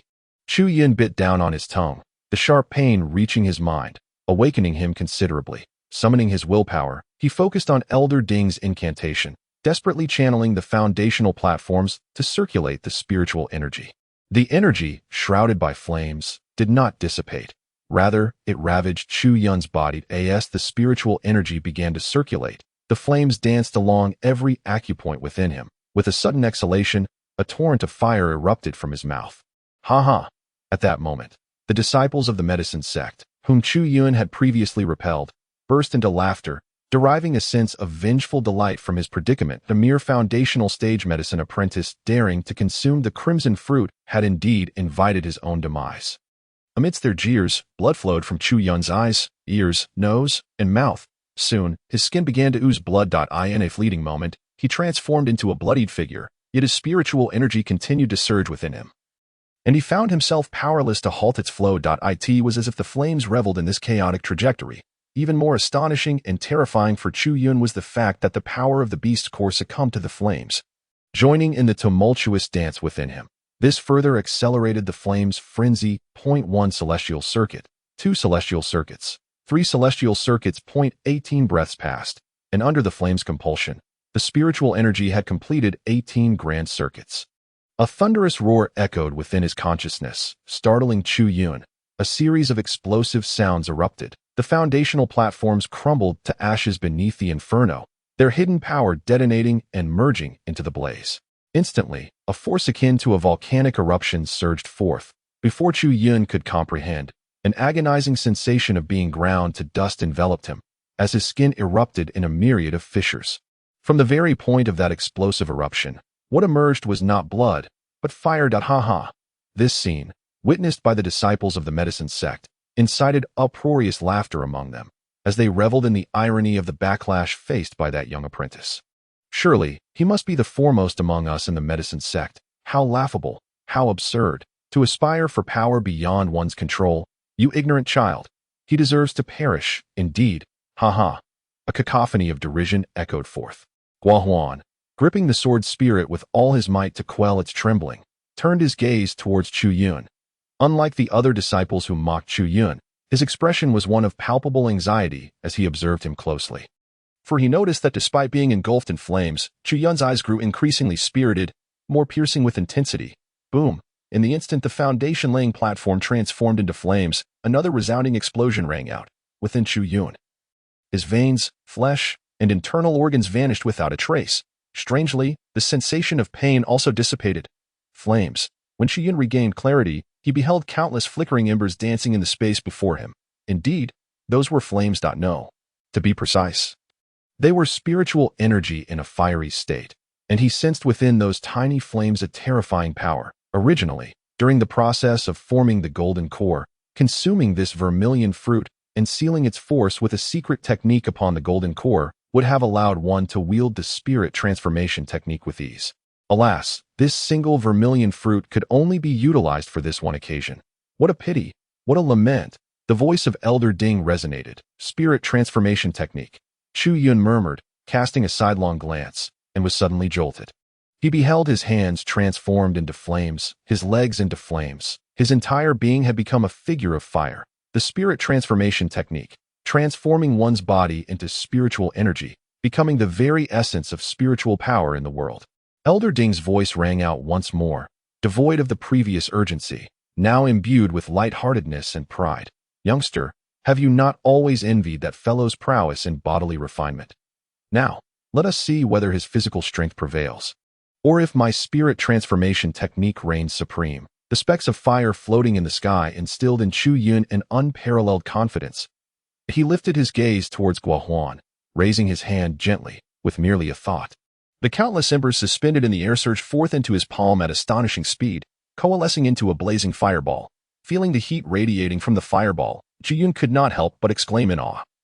Incredible, incredible, you say? Elder Ding scoffed. This technique can only be cultivated at the golden core stage. Though you are transformed into flames, you cannot even unleash the first tier of its power. Do not squander your time. You cannot endure for long. Following that, Elder Ding bellowed. Chu Yun shot a glare at Guohuan. Boom! All the disciples of the medicine sect braced themselves, anticipating Chu Yun's imminent collapse into a pile of ashes. Yet, rather than falling, the fireball rose slowly into the air, then surged violently towards Guohuan. What is this? The disciples of the medicine sect felt their minds go blank. First, Guohuan wielded a golden core as a weapon, then transformed into a spirit beast. Now, someone had become flames. The entire spectacle was enough to overwhelm their feeble minds.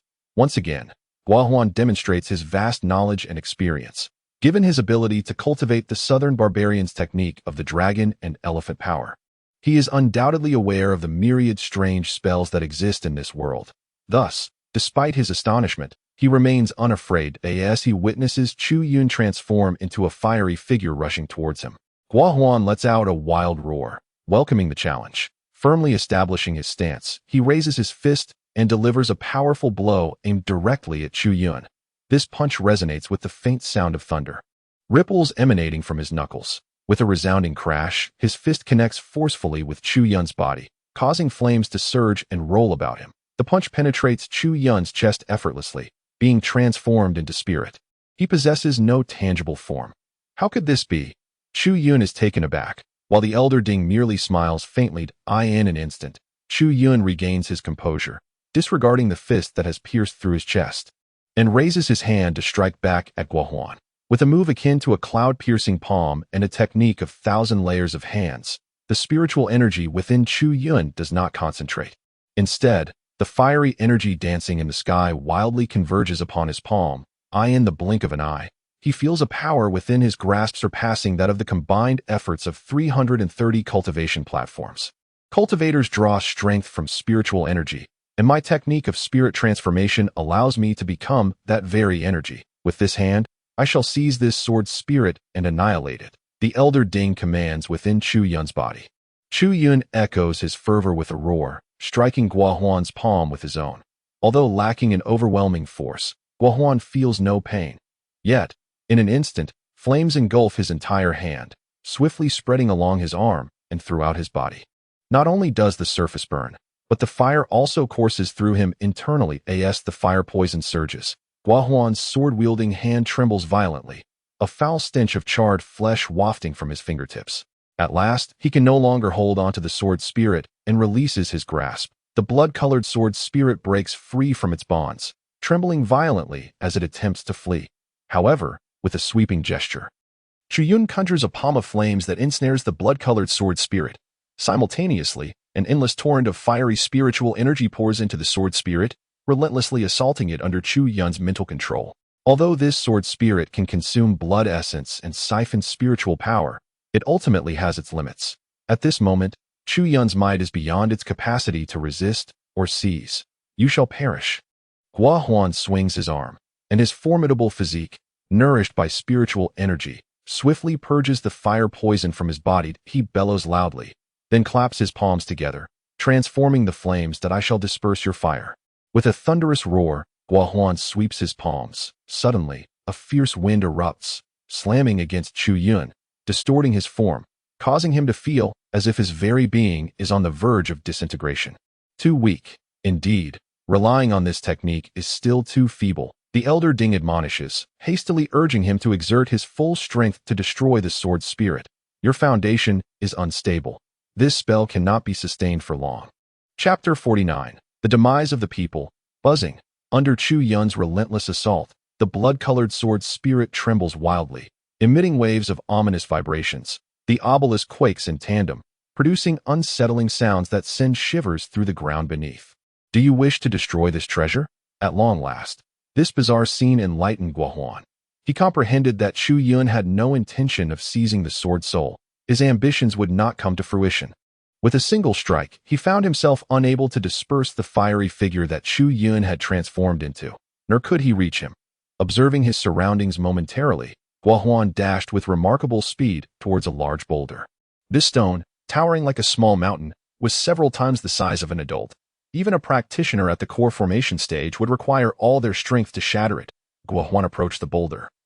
Bending at the waist and extending his hands downward, with a mighty shout, he stamped his feet and thrust his waist upward, lifting the enormous stone with sheer force. Hiss!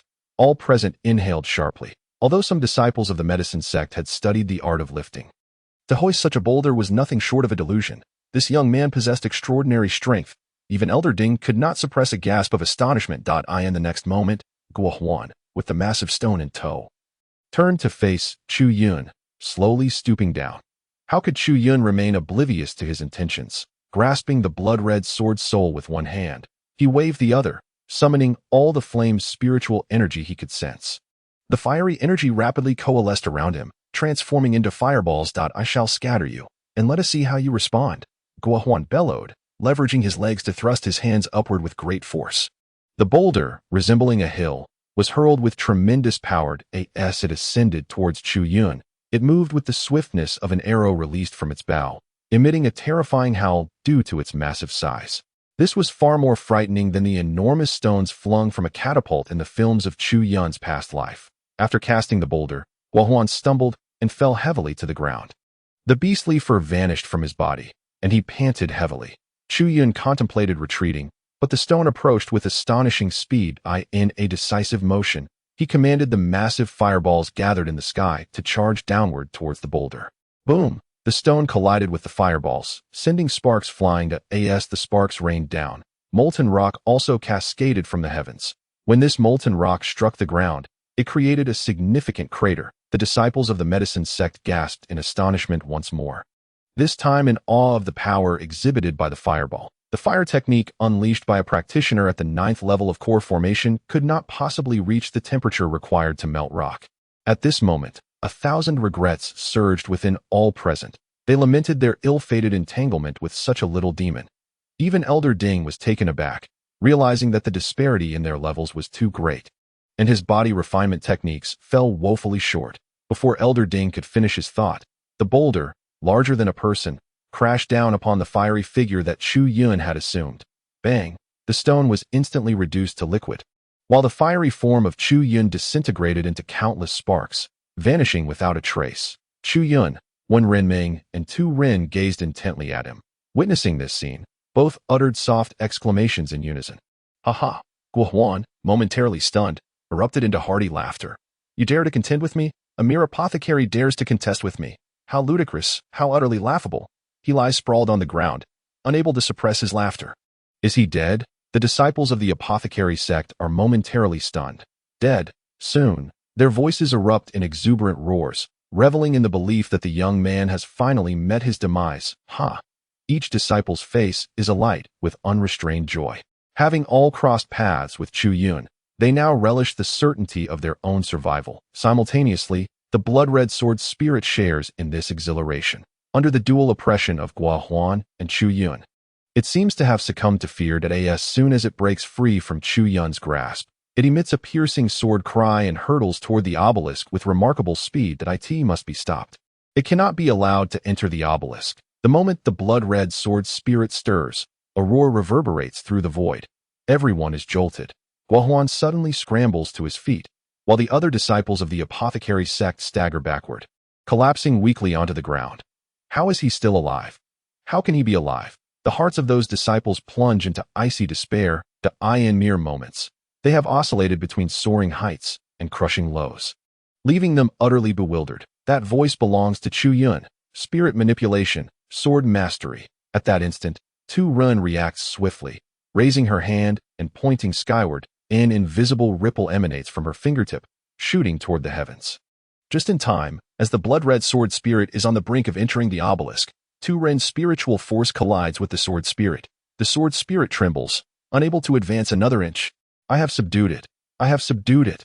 Tu Ren is overwhelmed with joy, continuously channeling her true energy.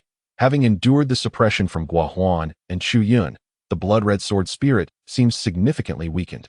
Incapable of siphoning Tu Ren's spiritual energy as she speaks, sparks emerge from the shattered remnants of Chu Yun, gradually coalescing into flames. Within 3 breaths, the flames gather into a humanoid form.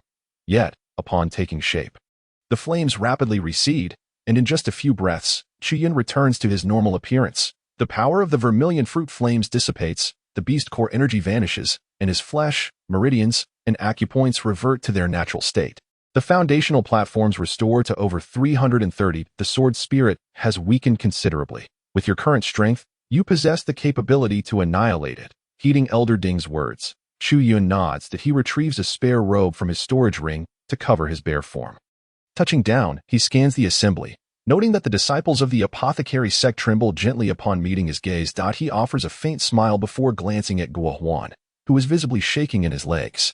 Gritting his teeth, he attempts to advance, but finds himself rooted to the spot, evidently drained of strength. Meanwhile, Chu Yun, buoyed by the vermilion fruit and beast core, along with the 330 foundational platforms that stand steadfast as a mountain, remains brimming with spiritual energy. With a sinister grin, he raises his hand. Both Chu Yun and Guohuan harbor their own thoughts. At that moment, a piercing scream pierces the air.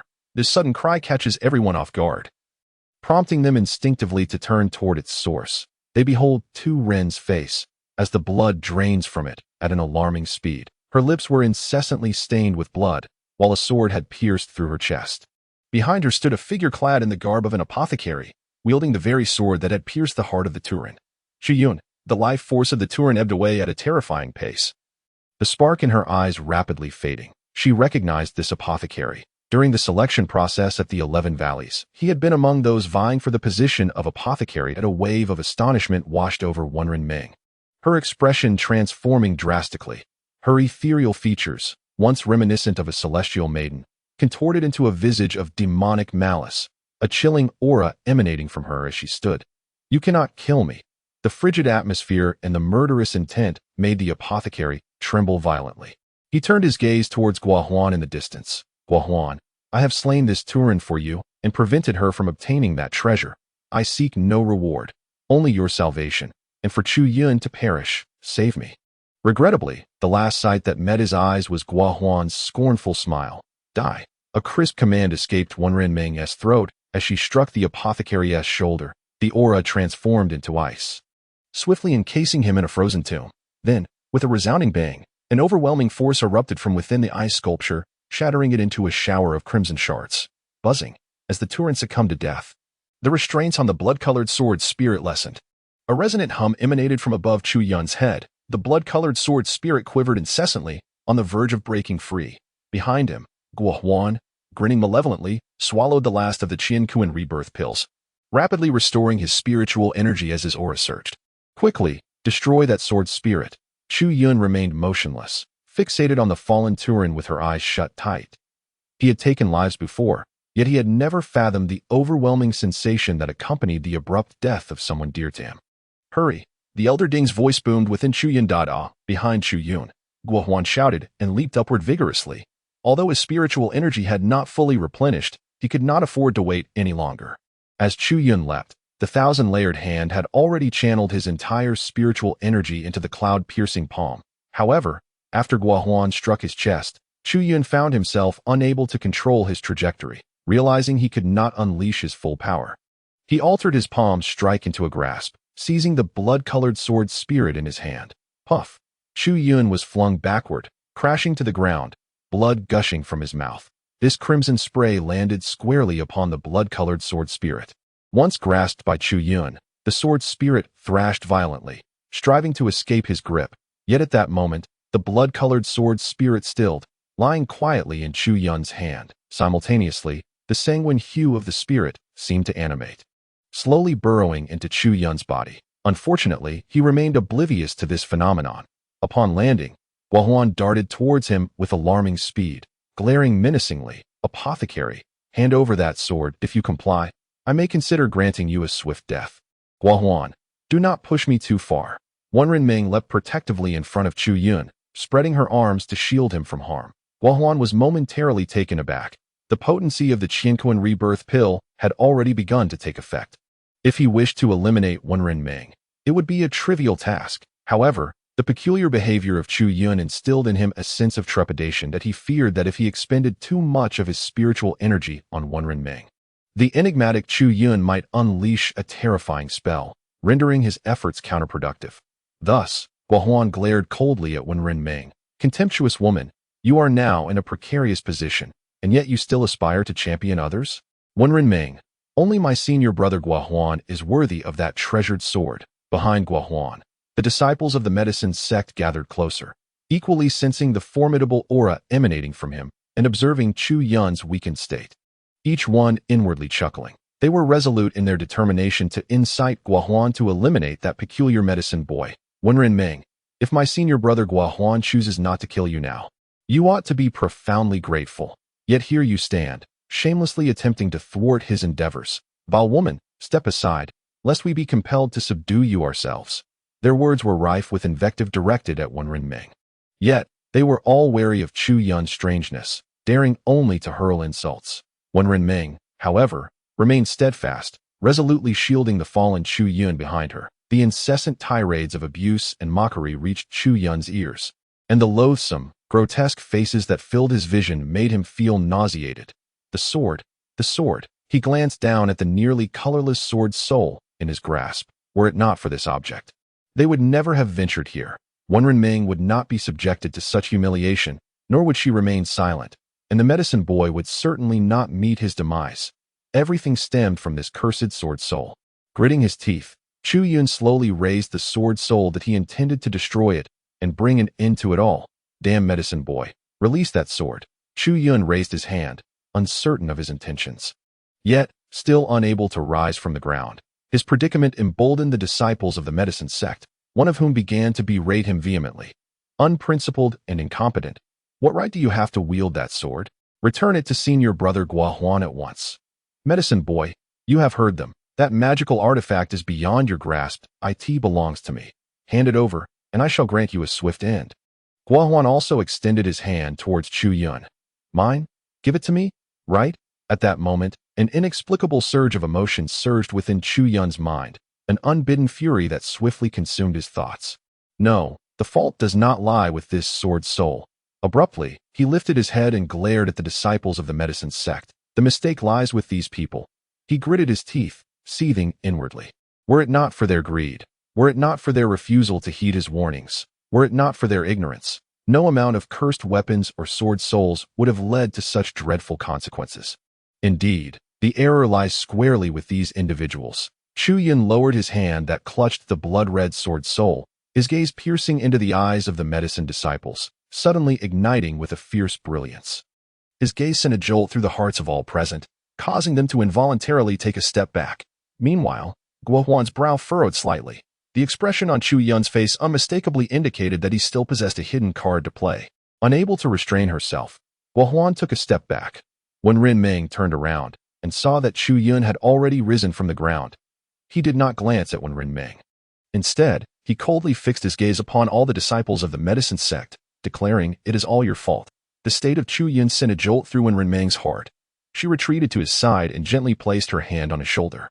However, At that moment, she shuddered as she drew closer to Chu Yun. She sensed an ominous and bloodthirsty aura emanating from him. In that instant, Chu Yun was consumed by a singular feeling: hatred.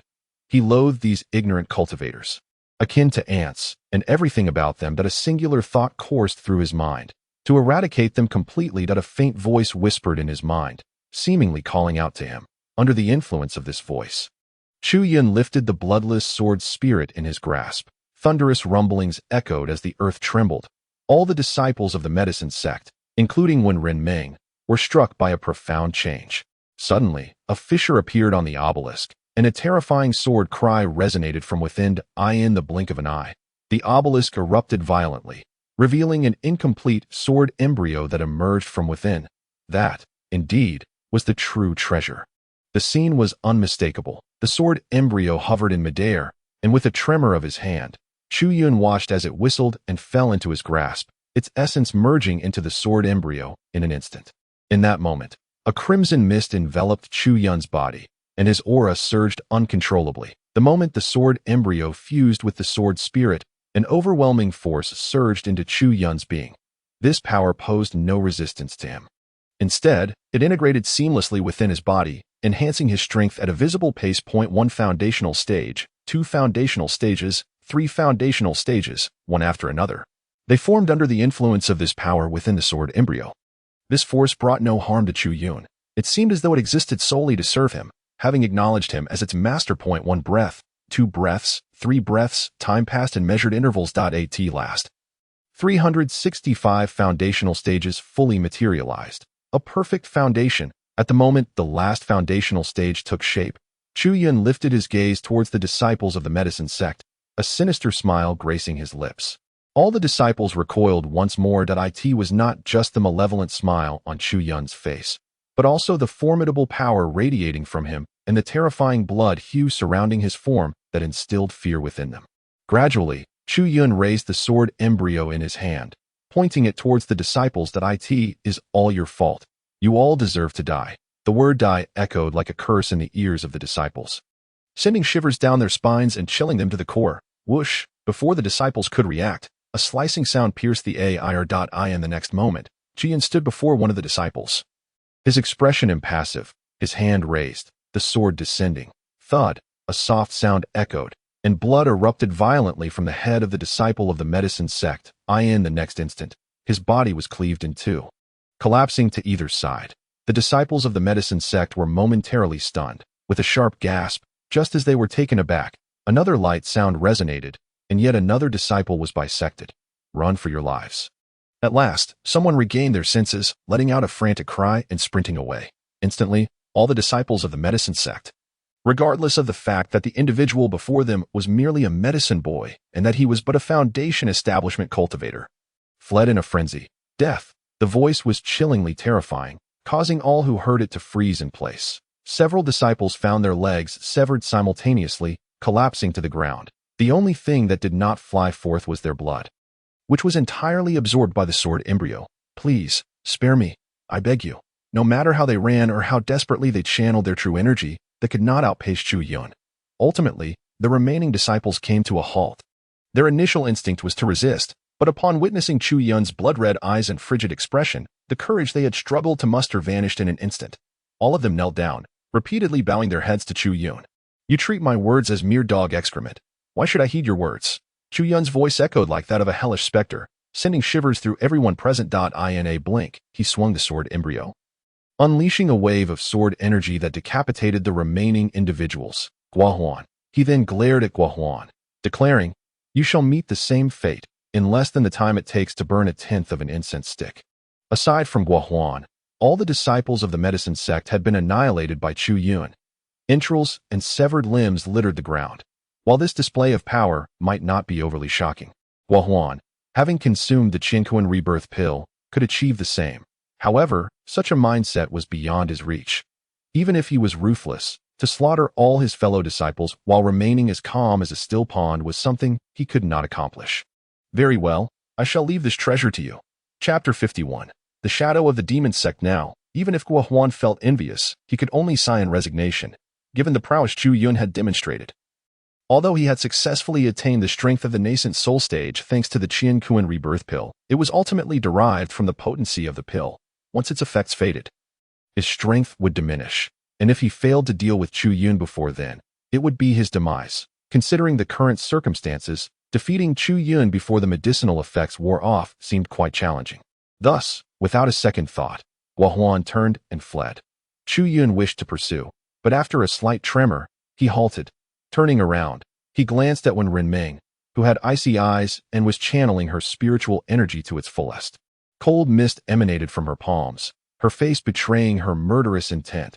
Guohuan's frenzied state compelled her to act thusly. Sister Wenrun, no need to worry. I have not lost my sanity. The sanguine aura surrounding Guohuan gradually dissipated, and his crimson eyes returned to normal. You haven't lost consciousness? Wen Renming was taken aback, finally exhaling in relief. She had feared that Chu Yun had succumbed to madness. She set her hands down and walked over to the corpse of the Tehuman, her eyes reddening with sorrow. It's all my fault. If it weren't for my compassion, my junior sister would not have met with such a fate. It's all my fault. A flame, the size of an arm, erupted from Chu Yun's palm and descended upon the Tehuman, reducing it to mere ashes in moments. Chu Yun retrieved several vials, carefully collecting the ashes. Not blame yourself. Blame me. Chu Yun moved aside. Sitting cross-legged, I need to enter seclusion for a while. I kindly ask my senior sister to guard me. With that, he closed his eyes. What a pity, so much spiritual power wasted. If only it were used to hunt down those little fiends. You could have easily reached the golden core stage. The voice of Ding Lao echoed as soon as Chu Yun shut his eyes, laced with regret, that I do not regret it. Chu Yun's voice was resolute. If given the chance again, no. Even if it were 100 times, I would unhesitatingly eliminate those people. They deserve to die. Very well. Cultivation knows no right or wrong. It is merely a matter of the heart. As long as your resolve is unwavering, I shall not impede you. Ding Lao's reaction brought great joy to him, and he laughed heartily. However, your luck is indeed remarkable, to have that demonic weapon acknowledge you as its master. Ding Lao then murmured in admiration, Indeed, your blood can subjugate a divine artifact like the Four Directions Cauldron, not to mention a mere demonic weapon. It's a pity that this weapon has yet to be fully forged. Had I known those individuals would ultimately be used, considering your blood's miraculous efficacy, I should have allowed this demonic weapon as soul to absorb ample essence and spiritual power. Now, it has even completed its form. Ding Lao shook his head, feeling an extraordinary sense of regret. However, Chu Yun held a different perspective. Although the demonic weapon was not yet fully forged, it was already sufficient for him. The quality of this sword embryo far surpassed that of the ice sword. Moreover, with the power feedback from this sword embryo, he had already perfected his foundation. That was enough. I wonder what peculiarities this demonic weapon possesses, given this method of forging. It surely cannot be a mere ordinary demonic weapon. Ding Lao's voice resonated once more. Yet, Chu Yun paid him no heed, focusing instead on closing his eyes to cultivate, solidifying the several foundational platforms he had just formed. When Renming remained by his side, motionless, guarding him. Far from Chu Yun, 5 figures hovered in the void. Their ability to traverse the air indicated that they possessed at least nascent soul stage strength. All of them were clad in long black robes. These robes were entirely different from the black robes worn by the alchemists of the medicine sect. They were adorned with crimson patterns, giving them an exceedingly sinister appearance. Damn it, I finally calculated the timing perfectly. With the beast tide erupting and the medicine sect disciples facing their trials, that I had intended to use them to complete the forging of this demonic weapon, but I never anticipated this turn of events. Perhaps it is even related to our sect. We must not act rashly. This demonic weapon was forged from the weapons used by our demon lord of yore. Could it be that this boy is connected to the demon lord? A voice from the black-robed figures was filled with astonishment. However, the foremost figure waved his hand, interrupting the speaker. It may not necessarily be related to the demon lord. We must not jump to conclusions. Then what should we do now? Initially, I intended to utilize the demonic weapon to break the seal placed by the demon lord upon the rear mountain of the medicine sect. However, with the demonic weapon now taken from us, what course of action should we pursue? We shall wait. The individual at the forefront sighed softly. The demon lord has already waited a millennium, so an additional decade or so is trivial. Let me observe that young man closely. Perhaps we might stumble upon a treasure. Indeed, allowing that youth to wield the demon lord's weapon may prove advantageous. At this moment, The figure clad in black robes to the left of the foremost individual spoke with an air of detachment. This time, the medicine sect's members will undoubtedly be stirred. Upon witnessing the formation we have established, they will surely deduce that we are in the process of refining demonic weapons. A properly formed demonic weapon requires time, as it must absorb a sufficient amount of essence to truly mature. In our possession, it is only a matter of time before it is discovered by the disciples of the medicine sect. The individual paused before continuing. They would never anticipate that the demonic weapon would ultimately fall into the hands of one of their own disciples. Moreover, I observe that the disciple from the medicine sect is decisive in battle and possesses a formidable thirst for blood. In his hands, this unformed demonic weapon might yield unexpected benefits. At this juncture, when Renming stepped forward and handed a vial of elixir to Chu Yun. Having endured numerous battles, your meridians are likely damaged. This elixir will enable you to recover fully. Chu Yun accepted the vial, uncapped it, and inhaled its scent, feeling instantly invigorated as the heaviness that lingered after his recent cultivation dissipated entirely. This is for you.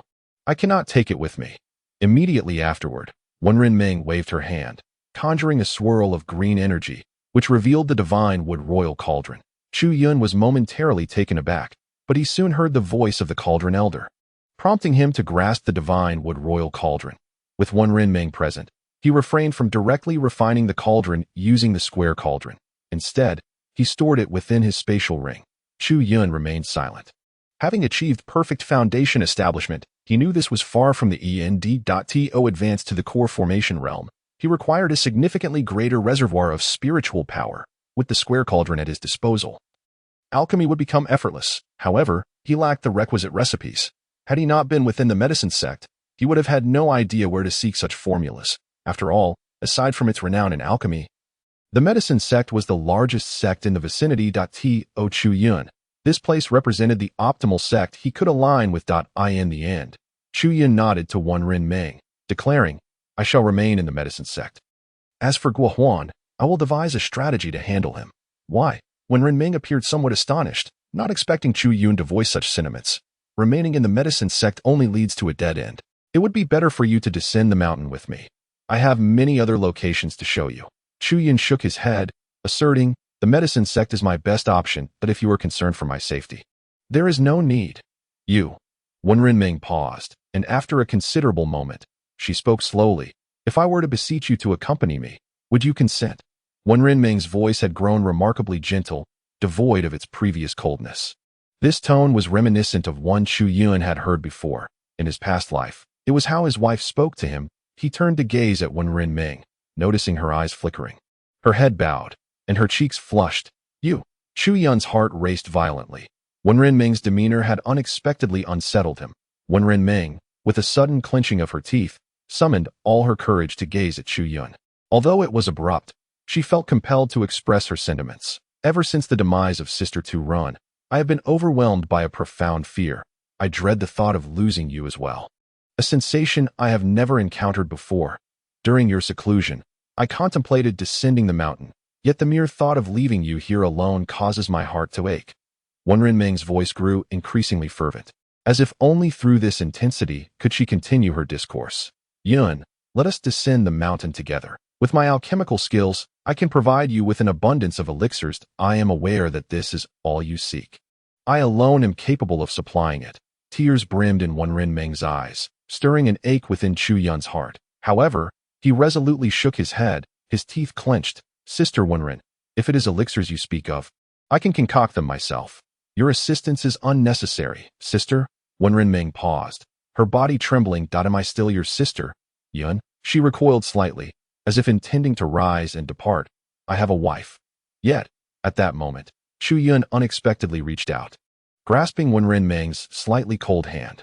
Wife? Wen Renming was momentarily taken aback, her mind racing with thoughts, yet she had not anticipated this revelation. She gently attempted to withdraw her hand, but Chu Yun's grip tightened.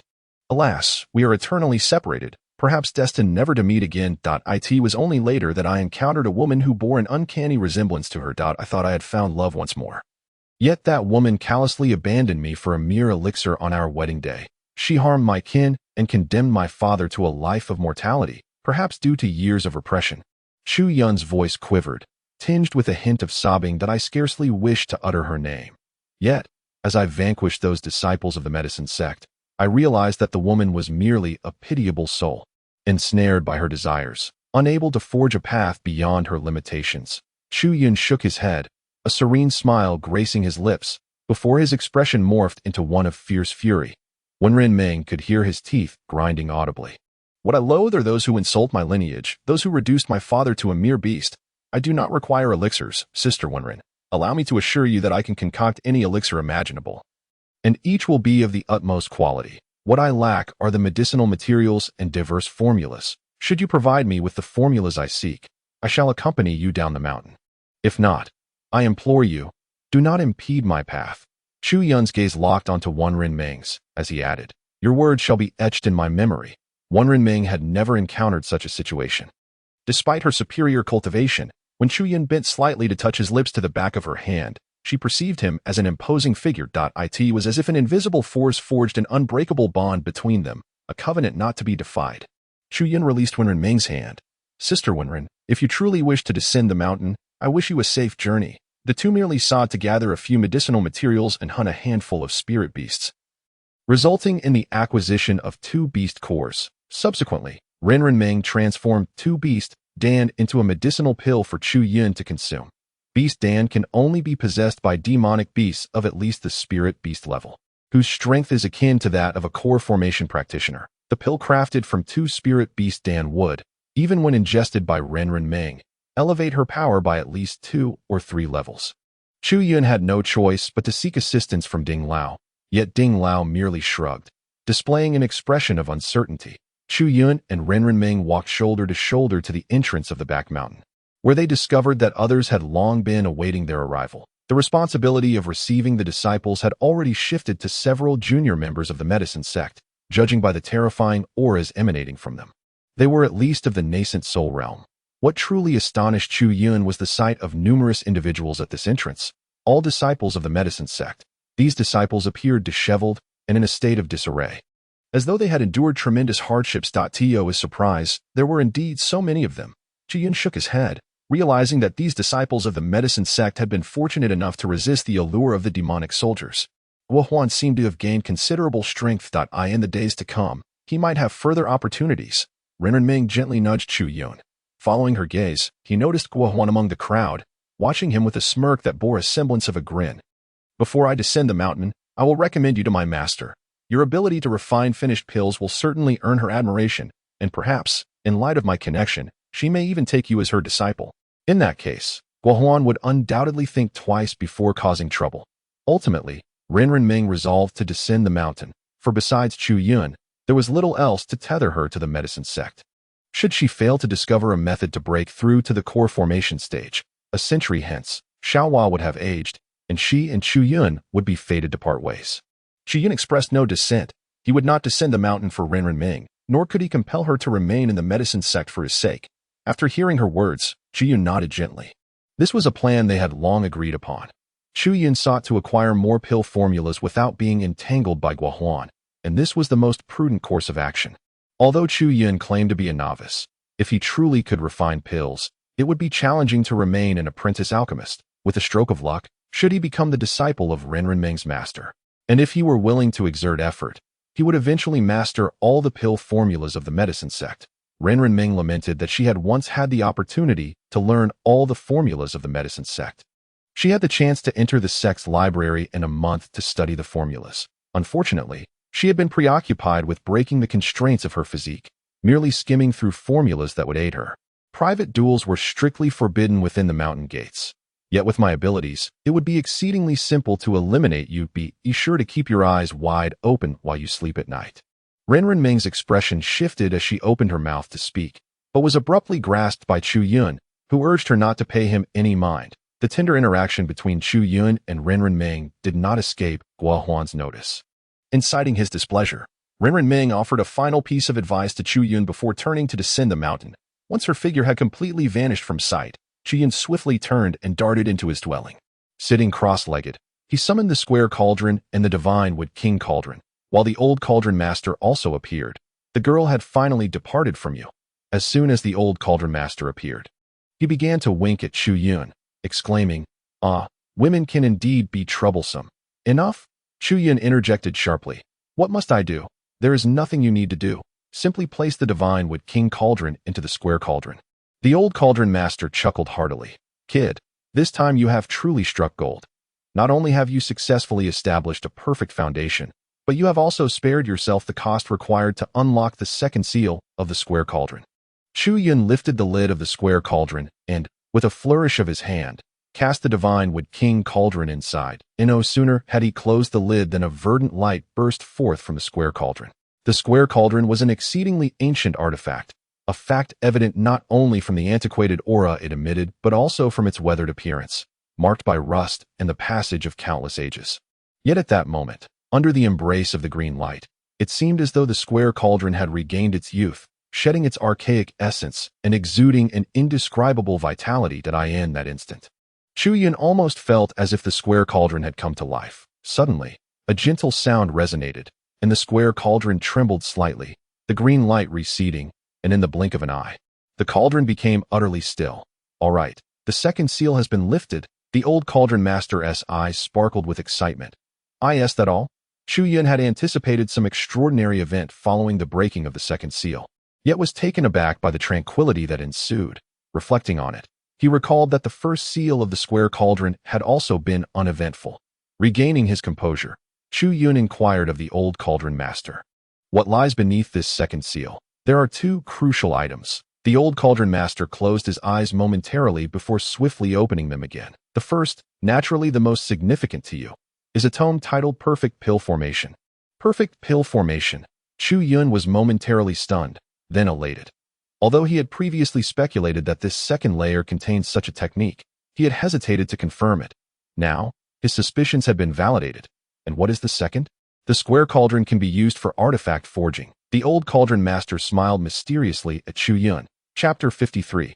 Magical Artifacts. Artifact Forging? This revelation left Chu Yun astonished. In this realm, artifact masters were as esteemed as alchemists, for both professions significantly enhanced the capabilities of practitioners. The fact that the square cauldron could refine medicine had already astonished Chu Yun, and now the ability to forge artifacts was indeed an unexpected boon.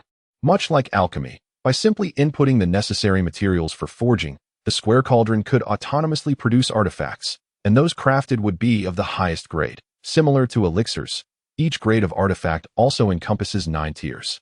Naturally, within the same grade, the higher the tier, the greater the power it wielded. For instance, the ice sword previously wielded by Chu Yun was a spirit-grade artifact, only usable by those in the pill formation stage.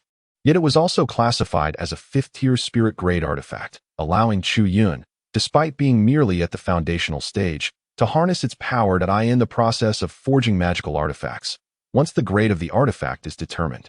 A delicate, natural vortex typically appears somewhere on the artifact. This vortex is composed of a line ranging from 1 to 9. A single line signifies a quality of 1 spin, while 9 lines denote a quality of 9 spins. Previously, the ice sword wielded by Chu Yun bore a vortex consisting of 5 lines at the hilt. Just as Chu Yun was reveling in this realization, another thought struck him. Unlike elixirs, magical artifacts possess a myriad of forms beyond mere power. If one were to forge it using a square cauldron, how could he ensure that it would manifest in the desired shape of the magical artifact? Upon hearing this, Elder Ding rolled his eyes at Chu Yun. "I understand you are referring to craftsmanship, but I do not consider what you describe to be true magical artifacts. What you speak of are merely weapons, swords, spears, halberds, axes, and other such implements in our time. These were simply deemed weapons. I am uncertain how it is in your era, but anything capable of exerting considerable power is labeled as a magical artifact. Flying swords are called magical artifacts, as are long spears." Elder Ding sighed. "What I refer to as magical artifacts possess a myriad of extraordinary functions beyond mere offensive capabilities. Those are the true magical artifacts. For instance, a mirror that can replicate another cultivator with a mere glance, or a fan that can summon boundless winds with a single sweep. Those are true magical artifacts." Chu Yun, not being a native of this world, naturally did not confine himself to its narrow perspective. Upon hearing Elder Ding's explanation, he immediately comprehended. "I understand now. Only items like the banana fan and the binding rope can be considered genuine magical artifacts." The banana fan, the binding rope, The mention of these ancient artifacts left Elder Ding momentarily stunned. You actually know the names of these two primordial treasures? Unbelievable. Chu Yun chuckled. Oh, how might I forge such items? Generally, for flying swords, spears, and the like, a fewer pieces would suffice. However, if I were to truly forge these magical artifacts, I presume I would require something extraordinary. Indeed, Elder Ding nodded that in truth, the crafting of artifacts is akin to alchemy. Each artificer possesses their own unique methodologies for creating magical artifacts. The kind of artifacts I speak of also follows this principle, that if you can acquire these manufacturing blueprints, along with the necessary raw materials, the subsequent processes would merely be entrusted to the square cauldron. Chu Yun nodded, but then sighed. Basic blueprints for flying swords and similar artifacts are relatively accessible. Presumably, each artificer's designs are quite similar. However, genuine blueprints for magical artifacts are not so easily obtained. The blueprints for flying swords or other weaponry, no matter how plentiful, would be of little use to Chu Yun. In fact, they would be of no benefit to any cultivator. As these types of artifacts merely optimize the wielder's spiritual energy, the cultivator possesses only a finite amount of spiritual energy. Often, one such artifact suffices, while excess becomes a burden. True blueprints for magical artifacts are indeed rare. It seems that artificers in your era are solely enamored with the crafting of offensive artifacts. Such blueprints can only be acquired through chance. Hu Ding Lao let out a deep sigh. But soon he encouraged Chu Yun, saying, do not be overly concerned. Such treasures, even in my era, were rare and sought after. If you were to possess two such artifacts, their combat power would be beyond measure. Chu Yun nodded in agreement. Reflecting on the literary works he had encountered in his past life, he noted that magical artifacts were often wielded by the formidable. Even though this world was inherently one of cultivation, it was clear that powerful treasures were indeed scarce. By the way, he continued, this sword embryo lacks any spirals, making it impossible to discern its spiritual attributes. After examining the sword embryo closely in his hand, Chu Yun resolutely cast it into the Sifong Ding. After merely 5 or 6 breaths, the lid of the Sifong Ding automatically opened, and a burst of light erupted from within.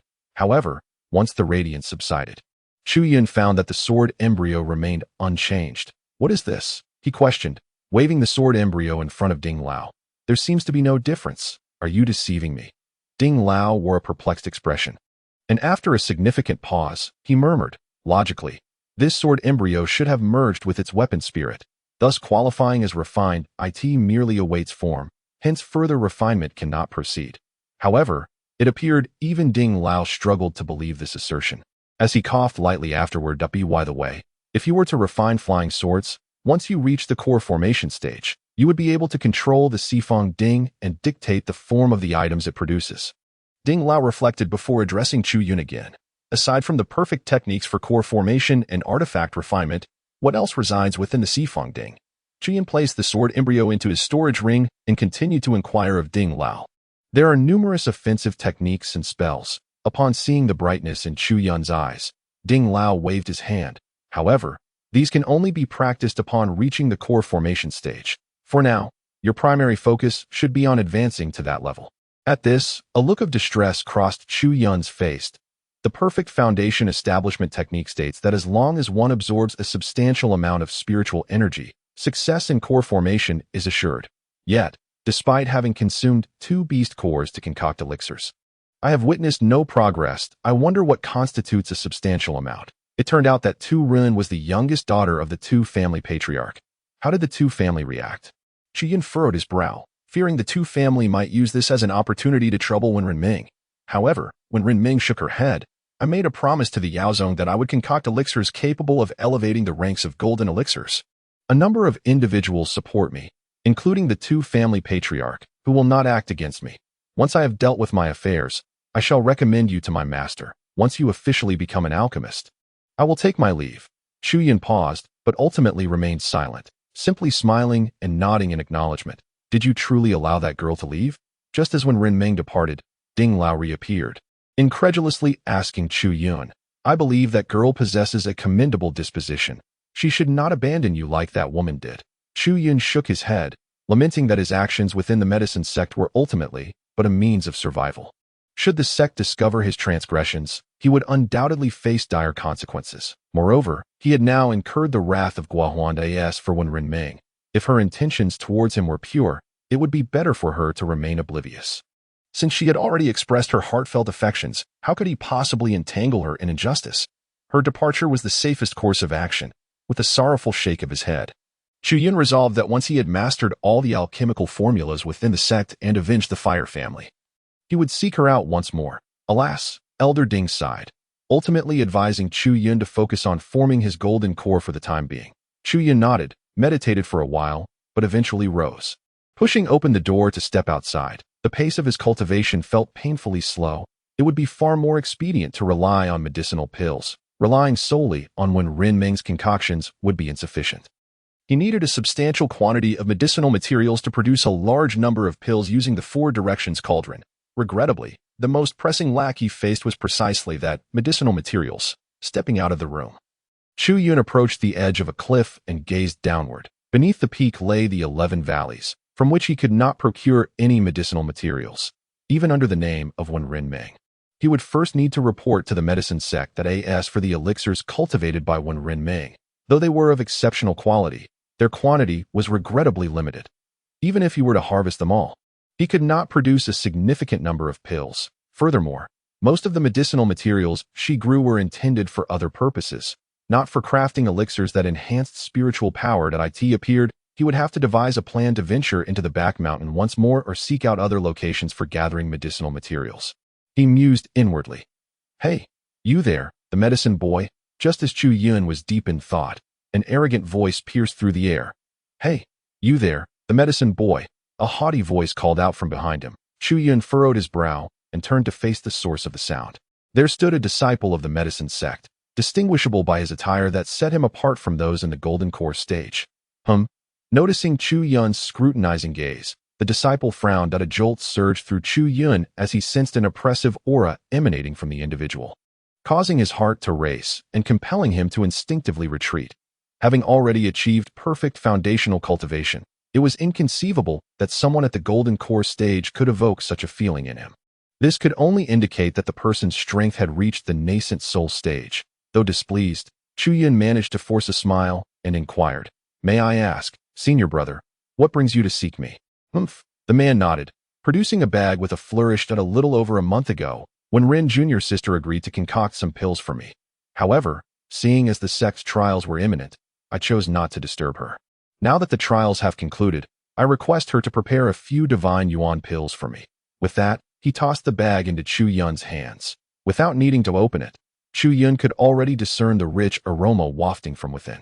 It was undoubtedly filled with medicinal materials, heavy and plentiful. The contents of the bag are the materials I prepared, and any surplus is a token of gratitude for junior sister. I hope you will convey my thanks. The man smiled lightly. After Chu Yun acknowledged him with a nod, he soared into the air and departed from the mountain peak. He was naturally unconcerned that Chu Yun might have the audacity to covet his medicinal herbs. The divine yuan pill? Regrettably, Chu Yun was unaware of the formula for the divine yuan pill. Thus, he could only seek out Wen Renming to inform her of the matter regarding the disciples of the medicine sect. It was Lu Yun, the senior brother. Upon hearing this, Wen Renming gently nodded, acknowledging that a month prior, she had indeed promised to concoct the divine yuan pill for him. Please hand over the herbs to me. Chu Yun nodded and entrusted the medicinal materials to Wen Renming before departing from his room. 3 days later, a waft of exquisite fragrance emanated from Wen Renming's chamber, and Chu Yun realized that the elixir had been successfully prepared. At that moment, a figure descended from above him. It was none other than Lu Yun. Appearing unexpectedly, he first nodded at Chu Yun and then made his way towards Wen Renming's room. Sensing his approach, Wen Renming emerged from within, holding a vial of pills containing 10 divine yuan pills, each of them approximately of 5 patterns. Thank you. The man laughed heartily, taking the pills without even a glance before departing. Wen Renming paid him no heed. Instead, she turned and handed a bag to Chu Yun. This bag was precisely the one Lu Yun had given her a few days prior. I know you are in dire need of medicinal materials. This is Lu Yun's token of gratitude. Please take it. Chu Yun raised an eyebrow. Taken aback, it was not that he was surprised by Wen Renming's kindness. Rather, he was astonished by the contents of the bag. The materials Lu Yun had provided him were all contained within this very bag, implying that the ingredients and the token of gratitude were bundled together. He had not anticipated that Lu Yun's gift would be so substantial. At least half of the previous bag remained. Unfortunately, I am not adept at concocting the divine yuan pill, leading to the waste of considerable medicinal materials. Otherwise, even more could have been preserved. Observing the gleam in Chu Yun's eyes, Wen Renming let out a sigh. You wasted quite a bit? Chu Yun expressed his astonishment once more, then opened the bag to find the herbs were precisely those he could utilize. Those who usually seek your services for alchemy must offer you such generous tokens of gratitude. Correct? Chu Yun suddenly inquired, raising his gaze to Wen Renming, that my master is a black-robed alchemist, and the disciples of the medicine sect regard me as relatively skilled. Thus the offerings tend to be more abundant. Why do you ask? Wen Renming looked at Chu Yun with curiosity. If you desire, I can ensure that all future tokens of gratitude from these individuals are sent to you. No. Chu Yun hastily waved his hand, clarifying, what I mean is, if anyone else seeks your assistance in alchemy, allow me to handle it. However, all those who come to me are senior brothers at the nascent soul stage. The elixirs they require are primarily for late-stage core formation or nascent soul use. Can you concoct these as well? Chu Yun paused momentarily before nodding. This simple gesture caused Wen Renming's eyes to widen in disbelief as she gazed at him. The reason she was capable of such remarkable alchemical skills at her age stemmed from her extraordinary innate abilities. Firstly, she possessed an exceptional photographic memory.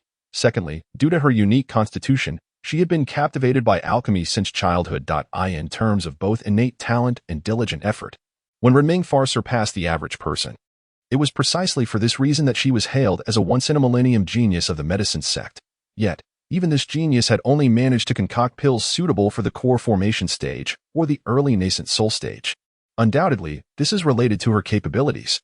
Had she possessed a non-infant phase or achieved a higher realm of cultivation, she was confident that she could concoct pills of an even greater grade. However, which cultivator among her peers had attained a realm more formidable than the golden core stage at such a tender age? Consider Guo Huan. Although he had already reached the 9th level of the golden core stage, the pills he could produce were merely those of the early golden core stage, far inferior to those of Wen Renming. Now, when Chu Yun informed him that he could also refine materials suitable for the late golden core stage and even the nascent soul stage, how could Wen Renming not be astonished? This implicitly indicated that he was a prodigy in the art of alchemy. Leave it to me to refine. I shall ensure that no materials are wasted, and I will not ruin them, he declared. Thus, the rewards we receive will be all the more plentiful. Chu Yun's words were unmistakably clear. His alchemical skills surpassed those of Wen Renming at that moment. Wen Renming could not help but scrutinize Chu Yun closely. He was scarcely in his early 20s at such an age. He had merely taken the first steps in the cultivation world, and as an alchemist, countless renowned alchemists at this age could hardly recite the properties of all the herbs. Could it be that Chu Yun was a once-in-a-millennium genius? Wen Renming was left speechless with astonishment. What is it? Is there a problem? Wen Renming's unfinished sentence led Chu Yun to believe she had not acquiesced, prompting him to hastily inquire further, fearing that Chu Yun might misunderstand. Wen Renming quickly nodded in agreement. In the days that followed, indeed, individuals began to seek out Wen Renming for alchemical concoctions, predominantly those at the nascent soul stage. It was then that Chu Yun realized that among the ordinary disciples, those at the foundation establishment stage could only become nominal disciples of the medicine sect, barred from entering the main gates, relegated to cultivating in the outer courts at the foot of the mountain. Astonishingly, the number of these foundation establishment disciples was not fewer than that of the medicine boys. This was truly alarming. Within the 11 valleys of the medicine sect, there were 1,000 medicine boys, all at the foundation establishment level, and with a total of 100 valleys, the sheer number was staggering. Yet, Chu Yun also discovered that being a nominal disciple was even more stringent than being a medicine boy. To become a medicine boy, one merely needed to endure hardships. However, to be a disciple of the medicine sect, one must also possess innate talent. Although the sect recruited nominal disciples every year, it also ruthlessly eliminated them. While medicine boys had several opportunities for assessment, a sect disciple would be mercilessly expelled if deemed lacking in talent. From those seeking Wen Renming's alchemical skills, he learned that in the most rigorous instance, all nominal disciples who had not advanced to the golden core stage within a year of joining the medicine sect were expelled, resulting in the ejection of tens of thousands of disciples. The recruitment of nominal disciples by the medicine sect differed from that of medicine boys, focusing on aptitude. Thus, many who caught the sect's eye and successfully advanced to the golden core stage were not uncommon. The absence of any acknowledgement from the sect regarding the unfortunate fate of those at the 9th level of the golden core stage spoke volumes. Subsequently, the focus shifted to disciples at the nascent soul stage, who, upon successful advancement, could become direct disciples of elders and receive vital teachings directly from those of exceptional cultivation. Only at this juncture did ordinary disciples attain a certain standing within the medicine sect. Not only can one request the alchemical expertise of the white-robed Dan Master, but one can also secure a monthly stipend for oneself as one ascends the ranks and breaks through to the yearning stage. One may assume the role of a steward within the medicine sect. Although referred to as a steward, the position does not confer an exceptionally high status, for the title, while sounding appealing, merely entails managing certain affairs of the sect. Naturally, this leads to a more substantial monthly allowance. Within the medicine sect, there are 1,000 white-robed Dan Masters, while the number of ordinary golden core cultivators reaches 3,000 at the yellow-robed Dan Masters number around 300. And the yearning cultivators total an impressive 1,000. It is indeed formidable, truly formidable. In the past, a yearning cultivator, an elder of the Fire Clan, had already instilled in Chu Yun a sense of invincibility. Yet, here in the medicine sect, such seemingly invincible practitioners appear rather commonplace. It is here that Chu Yun comes to fully comprehend the terrifying nature of the medicine sect. Undoubtedly, this sect, which nearly monopolizes the production of medicinal herbs across millions of miles, is a far more daunting entity than Chu Yun had previously imagined. Should such a sect decide to obliterate the Fire Clan, it would likely be a mere flick of the wrist. Regrettably, this vast medicine sect would never come to his aid. Chapter 55. The yearning assault. Aside from gaining insight into the might of the medicine sect, Chu Yun also became aware of the surrounding sects in the vicinity. Millions of miles represent a truly formidable expanse for cultivators of Chu Yun's level. However, for the truly powerful, it is rather inconsequential. The medicine sect, it seems, is not lacking in formidable beings. Thus, this distance holds little significance for the sect.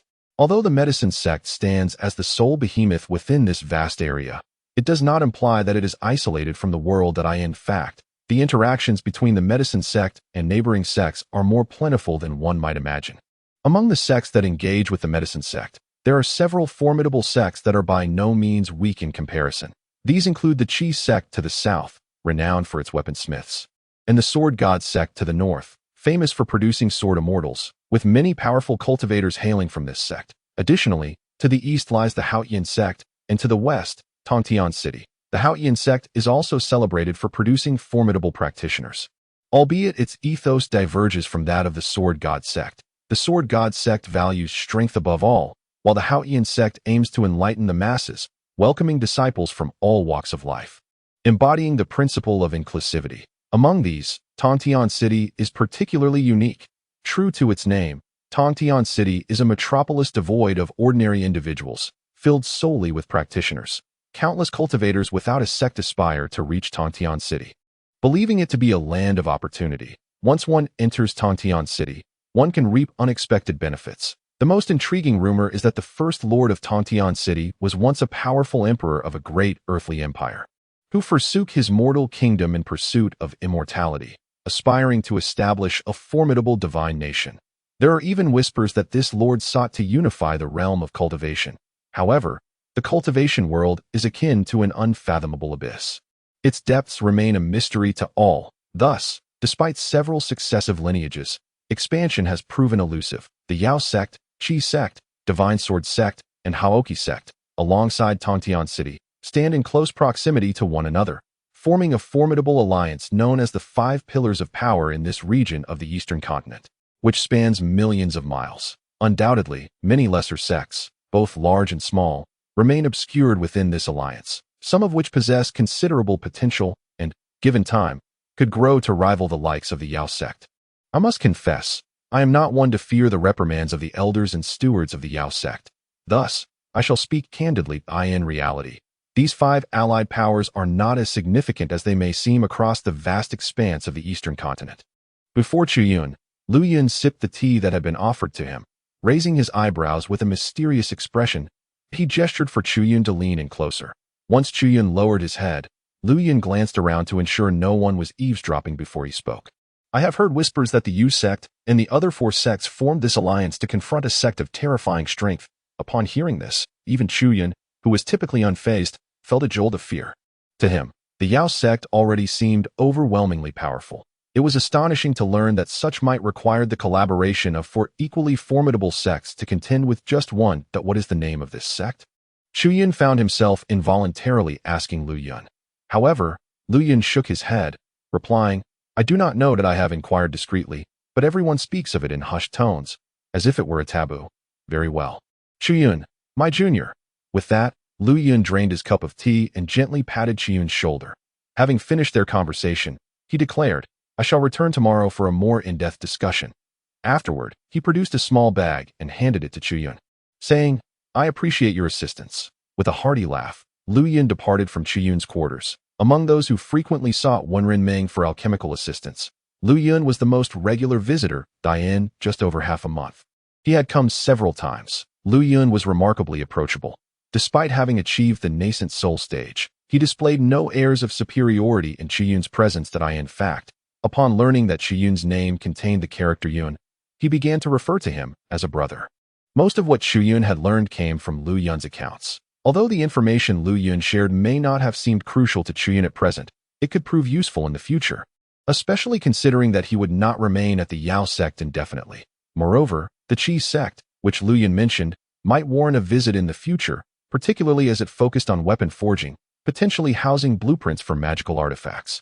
Chu Yun had yet to utilize the 4 directions cauldron for forging purposes. Narrowing his eyes slightly, he picked up the bag of medicinal herbs left by Lu Yun, preparing to concoct the divine origin pill that Lu Yun required. Reflecting on the herbs, Chu Yun couldn't help but smile wryly, internally chastising the nascent soul practitioners for their miserly ways. Initially, he had envisioned refining pills for these practitioners, hoping to procure some quality herbs from them, which he could then use to create pills of equivalent rank for himself. These medicinal herbs, which can only be consumed during the late stages of the foundation establishment or the nascent soul period, might allow one to break through to the foundation establishment stage in a single attempt. However, it is well known that the materials prepared by those at the nascent soul stage are always meticulously selected, with not a single excess item. The so-called tokens of gratitude are merely commonplace herbs. Presently, the tokens of gratitude in Chu Yun's possession are sufficient for him to concoct over 100 nourishing yuan pills. Yet, at this moment, those nourishing yuan pills hold no value for him. Fortunately, he possesses the divine artifact, the 4 directions cauldron, which has enabled him to scrape together some precious materials from these miserly individuals. However, after half a month, the valuable herbs he has managed to save using the 4 directions cauldron are still insufficient to forge even a single divine yuan pill. He is still short by a significant margin. Nonetheless, Chu Yun remains undaunted, for the materials required to concoct a pill of such caliber are inherently rare, not easily obtainable even for a practitioner at the nascent soul stage. Moreover, it has only been a mere fortnight. Whether it takes a month or even 2, he will eventually gather the herbs he seeks. Chu Yun is unaware of what tasks she is preoccupied with, as she has yet to complete them after more than half a month. He had thought he could focus on utilizing the 4 directions cauldron to collect herbs and subsequently ascend to the foundation establishment stage, then gain admission as a white robe alchemist, and thereafter devise ways to acquire more alchemical formulas. However, he was abruptly interrupted by an unexpected event, just as he was preparing to refine a few more divine yuan pills for Lu Yun, and had only just placed the herbs into the 4 directions cauldron. An immense pressure descended from the heavens. This pressure landed squarely upon Chu Yun's head, unwavering and precise. Even the dullest of minds would recognize that this pressure was directed at him. He quickly stowed away the 4 directions cauldron and shouted to the sky, "Who dares to intrude here? Are you not afraid of the wrath of Senior Sister Wenren?" Chu Yun, the figure atop the roof, spoke sharply. "Your sins are grievous. If you willingly surrender, I may spare you the torment. But should you defy me, do not blame me for my ruthlessness." Chu Yun was momentarily taken aback, then burst into laughter. "If you wish to kill me, simply say so. Why resort to such absurd excuses?" Chu Yun could hardly fathom why those in this world, capable of traversing heaven and earth, often choose to employ such foolish justifications in their actions. The ridiculous pretext of the person above him could easily be seen through, even in a past life. "If you seek to confront me, Why not do so openly and without subterfuge? Must you come with a show of intimidation from above? Such a notion is utterly implausible. It must be Guahuan who sent you. With that, Chu Yun laughed heartily. You wish to take me to another place merely to avoid arousing senior sister Wenren's suspicion. Even here, she would sense nothing amiss, for you cannot kill me. Huh, what a joke. This declaration incited fury in the figure outside atop the roof, who laughed maniacally. Junior brother Guahuan summoned me, and I expected someone of considerable prowess. But you are merely a trifling waste at the 9th level of Foundation establishment. You cannot be killed. Today, I shall reduce you to ashes, leaving not even your soul intact. Come. Chu Yun gazed skyward. Laughing maniacally, boom. A resounding explosion reverberated, manifesting as an immense pressure descending from the heavens. The dwelling of Chu Yun was the first to succumb to the overwhelming force emanating from a practitioner at the nascent soul stage, collapsing with a thunderous crash. Indeed, above the roof of Chu Yun, there hovered a figure, a cultivator of the nascent soul realm. Were it not for such an exalted level, how could mere pressure instill such a sense of dread in Chu Yun? As the structure crumbled, a strikingly beautiful man, resembling a peach blossom, floated ominously above Chu Yun. The presence of a nascent soul practitioner had once filled Chu Yun with trepidation, rendering him motionless. Yet the times had changed. Confronted once more by a nascent soul cultivator, Chu Yun stood unafraid. A waste. Who, I ask, is truly the waste? You, perched high above, feigning superiority, shattering my abode, yet hesitating to strike. Between you and me, who is the real waste? Chu Yun erupted into raucous laughter, dismissing the nascent soul figure entirely. This individual, an elder disciple, held a lofty position. Even the esteemed alchemist clad in white within the medicine sect would accord him a measure of respect. Yet now, he found himself provoked by a mere Foundation establishment child. How could he endure such indignity? You seek death, the man bellowed, descending rapidly towards Chu Yun. Death? That would be too merciful for Chu Yun. He intended to obliterate this man in the most ferocious manner imaginable. The figure bore down upon him. The pressure intensified, yet Chu Yun exhaled deeply, surprisingly displaying a look of relief. Chapter 56. The Southern Journey. The nascent soul, akin to the golden core, possesses both strength and vulnerability. Its weakness lies in its ethereal nature, making it easily destructible, yet its strength derives from the myriad extraordinary abilities it harbors.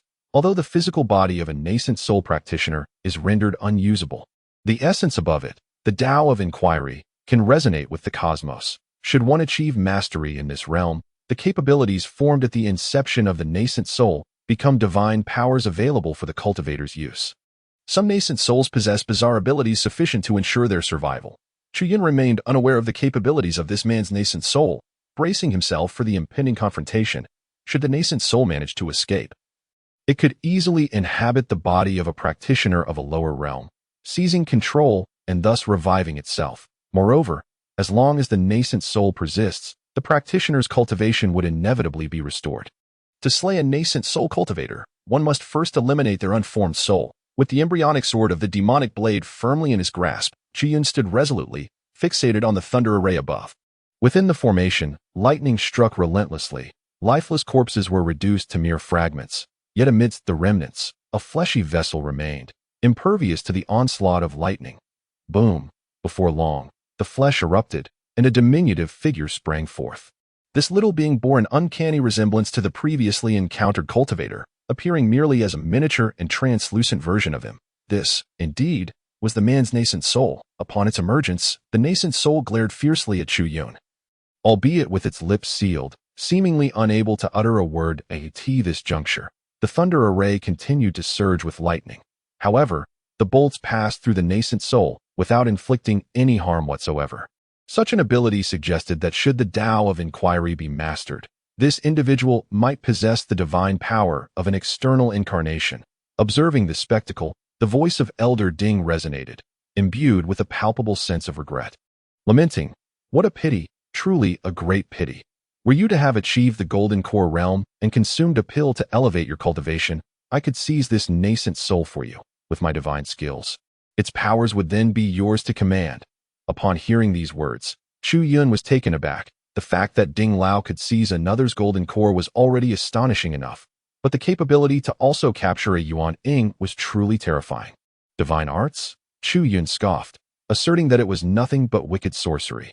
A gentleman appreciates wealth, acquiring it through just means. The pursuit of power should be no different, and he resolutely refused to engage in such acts. With that, he soared into the air, intent on fleeing. However, how could Chu Yun allow him to escape?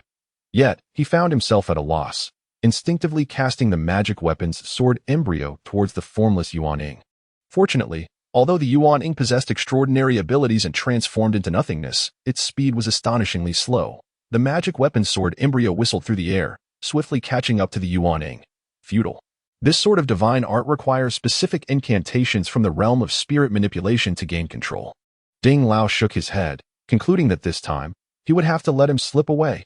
Just then, a light sound echoed as Ding Lao's words had barely left his lips. The magic weapon's sword embryo pierced through the yearning, forcefully nailing him to the ground. The yearning, pinned by the sword embryo, cried out in agony, resembling a mere infant wailing that he struggled desperately. But even the bolts of lightning could not touch his form, rendering him unable to escape the grasp of the magic weapon's sword embryo. Subsequently, a shocking scene unfolded as the yearning twisted amidst his cries that in no time, he had contorted into a sphere of light. Before Chu Yun could comprehend the situation, the sphere darted into the magic weapon's sword embryo and vanished without a trace. What? Chu Yun stood in a daze for quite some time before approaching the magic weapon's sword embryo and picking it up. He gazed at the sword embryo in disbelief. Could it be that this magic weapon absorbed the yearning? Most likely. Ding Lao's voice emerged, explaining that the sword soul of this magic weapon is capable of seizing essence and absorbing spiritual power. Under normal circumstances, it would not be surprising for a fully formed magic weapon to possess such capabilities. However, it was unexpected for an unformed magic weapon to exhibit such prowess. Ding Lao paused for a moment before smiling at Chu Yun, saying, "Kid, in my opinion, if you were to allow this magic weapon to absorb a substantial amount of essence, it might very well complete its formation. Judging by the crafting technique of this magic weapon, its power would undoubtedly be formidable. Would you consider doing so? Why not?" Ding Lao had initially anticipated witnessing a struggle within Chu Yun, but was taken aback when Chu Yun readily nodded. This left Ding Lao utterly confounded. "Why are you so peculiar?" Chu Yun shrugged, choosing not to respond. Unbeknownst to Ding Lao, this was merely a reflection of Chu Yun's typical mindset from his past life, in the ordinary world of his previous existence. It was exceedingly difficult for an average person to commit murder for wealth. However, should one come across a situation where someone had been slain for their riches, casually picking up the spoils without guilt was entirely feasible. As the buildings collapsed under the strike of the yearning cultivator, Chu Yun found himself seated in the open, legs crossed. He placed the magic weapon's sword embryo upon his lap, closing his eyes not to meditate, but rather to continue discussing the intricacies of formations with Ding Lao. Chu Yun's words startled Wen Renming, yet soon after, she noticed Chu Yun shrugging. "But I took care of him." Wen Renming gazed in astonishment at Chu Yun, unable to fathom how a practitioner at the foundation establishment stage could vanquish one at the nascent soul stage. Furthermore, Chu Yun spoke with such nonchalance that it left her utterly bewildered. Taking a deep breath, Chu Yun patted the ground beside him. Once Wen Renming settled next to him, he embraced her, inquiring about her plans after descending the mountain. "I shall journey southward." Wen Renming's voice appeared calm. Yet Chu Yun discerned a tremor within it. The southern region of the eastern continent is rumored to harbor a sacred land, a place capable of cleansing one's sinews and marrow. Did I seek to locate that place, hoping to discover a method for my breakthrough into the core formation stage. If that fails, she paused before continuing. If that proves fruitless, I shall press further south. It is said that in the farthest southern reaches lies the southern barbarian continent. Historical texts claim that practitioners from that land specialize in the cultivation of physical prowess. Those who achieve mastery can attain a sanctified body, rendering them ageless and capable of cataclysmic feats. Should I find myself unable to ascend to the nascent soul stage, I will have no choice but to pursue alternative paths if that too fails. Wen Renming gritted her teeth, seemingly distressed by her own words. Upon entering the southern barbarian territory, I shall head westward. The records indicate that the region adjacent to the southern barbarians is known as the Western Demon Land. Although it teems with demonic creatures, it also houses a myriad of unique cultivation techniques. If fortune smiles upon me, I may yet shatter the constraints that bind me. The journey south to the sacred land, then into the southern barbarians, and finally into the western demons. What a resolute undertaking. A pang of sorrow pierced Chu Yun's heart. Surely, the path Wenren Ming chose was far more arduous than that taken by Tang Xuanzong when he journeyed from the east to the west in search of the true scriptures. Ming, could you not consider relinquishing this quest, to live as an ordinary person? I cannot. Wenren Ming replied resolutely. Chu Yun lowered his gaze, recognizing a familiar expression on her face, one that surfaced only when she vowed to avenge her father against the He clan. Deep within Wenren Ming's heart, there must lie a secret too profound to reveal. The my lifelong aspiration is to break through to the core formation stage and liberate my body from its shackles. No reason could deter me from this endeavor. She lifted her gaze to meet Chu Yun's, her demeanor softening as she caressed his cheek. Moreover, with your innate talent, the nascent soul stage is merely the beginning for you. Yet here I am, stagnating at the core formation stage. If fortune favors me, I might live to 300, but after 200, I shall inevitably age and wither. In 300 years, I will surely become nothing but bones. Who will care for you then? Her final words struck Chu Yun profoundly. Sometimes, it is not only grand oaths of love that stir the heart. Very well, he finally nodded. One day, I shall avenge my great wrongs and journey southward. No matter where I find myself, I will surely seek you out. Alas, in this world, there are no telephones, nor any similar treasures. Otherwise, such heartbreaking separations would be unnecessary. Wenren Ming lay quietly in Chu Yun's embrace.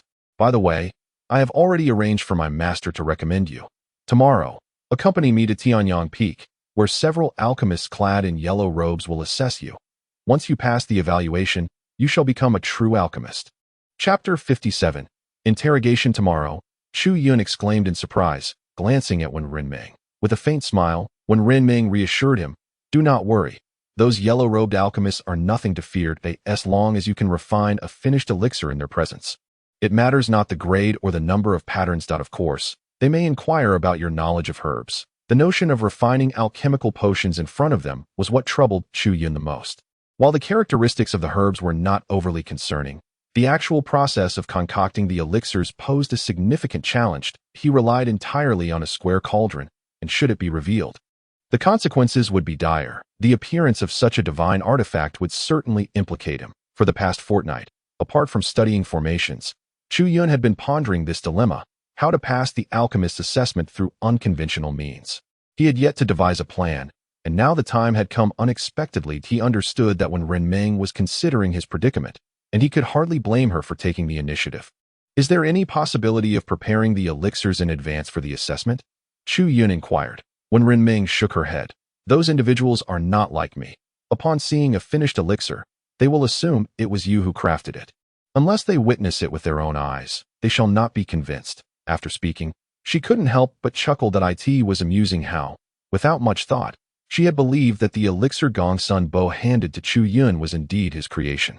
Noticing the lingering worry etched on Chu Yun's face, Wenren Ming gently patted his chest, saying, rest assured, I am well acquainted with those few senior brothers and will ensure they are properly informed. After all, you possess genuine skills. There is no need for concern. Though her comforting words seemed somewhat feeble, Chu Yun could only nod in response that in the end, he would have to adapt as circumstances unfolded. With Wenren Ming's assistance, he believed the challenges would be manageable. By the way, if you wish to obtain the elixir formulas, you must strive to be first. Wenren Ming continued, addressing Chu Yun. Every year, the medicine sect conducts an assessment for all its alchemists.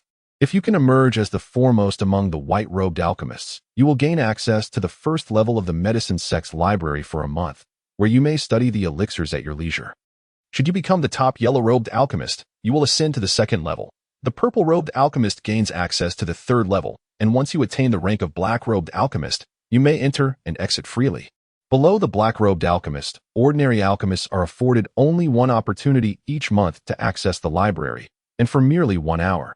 After her explanation, Wenren Ming flashed a nonchalant smile at Chu Yun. You can refine the divine essence elixir and even produce a 5-patterned one. Achieving the title of the top white-robed alchemist should not be a formidable task. Wenren Ming expressed her unwavering confidence in Chu Yun. However, Chu Yun did not share her optimism. He cleared his throat lightly, contemplating whether this assessment would indeed require them to refine elixirs in person. Of course, Wenren Ming nodded, seemingly unperturbed by the implications. Chu Yun couldn't help but let out a bitter laugh inwardly. While he could easily concoct elixirs, the prospect of doing so in front of an audience was genuinely daunting. As night fell, Chu Yun and Wen Renming engaged in extensive conversation. When the first rays of sunlight graced their faces, Wen Renming smiled at Chu Yun, saying, "Go wash up. My senior brothers are quite particular about appearances." The distance between Tianyang Peak and Tiangu Peak is not particularly great. With the strength of Chu Yun and Wen Renming, ascending the mountain is certainly not a daunting task. However, it still took them a full hour to reach the summit. This delay stemmed from Wen Renming's playful demeanor, while Chu Yun felt an unsettling anxiety within. Both consciously slowed their pace at Tianyang Peak. There stands a grand hall, which contains but a single sanctum. In the very center of this sanctum rests an ancient cauldron. All those participating in the alchemist assessment must concoct their elixirs using this vessel. Surrounding the cauldron is a circular table set 3 meters away, firmly encircling it, providing seats for the candidates. When Wen Renming and Chu Yun pushed open the door, they found that 8 individuals were already seated around the circular table. These 7 or 8 individuals varied in appearance, gender, and age, yet all donned yellow alchemist robes. With each breath, an aura of power fluctuated, revealing that they were all cultivators at the nascent soul stage. In truth, yellow-robed, purple-robed, and even black-robed alchemists are not required to possess corresponding levels of cultivation. They simply need the ability to refine elixirs appropriate to their respective realms. Regrettably, without sufficient cultivation, one cannot produce the requisite elixirs. For instance, the elixirs used at the nascent soul stage can only be refined by exceptional talents like Wen Renming and anomalies like Chu Yun. The vast majority of alchemists can only concoct such elixirs upon reaching the nascent soul stage themselves. Thus, although these 8 individuals maintained their composure, their mere presence exuded an imposing authority. The moment Chu Yun stepped into the grand hall, he felt an inexplicable pressure settle upon his heart, causing a chill of trepidation to wash over him. Humph, mere trifles. This unaccountable fear rendered Chu Yun hesitant to take a single step forward. At that moment, the elder of the cauldron bellowed, and Chu Yun felt a coolness sweep through his mind, significantly diminishing his fear. "Boy, have you not slain nascent soul cultivators before? Why fear them now?" Upon hearing these words, Chu Yun's heart jolted. Indeed, he had slain nascent soul cultivators. What was there to fear? Resolutely, he lifted his chin, standing tall alongside Wen Renming as they approached the center of the grand hall. A woman clad in yellow robes was taken aback, her gaze towards Chu Yun growing increasingly frosty. "This child has disowned my techniques. He is no ordinary individual. It seems he may still hold some value. Let us see if there is room for negotiation." At this moment, Wen Renming's expression also darkened. During the alchemist assessment, the medicinal sect would provide the necessary materials for the candidates. Yet, within this grand hall, not even a hint of medicinal fragrance lingered. Moreover, the individuals seated nearby were not those Wen Renming had anticipated. After a moment's hesitation, she inclined her body towards them, her expression icy as she inquired, "Esteemed seniors, are the examiners today not senior brother Tu Ling and senior sister Feng Hua? Might I inquire about their whereabouts?" Before Wen Renming could finish her sentence, one of the individuals at the table raised a hand dismissively. "They have pressing matters to attend to and cannot spare the time. We shall take their place." "What? Wen Renming, do you look down upon us?" "Not at all." Under normal circumstances, Wen Renming would never deign to concern herself with their expressions. The disciples of black-robed alchemists held a status and reputation that could easily overshadow them. However, given the current situation concerning Chu Yun, she had no choice but to lower her stance, forcing a faint smile as she addressed the yellow-robed alchemists. "I am merely curious." She cast her gaze around once more, a look of curiosity adorning her face. For some unknown reason, the senior brothers had not prepared the medicinal materials for my apprentice. Could it be that today's assessment was nullified, to be rescheduled for another day? If that were the case, then Wen Ren should take the apprentice and depart. With no materials available, and the examiner suddenly changed. The expressions of these individuals were far from amiable. The sense of foreboding crept into Wen Renming's mind, prompting her to exchange glances with Chu Yun, signaling her desire to leave together. However, the sole woman among the yellow-robed alchemists raised her hand, halting their movements. Simultaneously, another middle-aged yellow-robed alchemist gestured towards the entrance. The sword, large enough to completely block the doorway, sealed it shut. "Dear senior brothers and sisters, what is the meaning of this?" Our path is obstructed.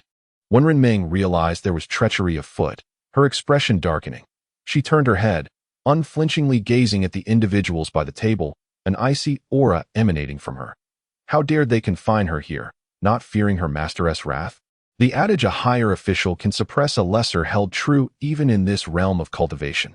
Upon hearing this, the faces of the 8 yellow-robed alchemists shifted. Wenren Ming was not only renowned for her alchemical prowess within the medicine sect. Her fiercely independent nature evoked trepidation, particularly since she had a fiercely protective black-robed master. Within the medicine sect, none dared to provoke her, save for the sect leader and the black-robed alchemist. Previously, Wenren Ming had shown them her displeasure. Now the tables had turned, and it was their turn to appease her. Each of them forced a strained smile, though the expressions were far from pleasant. Wenren, junior sister, there is no need for anger. Today is indeed not an assessment.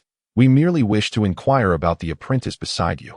After speaking, all eyes turned towards Chu Yun. What was termed an inquiry was, in truth, merely an interrogation. This was certainly the handiwork of Guohuan.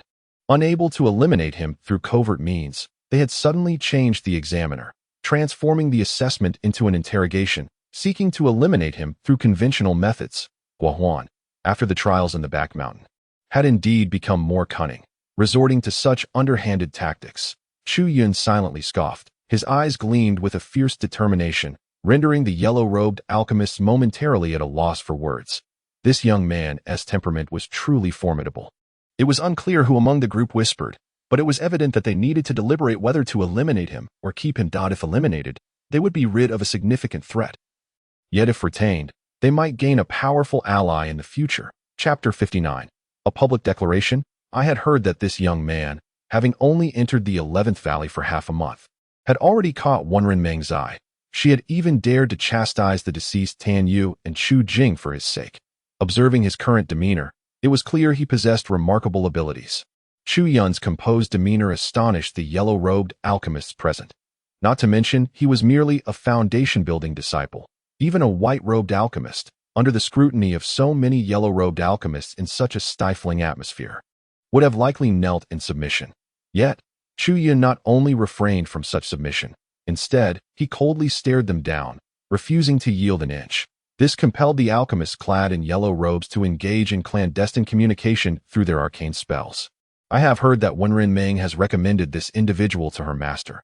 I wonder if there is any truth to it. If it is indeed true, then Guohuan is truly jeopardizing our interests.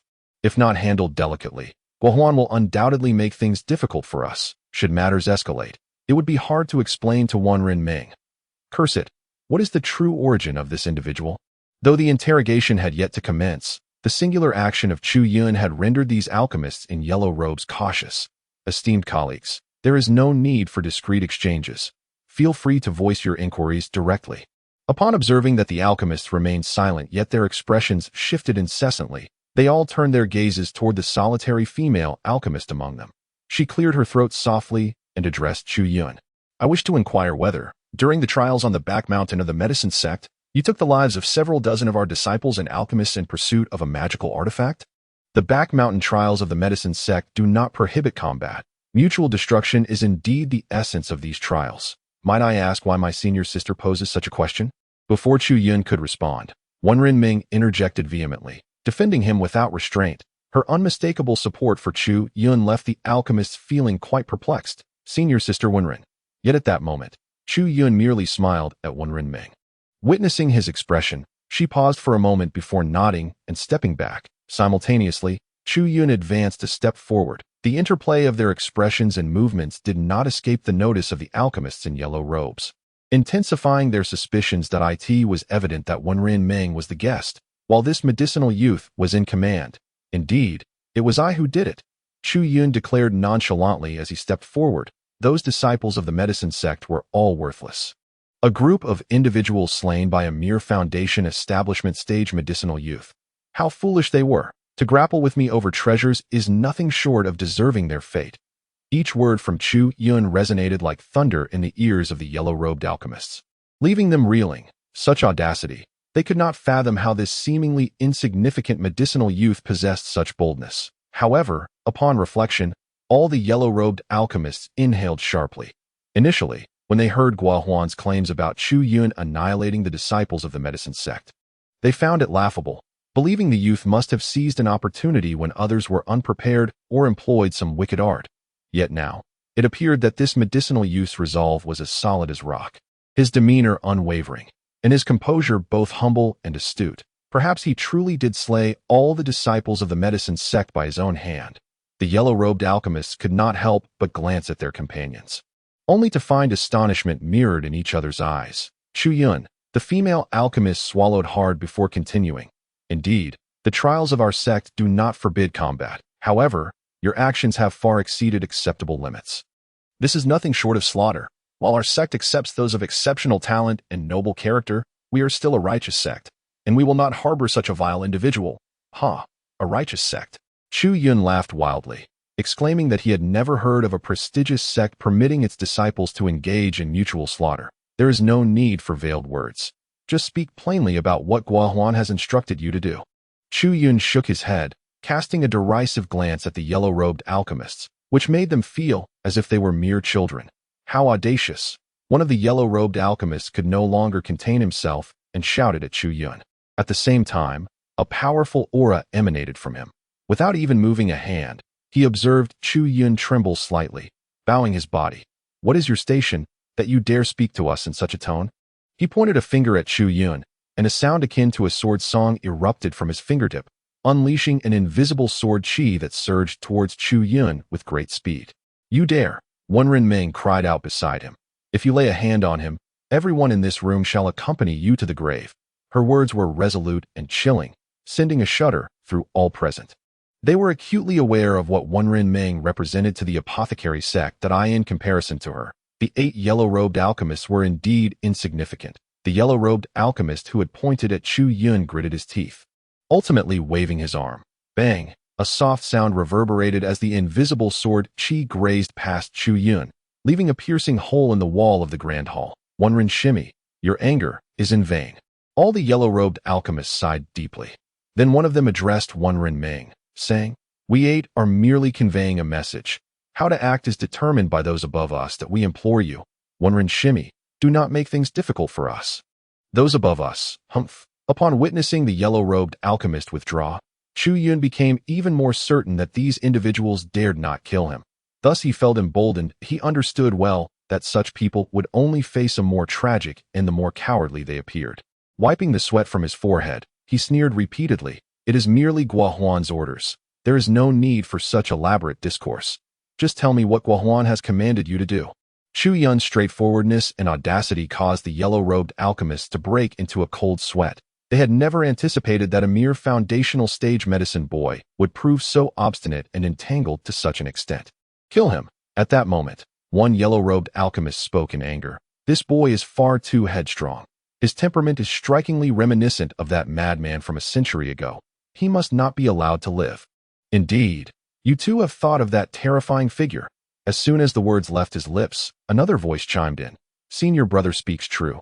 This person's temperament is eerily identical to that of the madman. Given Guohuan's demeanor, it is evident that their conflict is one to the death. That detestable Guohuan, well aware of his connection to Wenren Ming, refrains from acting, fearing for his own family, and has used us as cannon fodder. Had we known it would come to this, we should have inquired more thoroughly last night. If he truly shares the same temperament as that madman, realizing that the people stand with Guohuan, he will undoubtedly not spare us once he grows stronger. That we must act, even if it means offending Wenren Ming to eliminate him. After all, we can shift the blame onto Guohuan later. We are merely following orders. Indeed, at worst, we need not act ourselves. We can simply take him to Guohuan. Soon, everyone reached a consensus. Their gaze upon Chu Yun had shifted from initial apprehension to a chilling coldness. This scrutiny naturally fell upon Chu Yun's eyes, that he had long anticipated this outcome. His desire to assert his dominance stemmed solely from a wish to resolve this matter expeditiously. Even if he managed to evade disaster today, Guohuan would undoubtedly contrive more troublesome scenarios as time progressed. No matter how eloquently he spoke, he would find it increasingly impossible to navigate through the complications. It would be far wiser to settle matters now, decisively. Alas, this would come at your expense. His eyes subtly drifted towards Wenren Ming, unable to meet her gaze directly. Chu Yun aimed to leverage Wen Renming's identity to bring Guohuan down before she descended the mountain. And if possible, to eliminate the forces behind him as well. One could only fear the prospect of being killed. By that time, Wen Ren's junior sister would have already descended, leaving only you at Tiangu Peak. With your current attitude and arrogance, you would surely have slain that nascent soul disciple, wouldn't you? This statement, when uttered, was met with disbelief even by themselves. It was one thing to witness a Foundation establishment disciple kill a core formation disciple, an occurrence they had seen a century prior. However, the notion of a nascent soul individual being slain by a Foundation establishment practitioner was utterly absurd. To put it bluntly, even if that nascent soul cultivator stood still, a Foundation establishment cultivator would be incapable of harming him. Yet, despite the incredulity of the situation, they could only attribute this ludicrous label to Chu Yun, for it was the only means to silence Wen Renming. As for the events on the back mountain, let us not speak of them. To slay fellow disciples within the sect is a grave offense. Do you acknowledge this? I do. Without a moment's hesitation. Chu Yun nodded. Soon, since you plead guilty, we shall proceed to the disciplinary hall. Chu Yun's cooperation elicited a collective sigh of relief from the assembly. They all rose, seemingly intent on preventing any escape from Chu Yun, exuding a palpable aura that bore down upon him. Hand him over to Guohuan. We shall not concern ourselves with anything further. One of the alchemists discreetly transmitted a message. Wen Ren's senior sister. Chu Yun's expression remained unchanged as he turned to Wen Renming, eager to convey his forthcoming plans to her. He was confident that if Wen Renming acted as he suggested, her strength and status would suffice to extricate him from peril and eliminate future threats. You cannot take Chu Yun away. However, before he could articulate his thoughts, Wen Renming interjected with a fervent shout, he is of utmost importance to me. Chapter 60. Promotion. He is vital to me. You cannot take him. In a moment of desperation, Wen Renming suddenly spoke up. Although Chu Yun had spent a considerable duration in this foreign realm, certain thoughts still bore a distinctly modern flavor. Her words led him to a momentary misunderstanding.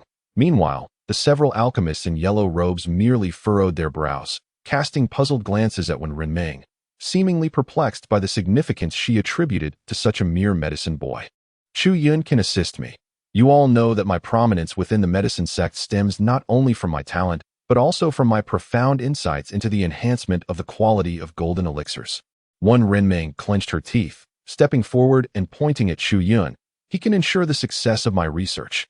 Is this statement truly credible? The female alchemist in the yellow robe expressed her skepticism, stating, we have heard that you possess considerable insight on this matter, to the extent that even the elders in black robes have permitted you to conduct your own research. However, such a significant issue cannot possibly yield results in such a brief span of time. Could it be that you are fabricating lies to safeguard the life of this young alchemist? This assertion elicited nods of agreement from the other yellow-robed alchemists, who were well aware of the reasons behind the high regard in which Wen Renming was held, as well as the fact that her so-called research had shown no progress. Chu Yun wished to speak, yet Wen Renming raised a hand to silence him. But at that moment, her lips parted slightly, and a radiant light emanated from her mouth as she summoned forth a golden elixir. The yellow-robed alchemist instinctively retreated a step, wary of what Wen Renming might intend to do with the elixir. However, it was not long before a keen-eyed yellow-robed alchemist discerned something extraordinary, pointing towards the golden elixir that Wen Renming had expelled.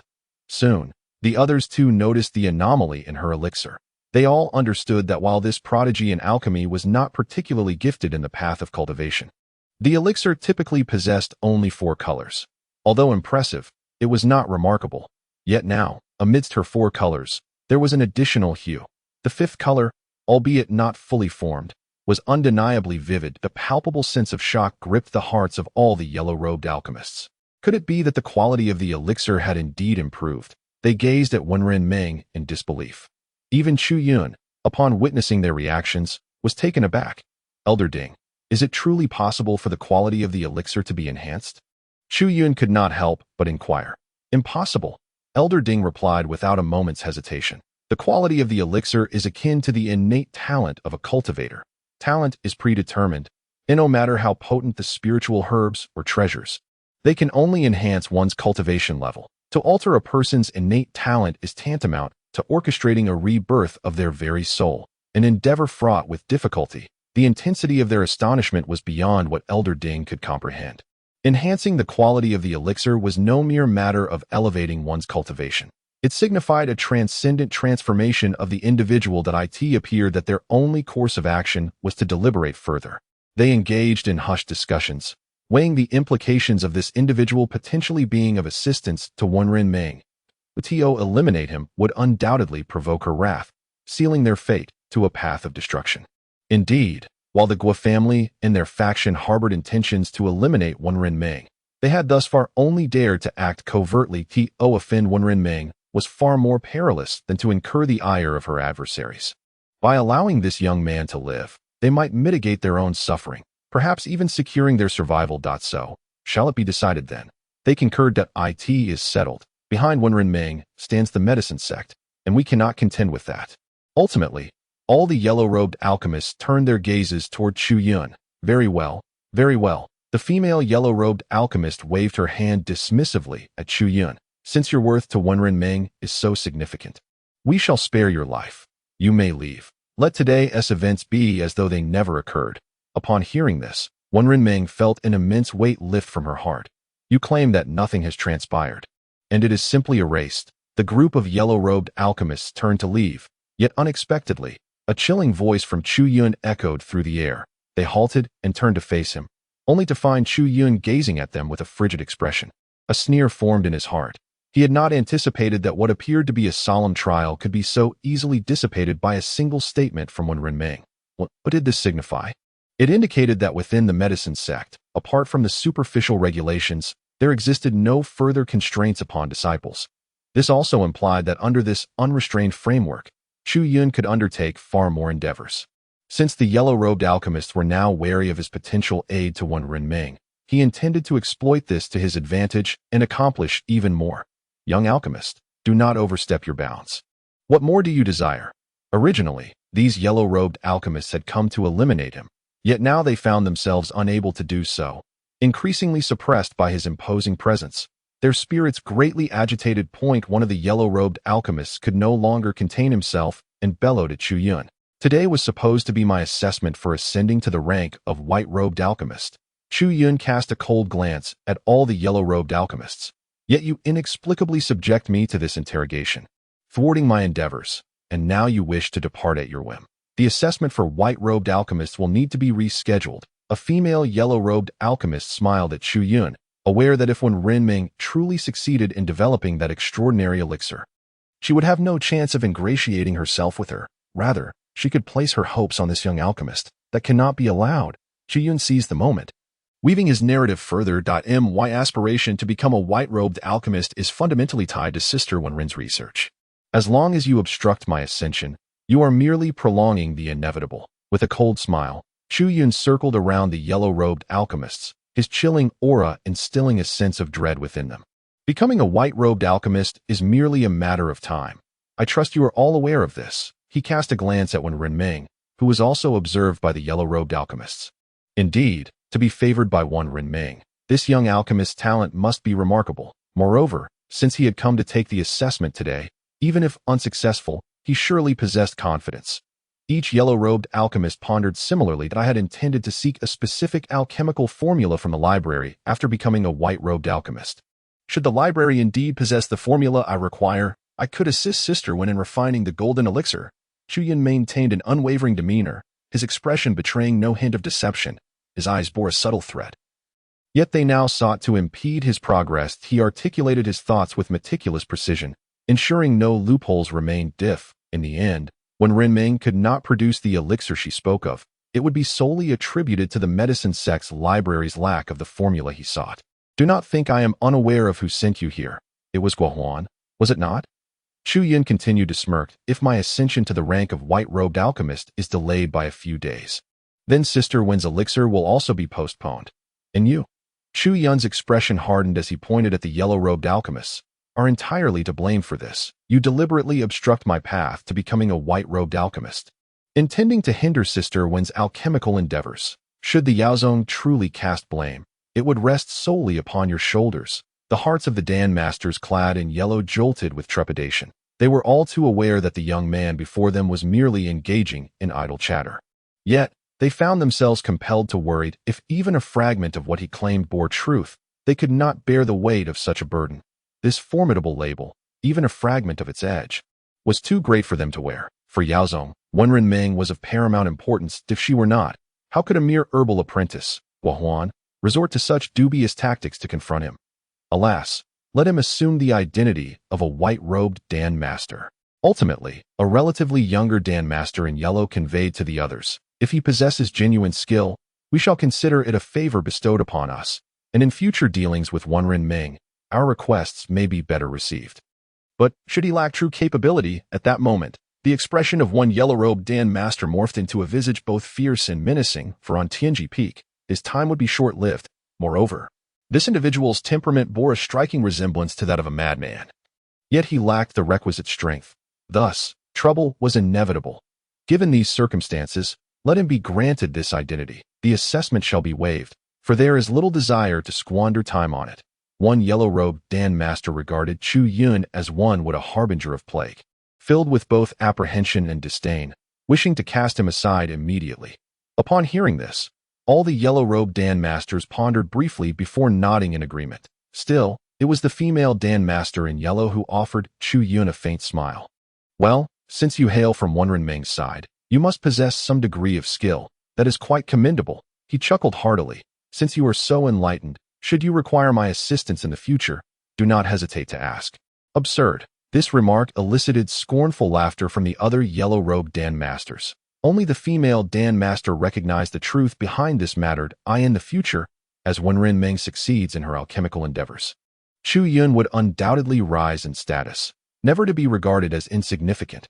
Hence, she smiled politely at Chu Yun. In the end, she led all the yellow-robed Dan Masters away from that place. You truly possess audacity, daring to deceive such individuals. Do you realize that these people have lived for at least a century, each one a master of their craft, capable of discerning even the slightest error? Once they departed, Wenren Ming hurried to Chu Yun's side, thumping her chest and glaring at him. Chapter 61. Tianji Peak.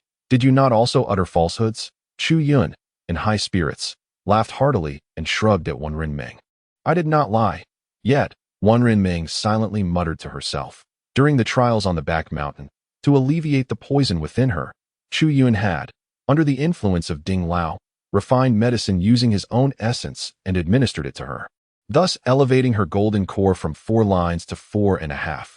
Therefore, every word she spoke to the yellow-robed Dan Masters was rooted in truth, and she had no fear of being seen through. She had momentarily forgotten this matter, as the trials on the back mountain had been perilous, with countless events transpiring. That it was only in her moment of urgency that she recalled it. Alas, what a pity. You were far too hasty. Upon returning to Tiangu Peak, Wenren Ming sighed. After much deliberation, I decided to remain. Yet you choose to go to Tianji Peak. You decided to stay? Chu Yun was taken aback. Incredulously gazing at Chu Yun, Wenren Ming nodded slightly. The rules of the alchemy sect were exceedingly stringent, and moreover, my own situation is of great significance. If one wishes to descend the mountain, it can only be done by escaping, which would be considered treason. Now, should I engage in such actions, it would undoubtedly lead to your demise. Wenren Ming harbored not a trace of complaint, yet upon hearing this, Chu Yun felt a pang of discomfort within. To him, it seemed that Wenren Ming had remained solely because of him. However, Wenren Ming did not share this perspective. The essence blood of Chu Yun had the potential to elevate the quality of her elixirs. Breaking through her own limitations and achieving the transformation from Dan to infant was her utmost aspiration. Furthermore, enhancing the quality of her golden Dan was her secondary pursuit. Remaining in the alchemy sect, by Chu Yun's side, was not without its merits. She intended to voice her thoughts to Chu Yun, but upon seeing his deeply moved expression directed at her, she merely smiled faintly, concealing her intentions and maintaining her silence. In the blink of an eye, 3 days had elapsed. Having firmly resolved to stay in the alchemy sect, Wenren Ming found solace. During these days, apart from concocting elixirs for Chu Yun, she engaged in no other activities. The alchemy sect boasted 2,000 white-robed alchemists, and it was impossible for each one to possess their own territory, as Wenren Ming did. Aside from her, all other white-robed alchemists resided on Tianji Peak, diligently cultivating and living their lives. All white-robed alchemists had reached the golden Dan stage in their cultivation. In her view, Chu Yun was merely at the foundation establishment stage. She genuinely felt uneasy. It is quite perplexing. The realm of alchemy is unrelated to one's mental state. As long as the cultivation level is sufficient and the aptitude is adequate, one can break through smoothly. You have defeated Golden Dan practitioners at the 9th level of foundation establishment. Your aptitude and cultivation are undoubtedly sufficient. Moreover, the elixirs produced by the two of us should have already led to the Golden Dan stage. However, after 3 days, Chu Yun's realm showed no signs of improvement, which worried Wenren Meng immensely. During these 3 days, Wenren Meng had refined numerous elixirs, and Chu Yun had also crafted many. The elixirs they produced together were ample for an ordinary foundation establishment practitioner to ascend from the 1st level to the Golden Dan stage. Throughout Tiangu Peak, all the medicinal herbs cultivated by Wenren Meng had been completely utilized. Chu Yun was equally perplexed. Had the Four Directions cauldron not opened its 2nd layer of seals, he might have comprehended the situation. For breaking through the seals of the Four Directions cauldron required a substantial amount of spiritual power, likely akin to the circumstances he encountered when he initially opened it, which would have depleted all his Golden Dan's spiritual energy. Yet now, with nothing demanding his spiritual power, why did it seem as though his energy had vanished without a trace, like a cow entering the sea? Even Di Lao was at a loss regarding the cause. Wenren Shiji, just as both of them felt bewildered, a voice emanated from outside the house. Chu Yun and Wenren Meng hurried outside to find a white-robed alchemist awaiting them not far away. Holding a white robe in his hands, this perhaps junior brother Chu Yun. He greeted Wenren Meng with a bow, then turned his gaze towards Chu Yun, foundation establishment stage. Upon seeing Chu Yun's cultivation level, he could not help but mutter quietly. Nevertheless, he soon offered Chu Yun a polite smile. That I come on behalf of Master Huang Pao to present the alchemist's robe to junior brother and to escort him to Tianji Peak. Chu Yun received the alchemist's robe from his hands, and before Wenren Meng and the man, he changed out of his apprentice attire. It is often said that one's appearance can greatly influence perception. Once Chu Yun donned the white robe, his entire demeanor underwent a remarkable transformation. As the eldest son of the Chu family, he may not hold significant status within the broader realm, yet the aura of quiet nobility has always accompanied him. Standing tall and proud, with his head held high and chest out, he was a picture of elegance. The gentle breeze swayed his white robe and long hair, rendering him a strikingly handsome youth. Particularly, the subtle confidence and icy composure etched on his face left both Wenren Meng and the man momentarily stunned. The youth before them seemed to possess a wisdom that transcended the mundane world and a courage that defied all fears. At that moment, the man delivering the robe no longer saw merely an apprentice alchemist, but a true master of the craft, one so compelling that even Wenren Meng would lose her composure in his presence. Unexpectedly, this was your true self? Wenren Meng's heart raced. Her attraction to Chu Yun was not rooted in mere appearance. At this moment, everything fell into place. Every aspect of Chu Yun resonated with her ideal romantic partner. Chu Yun, too, felt a surge of elation. As a white-robed alchemist, he had finally taken his first step forward. Once you reach Tianji Peak, take good care of yourself. Your status is no less than mine.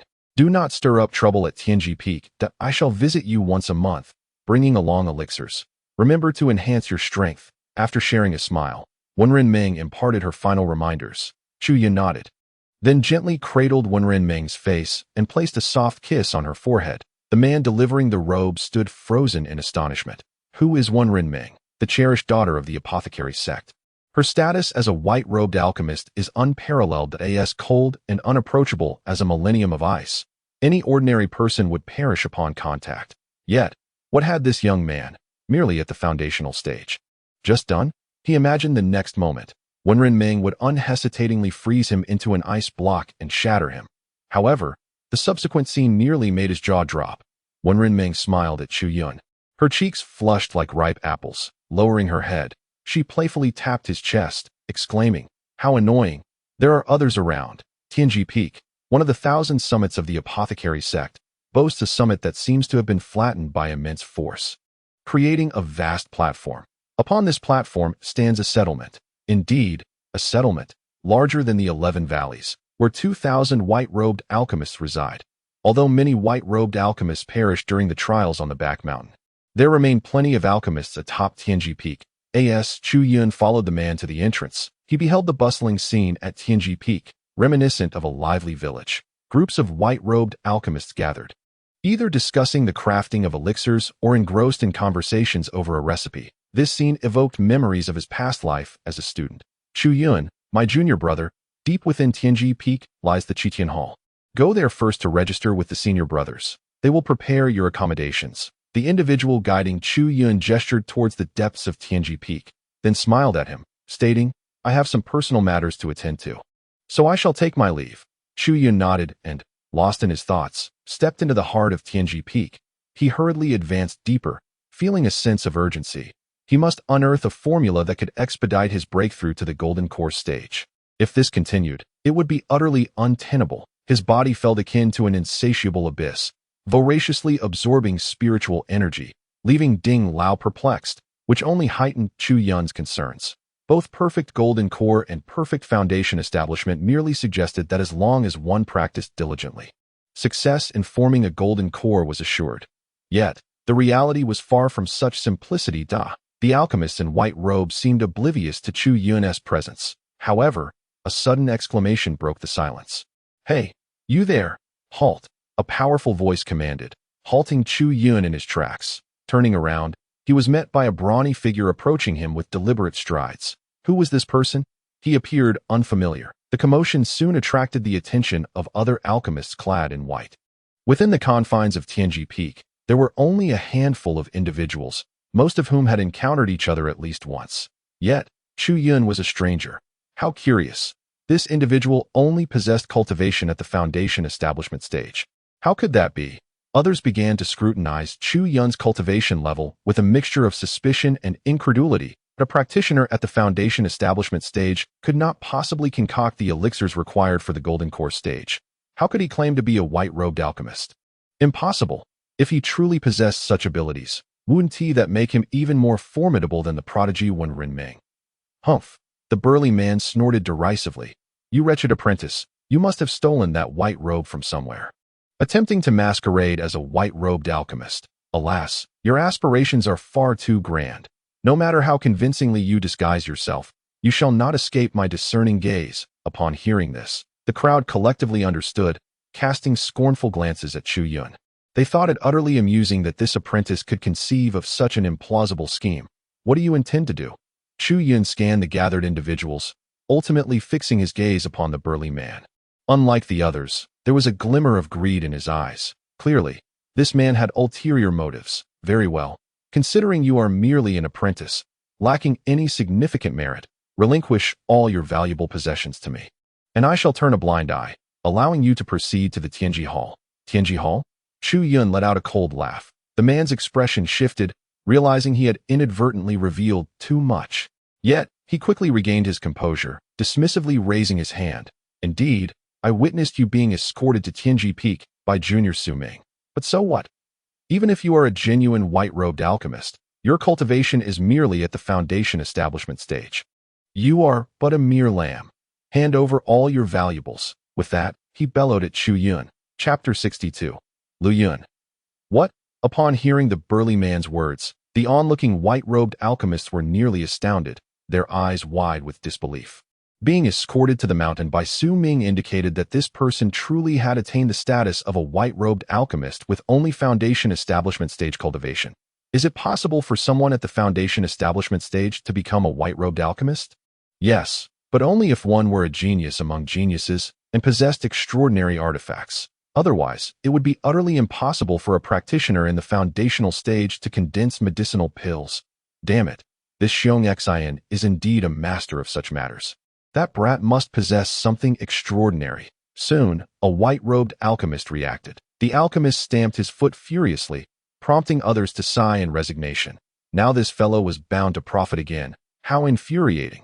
Having been seen through by Chu Yun, Xiong Xian, now devoid of his last shred of modesty, grew even more audacious, glaring coldly at Chu Yun. Unless you reveal your secrets, I shall break your dog legs. Chu Yun's expression turned frigid, his gaze fixed on the person before him without uttering a word.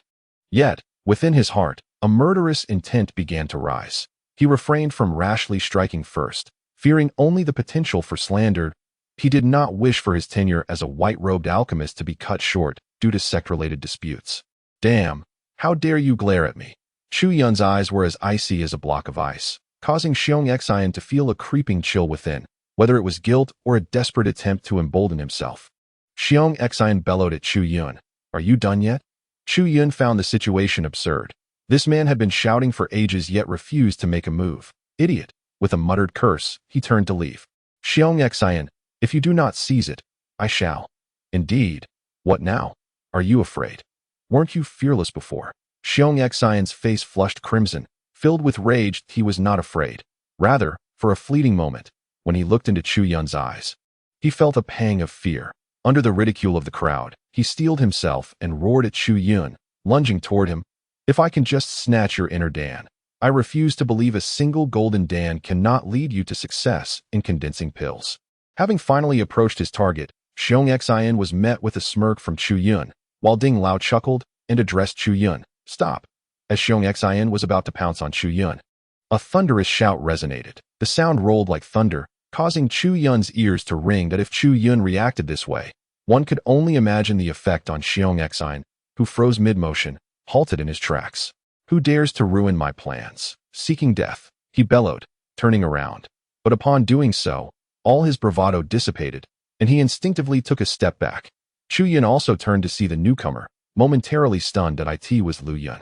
After halting Xiong Xian, Lu Yun rushed to Chu Yun's side with remarkable speed. The white-robed alchemists, witnessing this, all took a step back. This scene left Chu Yun somewhat astonished. In the medicine sect, alchemists held the highest esteem. Ordinary Golden Core disciples could never rival their status. Even disciples at the nascent soul stage could not shake the authority of the white-robed alchemists. Yet, the current situation suggested otherwise. However, upon further reflection, Chu Yun could not help but smiled. He should have anticipated that Lu Yun held a distinguished position and impressive strength. Otherwise, how could he possibly have agreed to refine medicine for him? Given Wen Renming's pride and status, upon reaching Chu Yun's side, Lu Yun shot a fierce glare at all the white-robed alchemists. Indeed, a glare. His eyes were merciless, serving as a warning to those alchemists. This person is my friend. If you are unafraid of death, feel free to make a move. The white-robed alchemists paused. Then all shook their heads in unison. Xiong Xian, as for the others, I pay them no mind. But this individual, should you dare to lay a hand upon him, even if I choose to spare you, you shall still meet a most tragic fate. Lu Yun cast a final glance at Xiong Xian. Yet before he could utter his concluding words, he was halted by Chu Yun, who shook his head in disapproval. Understanding that Lu Yun was on the verge of revealing Wen Renming, Chu Yun wished to prevent this. The nature of his relationship with Wen Renming, whether for better or worse, was not something he desired to unveil. Humph. Although Xiong Xian harbored some trepidation towards Lu Yun, he was not as intimidated as the other white-robe alchemists. Stabilizing his emotions, he raised his hand and declared, Lu Yun, you may protect him for a moment, but you cannot safeguard him for eternity. You are aware of the rules of Tianji Peak. Even if I refrain from action, others will not hesitate. In any case, today you cannot make a move. Lu Yun stood upright, casting a cold glare at Xiong Xian. Silently, a ripple emerged around Lu Yun, accompanied by a continuous rumble of thunder that if you doubt this, feel free to test it. With a sudden crack of thunder, all the white-robe alchemists retreated a few steps. And Xiong Xian stepped back as well. Very well, very well, he exclaimed thrice. Today, I shall spare you for Lu Yun's sake. However, mark my words, I shall not let go of this tempting morsel. I await your presence at any time. Chu Yun responded with a faint smile. Humph. You possess a certain audacity. Xiong Xian did not anticipate Chu Yun's boldness, yet he knew he could not act, and thus merely snorted in disdain before departing swiftly. As Xiong Xian left, the others lacked the courage to take action, casting furtive glances at Chu Yun, yet ultimately they too retreated. Thank you. Although Chu Yun felt no fear towards Xiong Xian, he acknowledged Lu Yun's goodwill and courteously expressed his gratitude. No need for that. Lu Yun chuckled heartily, waving his hand dismissively. You have concocted so many elixirs for me. What I have done is but a trifling matter. Besides, with the favor of Sister Wenren, I could never turn a blind by the way. Lu Yun, how did you come to this place? Chu Yun smiled gently, his curiosity piqued as he regarded Lu Yun. Look at me, Lu Yun exclaimed, slapping his forehead. I heard from Sister Wenren that you have become an alchemist, so I came here specifically to congratulate you. Who would have thought I would encounter such a situation? What a fortuitous coincidence. You haven't registered yet, have you? Come, let me take you. Before Chu Yun could respond, Lu Yun draped his arm around his shoulder and led him deeper into Tianji Peak. Along the way, Lu Yun shared various tidbits about the rules of Tianji Peak. Most of it was quite ordinary, yet one particular rule caught Chu Yun's attention immensely. It stated that as long as no lives were lost, private duels were permitted, and even the act of seizing was allowed. According to the alchemy sect, since the white-robe alchemists on Tianji Peak had not been cultivating for long, they were encouraged to enhance their combat prowess through real battles, while simultaneously honing their will in a harsh environment. In essence, this meant a plethora of golden pills were available for the taking. Upon hearing this rule, Ding Lao chuckled inwardly within Chu Yun's body. If he were to confront Chu Yun directly, the latter would show no fear. However, that fellow had chosen cunning over strength, resorting to schemes. Although Chu Yun was unafraid, the situation was undeniably troublesome at the same time. Upon the arrival of Lu Yun, Chu Yun discerned that the situation was not as straightforward as it appeared. It seemed he had intentionally come to the Tianji Peak to make their relationship known to the other white-robed alchemists. This Lu Yun appeared to be safeguarding him. Although such protection was unnecessary for Chu Yun, he couldn't help but feel a touch of gratitude for this goodwill. Behold, this is the Tianji Hall, Lu Yun proclaimed, gesturing toward a grand edifice ahead. Raising his gaze, Chu Yun raised an eyebrow at a 7-story hall, while not particularly impressive compared to the towering structures he had encountered in his past life. Emanated an indescribable pressure that made this seemingly modest building feel as though it reached immeasurable heights. Truly remarkable. This is also the repository of the medicine sect, housing countless alchemical formulas and spellcraft. It was constructed here at Tianji Peak for the convenience of lower-tier disciples and white-robed alchemists, Lu Yun explained, chuckling as he noticed Chu Yun's astonished expression. Suddenly, as soon as Lu Yun finished his sentence, a sharp sound sliced through the AI in the distance. A streak of light hurtled toward Chu Yun and Lu Yun with astonishing speed, akin to a thunderclap. Before Chu Yun could even contemplate whether to prepare for an attack, Lu Yun swiftly extended his hand and seized the light. Upon unfolding it, it revealed a talisman, indistinguishable from those he had seen in films and literature during his past life. That a talisman? Chu Yun's heart raced as he recalled something. At that moment, Lu Yun flicked his wrist, reducing the talisman to ashes. Simultaneously, he closed his eyes. After a brief interval, he reopened them. Yet the reason for Lu Yun's visit to the Furnace Peak remained unclear. Fear not. Chu Yun smiled at him. Though my cultivation is modest, I can certainly look after myself. Indeed, when Ren's junior sister must have bestowed upon you some treasures. Lu Yun laughed heartily, gently patting Chu Yun on the shoulder. I shall take my leave now. With that, Lu Yun's aura surged, and with a powerful shout, he transformed into a gust of wind, dashing toward the outskirts of Tianji Peak. Chu Yun then turned and entered the Tianji Hall. As he stepped through the entrance, he paused. At the threshold stood a table and a chair, occupied by an elderly man. Peering further inside, despite the space being merely around 200 square meters, an inexplicable sensation of unfathomable depth enveloped Chu Yun, as if crossing the threshold would lead him into an abyss. Chapter 63, Talismanic Law Registration. The old man finally lifted his gaze toward Chu Yun upon hearing the inquiry. Naturally, the fact that Chu Yun possessed only foundation-building level prowess startled him. However, unlike the ordinary white-robed alchemists, he quickly regained his composure after a moment of surprise. After sizing Chu Yun up, he lowered his head, opened a drawer in the table, and tossed a jade token to Chu Yun. Room 108, T-shaped, located at the far right near the cliff at Tianji Peak. Furthermore, white-robed alchemists are permitted one entry into the repository each month for 1 hour. You may arrange your visits as you wish. The man glanced up at Chu Yun once more, but you will have to wait until next month. Next month? Chu Yun paused, a bitter smile spreading across his face as he shook his head. It is only the middle of the month today. How unfortunate. Aside from this library, are there any other means to obtain the alchemical formula? Chu Yun inclined his body respectfully towards the elderly man. It can be acquired from other disciples. The old man furrowed his brow, asserting that any method would suffice, whether through theft or barter, as long as it does not result in loss of life. It matters not. Chu Yun chuckled softly. The elder nodded once more, adding that there is also an opportunity each month to receive spiritual stones and medicinal herbs. Pausing briefly, the elder waved his hand, and a stream of light emerged from the storage ring he wore. landing on the table and transforming into 5 palm-sized spiritual stones and a small pouch of herbs, for some unknown reason. This month, many herbs had gone unclaimed, hence I present you with this portion. Thank you. Chu Yun was overjoyed. Aside from the alchemical formulas, herbs were what he lacked the most. He stored these items in his storage ring, secretly amused, as he suspected that many of the unclaimed portions belonged to those he had slain. Esteemed elder, might there be any other methods to procure herbs aside from stealing or trading?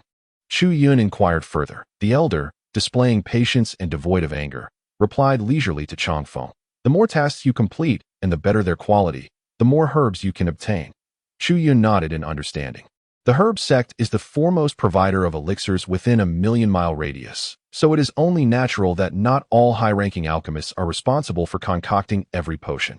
It appears that these tasks are intended for the white-robed alchemists to produce some elixirs for distribution. If there is nothing else, you may take your leave. Noticing Chu Yun's silence and stillness, the elder waved his hand dismissively. By the way, esteemed elder, may I inquire if there are places for potion refining atop the heavenly peak? Chu Yun promptly bowed once more and resumed his questioning. The old man pointed to a location not far off. Following his gaze, Chu Yun beheld a descending staircase. The lower level here is dedicated to alchemists without cauldrons for potion making. Though entry requires the payment of spiritual stones, the elder glanced at the spiritual stones in Chu Yun's possession, advising him to conserve his resources first. Should you complete your tasks, you may also exchange them for spiritual stones. Thank you, esteemed elder. Chu Yun bowed yet again and turned to exit the heavenly hall. The first 107 rooms were situated within a singular area, with minimal distance between them.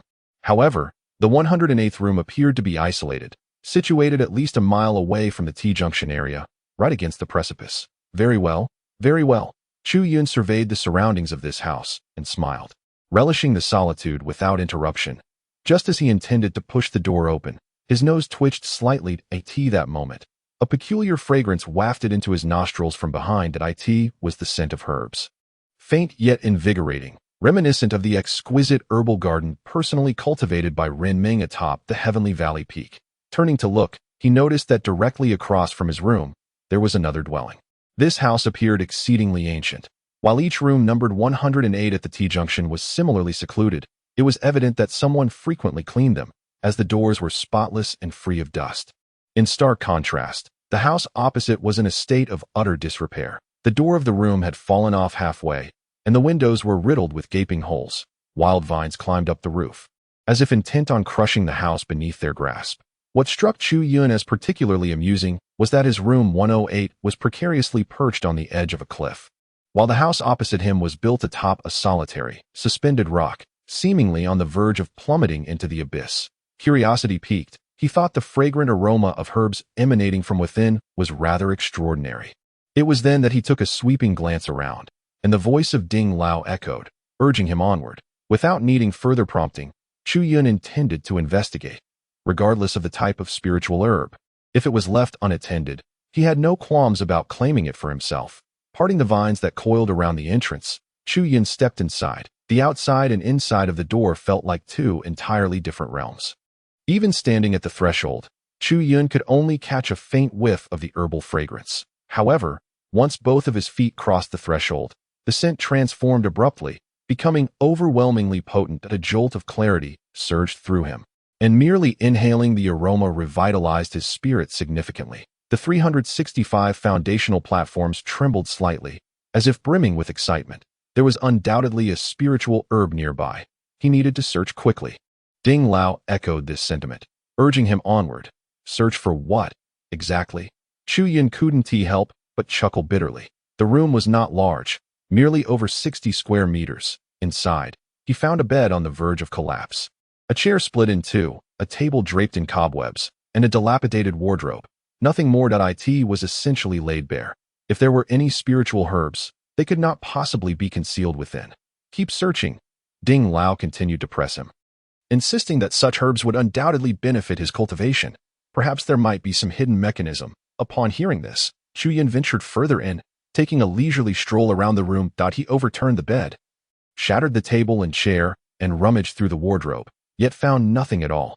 Remembering Ding Lao's mention of potential hidden chambers, he crouched down, lightly tapping on the floorboards. Yet, he soon cursed himself for his folly. This house was constructed atop a solitary rock. How could there possibly be a secret chamber beneath? As for the walls, this place appeared isolated, with no signs of any hidden passages. How peculiar, with his hands on his hips. Chu Yun scrutinized the house closely. Ding Lao, equally baffled, could not discern what sort of extraordinary mechanism could possibly exist within such a structure. He recalled the talisman Lu Yun had obtained during the day.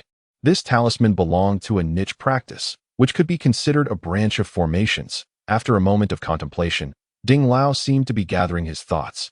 Generally, formations were inscribed upon the ground, whereas this talisman was simply a simplified version of a formation, etched onto yellow paper in the form of characters. However, Chu Yun shook his head in disagreement. You are more aware than I of the dangers that lurk in this world. Just like that Yuanian cultivator from Tiangu Peak, had I encountered him elsewhere rather than at Tiangu Peak, I could confidently say I would have met my demise. Now that Guohuan is watching, I cannot afford to overlook any method that could enhance my strength. What should I do? Seeing Ding Lao agree, Chu Yun hurriedly inquired that I will teach you how to craft a few simple talismans, giving you a chance to practice. At this moment, Elder Ding no longer hesitated, but instructed that certain materials must first be prepared. The ink, crafted by grinding the blood of demonic beasts with vermilion, a brush made from the fur of spirit beasts, and paper refined from jade or trees aged over a decade. The higher the quality of these materials, the more conducive they are to the conduction and storage of spiritual power, thereby amplifying their potency. As Elder Ding spoke, a peculiar symbol materialized in Chu Yun's mind. This was the incantation for summoning thunder. Commit it to memory, he advised, for when you forge the talisman, simply channel your spiritual energy through the brush's tip to inscribe it upon the medium, and success will follow. Chapter 64. Harvest footsteps echoed from beyond Chu Yun's chamber, the sound indicating multiple individuals, and their hurried pace betraying ill intent. Without a moment's hesitation, Chu Yun rose and made his way to the door. Upon opening it, a chill washed over his countenance. The intruder was none other than Xiong Xian, the one who had sought to trouble him the previous day in an attempt to seize his possessions. Upon sighting Chu Yun, Xiong Xian first surveyed the surroundings, then cast a glance into Chu Yun's room. Noting the absence of others, he coldly shouted, I warned you. Lu Yun can assist you for a moment, but not for a lifetime. With a swift motion of his hand, several disciples from the medicine sect emerged behind him. Though their spiritual energy surged, they were merely at the core formation stage. With Xiong Xian, there were 5 in total, surrounding Chu Yun. Listen here, if you had obediently surrendered your treasures yesterday, I would have only given you a beating, but now, it is no longer so. Xiong Xian sneered menacingly, his fists cracking ominously. Today, not only will I seize your magical artifacts, but I shall also make you my servant, bound to serve me for eternity. All your monthly spirit stones and medicinal materials will be mine. And, to ensure you do not flee, I shall break your legs. With a sharp command, he gestured, seize him. Without further ado, the 4 core formation disciples lunged at Chu Yun. They regarded him as nothing more than a trifling foundation establishment waste and refrained from using any spells. Instead, they channeled their energy into their palms and struck at Chu Yun. Amidst the assault from the 4, Chu Yun's expression remained unchanged. Swiftly raising his palm, he summoned his spiritual power, causing the 365 foundation establishment platforms to tremble slightly.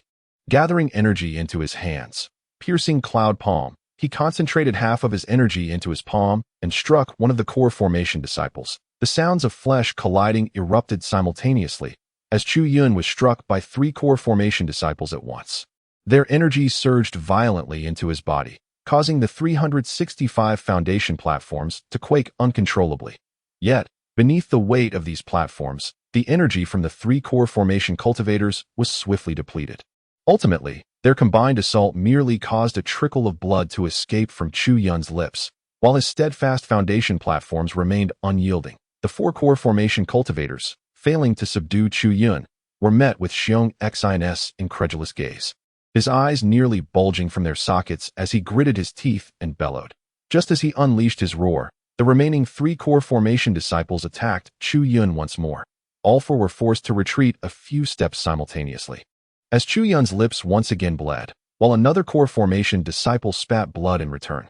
Once again, Chu Yun produced a medicinal pill and swallowed it, his injuries rapidly mending.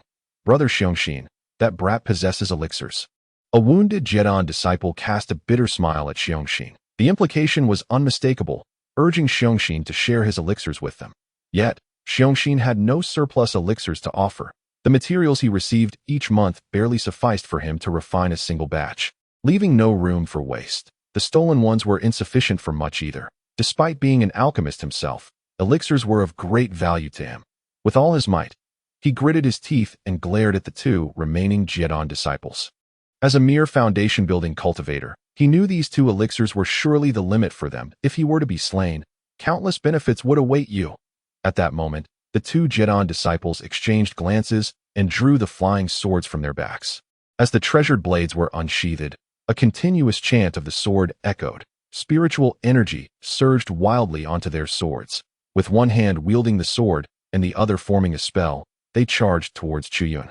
Chuyun's expression shifted slightly. With over 300 foundation-building platforms, he was not afraid of the spiritual energy of Jedon cultivators, yet he could not withstand the assault of their sharp weapons. Humph, just as I anticipated.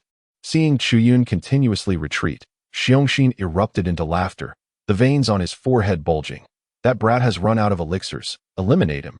Eliminate him. Under the impetus of spiritual energy, the flying swords slashed towards Chuyun, their sharp aura carving deep gashes into the ground. The two Jedon disciples laughed maniacally. Brat, keep consuming your elixirs. Let us see what can shield you from our flying swords. Chuyun scoffed disdainfully, waving his hand to reveal the demonic sword embryo in his grasp. Ha! You dare brandish a mere sword embryo. A foundation-building cultivator is still just a beggar. Both laughed derisively. One of them formed a hand seal, causing their sword to emit a crisp chime as it shot straight at Chuyun. The sword was awash with an overwhelming torrent of spiritual energy. Chuyun raised his hand and swept it aside. Clang! The demonic sword collided with the flying sword. Dingtong understood his intention immediately and smiled, transforming into a shadow to seize the power from the Jedon master before Chuyun, draining it from his golden core. Just as they were low on spiritual energy, their timing was impeccable. Witnessing Dingtong had already drained the golden core. Chuyun smirked and charged towards the other unsuspecting Jedon disciple. Simultaneously, he called out to Dingtong in his heart. Dingtong replicated the action, extracting the essence from the golden core of the other disciple. The essence of the golden core transformed into a golden light and merged once more into the demonic sword. Elixirs, elixirs. The two Jedon disciples collapsed without a clue. The remaining two wounded Jedon disciples shouted desperately towards Xiongxin. Cold sweat poured down Xiongxin's brow. He had never encountered such a scenario. How could a foundation-building disciple possibly contend with Jedon cultivators? To have been defeated so easily, twice in a row. This time, he could no longer hesitate. He hastily pulled out two elixirs and tossed them towards the two Jedon disciples. If he were to hold back any longer, he feared he might meet his end here. How could he allow himself to be vanquished by a foundation-building disciple? Dingtong, can you still manage? Chuyun sneered as he brandished the sword embryo and charged forward. No problem, though I have not reached Jedon. Those elixirs were not without merit. Your spiritual energy has indeed increased. I can still seize the essence from these two Jedon cultivators' golden cores. Dingtong laughed heartily. I am dealing with these low-level core formation disciples. A single magical weapon and an old alchemist are more than sufficient. The two individuals had barely felt the effects of the pills they had swallowed when they suddenly saw a flash before their eyes, subsequently collapsing to the ground, unable to rise again. The essence of the golden core that was taken from them was naturally seized by the magical weapon in Chuyun's possession. Indeed, indeed, the old alchemist laughed heartily, stating that although your realm has not risen, your strength has certainly and significantly increased. With all four core formation disciples lying defeated, only the bare heart remained, and Chuyun cast a cold smile in his direction. Impossible! He trembled all over, his robust body shivering uncontrollably. He could hardly comprehend how four disciples at the core formation stage could be vanquished by a mere foundation-building little alchemist. His gaze inadvertently fell upon the sword embryo in Chuyun's hand. It was precisely that sword embryo that rendered Chuyun invincible. He felt an overwhelming urge to slap himself across the face in frustration. He had long suspected that Chuyun possessed some kind of treasure to become a white-robed alchemist, but he had never imagined that this treasure would be so formidable. I was wrong. I was wrong. As Chuyun approached him, the bare heart knelt down with a thud. his aides were no match for Chu Yun, and he knew he stood no chance against him. Chu Yun coldly shook his head and then uttered a soft command, "Old alchemist." The old alchemist promptly appeared, effortlessly seizing the golden core essence from the bear heart, who collapsed to the ground as the golden light intertwined. The golden radiance was absorbed by the sword embryo in Chu Yun's hand. Is it permissible to freely plunder the belongings of others here? Seeing the storage ring in the bear heart's possession, Chu Yun smiled at him and reached out to take the ring. Channeling his spiritual power, Chu Yun felt a surge of joy contained precisely the alchemical materials that the old alchemist had previously instructed him to prepare. Beast blood, cinnabar, these are essentials for refining pills. The bear heart storage ring contained a few of these. Additionally, there was a pelt from a demon bear, with fur suitable for crafting a brush. The rest comprised a pitifully scant amount of medicinal materials and 2 pills. Chu Yun donned the ring and turned back towards the core formation disciples. Compared to the bear heart, these disciples were far poorer. The total of 4 spirit stones were collected, and nothing else of note. Chapter 65. A blood offering. That fleeting glimmer appeared swiftly and vanished just as quickly, almost imperceptibly, even to Chu Yun. Subsequently, the bear heart feigned nonchalance and remarked to Chu Yun that the house was situated in too perilous a location. The core formation disciples could not fly, and the elders within the sect feared that allowing disciples to reside there might lead to misfortune, hence forbidding anyone from staying. Then why not demolish it?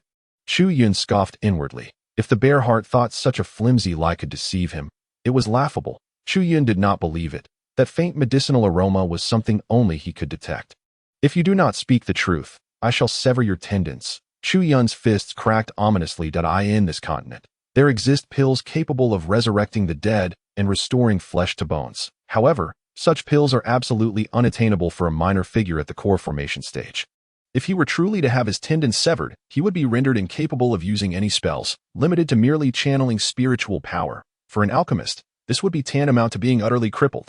A chill emanated from Chu Yun, directly assaulting Xiong Xian's heart, causing a slight tremor within him. He was acutely aware that the young man before him was indeed someone who could not only speak, but also act upon his words. Shivering slightly, Xiong Xian hastily continued, stating that if there were any taboos to mention, it would be that the house once belonged to a traitor of the medicine sect. This individual was an exceptionally skilled alchemist who, after betraying the sect, brought immense suffering to it, leading the disciples of the medicine sect to regard the place as ominous, resulting in no one daring to reside there. Chu Yun maintained his gaze fixed on Xiong Xian, noticing that his expression remained unchanged and his tone steady as he spoke, which suggested he was likely not deceiving him. In truth, Xiong Xian was indeed telling the truth, although the circumstances within the house were far beyond what Chu Yun could presently fathom. Every word he uttered was genuine. The notion that no one would inhabit the place prompted Chu Yun to ponder, and then he murmured, "So, there will be no one to prevent others from living there. Correct?" "Precisely," Xiong Xian affirmed with a nod. "If one wishes to relocate, they simply need to apply to the Heavenly Extreme Palace for re-registration. Is that truly the case?" Chu Yun stared intently at Xiong Xian. "Indeed." Xiong Xian nodded vigorously, his head bobbing like a chick pecking at grain. "Humph, should you dare to deceive me, I will ensure that your existence becomes a living nightmare." Finally, Chu Yun lifted his foot and kicked Xiong Xian, commanding him to leave. Xiong Xian, not daring to linger for even a moment, hurriedly took the foundation-building disciples he had brought along and departed swiftly. The veracity of Xiong Xian's claims remained uncertain. Thus he raced to the Heavenly Extreme Palace at the quickest pace, relaying his desire to change his residence to the elder there. He refrained from asking too many questions, simply hoping the elder would inquire if it was permissible to inhabit the place. Shaking his head in response, the elder seemed to mock his actions, suggesting that if there was no business, he should take his leave, and that house must be organized by you alone. It is far too perilous. And the servants are unwilling to go. Upon hearing this, the weight in Chu Yun's heart lifted, confirming that Xiong Xian had indeed spoken the truth. As for the servants' refusal to venture there, it was undoubtedly a dangerous place for them. The attendants on Heavenly Extreme Peak were merely at the foundational stage, and the house was perched upon a solitary rock, instilling fear in all who beheld it. In any case, Chu Yun failed to perceive the underlying message in the elder's words. With no formalities to attend to, he moved directly into the house, clearing away the dust and removing the vines. leaving him with little else to occupy his time. Although the elder claimed no servants would clean the house for him, some did deliver new furniture to his doorstep. However, the expressions of these servants as they regarded Chu Yun conveyed a sense of incredulity at his apparent fearlessness. Naturally, to Chu Yun, it simply reflected their belief that the place he inhabited was exceedingly dangerous. After replacing the old furniture with the new, Chu Yun retrieved the beast's blood and cinnabar he had acquired from Xiong Xian, finding an inkstone to mix the two, grinding them into a vibrant red ink. Subsequently, he fashioned a simple brush from the fur of a demon bear. Yet, lacking jade and paper posed a challenge for Chu Yun if one merely wished to practice their skills. However, these tables and chairs would suffice. Any object imbued with spiritual essence, flowers, plants, trees, or stones could serve as a medium for talismans. Aside from stones, objects that have existed for over a decade have already attained a semblance of spirit, albeit their spiritual energy is still weak until they reach 100 years of age. As the saying goes, people grow wise with age, and objects become imbued with spirit. Chu Yun smiled faintly. In his previous life, there was a legend that tables and chairs could turn into spirits after a long passage of time, and he was surprised to discover that such beliefs also existed in this world. After his brief amusement, he dipped his brush into the red ink and placed it carefully upon the surface of his bed. When inscribing talismans, it is essential to channel spiritual energy into the ink through the brush, using the ink as a medium to seal within the carrier. Upon hearing the words of Elder Ding, Chu Yun took a deep breath to steady his emotions, entering a state of utmost tranquility before channeling his spiritual energy. He meticulously controlled the flow of energy into the brush he had fashioned, allowing it to gradually infuse into the blood ink of the fur.at. That moment, he experienced a peculiar sensation. He distinctly felt the red ink on the brush begin to fervently absorb his spiritual energy. Beast blood and vermilion could be used in alchemy, primarily to gather spiritual energy. Chu Yun had not anticipated that the materials on his brush could absorb so much. Suddenly, a soft sound echoed, and he saw the brush in his hand tremble violently before exploding into fragments. What? Chu Yun was taken aback, unsure of how to proceed. The quality of the brush and ink was too poor, lacking the sensitivity required for spiritual energy. Elder Ding sighed. Every aspiring talisman maker possesses their own brush and ink. For the intricacies of talisman inscribing demand a rigorous standard of spiritual energy. A slight excess would cause the carrier to falter, whereas a slight deficiency would render the talisman ineffective. Try again. Chu Yun nodded, promptly crafting another brush from the fur of the demon bear. For him, the initial failure was inconsequential. During his studies of formations with Elder Ding, he had encountered countless failures with each formation. Patience was something he possessed in abundance. After dipping the brush in ink, he began to channel his spiritual energy once more. At this stage, do not concern yourself with the power of the talisman. Focus on successfully inscribing one first. The density of your spiritual energy can be refined over time. Hearing Elder Ding's words, Chu Yun silently nodded. He swiftly took the brush and sketched the thunder-summoning spell that Elder Ding had imprinted in his mind onto the table. He had rehearsed it numerous times in his heart, and as he began to draw, it flowed as smoothly as a river, executed in one fluid motion. Failure. However, before he could complete the drawing, Elder Ding shook his head and sighed. You deviated slightly at the first curve. It has already failed. Chu Yun inwardly cursed. He had yet to resolve the issue with his spiritual energy, and now he had erred in the drawing of the spell as well. Although this art was akin to formations, it emphasized precision in arranging formations. A master could find ways to compensate for slight miscalculations. However, with spell inscribing, the form is of utmost importance. Any deviation cannot be tolerated. Chu Yun sighed, and had no choice but to gather his spiritual energy once more to inscribe the spell.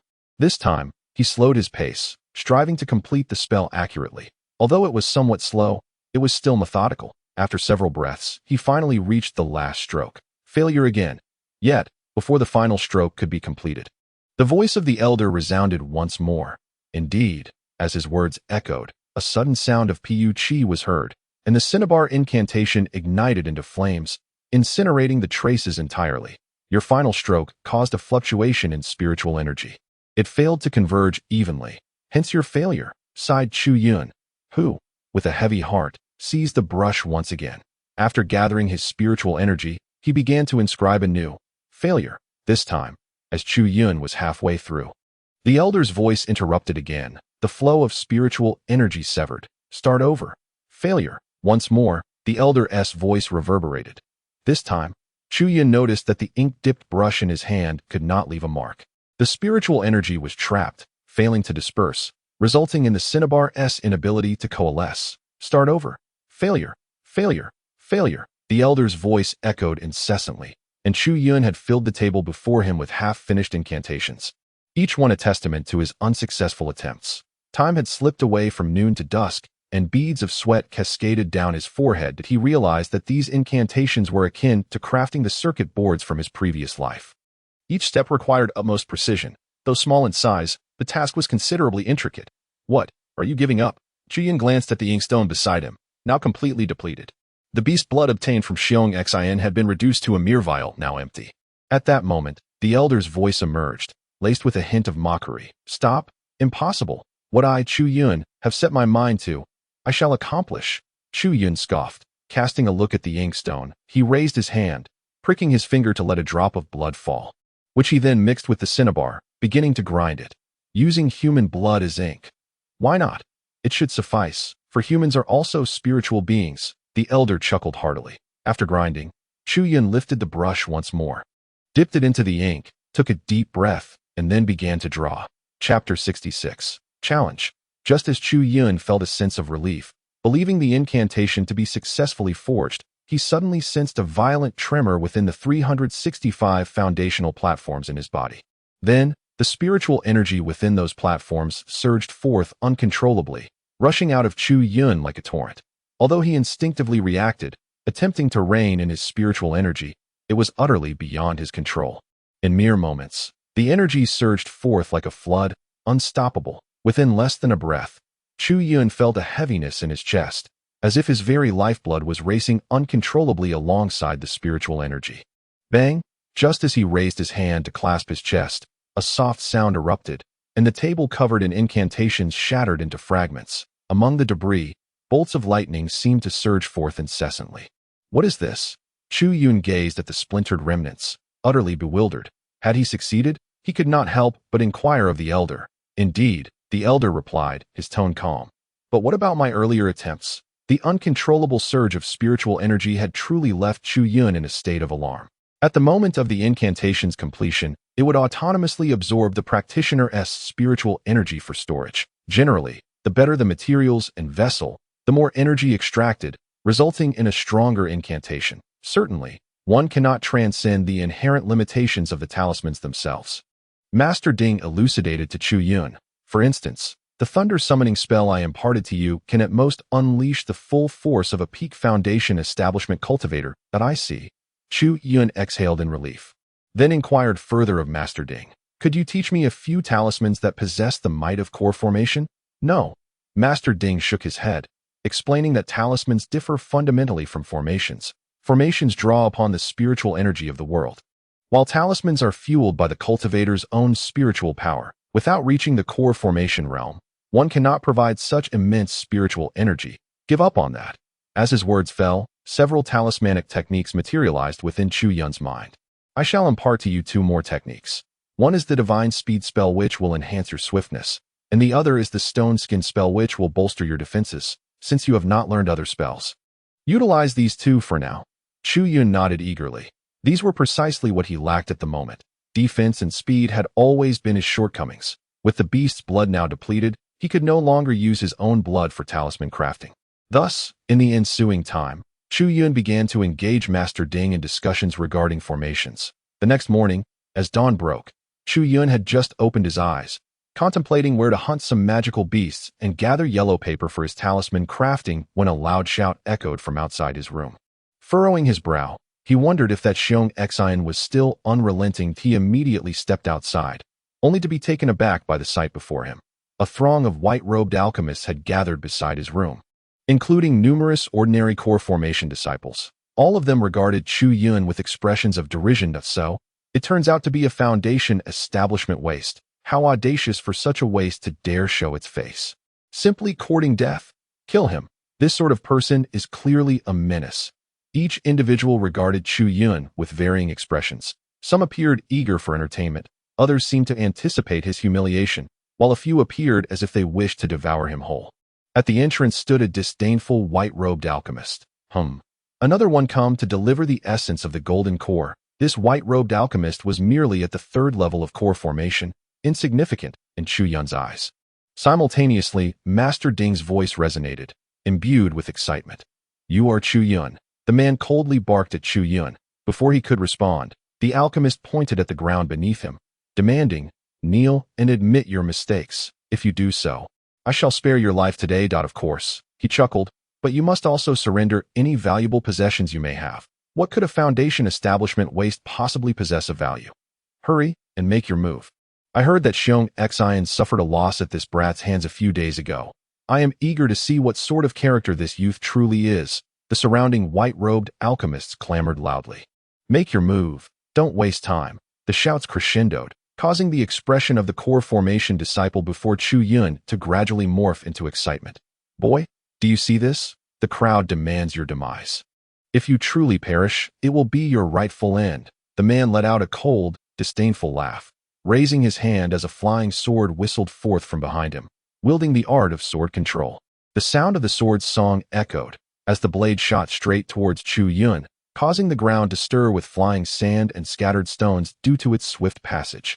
Chu Yun bent low, charging towards the oncoming sword. With so many people around, he could not directly summon Elder Ding to seize the man's golden core essence. However, with the man now provoking him, Chu Yun was resolute in not letting this opportunity slip away. He had set his sights on that golden core essence. He would not allow himself to be thwarted. You seek death. Seeing Chu Yun advance rather than retreat, the core formation cultivator bellowed, forming a hand seal. The flying sword emitted a sharp cry before splitting into two, launching an assault from either side towards Chu Yun. Chu Yun tightened his grip, clutching the magic sword embryo in his hand. Just as he was about to strike, Elder Ding's voice rang out. Do not use it. There are too many eyes here. If something goes awry, it could spell trouble. Unable to confront the magical treasure head-on, he truly found himself at a loss. As the two swords hurtled towards him, the fierce aura emanating from their tips raised every hair on his body if he could not devise a solution soon. Disaster would surely befall him, and no longer able to hesitate. With the two swords now mere moments away, Chu Yun shouted defiantly, ultimately drawing forth the magic sword embryo that in the blink of an eye. The sword embryo extended by over an inch, the newly emerged portion perfectly meeting one of the flying swords. Remarkably, it could alter its shape. The degree of transformation was subtle enough that others failed to discern it. Yet Chu Yun recognized it clearly, a wave of ecstasy surging within him. But in an instant, he steeled his emotions. This was not the time for elation. After fending off the two flying swords, Chu Yun summoned his spiritual power, racing towards the core formation disciple at breakneck speed. With his 365 foundational cultivation platforms, his spiritual energy was scarcely inferior to that of the third layer of core formation. As he unleashed his full potential, even the white-robed alchemist could scarcely keep pace. Elder Ding. Chu Yun called out internally. Elder Ding appeared and vanished in a flash, leaving the onlookers to witness only a wisp of black energy emanating from Chu Yun. To enhance the spectacle, Chu Yun raised his hand and struck the white-robed alchemist, shattering his spiritual power with the cloud-piercing palm. The alchemist staggered violently, blood spewing from his mouth, unable to rise again. Initially, the gathered crowd had been vociferously cheering for the white-robed alchemist, as if Chu Yun had become their common adversary. I refuse to believe you are truly that formidable, cowed by the aura of a foundational realm cultivator. Such words would surely invite ridicule at last. A mere core formation disciple could no longer restrain himself. With a furious shout, he lunged at Chu Yun, his robust physique unaccompanied by any spells. His cultivation, however, was only at the third layer of core formation. This revelation brought Chu Yun great delight as he remained motionless, watching the man charge towards him. Humph, just as expected, a mere waste, already frightened into immobility. The man, seeing Chu Yun's silence, erupted in wild laughter, his spiritual energy surging as brilliant light enveloped him. Yet, before he could finish his taunt or even reach Chu Yun, a thunderous crash sounded, and he suddenly collapsed to the ground. Although he still possessed strength, he could only gaze in horror at Chu Yun, much like the previous challenger, the white-robed alchemist, unable to rise. Chapter 67. Ever-changing wishes within the peaks of the medicine sect. There stood a lofty yet diminutive mountain, where radiant light flickered as the luminescence shimmered. Waves of formidable spiritual energy surged forth from within the hall. With each surge of spiritual power, the clouds above the grand hall churned, as if something extraordinary were destined to descend from the heavens, or something remarkable were about to emerge from within the hall. Seated cross-legged in the grand hall was Guohuan. Surrounding his body was a continuous manifestation of azure light. With each manifestation, it appeared that a shadow identical to him emerged behind him, each time appearing slightly smaller. Beside Guohuan stood 2 yellow-robed alchemists and 2 cultivators of the nascent soul realm, all standing vigilant to protect him. Bang, bang. The frequency of the brilliance emanating from Guohuan intensified, and the shadow behind him shrank at an accelerating pace, its form becoming increasingly diminutive. His heart also raced in tandem with the rapid beats. The hall was enveloped in silence, an eerie quietude where the sound of his quickening heartbeat resonated distinctly. After a prolonged interval, the shadow behind Guohuan had nearly shrunk to match his size. It was about to succeed. Those guarding him could not help but softly exclaim, their faces alight with excitement. Should they succeed in aiding Guohuan, their rewards would undoubtedly be substantial. However, in the next moment, Guohuan suddenly trembled violently. The radiance surrounding him abruptly receded. The shadow behind him vanished concurrently, and the swirling spiritual energy dissipated with a thunderous crash. Observing Guohuan, she sighed and shook her head, acknowledging that only during a breakthrough to the Tao-seeking realm could one's mental state become the greatest hindrance to their ascension. Yet, it had already obstructed him twice. Master Guohuan, can you truly not let it go? The blood he expelled seemed to drain the very essence from Guohuan, rendering his complexion pale and his eyes devoid of spirit as he half collapsed onto the ground. Yet, upon hearing her words, a chilling glint ignited in his eyes. I cannot let it go. That accursed Chu Yun. If I do not eliminate him, I shall find no peace in my slumber. He resolved fiercely. No, I must eradicate him. The flames of hatred instantly rekindled Guohuan's strength, and he gritted his teeth, swiftly rising from the ground, especially when he recalled that despicable scoundrel had become a white-robed alchemist, able to stand on equal footing with him despite lacking any background. It drove him to the brink of madness. Sister Ningxiang. He turned his gaze toward the female yellow-robed alchemist, his expression twisted with rage. Summon several nascent soul cultivators to assist me in eliminating him. If we cannot eradicate him, I shall never ascend to the nascent soul realm. Relying solely on the power of pills, he could not kill that scoundrel. One nascent soul cultivator would be of little consequence. He could not believe that fellow's life could be so resilient. A collective effort from several nascent soul cultivators would surely suffice to vanquish him. Junior brother Guohuan, it truly cannot be done. The female yellow-robed alchemist replied with a bitter smile, shaking her head. If one were to disregard the trials, then it would be noted that Chu Yun has entered the sect for less than a month. And despite his cultivation being merely at the foundation establishment stage, he has already become a white-robe alchemist capable of refining high-quality elixirs. This innate talent undoubtedly surpasses that of one Renming. Even the esteemed individual from your family has been stirred with the desire to take Chu Yun as a disciple. I have heard that even the sect master has been secretly observing him. The only reason he has not been directly promoted is due to his ability to assist Wen Renming in alchemy matters. Even the black-robed elders are apprehensive about the implications of his collaboration with Wen Renming, which is why they remain indifferent. Should there be a genuine intention to eliminate him, it would certainly not be prudent to do so with such ostentation. Ningxiang paused momentarily, then shook her head at Guohuan. Guohuan, my junior brother, I do not wish to deceive you. If Chu Yun does not commit a monumental blunder, the entire medicine sect is unlikely to take any action against him. To kill him openly would indeed be quite improbable. Chu Yun, upon hearing Ningxiang's words, a disciple at the nascent soul stage furrowed his brow in curiosity. Is she referring to the Chu Yun from Tianji Peak? Ningxiang and Guohuan both nodded in affirmation. Haha, the disciple from the medicine sect erupted in laughter. Once he managed to stifle his mirth, he clasped his hands towards Guohuan. Junior brother Guohuan, I have some monumental news that I believe you will be eager to hear. Speak. Guohuan barked coldly. I received word from the junior disciples that Chu Yun from Tianji Peak has moved into the residence of that madman from a century ago, just yesterday. What? Ningxiang was the first to react, thinking that his temperament mirrored that of the madman, never expecting him to actually follow in the madman's footsteps. She turned to Guohuan. only to see him wipe the blood from the corner of his mouth and burst into laughter. Haha, heaven is aiding me.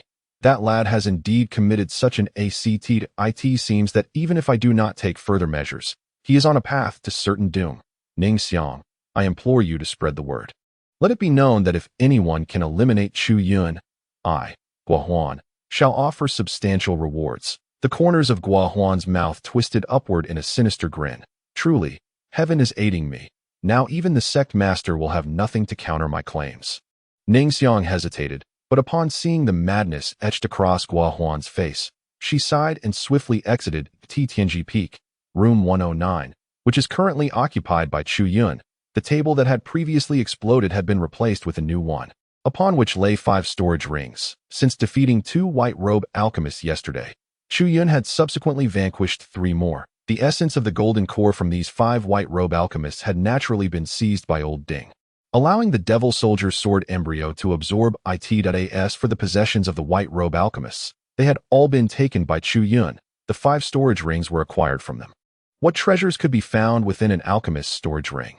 Naturally, they would contain herbs and elixirs. Regrettably, these individuals were exceedingly impoverished. The combined goods of the 5 white-robe alchemists were worth less than the token of gratitude Lu Yun had once bestowed upon him. Such trifles were hardly of interest to him. What truly captured his attention now was the Devil Soldier's sword embryo in his hands, as he gazed at it with an expression that bordered on madness. The sword embryo, besides bestowing immense power upon Chu Yun each time he acquired it, had subsequently been regarded by him as nothing more than an ordinary weapon, albeit one of exceptional material quality. In fact, Chu Yun had been unable to channel any spiritual energy into it. However, the situation had now changed. He discovered that this demonic weapon's embryo could alter its shape in accordance with his thoughts. He watched in awe as the sword embryo in his hand transformed into a flying sword, then into a broadsword, and then into a pair of nunchaku. Chu Yun reveled in this newfound ability. It was neither overwhelmingly powerful nor particularly weak. What mattered most was that it made him feel remarkably impressive. How could this demonic weapon behave in such a manner? Ultimately, Chu Yun morphed the magical sword embryo into a transparent spear. The spear was his preferred weapon, both fierce and majestic, with a notably broad attack range. Holding the spear in his grasp, he sought counsel from Elder Ding that in ancient times, there existed treasures capable of altering their shape. So I find nothing remarkable about this. Elder Ding shrugged. If one were to insist on a reason, it might be that your presence during its forging instigated this extraordinary transformation in the demonic weapon. Upon hearing this, Chu Yun could only manage a resigned pout that it seemed the time had come to undertake some tasks. Without acquiring better medicinal materials, it appeared he would never attain the Dan formation realm. A sense of bitterness filled Chu Yun's heart, as he still could not comprehend what had gone awry within himself. That I see that in the coming days, those who seek to trouble you will continue to arrive. Elder Ding's voice echoed. Coincidentally, your understanding of formations has improved recently. It would be prudent to set up a formation here, just in case. Indeed, Chu Yun nodded, moving to the center of the room, while taking out spirit stones to prepare for the formation. Let us set up a 9 heavens thunder array.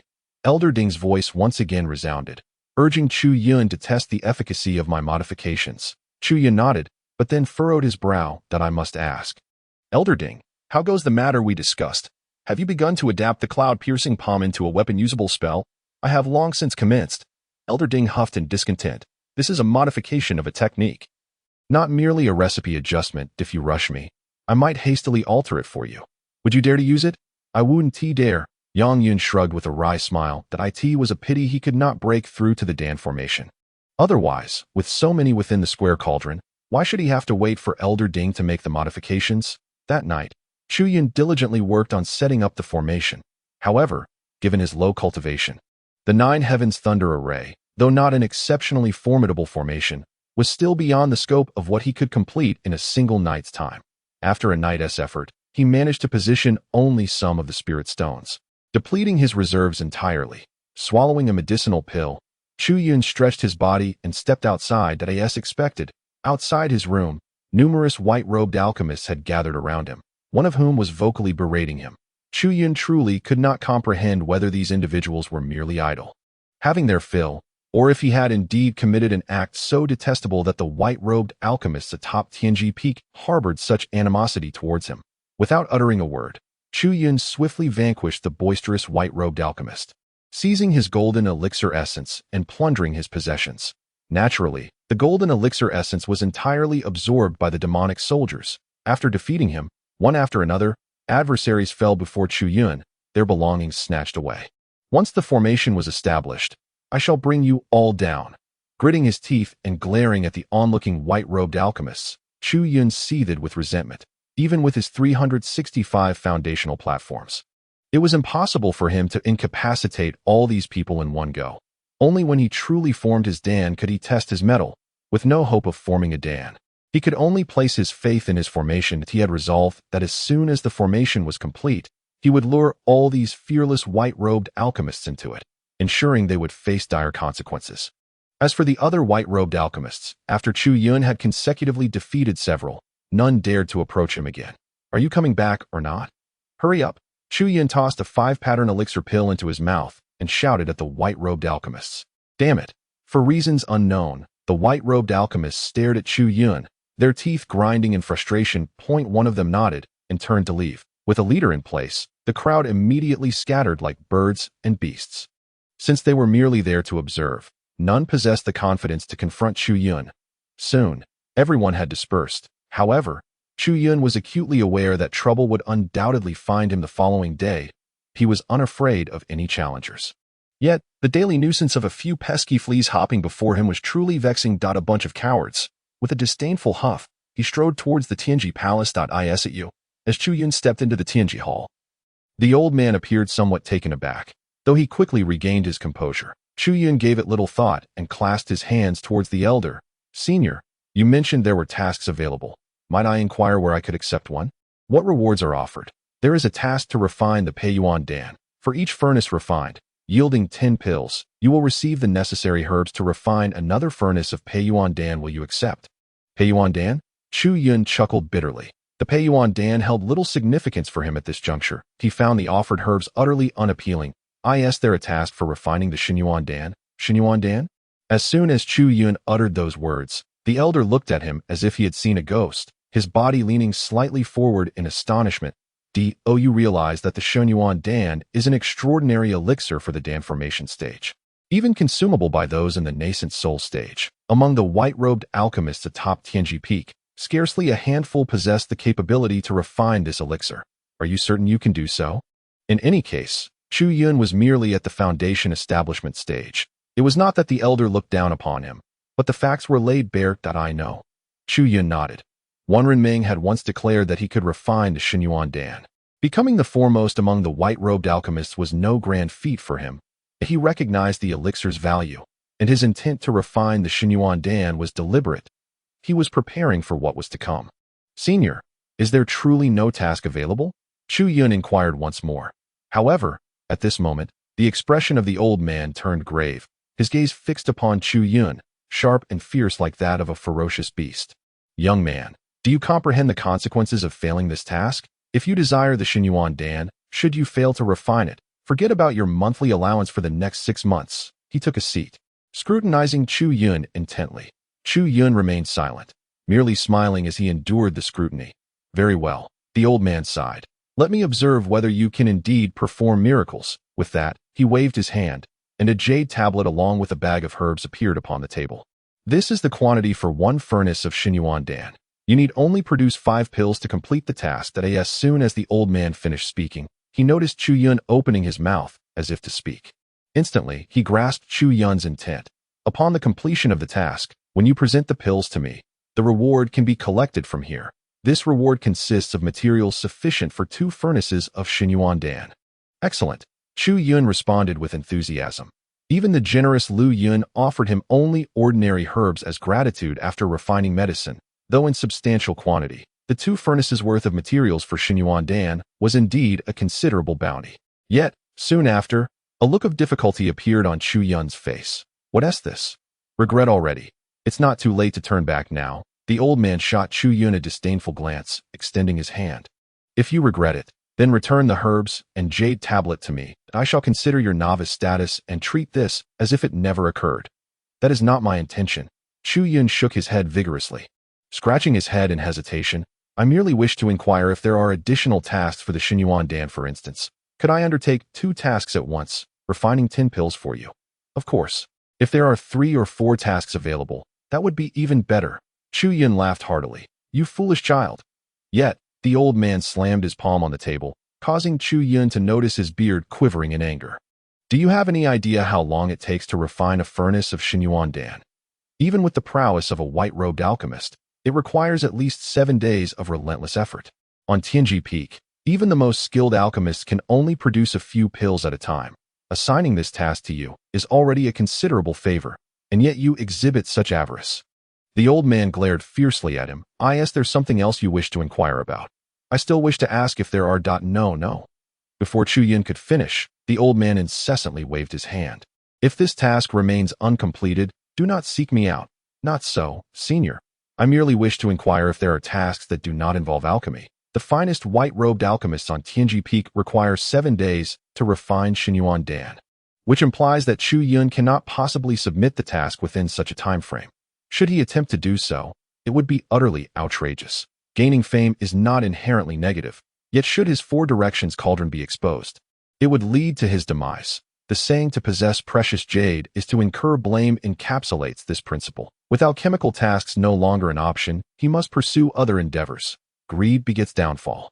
The old man uttered a curse, yet ultimately directed his words towards Chu Yun, suggesting that if he wished to undertake tasks beyond alchemy, he should visit Tianlu Peak. The Tianlu Palace at Tianlu Peak would issue tasks for the Jedan disciples to undertake. His sole desire was to produce a single furnace of 1 pattern divine pills. However, his actions were still too slow. In the span of a single breath, over 10 3-pattern and 4-pattern divine essence pills had already been refined.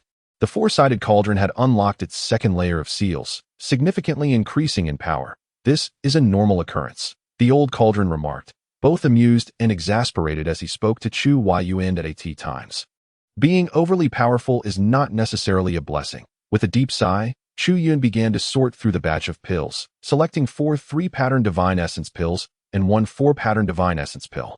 He then stowed the remaining pills in his bag, hoping that the old man would not notice anything amiss. The thought of that old man's unerring palm sent a chill through Chu Yun's heart.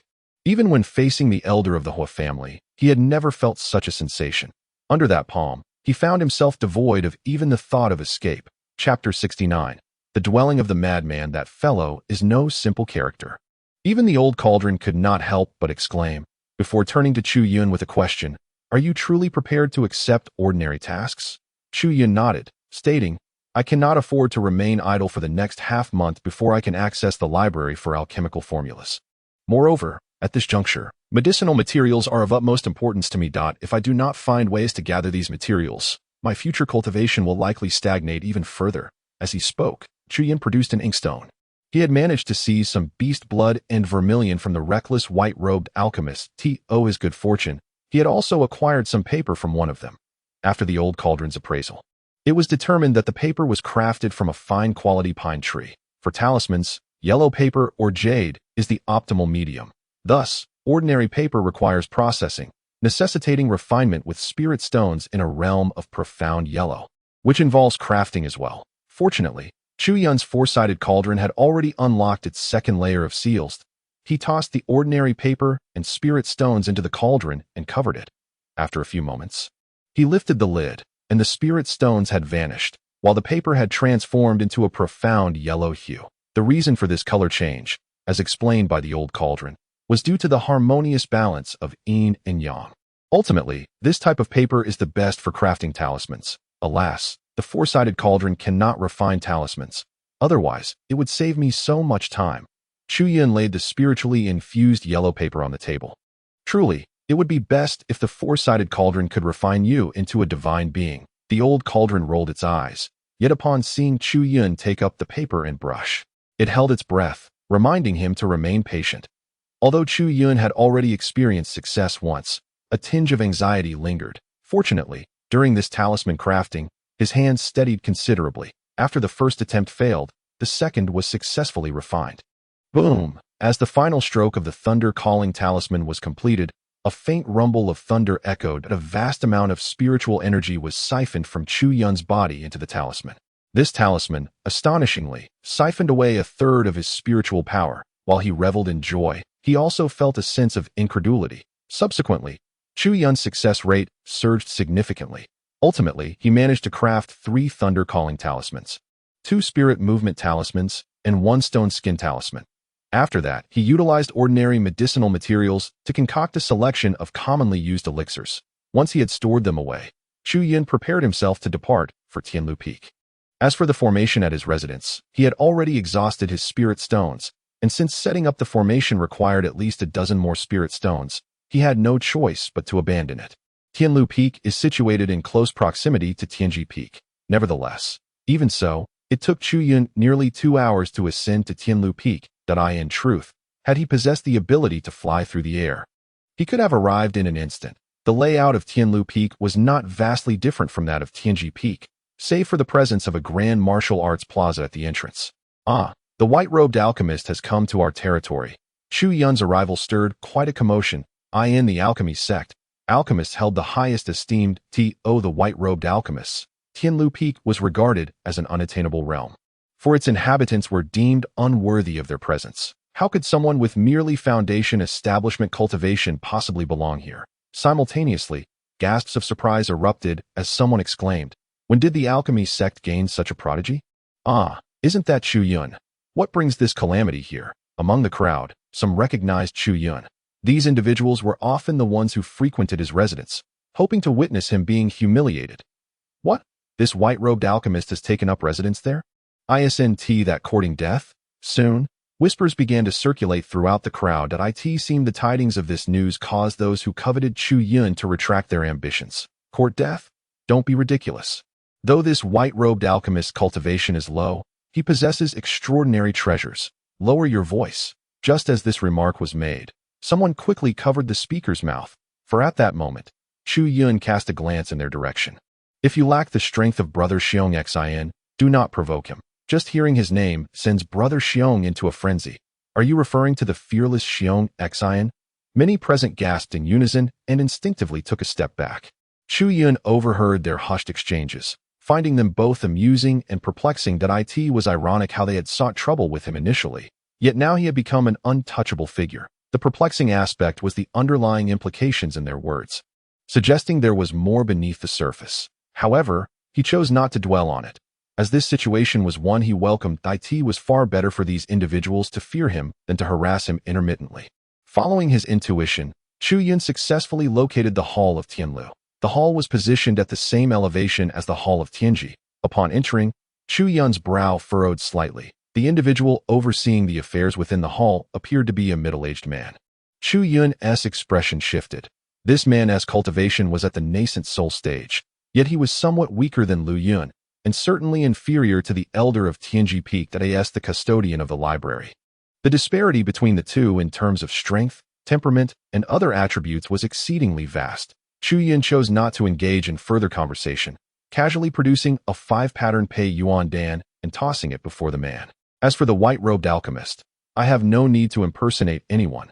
Should you doubt my identity, feel free to inquire with anyone outside this grand door. The Pei Yuan Dan, while seemingly insignificant to those of the nascent soul realm, was undeniably beyond the possession of a mere apprentice. The man picked up the elixir and observed it closely before casting a glance back at Chu Yun. Chu Yun met his gaze with a cold stare. Standing tall and straight, exuding an air of confidence and pride, neither subservient nor arrogant. Without completing his words, he swiftly exited the premises. Although he had departed, an unseen aura firmly anchored him in place. Any sign of movement from Chu Yun would undoubtedly lead to dire consequences. However, this oppressive presence soon dissipated, and the man re-entered the room. The disdain that once marked his expression had vanished entirely. He raised his hand in a gesture of respect towards Chu Yun. "Forgive my previous demeanor. It is indeed astonishing for a foundation establishment practitioner to achieve the status of a white-robed alchemist. I hope you will not take offense." Recognizing the man's newfound amiability, Chu Yun reciprocated with a smile. Indeed, one should never judge a book by its cover, nor the sea by its depth. My junior brother, at such a tender age, has already mastered the art of alchemy to such an extraordinary level, and to possess only the cultivation of the foundation establishment while daring to undertake such feats is truly admirable. Yet, the man soon began to utter words that left Chu Yun bewildered. With a sigh, he remarked, Had I possessed the courage of my junior brother in my youth, I would have no regrets. Even in death, it was difficult to discern whether this statement was laced with sarcasm or genuine praise, leaving Chu Yun equally perplexed. He thus clasped his hands in return. Senior brother, what precisely do you mean? I find myself somewhat lost in your words. I heard from the disciples on Tianlu Peak that you have taken residence in the place formerly occupied by a mad ant. Could it be that they were deceiving me? Chu Yun was taken aback. I merely reside in a secluded area atop Tianji Peak, a place uninhabited for a century. Ha! The look on Chu Yun's face instantly enlightened the man, who threw back his head in hearty laughter. Ah, so my junior brother is unaware of the underlying circumstances. Senior brother, what is this matter? Chu Yun's heart skipped a beat, sensing that this so-called hidden truth was somehow related to the provocations he had faced in recent days. The man chuckled again, then seated himself at the table to elucidate. I recall that about 150 years ago, the medicine sect welcomed a new disciple. Initially, he entered the sect as an ordinary disciple. Yet within 3 months, he ascended to the rank of a white-robed alchemist. 3 months? Chu Yun's brow furrowed, realizing that this individual was nearly on par with senior sister Wen Ren in terms of talent. However, the man waved his hand dismissively. No, this person surpassed even Wen Ren junior sister in brilliance. He raised a finger. In just 1 month, he became the eldest senior brother atop Tianji Peak, the foremost white-robed alchemist. Remarkably, prior to joining the medicine sect, he had no foundation in alchemy whatsoever, nor did he recognize a single herb. Meanwhile, Wen Ren junior sister had already acquired some foundational knowledge before entering the sect. 1 month? Chu Yun was indeed rendered speechless by the shock. Yet what connection did it bear to the place where I reside? The man chuckled and continued to recount to Chu Yun that after becoming the foremost among the white-robe alchemists, that prodigy, in a fit of madness, expelled all the white-robe alchemists from the Wuji Peak, forbidding them even from lingering at the foot of the mountain at that time. The white-robe alchemists had nowhere to go and were forced to dwell alongside the apprentices in the Medicine Valley. A situation most humiliating. You are aware of the rules of your Tianji Peak, are you not? Private duels are permitted.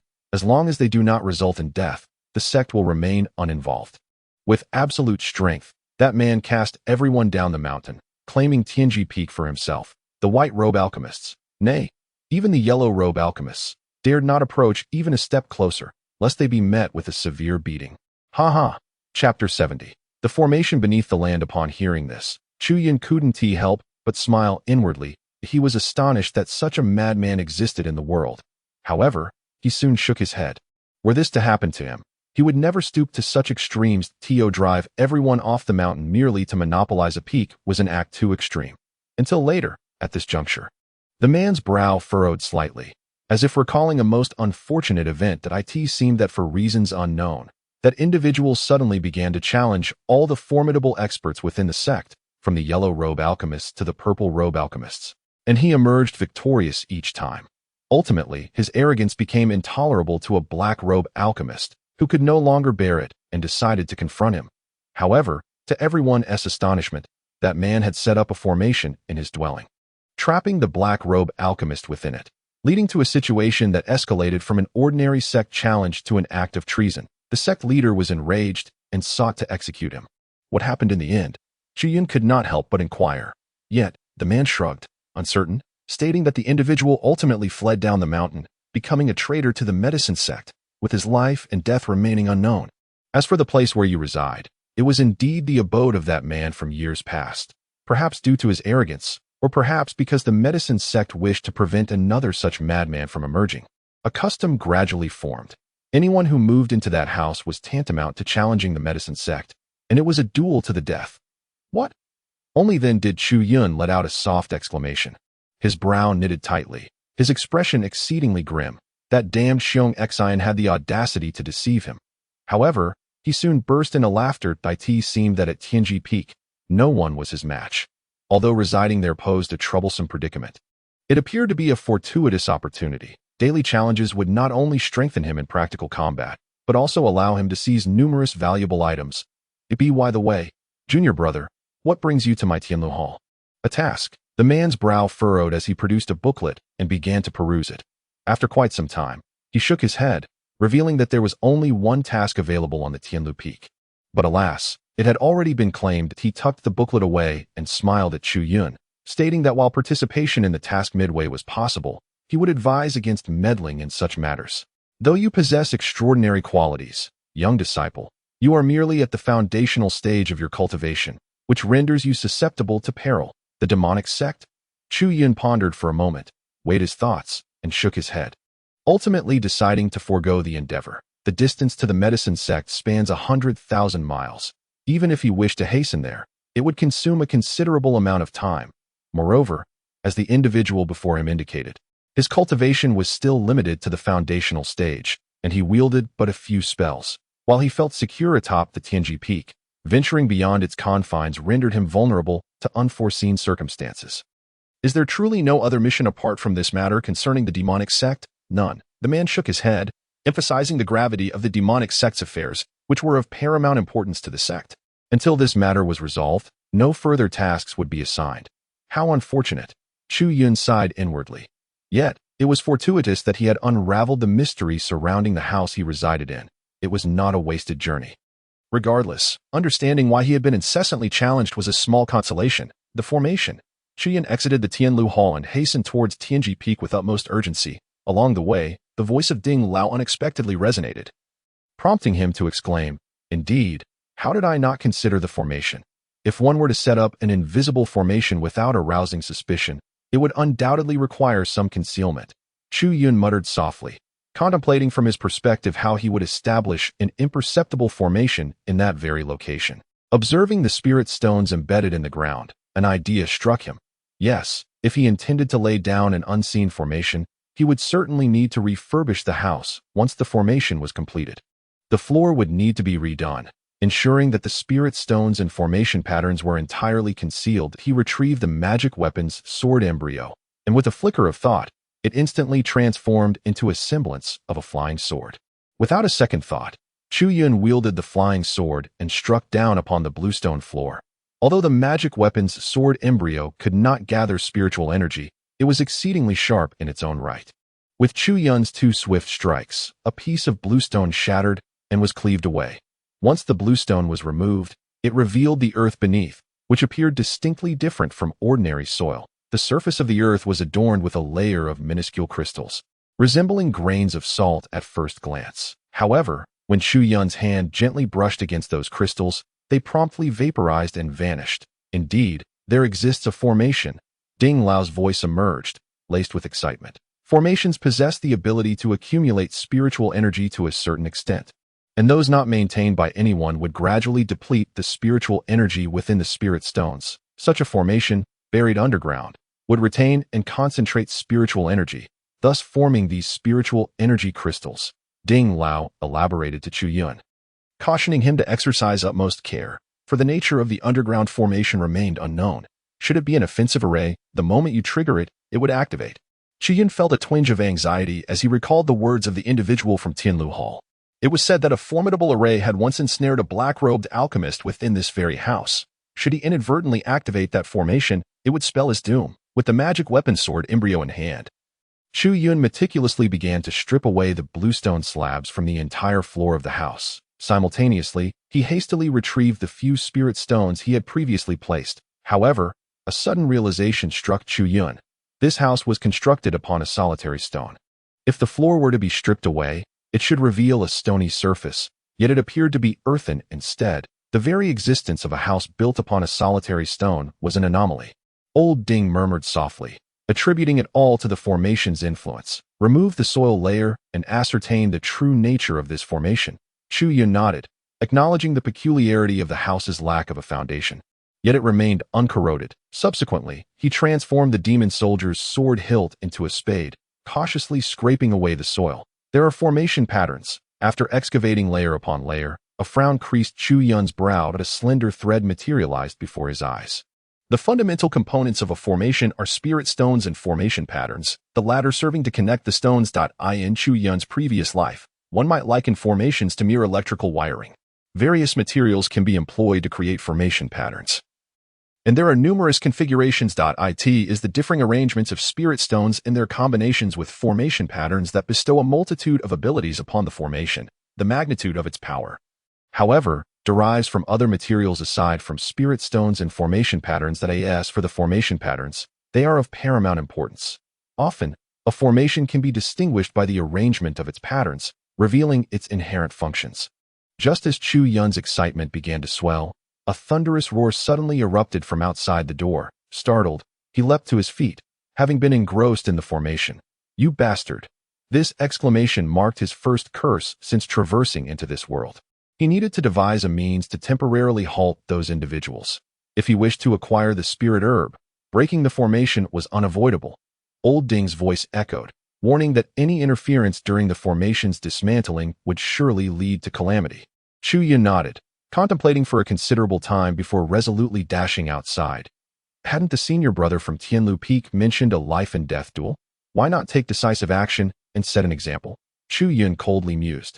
Humph, I thought the rumored Chu Yun was a coward, hiding within and too afraid to emerge. Upon stepping outside, Chu Yun beheld a white-robed alchemist, brandishing a folding fan from which flames danced. He sensed the surging spiritual energy within the flames, clearly indicating a spell had been activated. The jolt of alarm shot through Chu Yun as he met the murderous intent in the alchemist's eyes. He instantly comprehended that had he emerged a moment later, this individual would have incinerated both him and the house. TSK, senior brother, it seems your plans have not unfolded as intended. Had you only said so earlier, we could have dealt with this person stealthily.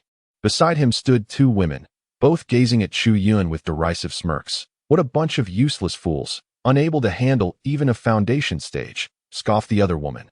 These three possessed significantly greater strength than the previous individuals. The fan-wielding man was at the 6th layer of the core formation stage, while the two women were at the 5th layer. Chapter 71.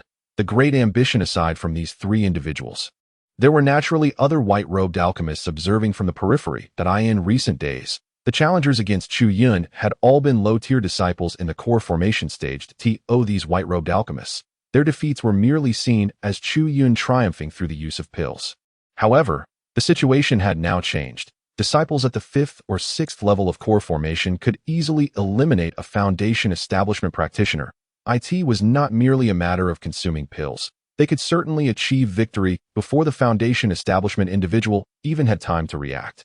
They must quickly dispose of him, for this young man possessed many high-quality pills that must not be allowed to escape. The surrounding white-robed alchemists erupted in a cacophony of shouts. One of them, holding a folding fan, raised an eyebrow slightly. He had little interest in the place where that madman previously resided. Were it not for the rumor of the young man's possession of numerous exceptional pills, he would not stoop to engage with a junior. Such an act would be beneath his dignity. Junior, he waved his fan, speaking to Chu Yun in a leisurely manner. You have defeated many core formation practitioners.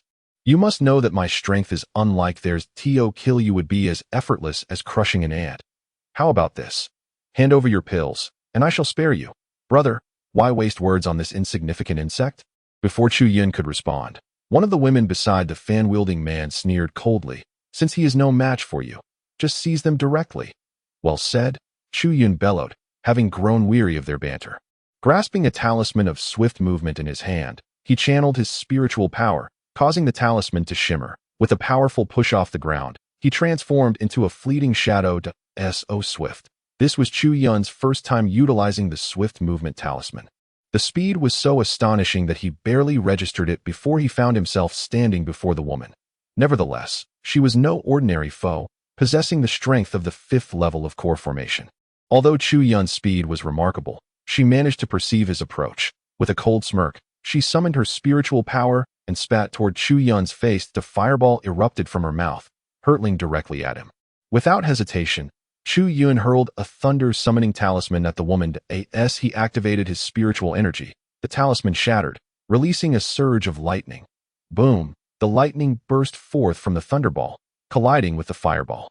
Naturally, a single talisman could not contend with the spell of a 5th-level core formation practitioner. In just a few breaths, the thunderball was consumed by the fireball. Yet, that brief moment was sufficient. Old Ding, Chu Yun shouted with fervor. The 5th level of core formation. If he could distract her attention, Ding Kai would be able to extract the essence of the golden core. This was precisely what Chu Yun sought. Ding Kai cackled, transforming into a phantom that swiftly engulfed the woman. Upon the extraction of the golden core, Her body went limp. This time, even Chu Yun felt a wave of weakness wash over him, prompting him to hastily consume a pill. It seemed that seizing a core of this caliber was quite taxing. Chu Yun chuckled inwardly. Nevertheless, it mattered little. After all, he had an abundance of pills. While swallowing the pill, Chu Yun unabashedly drew forth the demonic weapon's blade, thrusting it toward the woman who lay incapacitated on the ground. The 365 Foundation establishment platforms simultaneously ignited in flames. Yet, the sheer might of Chu Yun's platforms was formidable.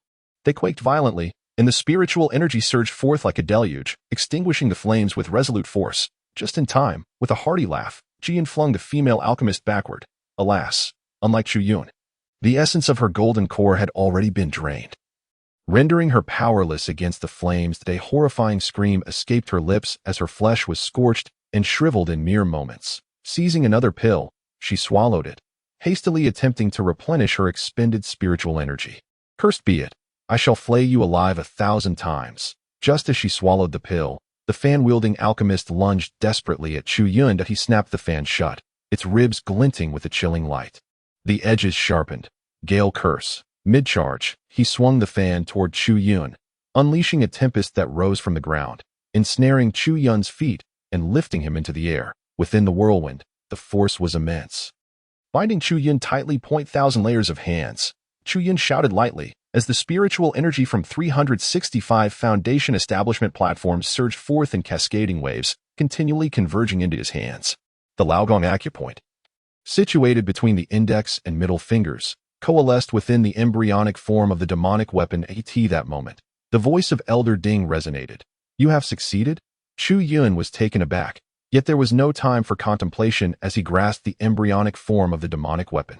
The spiritual energy surged toward the center of his palm, then flowed through his fingers, ultimately being expelled from his body. The energy swiftly solidified into the shape of the demonic weapon. With a flicker of thought, the embryonic weapon transformed rapidly into a long spear. Surrounding the spear was a faint membrane, a manifestation of Chu Yun's spiritual energy, although this embryonic weapon could not gather spiritual energy like other treasures. The 1,000 layers of hands, being a technique, was not bound by such limitations. The spear merely functioned as an extension of Chu Yun's hand. Originally, the 1,000 layers of hands was applicable solely to palm techniques. But now, after Elder Ding's modifications, it could easily condense spiritual energy onto the spear. Chu Yun rejoiced, exerting every ounce of his spiritual energy. Suspended in midair, he found himself bound by his own technique, which elicited a frenzied expression from the white-robed alchemist. He burst into maniacal laughter, leaping high and thrusting the fan viciously toward Chu Yun. The tip of the fan, a sharp spike emerged, longer than a finger. Return my junior sister's life, he bellowed. The surrounding alchemists held their breath, wide-eyed as they fixed their gaze on Chu Yun. Is it finally here? Will this formidable Foundation establishment individual meet his demise? I said it before. How could a mere Foundation establishment have the strength to contend with a golden core? Look at him now, ensnared by the Gale curse, unable to move or consume pills, facing only a dead end. Ha ha! Many others erupted in laughter. The fact that Chu Yun resided where the madman dwelled was a provocation in itself. How dare a Foundation establishment look down upon a golden core? Such audacity warrants death. Had it not been for their fear, they would have acted long ago. Now, they finally understood this person. Break for me. Just as the man reveled in his triumph, a resounding shout echoed forth.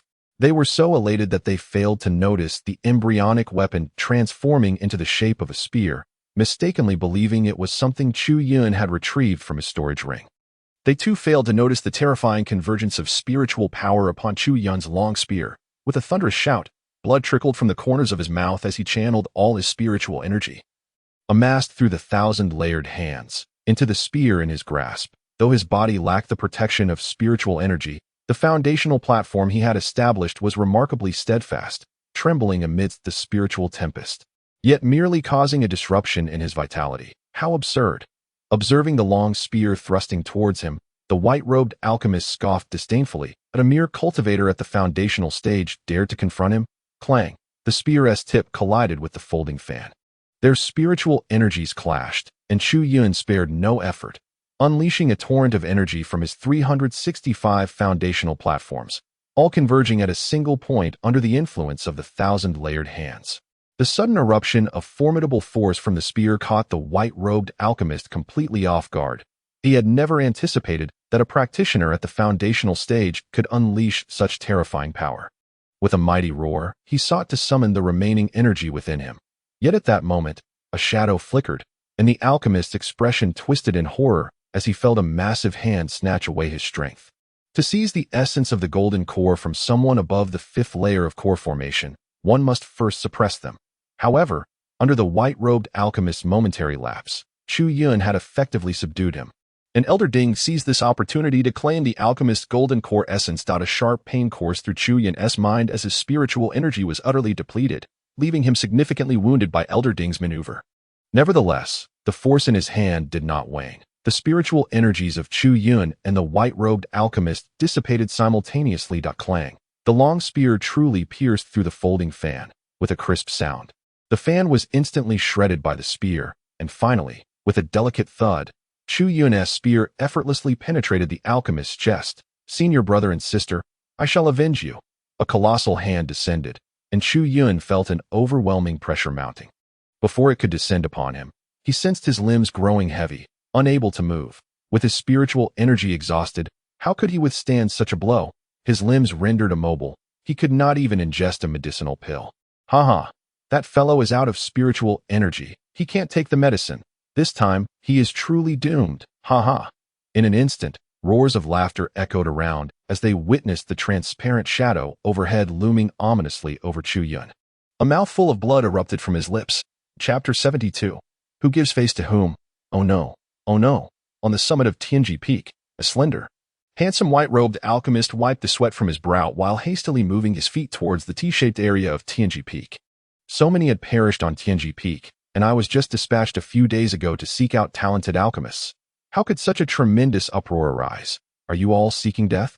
That person is a favored disciple of senior sister Wenren, rumored to have a close relationship with her. Like a chatterbox, he muttered to himself as he walked. That Chu Yun disciple is truly something else. With such modest cultivation, yet behaving so ostentatiously, should a calamity truly befall me, I would undoubtedly face the wrath of Wenren Shi, who would flay me alive. The individual in question is none other than Su Ming, the one who guided Chu Yun up the mountain. As we reached the T-shaped area of Tianji Peak, a blood-curdling scream echoed through the air. Su Ming's expression shifted dramatically. Though he had not witnessed the source of that anguished cry, he could surmise its origin at the far end of the T-shaped area. The atmosphere was in turmoil, and spiritual energy surged forth. This spectacle could only be produced by a cultivator at the fifth layer of foundation establishment, exerting their utmost strength. Yet, he was acutely aware that Chu Yun was merely at the foundation establishment stage. The consequences of facing a full-force strike from a fifth-layer cultivator were all too evident. That anguished scream must have emanated from Chu Yun. Chu Yun! Oh Chu Yun! Please do not perish, he murmured, only to be met with another scream. Unchanged, still the voice of Chu Yun. A cold sweat broke out on Su Ming's back as he hastened his pace.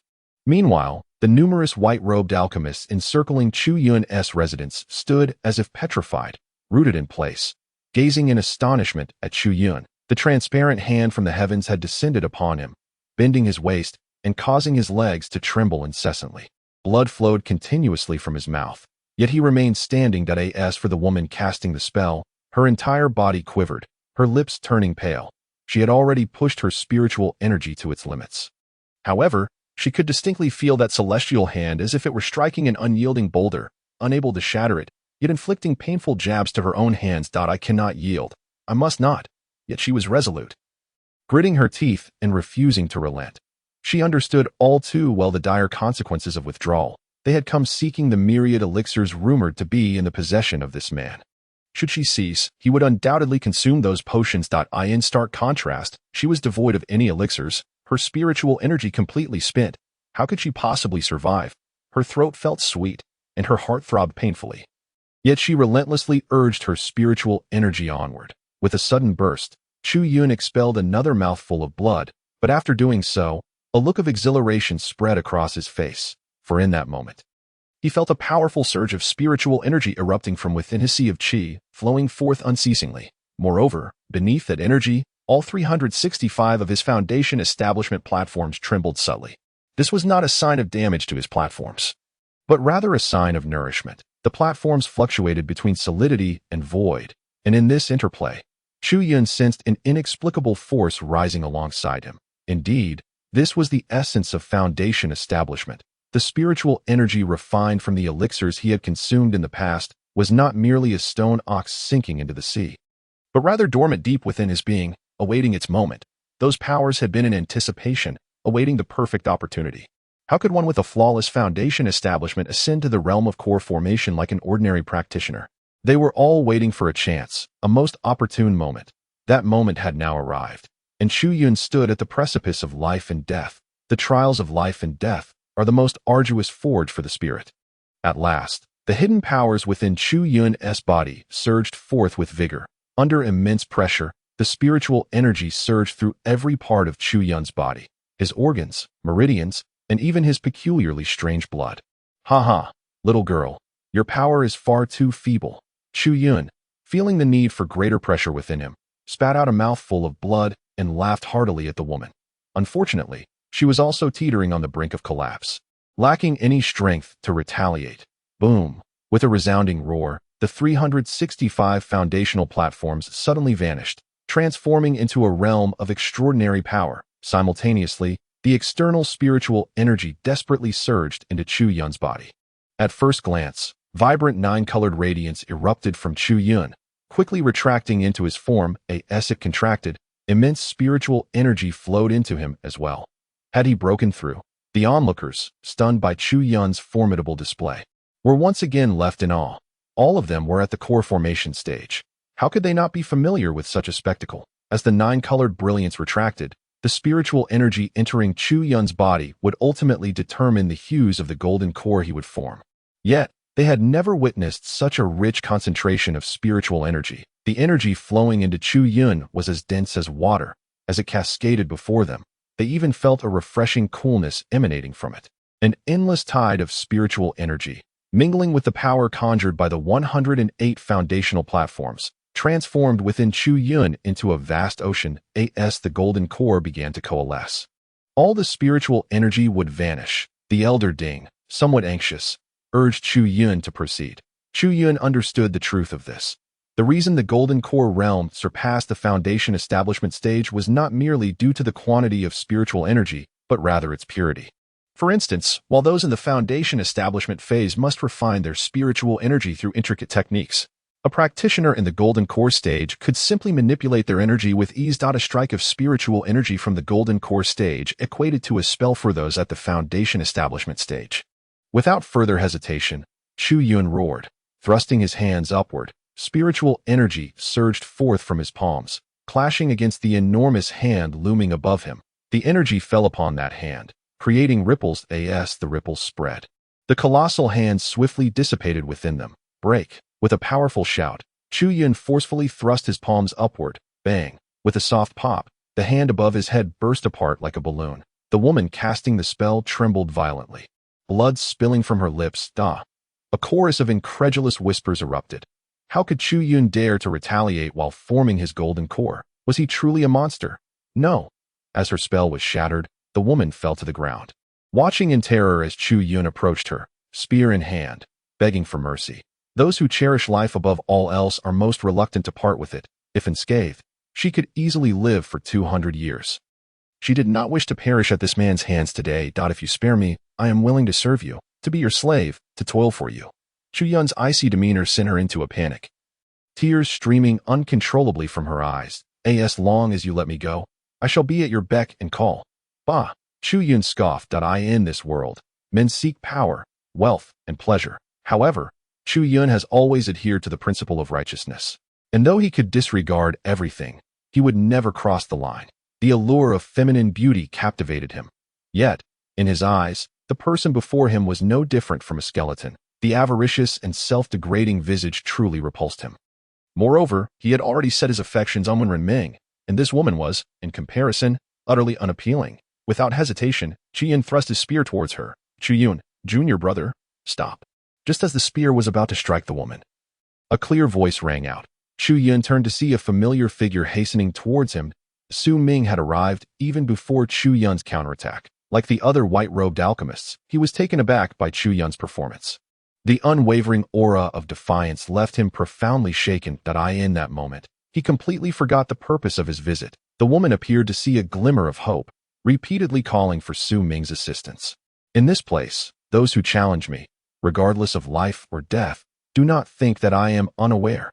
Chu Yun felt little animosity towards Su Ming, merely offering a faint smile. Indeed, Su Ming nodded vigorously. How about this? Chu Yun, junior brother, you could spare her life for my sake. Su Ming, as the one who guides the alchemists, held an exalted status on Tianji Peak. How could Chu Yun dare to disregard such favor? Realizing Su Ming's identity bolstered the woman's courage, prompting her to call out to Chu Yun. Boom! Just as her words fell, her vision blurred. The spear in Chu Yun's hand struck with a spectral swiftness, piercing through the woman's heart. He had not even entertained the thought of letting Ding Lao seize her alchemical essence. You? Both Su Ming and the woman stared wide-eyed, unable to believe what they witnessed.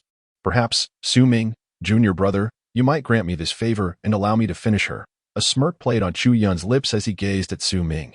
The woman clasped her chest, her golden core unshattered, and though her heart was broken, her spiritual power still sustained her life. Despite her rapid weakening, she had yet to succumb to death. She looked towards Su Ming, still pleading for his help. The others also turned their gazes to him. Although Su Ming's cultivation was only at the 5th layer of the Golden Core stage, his position was peerless. Even the formidable beings atop Tianji Peak respected him. How could Chu Yun dare to kill before him? How could he even suggest that Su Ming grant him favor? Alas, little did they know, Su Ming sighed, flicking his sleeves dismissively. Very well, Chu Yun, junior brother. Do as you wish. Chapter 73. The scene of the nebula upon Su Ming's declaration, everyone stood in stunned silence. Why would Su Ming extend such favor to an obscure foundation-building waste? Furthermore, Su Ming's smile suggested that after granting favor to Chu Yun, he had somehow come out ahead. They were utterly baffled, unable to comprehend the situation. Chu Yun's actions naturally left Su Ming perplexed. However, he paid little mind to such thoughts, and simply nodded and smiled at Chu Yun. Since you have avenged yourself, junior brother, why not refrain from troubling those others any further? What do you say? Su Ming's gaze shifted towards the house behind Chu Yun, his meaning unmistakably clear. He hoped that Chu Yun would continue to reside there. All the alchemists clad in white felt a sudden jolt in their hearts. They had previously believed that Chu Yun's unbeaten status was solely due to his elixirs. However, to their astonishment, without relying heavily on potions, he had still managed to slay 3 cultivators beneath the 5th layer of the core formation stage. For the first time, everyone experienced the true magnitude of Chu Yun's power. They sensed an invincible force emanating from this foundational alchemist, who was on the brink of advancing to the core formation realm. With his current invincibility at the foundation establishment stage, who could possibly stand against him once he transcended to the next level? Unconsciously, everyone took a step back. With a soft thud, Chu Yun thrust his spear into the ground, the tip pointing skyward, as he released his grip, causing the spear to stand upright like a javelin. The 2 corpses strung together at its tip were particularly conspicuous. Whoever dares to cross this threshold, Chu Yun cast a cold glance at his handiwork and sneered at the gathered crowd, declaring, kill, no mercy. Aware that he could engage in life and death battles, Chu Yun resolved to show no further leniency. Turning his gaze toward the house built against the solitary stone, he shook his head and laughed. He had observed this dwelling dozens of times. There was nothing of value within. Forget it, forget it. Su Ming chuckled, then turned back to the white-robed alchemists, raising his hand in a slight bow. Esteemed brothers, this Chu Yun is my friend and he has no intention of residing here. Might I ask you to show me a favor and refrain from troubling him?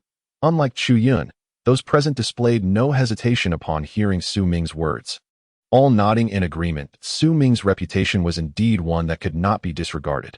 Moreover, Chu Yun appeared as formidable as a monster. It was simply impossible for them to refuse. Finally, they could breathe easy. As everyone turned to leave, Su Ming hesitated for a moment before departing as well. Chu Yun let out a long sigh of relief, ready to focus on breaking the array. What a pity. Without staying here, you have no reason to seize their possessions, Elder Ding teased Chu Yun. Reason? Chu Yun waved his long sleeves and laughed heartily. Elder Ding, I didn't expect you to underestimate my insight. What reason is there within the heavenly peak of the alchemy sect? If a reason is required, It is simply that I am stronger than them. The victor is king, while the vanquished are but thieves. My superiority serves as the finest justification for claiming their belongings. Not residing here is, in fact, advantageous. In the future, when I wish to seize their possessions, I shall take action that if I do not wish to rob, I can leisurely enjoy myself. It is far better than being confined here, constantly forced to accept their challenges. His spiritual energy surged within him, nearing the core formation stage. This moment, he felt almost capable of sweeping through the heavenly peak. Once he truly entered the core formation realm, who among the infinite peaks could possibly rival him? Thus, not residing in this madman's lair was indeed a better option. Just as he finished speaking, a flush crept onto Chu Yun's face, and he quickly sat cross-legged, invoking the final chapter of the perfect foundation establishment technique, aiming to solidify his foundation and condense his core. Previously, he had exerted himself to control the flow of spiritual energy within him, tempering its turbulence to prolong the time before forming his core and evade danger. Now, there was no longer a need to concern himself with such matters. According to the final chapter of perfect foundation building technique, Chu Yun activated his spiritual power, guiding it to circulate within his body, gathering in strength. Suddenly, an interruption occurred. Just as the spiritual energy had not yet completed a full cycle, the voice of Ding Lao unexpectedly resonated. First, suppress the spiritual energy.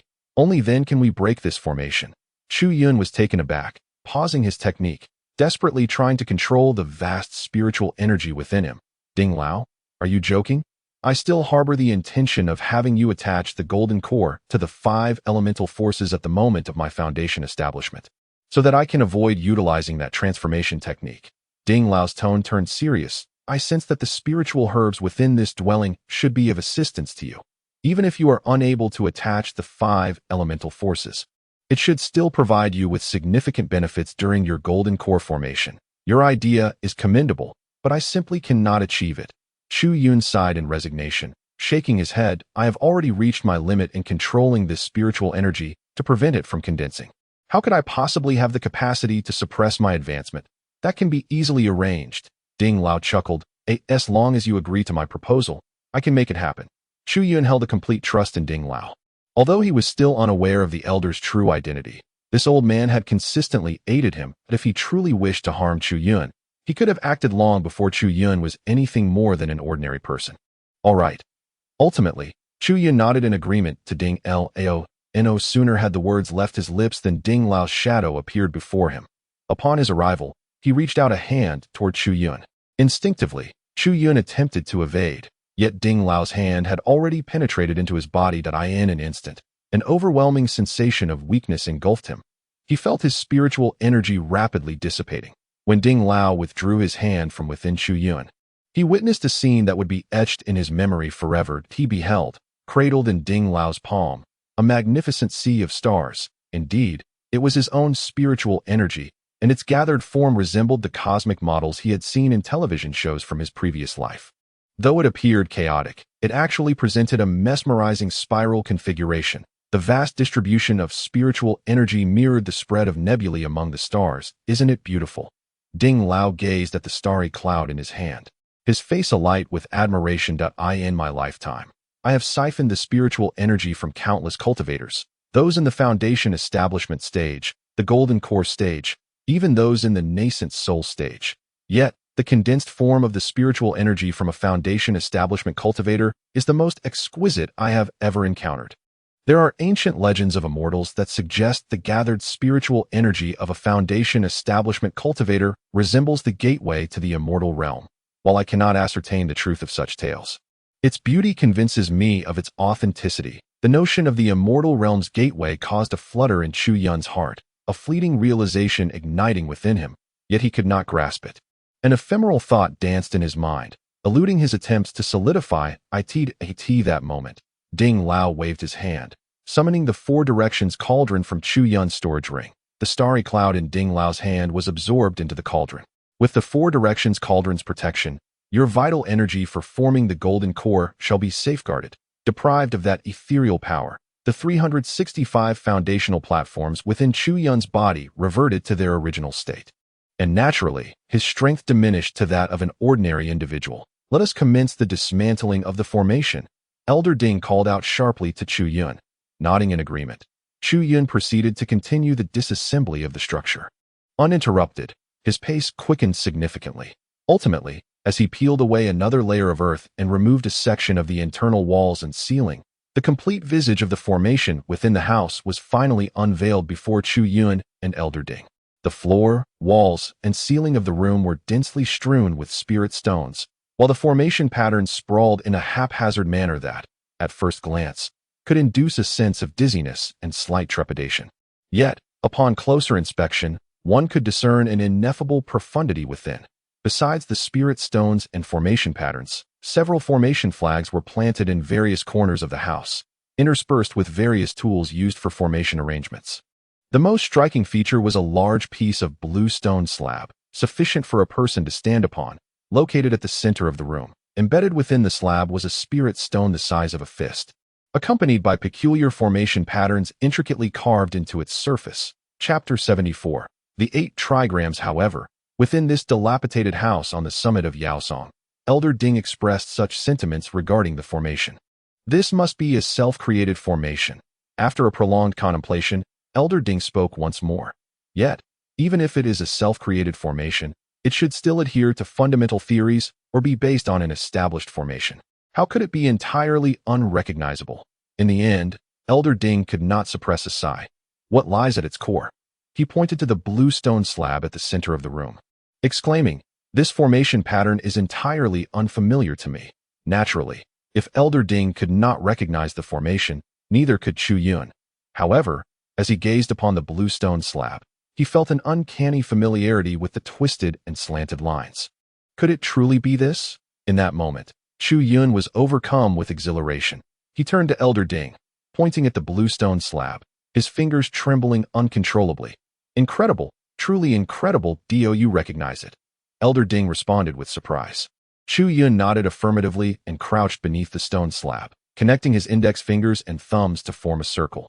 Afterward, he shifted slightly to replicate the same gesture. Li, Zhun, Kuan, Jin, Qian, Sun. This is the 8 trigrams. Finally, Chu Yun stood up, unable to contain his excitement. Indeed, if one were to perceive the spirit stone at the center as the yin-yang fish, then the blue stone slab represented a diagram of the 8 trigrams, albeit inverted, which was why Chu Yun had not recognized it at first glance. The 8 trigrams? Elder Ding furrowed his brow in contemplation. Chu Yun was momentarily taken aback. In this continent, certain theories mirrored those from his previous life, such as yin-yang and the 5 elements, as well as the 8 gates of life and death. Yet, there were also notable differences, such as the absence of the concept of taiji and the 8 trigrams in this world. Within the realm of formations, only the 8 gates of life and death and the harmony of yin and yang were acknowledged. They believed these elements could invoke myriad transformations. Similarly, there was no belief in feng shui or geomancy. The concept of the 8 trigrams was profoundly enigmatic, and even in his former life, Chu Yun had not fully comprehended its intricacies. According to his mentor's research, this phenomenon can be utilized in mathematical models as well as astronomical ones, and it can function perfectly as an astronomical model. As for ancient times, when applying theories akin to the world in which Chu Yun currently resides, the Bagua symbolizes all transformations within the universe. Within the context of formations, Chu Yun perceives the Bagua itself as a formation, a configuration possessing boundless variations. Of course, this is merely Chu Yun's current contemplation and should not be taken as absolute truth. However, in this strange yet familiar world, upon encountering a pattern reminiscent of the Bagua, he feels a surge of excitement and nostalgia. Ding Lao remained silent. During his instruction of Chu Yun, he had discerned that Chu Yun grasped a multitude of fundamental theories while also articulating various peculiar concepts, such as the 6 Ding and 6 Jia, which were entirely unfamiliar to him. Although he recognized it as a Bagua, he could not identify the specific formation, let alone decipher it. Thus, he could only convey this to Ding Lao, inviting him to ponder alongside him. Chu Yun once again crouched down, tracing an S-shaped curve in the void above the central spirit stone. This area was meant to be divided into 2 halves, one black and one white, with a hint of black within the white and a touch of white within the black, symbolizing the entirety of the cosmos. Cosmos? Ding Lao was taken aback once more by this term he had never encountered before. Chu Yun, momentarily stunned, quickly clarified. It refers to what we commonly speak of as the myriad realms. Legend has it that in this world, every grain of sand harbors its own universe. When all these worlds converge, they form the myriad realms that as he spoke. He gestured towards the patterns of the Bagua, explaining that these 8 trigrams represent the 8 forces within the myriad worlds, which we typically refer to as elemental powers. The amalgamation of all these elements signifies the evolution of the myriad realms. Since the positions of these 8 trigrams can interchange and interact with one another, the Bagua diagram can encapsulate the evolution of all myriad realms. A skilled individual could even use this diagram to divine the fate of all worlds or the destiny of each individual. Interdependence. Ding Lao was once again taken aback. The theory of the 5 elements, which mutually restrain one another, does exist in this world, yet the concept of interdependence was indeed unfamiliar. Chu Yun nodded, sensing a hint of pride at Ding Lao's astonishment. He had not anticipated presenting something unknown to him. Do tell. Observing Ding Lao's eager demeanor, he inquired further. To be precise, it pertains to the interdependence of the 5 elements. This interdependence is defined as metal generating water, water generating wood, wood generating fire, fire generating earth, and earth generating metal. When these 5 elements are applied to the Bagua, there are additional connections, such as wood generating wind and thunder, and water generating cold, among others. The Bagua system is exceedingly intricate. Even though it is my area of expertise, I find it difficult to articulate clearly at the moment, and my explanation is becoming increasingly convoluted. Ultimately, I waved my hand and sighed. If you truly wish to know, let us find a suitable time to discuss it thoroughly. Certainly. Ding Lao promptly agreed. Astute. Indeed, he was exceedingly clever. The mind that conceived this was nothing short of a genius. This constituted an entirely different system of power. The interplay of interdependence and mutual restraint, the birth of all things. It was remarkably insightful. Witnessing Ding Lao's childlike exuberance, Chu Yun could not suppress a smile within his heart. If one were to tell him that the legendary inventor of the Bagua was a deity with the power to create and shape the universe, one can only wonder what his reaction would be. Should he be informed that within this Bagua lies the concepts of the 2 instruments and the 4 symbols, it is uncertain how he might respond. Chu Yun chose to disregard the elder Ding and redirected his gaze towards the Bagua diagram that he summoned all the knowledge and skills he had acquired in his past life. If this is indeed a formation, then the Bagua serves as the pivotal point within a grand array, holding immense significance. Typically, formations based on the Bagua emphasize unpredictability and transformation, eluding capture. The 8 formation, witnessing such a scene, Chu Yun could not help but recall a notably renowned formation. One that had entrapped countless armies by the strength of a single individual. This formation exists solely within the realms of novels and folklore. However, this world is different. It is a veritable realm of fantasy. Here, every illogical notion can find a rational explanation. He lifted his gaze to survey the room once more. He observed that the spirit stones laid upon the ground were impeccably arranged, while those adorning the ceiling and walls appeared quite chaotic. Could these be celestial configurations? Just as Chu Yun found himself at a loss, the voice of Elder Ding broke through the silence. Approaching a section of the wall near the ground, he pointed to several spirit stones and remarked to Chu Yun, "Doesn't this resemble the Big Dipper you mentioned before?" Upon hearing this, Chu Yun focused intently on the 7 gemstones. Initially, they did not seem alike, but as he slightly tilted his head, he exclaimed in realization. Indeed, it was the Big Dipper. He then turned his gaze towards the wall and ceiling once more, and after a brief moment, he gasped in astonishment once again. Absolutely. It was a celestial configuration. The arrangement of spirit stones within this room mirrored the ancient distribution of stars exactly. In the world from which Chu Yun had traversed, ancient beliefs held that the heavens were round and the earth square, firmly grounded. This bore a striking resemblance to how this house was situated upon the ground. The differing positions of the Big Dipper and other celestial configurations were due to the fact that this arrangement depicted the celestial alignment at dawn. The ancients believed that stars moved in conjunction with the moon. The reason stars were obscured when the sun rose was that they had shifted to another part of the sky. In this moment, the celestial arrangement formed by the spirit stones in this room was identical to the star chart observed by Chu Yun during his university days, depicting the moment of sunrise. Realizing this, Chu Yun suddenly shivered with excitement. Could this formation indeed be the illustrious 8 formation? Chu Yun was taken aback. he had once excavated a tombstone with his mentor, which bore inscriptions suggesting that a formation was established at night when the planet Venus shone brightly, and thereafter, the movement of the stars was at one's command. This experience spoke of the 8 formation. Ancient texts, of course, should not be interpreted through modern lenses. Through translation, Chu Yun later learned that the essence of the 8 formations methodology was to align with the celestial configuration at dawn. For after the sun rises, the stars vanish from sight, rendering their true nature obscure, thus creating a formation as elusive as the stars in the heavens, capable of endless transformations. Chapter 75. The Truth of the World. Chu Yun had imagined countless times what the legendary 8 formation would look like once it was arranged. The formation capable of ensnaring countless armies must undoubtedly be grand and imposing. Now, upon witnessing this array, he found his conviction reaffirmed. Indeed, this is the 8 trigram formation. The 8 trigram formation is a manifestation of transformation, ever-changing and multifaceted. Its nature allows it to expand and contract. What is so remarkable about that? A profound excitement surged within Chu Yun, as he could hardly contain his eagerness to witness the formidable power of this 8 trigram formation, before he could contemplate a method to unravel it. A sudden realization struck him like a thunderclap. Wait a moment. At that instant, a dizzying sensation enveloped him.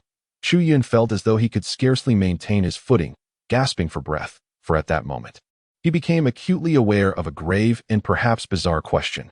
In a world devoid of the very principles of the 8 trigrams, who could have possibly constructed the trigrams and set forth this 8 trigram formation? The so-called 8 trigram formation is fundamentally an array patterned after the trigrams themselves. Indeed, its foundation rests upon these trigrams. Could it be that, in this world, there exists a figure akin to Fuxi?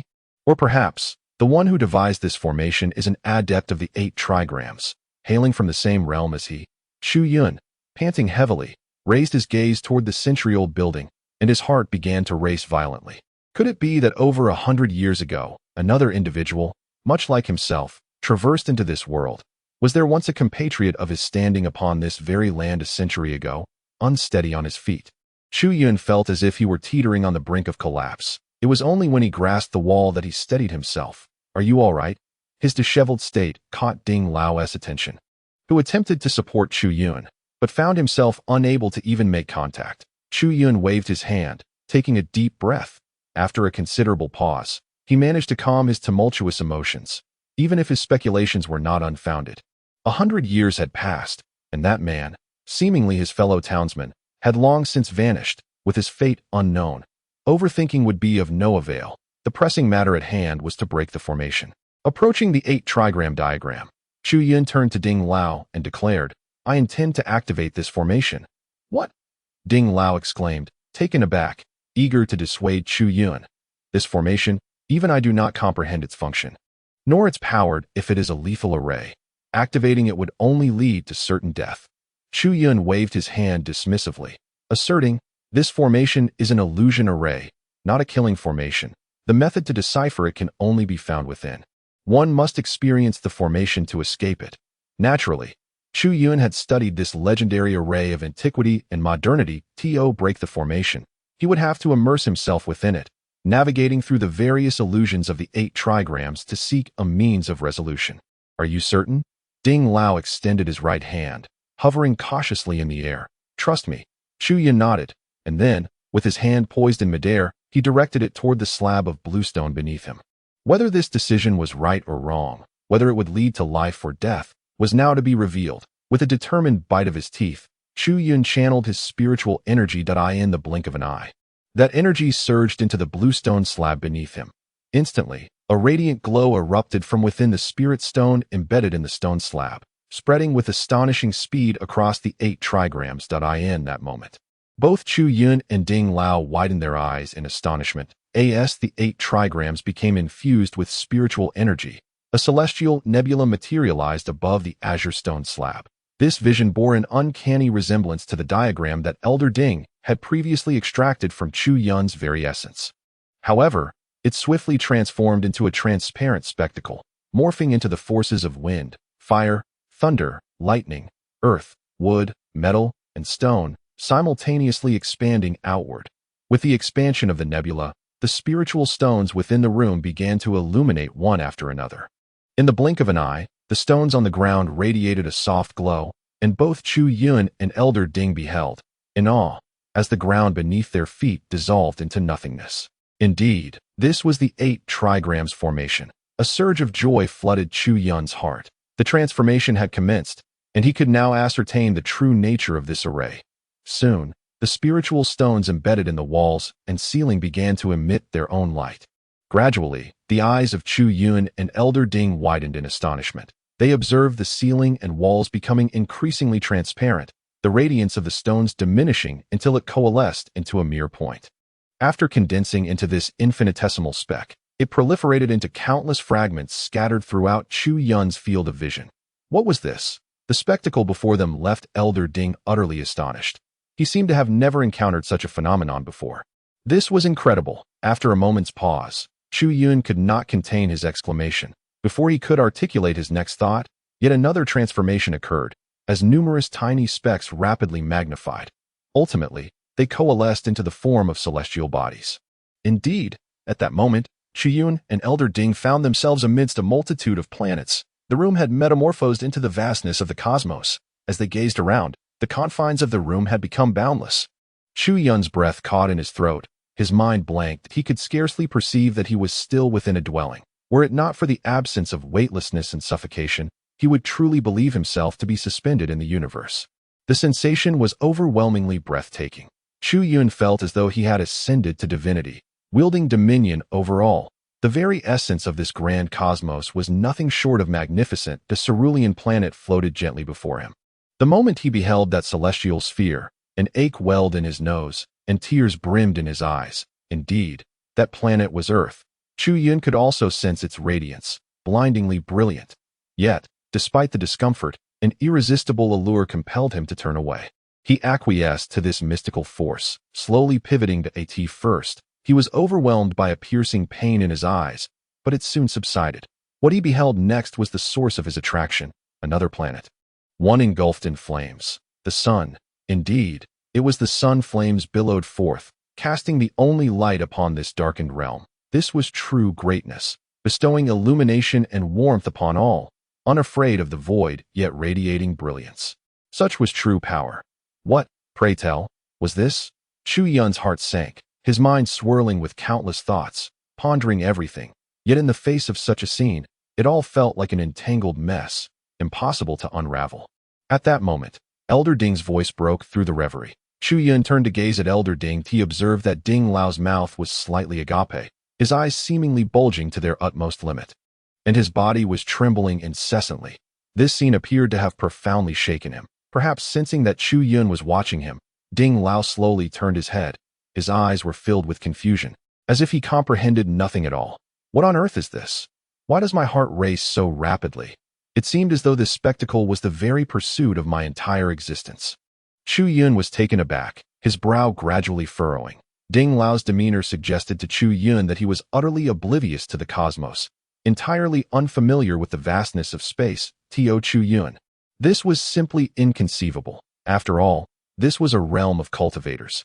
Even without the aid of machines, practitioners could wield tremendous power, soaring through the skies, traversing the earth, and performing feats beyond imagination. Moreover, at the pinnacle of their cultivation, they could transcend their mortal form and ascend to immortality. To transcend and ascend. Does that not imply departing from this planet, soaring through the skies, and traversing vast distances?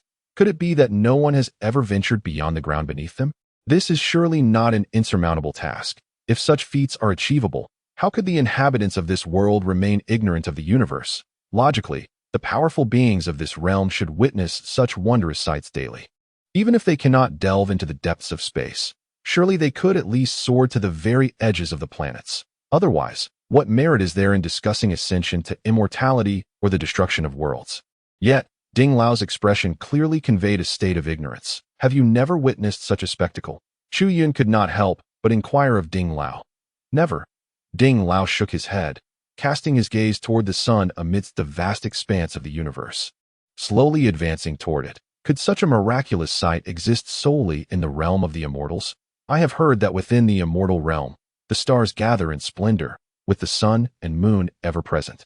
Is this not the spectacle, the immortal realm? Chu Yun shook his head.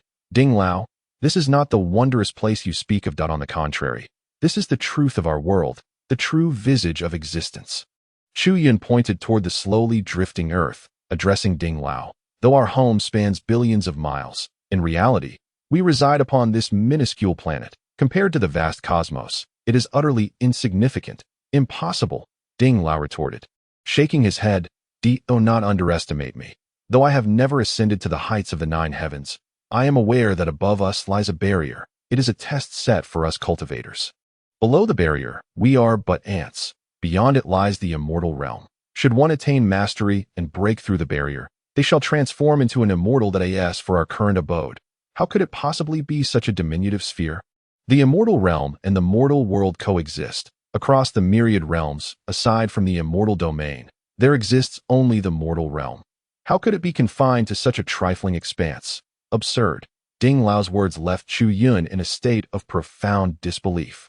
What does it mean that beyond the mortal realm lies the immortal realm? Even if this world is unfathomable, there are certain truths that Chu Yun believes remain unchanged. One merely needs to look up to see the sun, the stars, and the moon. Could it be that those are not celestial bodies? Are they truly the mythical stars and moons of legend? No, that is simply not possible. However, for a moment, Chu Yun found himself unable to comprehend the words of the esteemed Ding Lao. Naturally, he understood that Ding Lao was equally perplexed by his own statements. Shaking his head, Chu Yun informed Ding Lao that the formation had already been activated, and it would be prudent to dismantle it first. Ding Lao nodded in agreement, but soon shook his head again, admitting that he had never encountered such a formation and was unfamiliar with its system. Thus it seemed he could only rely on Chu Yun.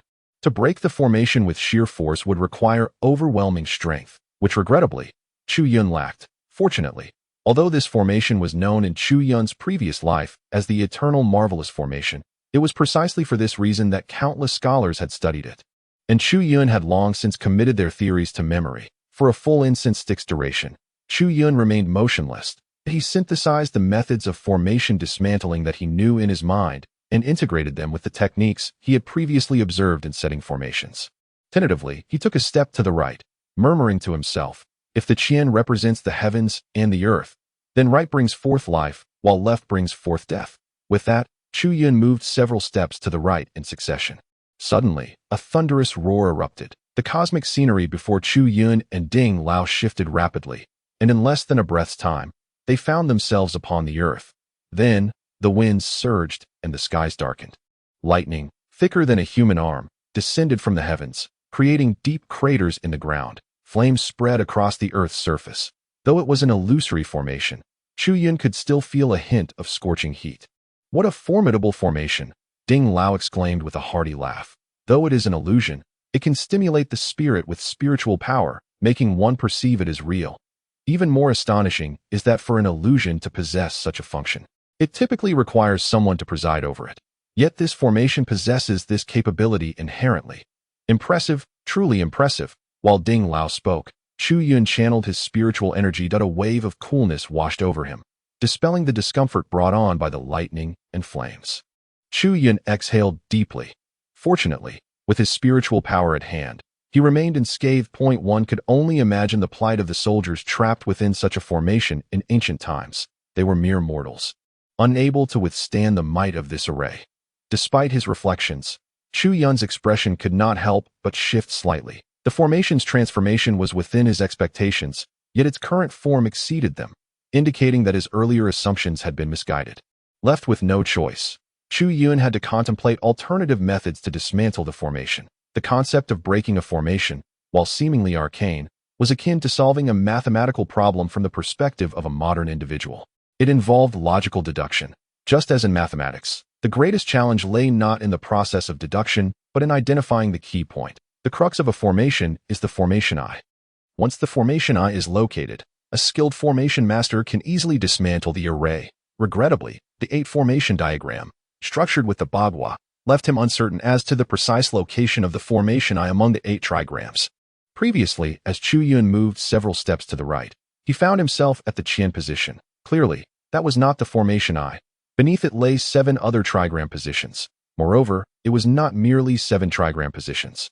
The complexity of the bagua stemmed from the fact that each trigram could be freely combined. Groupings of 2 or 3 were all feasible. To put it simply, the formation I of this 8-formation diagram could exist in countless potential locations. Unable to discern the location of the formation's I, one cannot possibly speculate on the threshold of life and death. Even though Chu Yun has conducted research on this path, he cannot help but furrow his brow at this moment. Ding Lao, it seems I must try each one individually. He shrugged, offering a wry smile to Ding Lao. There is no alternative. Ding Lao also shook his head with a sigh. If I were to inhabit your body and forcibly break the array, it could indeed be done. However, whether the entities beneath this formation could be preserved remains an uncertainty. Fortunately, no one has come to disturb you, allowing for a more tranquil endeavor to dismantle the array. After saying this, Ding Lao fell silent, for he observed that Chu Yun had shifted his position once more. As Chu Yun moved, the surrounding scenery transformed anew. Fierce winds and torrential rains descended from the heavens, turning the entire world into a vast ocean. Thankfully, Chu Yun was protected by spiritual energy, aware that this was but an illusion.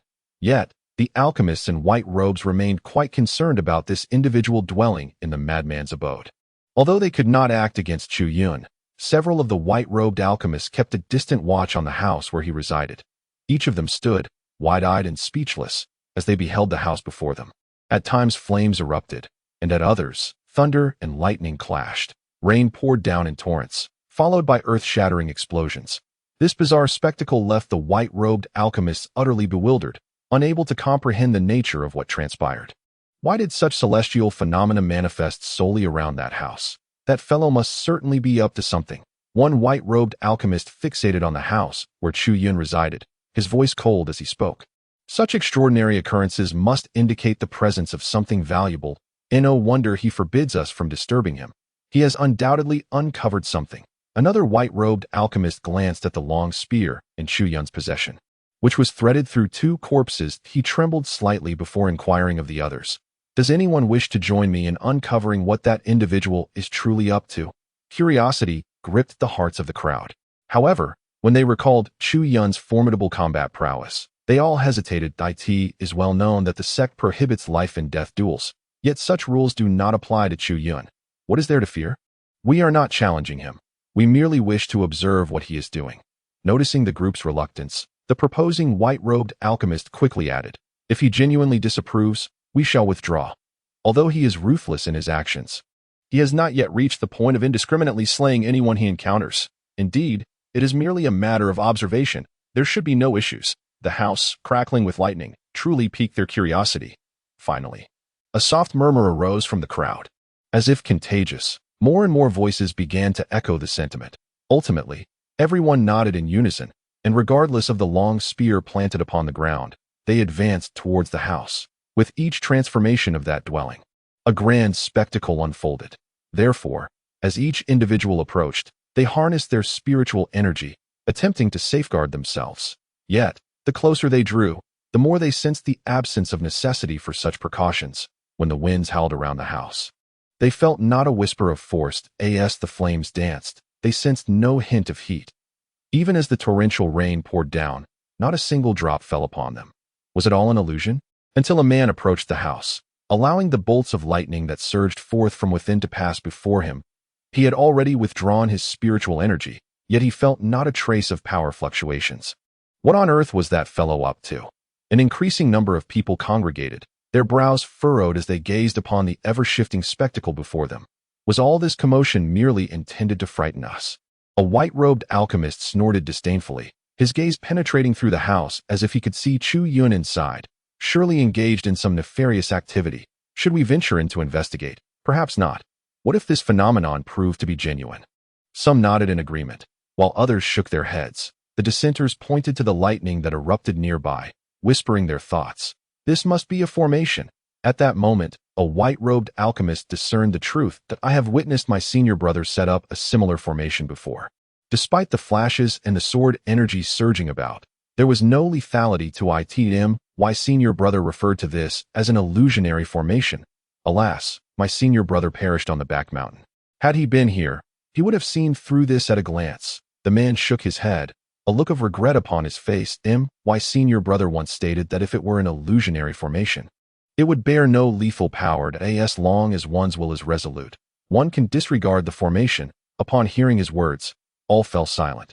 Whether it was indeed an illusion remained uncertain. Fear not, at that moment.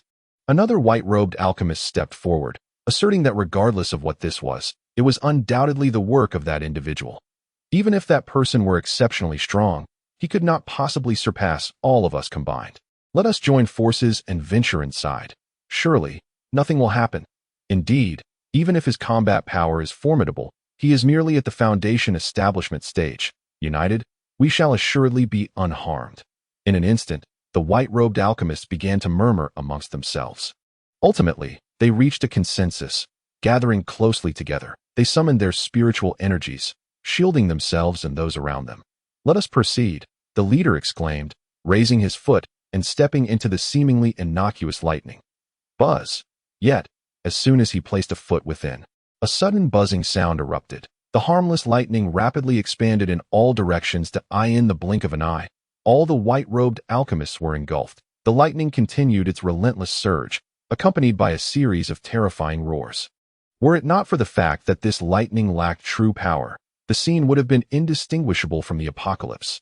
Chapter 77. The Great Calamity of Taodian. In a room suffused with the fragrance of medicinal herbs, Gua Huan sat upon a chair. Before him stood a table crafted from golden silk Nanmu wood. Atop the table rested an incense burner, from which smoke billowed forth, swirling into Gua Huan's body with a spirited essence. Occasionally, the smoke would disperse, transforming into the aroma of herbs, permeating the space. Upon catching a whiff of this fragrance, Ning Xiang appeared quite astonished. The smoke emanating from the incense burner was derived from the Zifu pill. The Purple Mansion pill, a rare elixir only consumable by those who have reached the late stage of the nascent soul realm, is exceedingly precious, aside from the extreme difficulty in sourcing the required medicinal materials. Each alchemical process necessitates the completion of 49 cycles, with the limitation of producing only a single pill at a time. This particular elixir is intended for nurturing the Purple Mansion nascent soul within practitioners of the late nascent soul stage, and is typically employed when one is on the verge of breaking through to the Tao-seeking stage. That a single one-pattern Purple Mansion pill can significantly enhance a nascent soul practitioner's chances of entering the Tao-seeking stage. One must not underestimate this opportunity. The continent is teeming with practitioners, and while the number of nascent soul cultivators is considerable, those above the nascent soul stage are drastically fewer. Countless talented individuals remain ensnared within the nascent soul stage, unable to progress further. Within the medicine sect alone, there are at least several hundred to 1,000 nascent soul cultivators. However, the number of Tao-seeking practitioners does not even reach 100. Thus, each opportunity is immensely valuable. This is particularly true in the medicine sect, where a wealth of elixirs and numerous skilled alchemists are available in other sects. Among 1,000 nascent soul cultivators, even 10 Tao-seeking practitioners would be regarded as a notable achievement.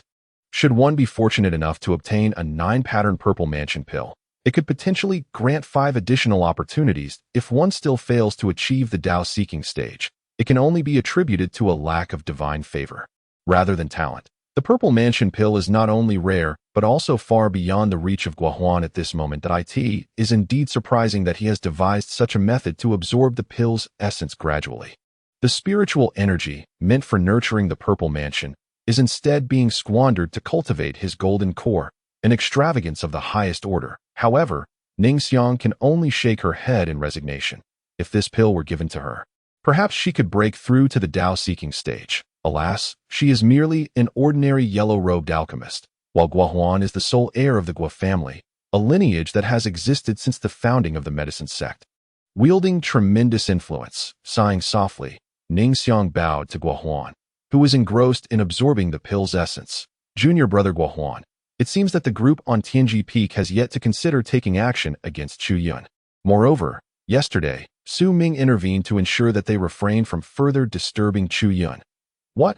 As soon as Ning Xiang's words fell, Gua Huan's eyes widened in shock. He slammed his palm onto the table.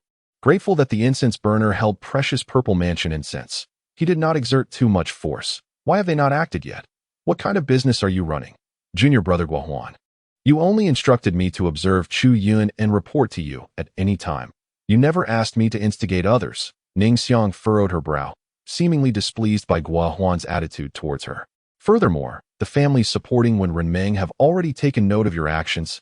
If I were to intervene further, it would undoubtedly lead back to you. In such a case, if tensions escalate among the families, another conflict would be inevitable. Should we encounter a repeat of events from a century ago, the sect leader's wrath would fall upon us, and we would not escape unscathed. Guo Huan ultimately turned his gaze towards Ning Xiang. Though his words appeared to be inquiries, they were laced with complaints. Those individuals, while not yet yellow-robed alchemists, have nonetheless reached the nascent soul stage. If Chu Yun were a golden core cultivator, it would be understandable. But he is merely at the foundation establishment stage. The disparity is too great. Those individuals would find it beneath them to act against him. Too humiliating. Indeed, on Tianji Peak, not all white-robed alchemists are disciples at the golden core stage. Some individuals have already reached the yearning stage, yet their prowess in alchemy remains stagnant, rendering them incapable of concocting the elixirs befitting their level. Consequently, they are confined to Tianji Peak, continuing to serve as mere white-robed alchemists. Upon hearing that Chu Yun resides in that vicinity, Guo Huan harbored hopes that these individuals would confront him one by one. Despite possessing the cultivation of yearning, they remain ensnared in the realm of white-robed alchemists. And it is truly shameless for them to look down upon others. Cursed be it. The more Guo Huan pondered, the more incensed he became, unable to suppress his ire any longer. Suddenly, a soft murmur emanated from above Guo Huan and Ning Xiang. Subsequently, a subtle pressure began to descend upon Guo Huan. What has transpired? Guo Huan turned his gaze toward Ning Xiang. Just as he opened his mouth, a distinctly clear sound resonated forth. The sound was akin to that of a bell, though not loud. It was remarkably penetrating. Is it a distress signal from Tianji Peak? Ning Xiang paused. Could it be that invaders have breached their defenses? Impossible. If there were indeed external threats, a distress signal would have first emerged from the Medicine Valley. Yet, there is a signal for help without the presence of an enemy. Guo Huan's brow furrowed, and then his heart skipped a beat. Could it be the mischief of that individual? After a moment's thought, Guo Huan turned to seal the incense burner and stored it within his storage ring. I shall investigate. Perhaps I might seize an opportunity to eliminate that brat. With that, Guo Huan dashed outside. Guo Huan, junior apprentice. Ning Xiang attempted to dissuade him, but in the blink of an eye, Guo Huan had vanished from sight. She shook her head helplessly. Guo Huan's grandfather had dispatched her to watch over him and offer guidance. As she witnessed his imminent breakthrough into the yearning stage, her heart remained troubled. Ning Xiang felt a sense of despair. Should Guo Huan fail to transform, her own head would surely roll. Yet, Guo Huan stood in a position of great prominence, and his demeanor was far from resolute. Left with no choice, she followed him out. Upon exiting, she beheld numerous figures soaring through the sky. Those who could manipulate the air to ascend had undoubtedly attained the yearning realm. These individuals were either yellow-robed alchemists or direct disciples of the yearning stage. At that moment, the bell-like sound continued to echo incessantly. After a brief hesitation, Ning Xiang summoned her spiritual energy, formed a hand seal, and took to the skies. Upon encountering Guo Huan, she called out to him and cast a wind manipulation technique upon him, allowing him to soar aloft. Soon, Guo Huan and Ning Xiang, along with a multitude of yellow-robed alchemists and yearning cultivators, arrived at Tianji Peak. What is this?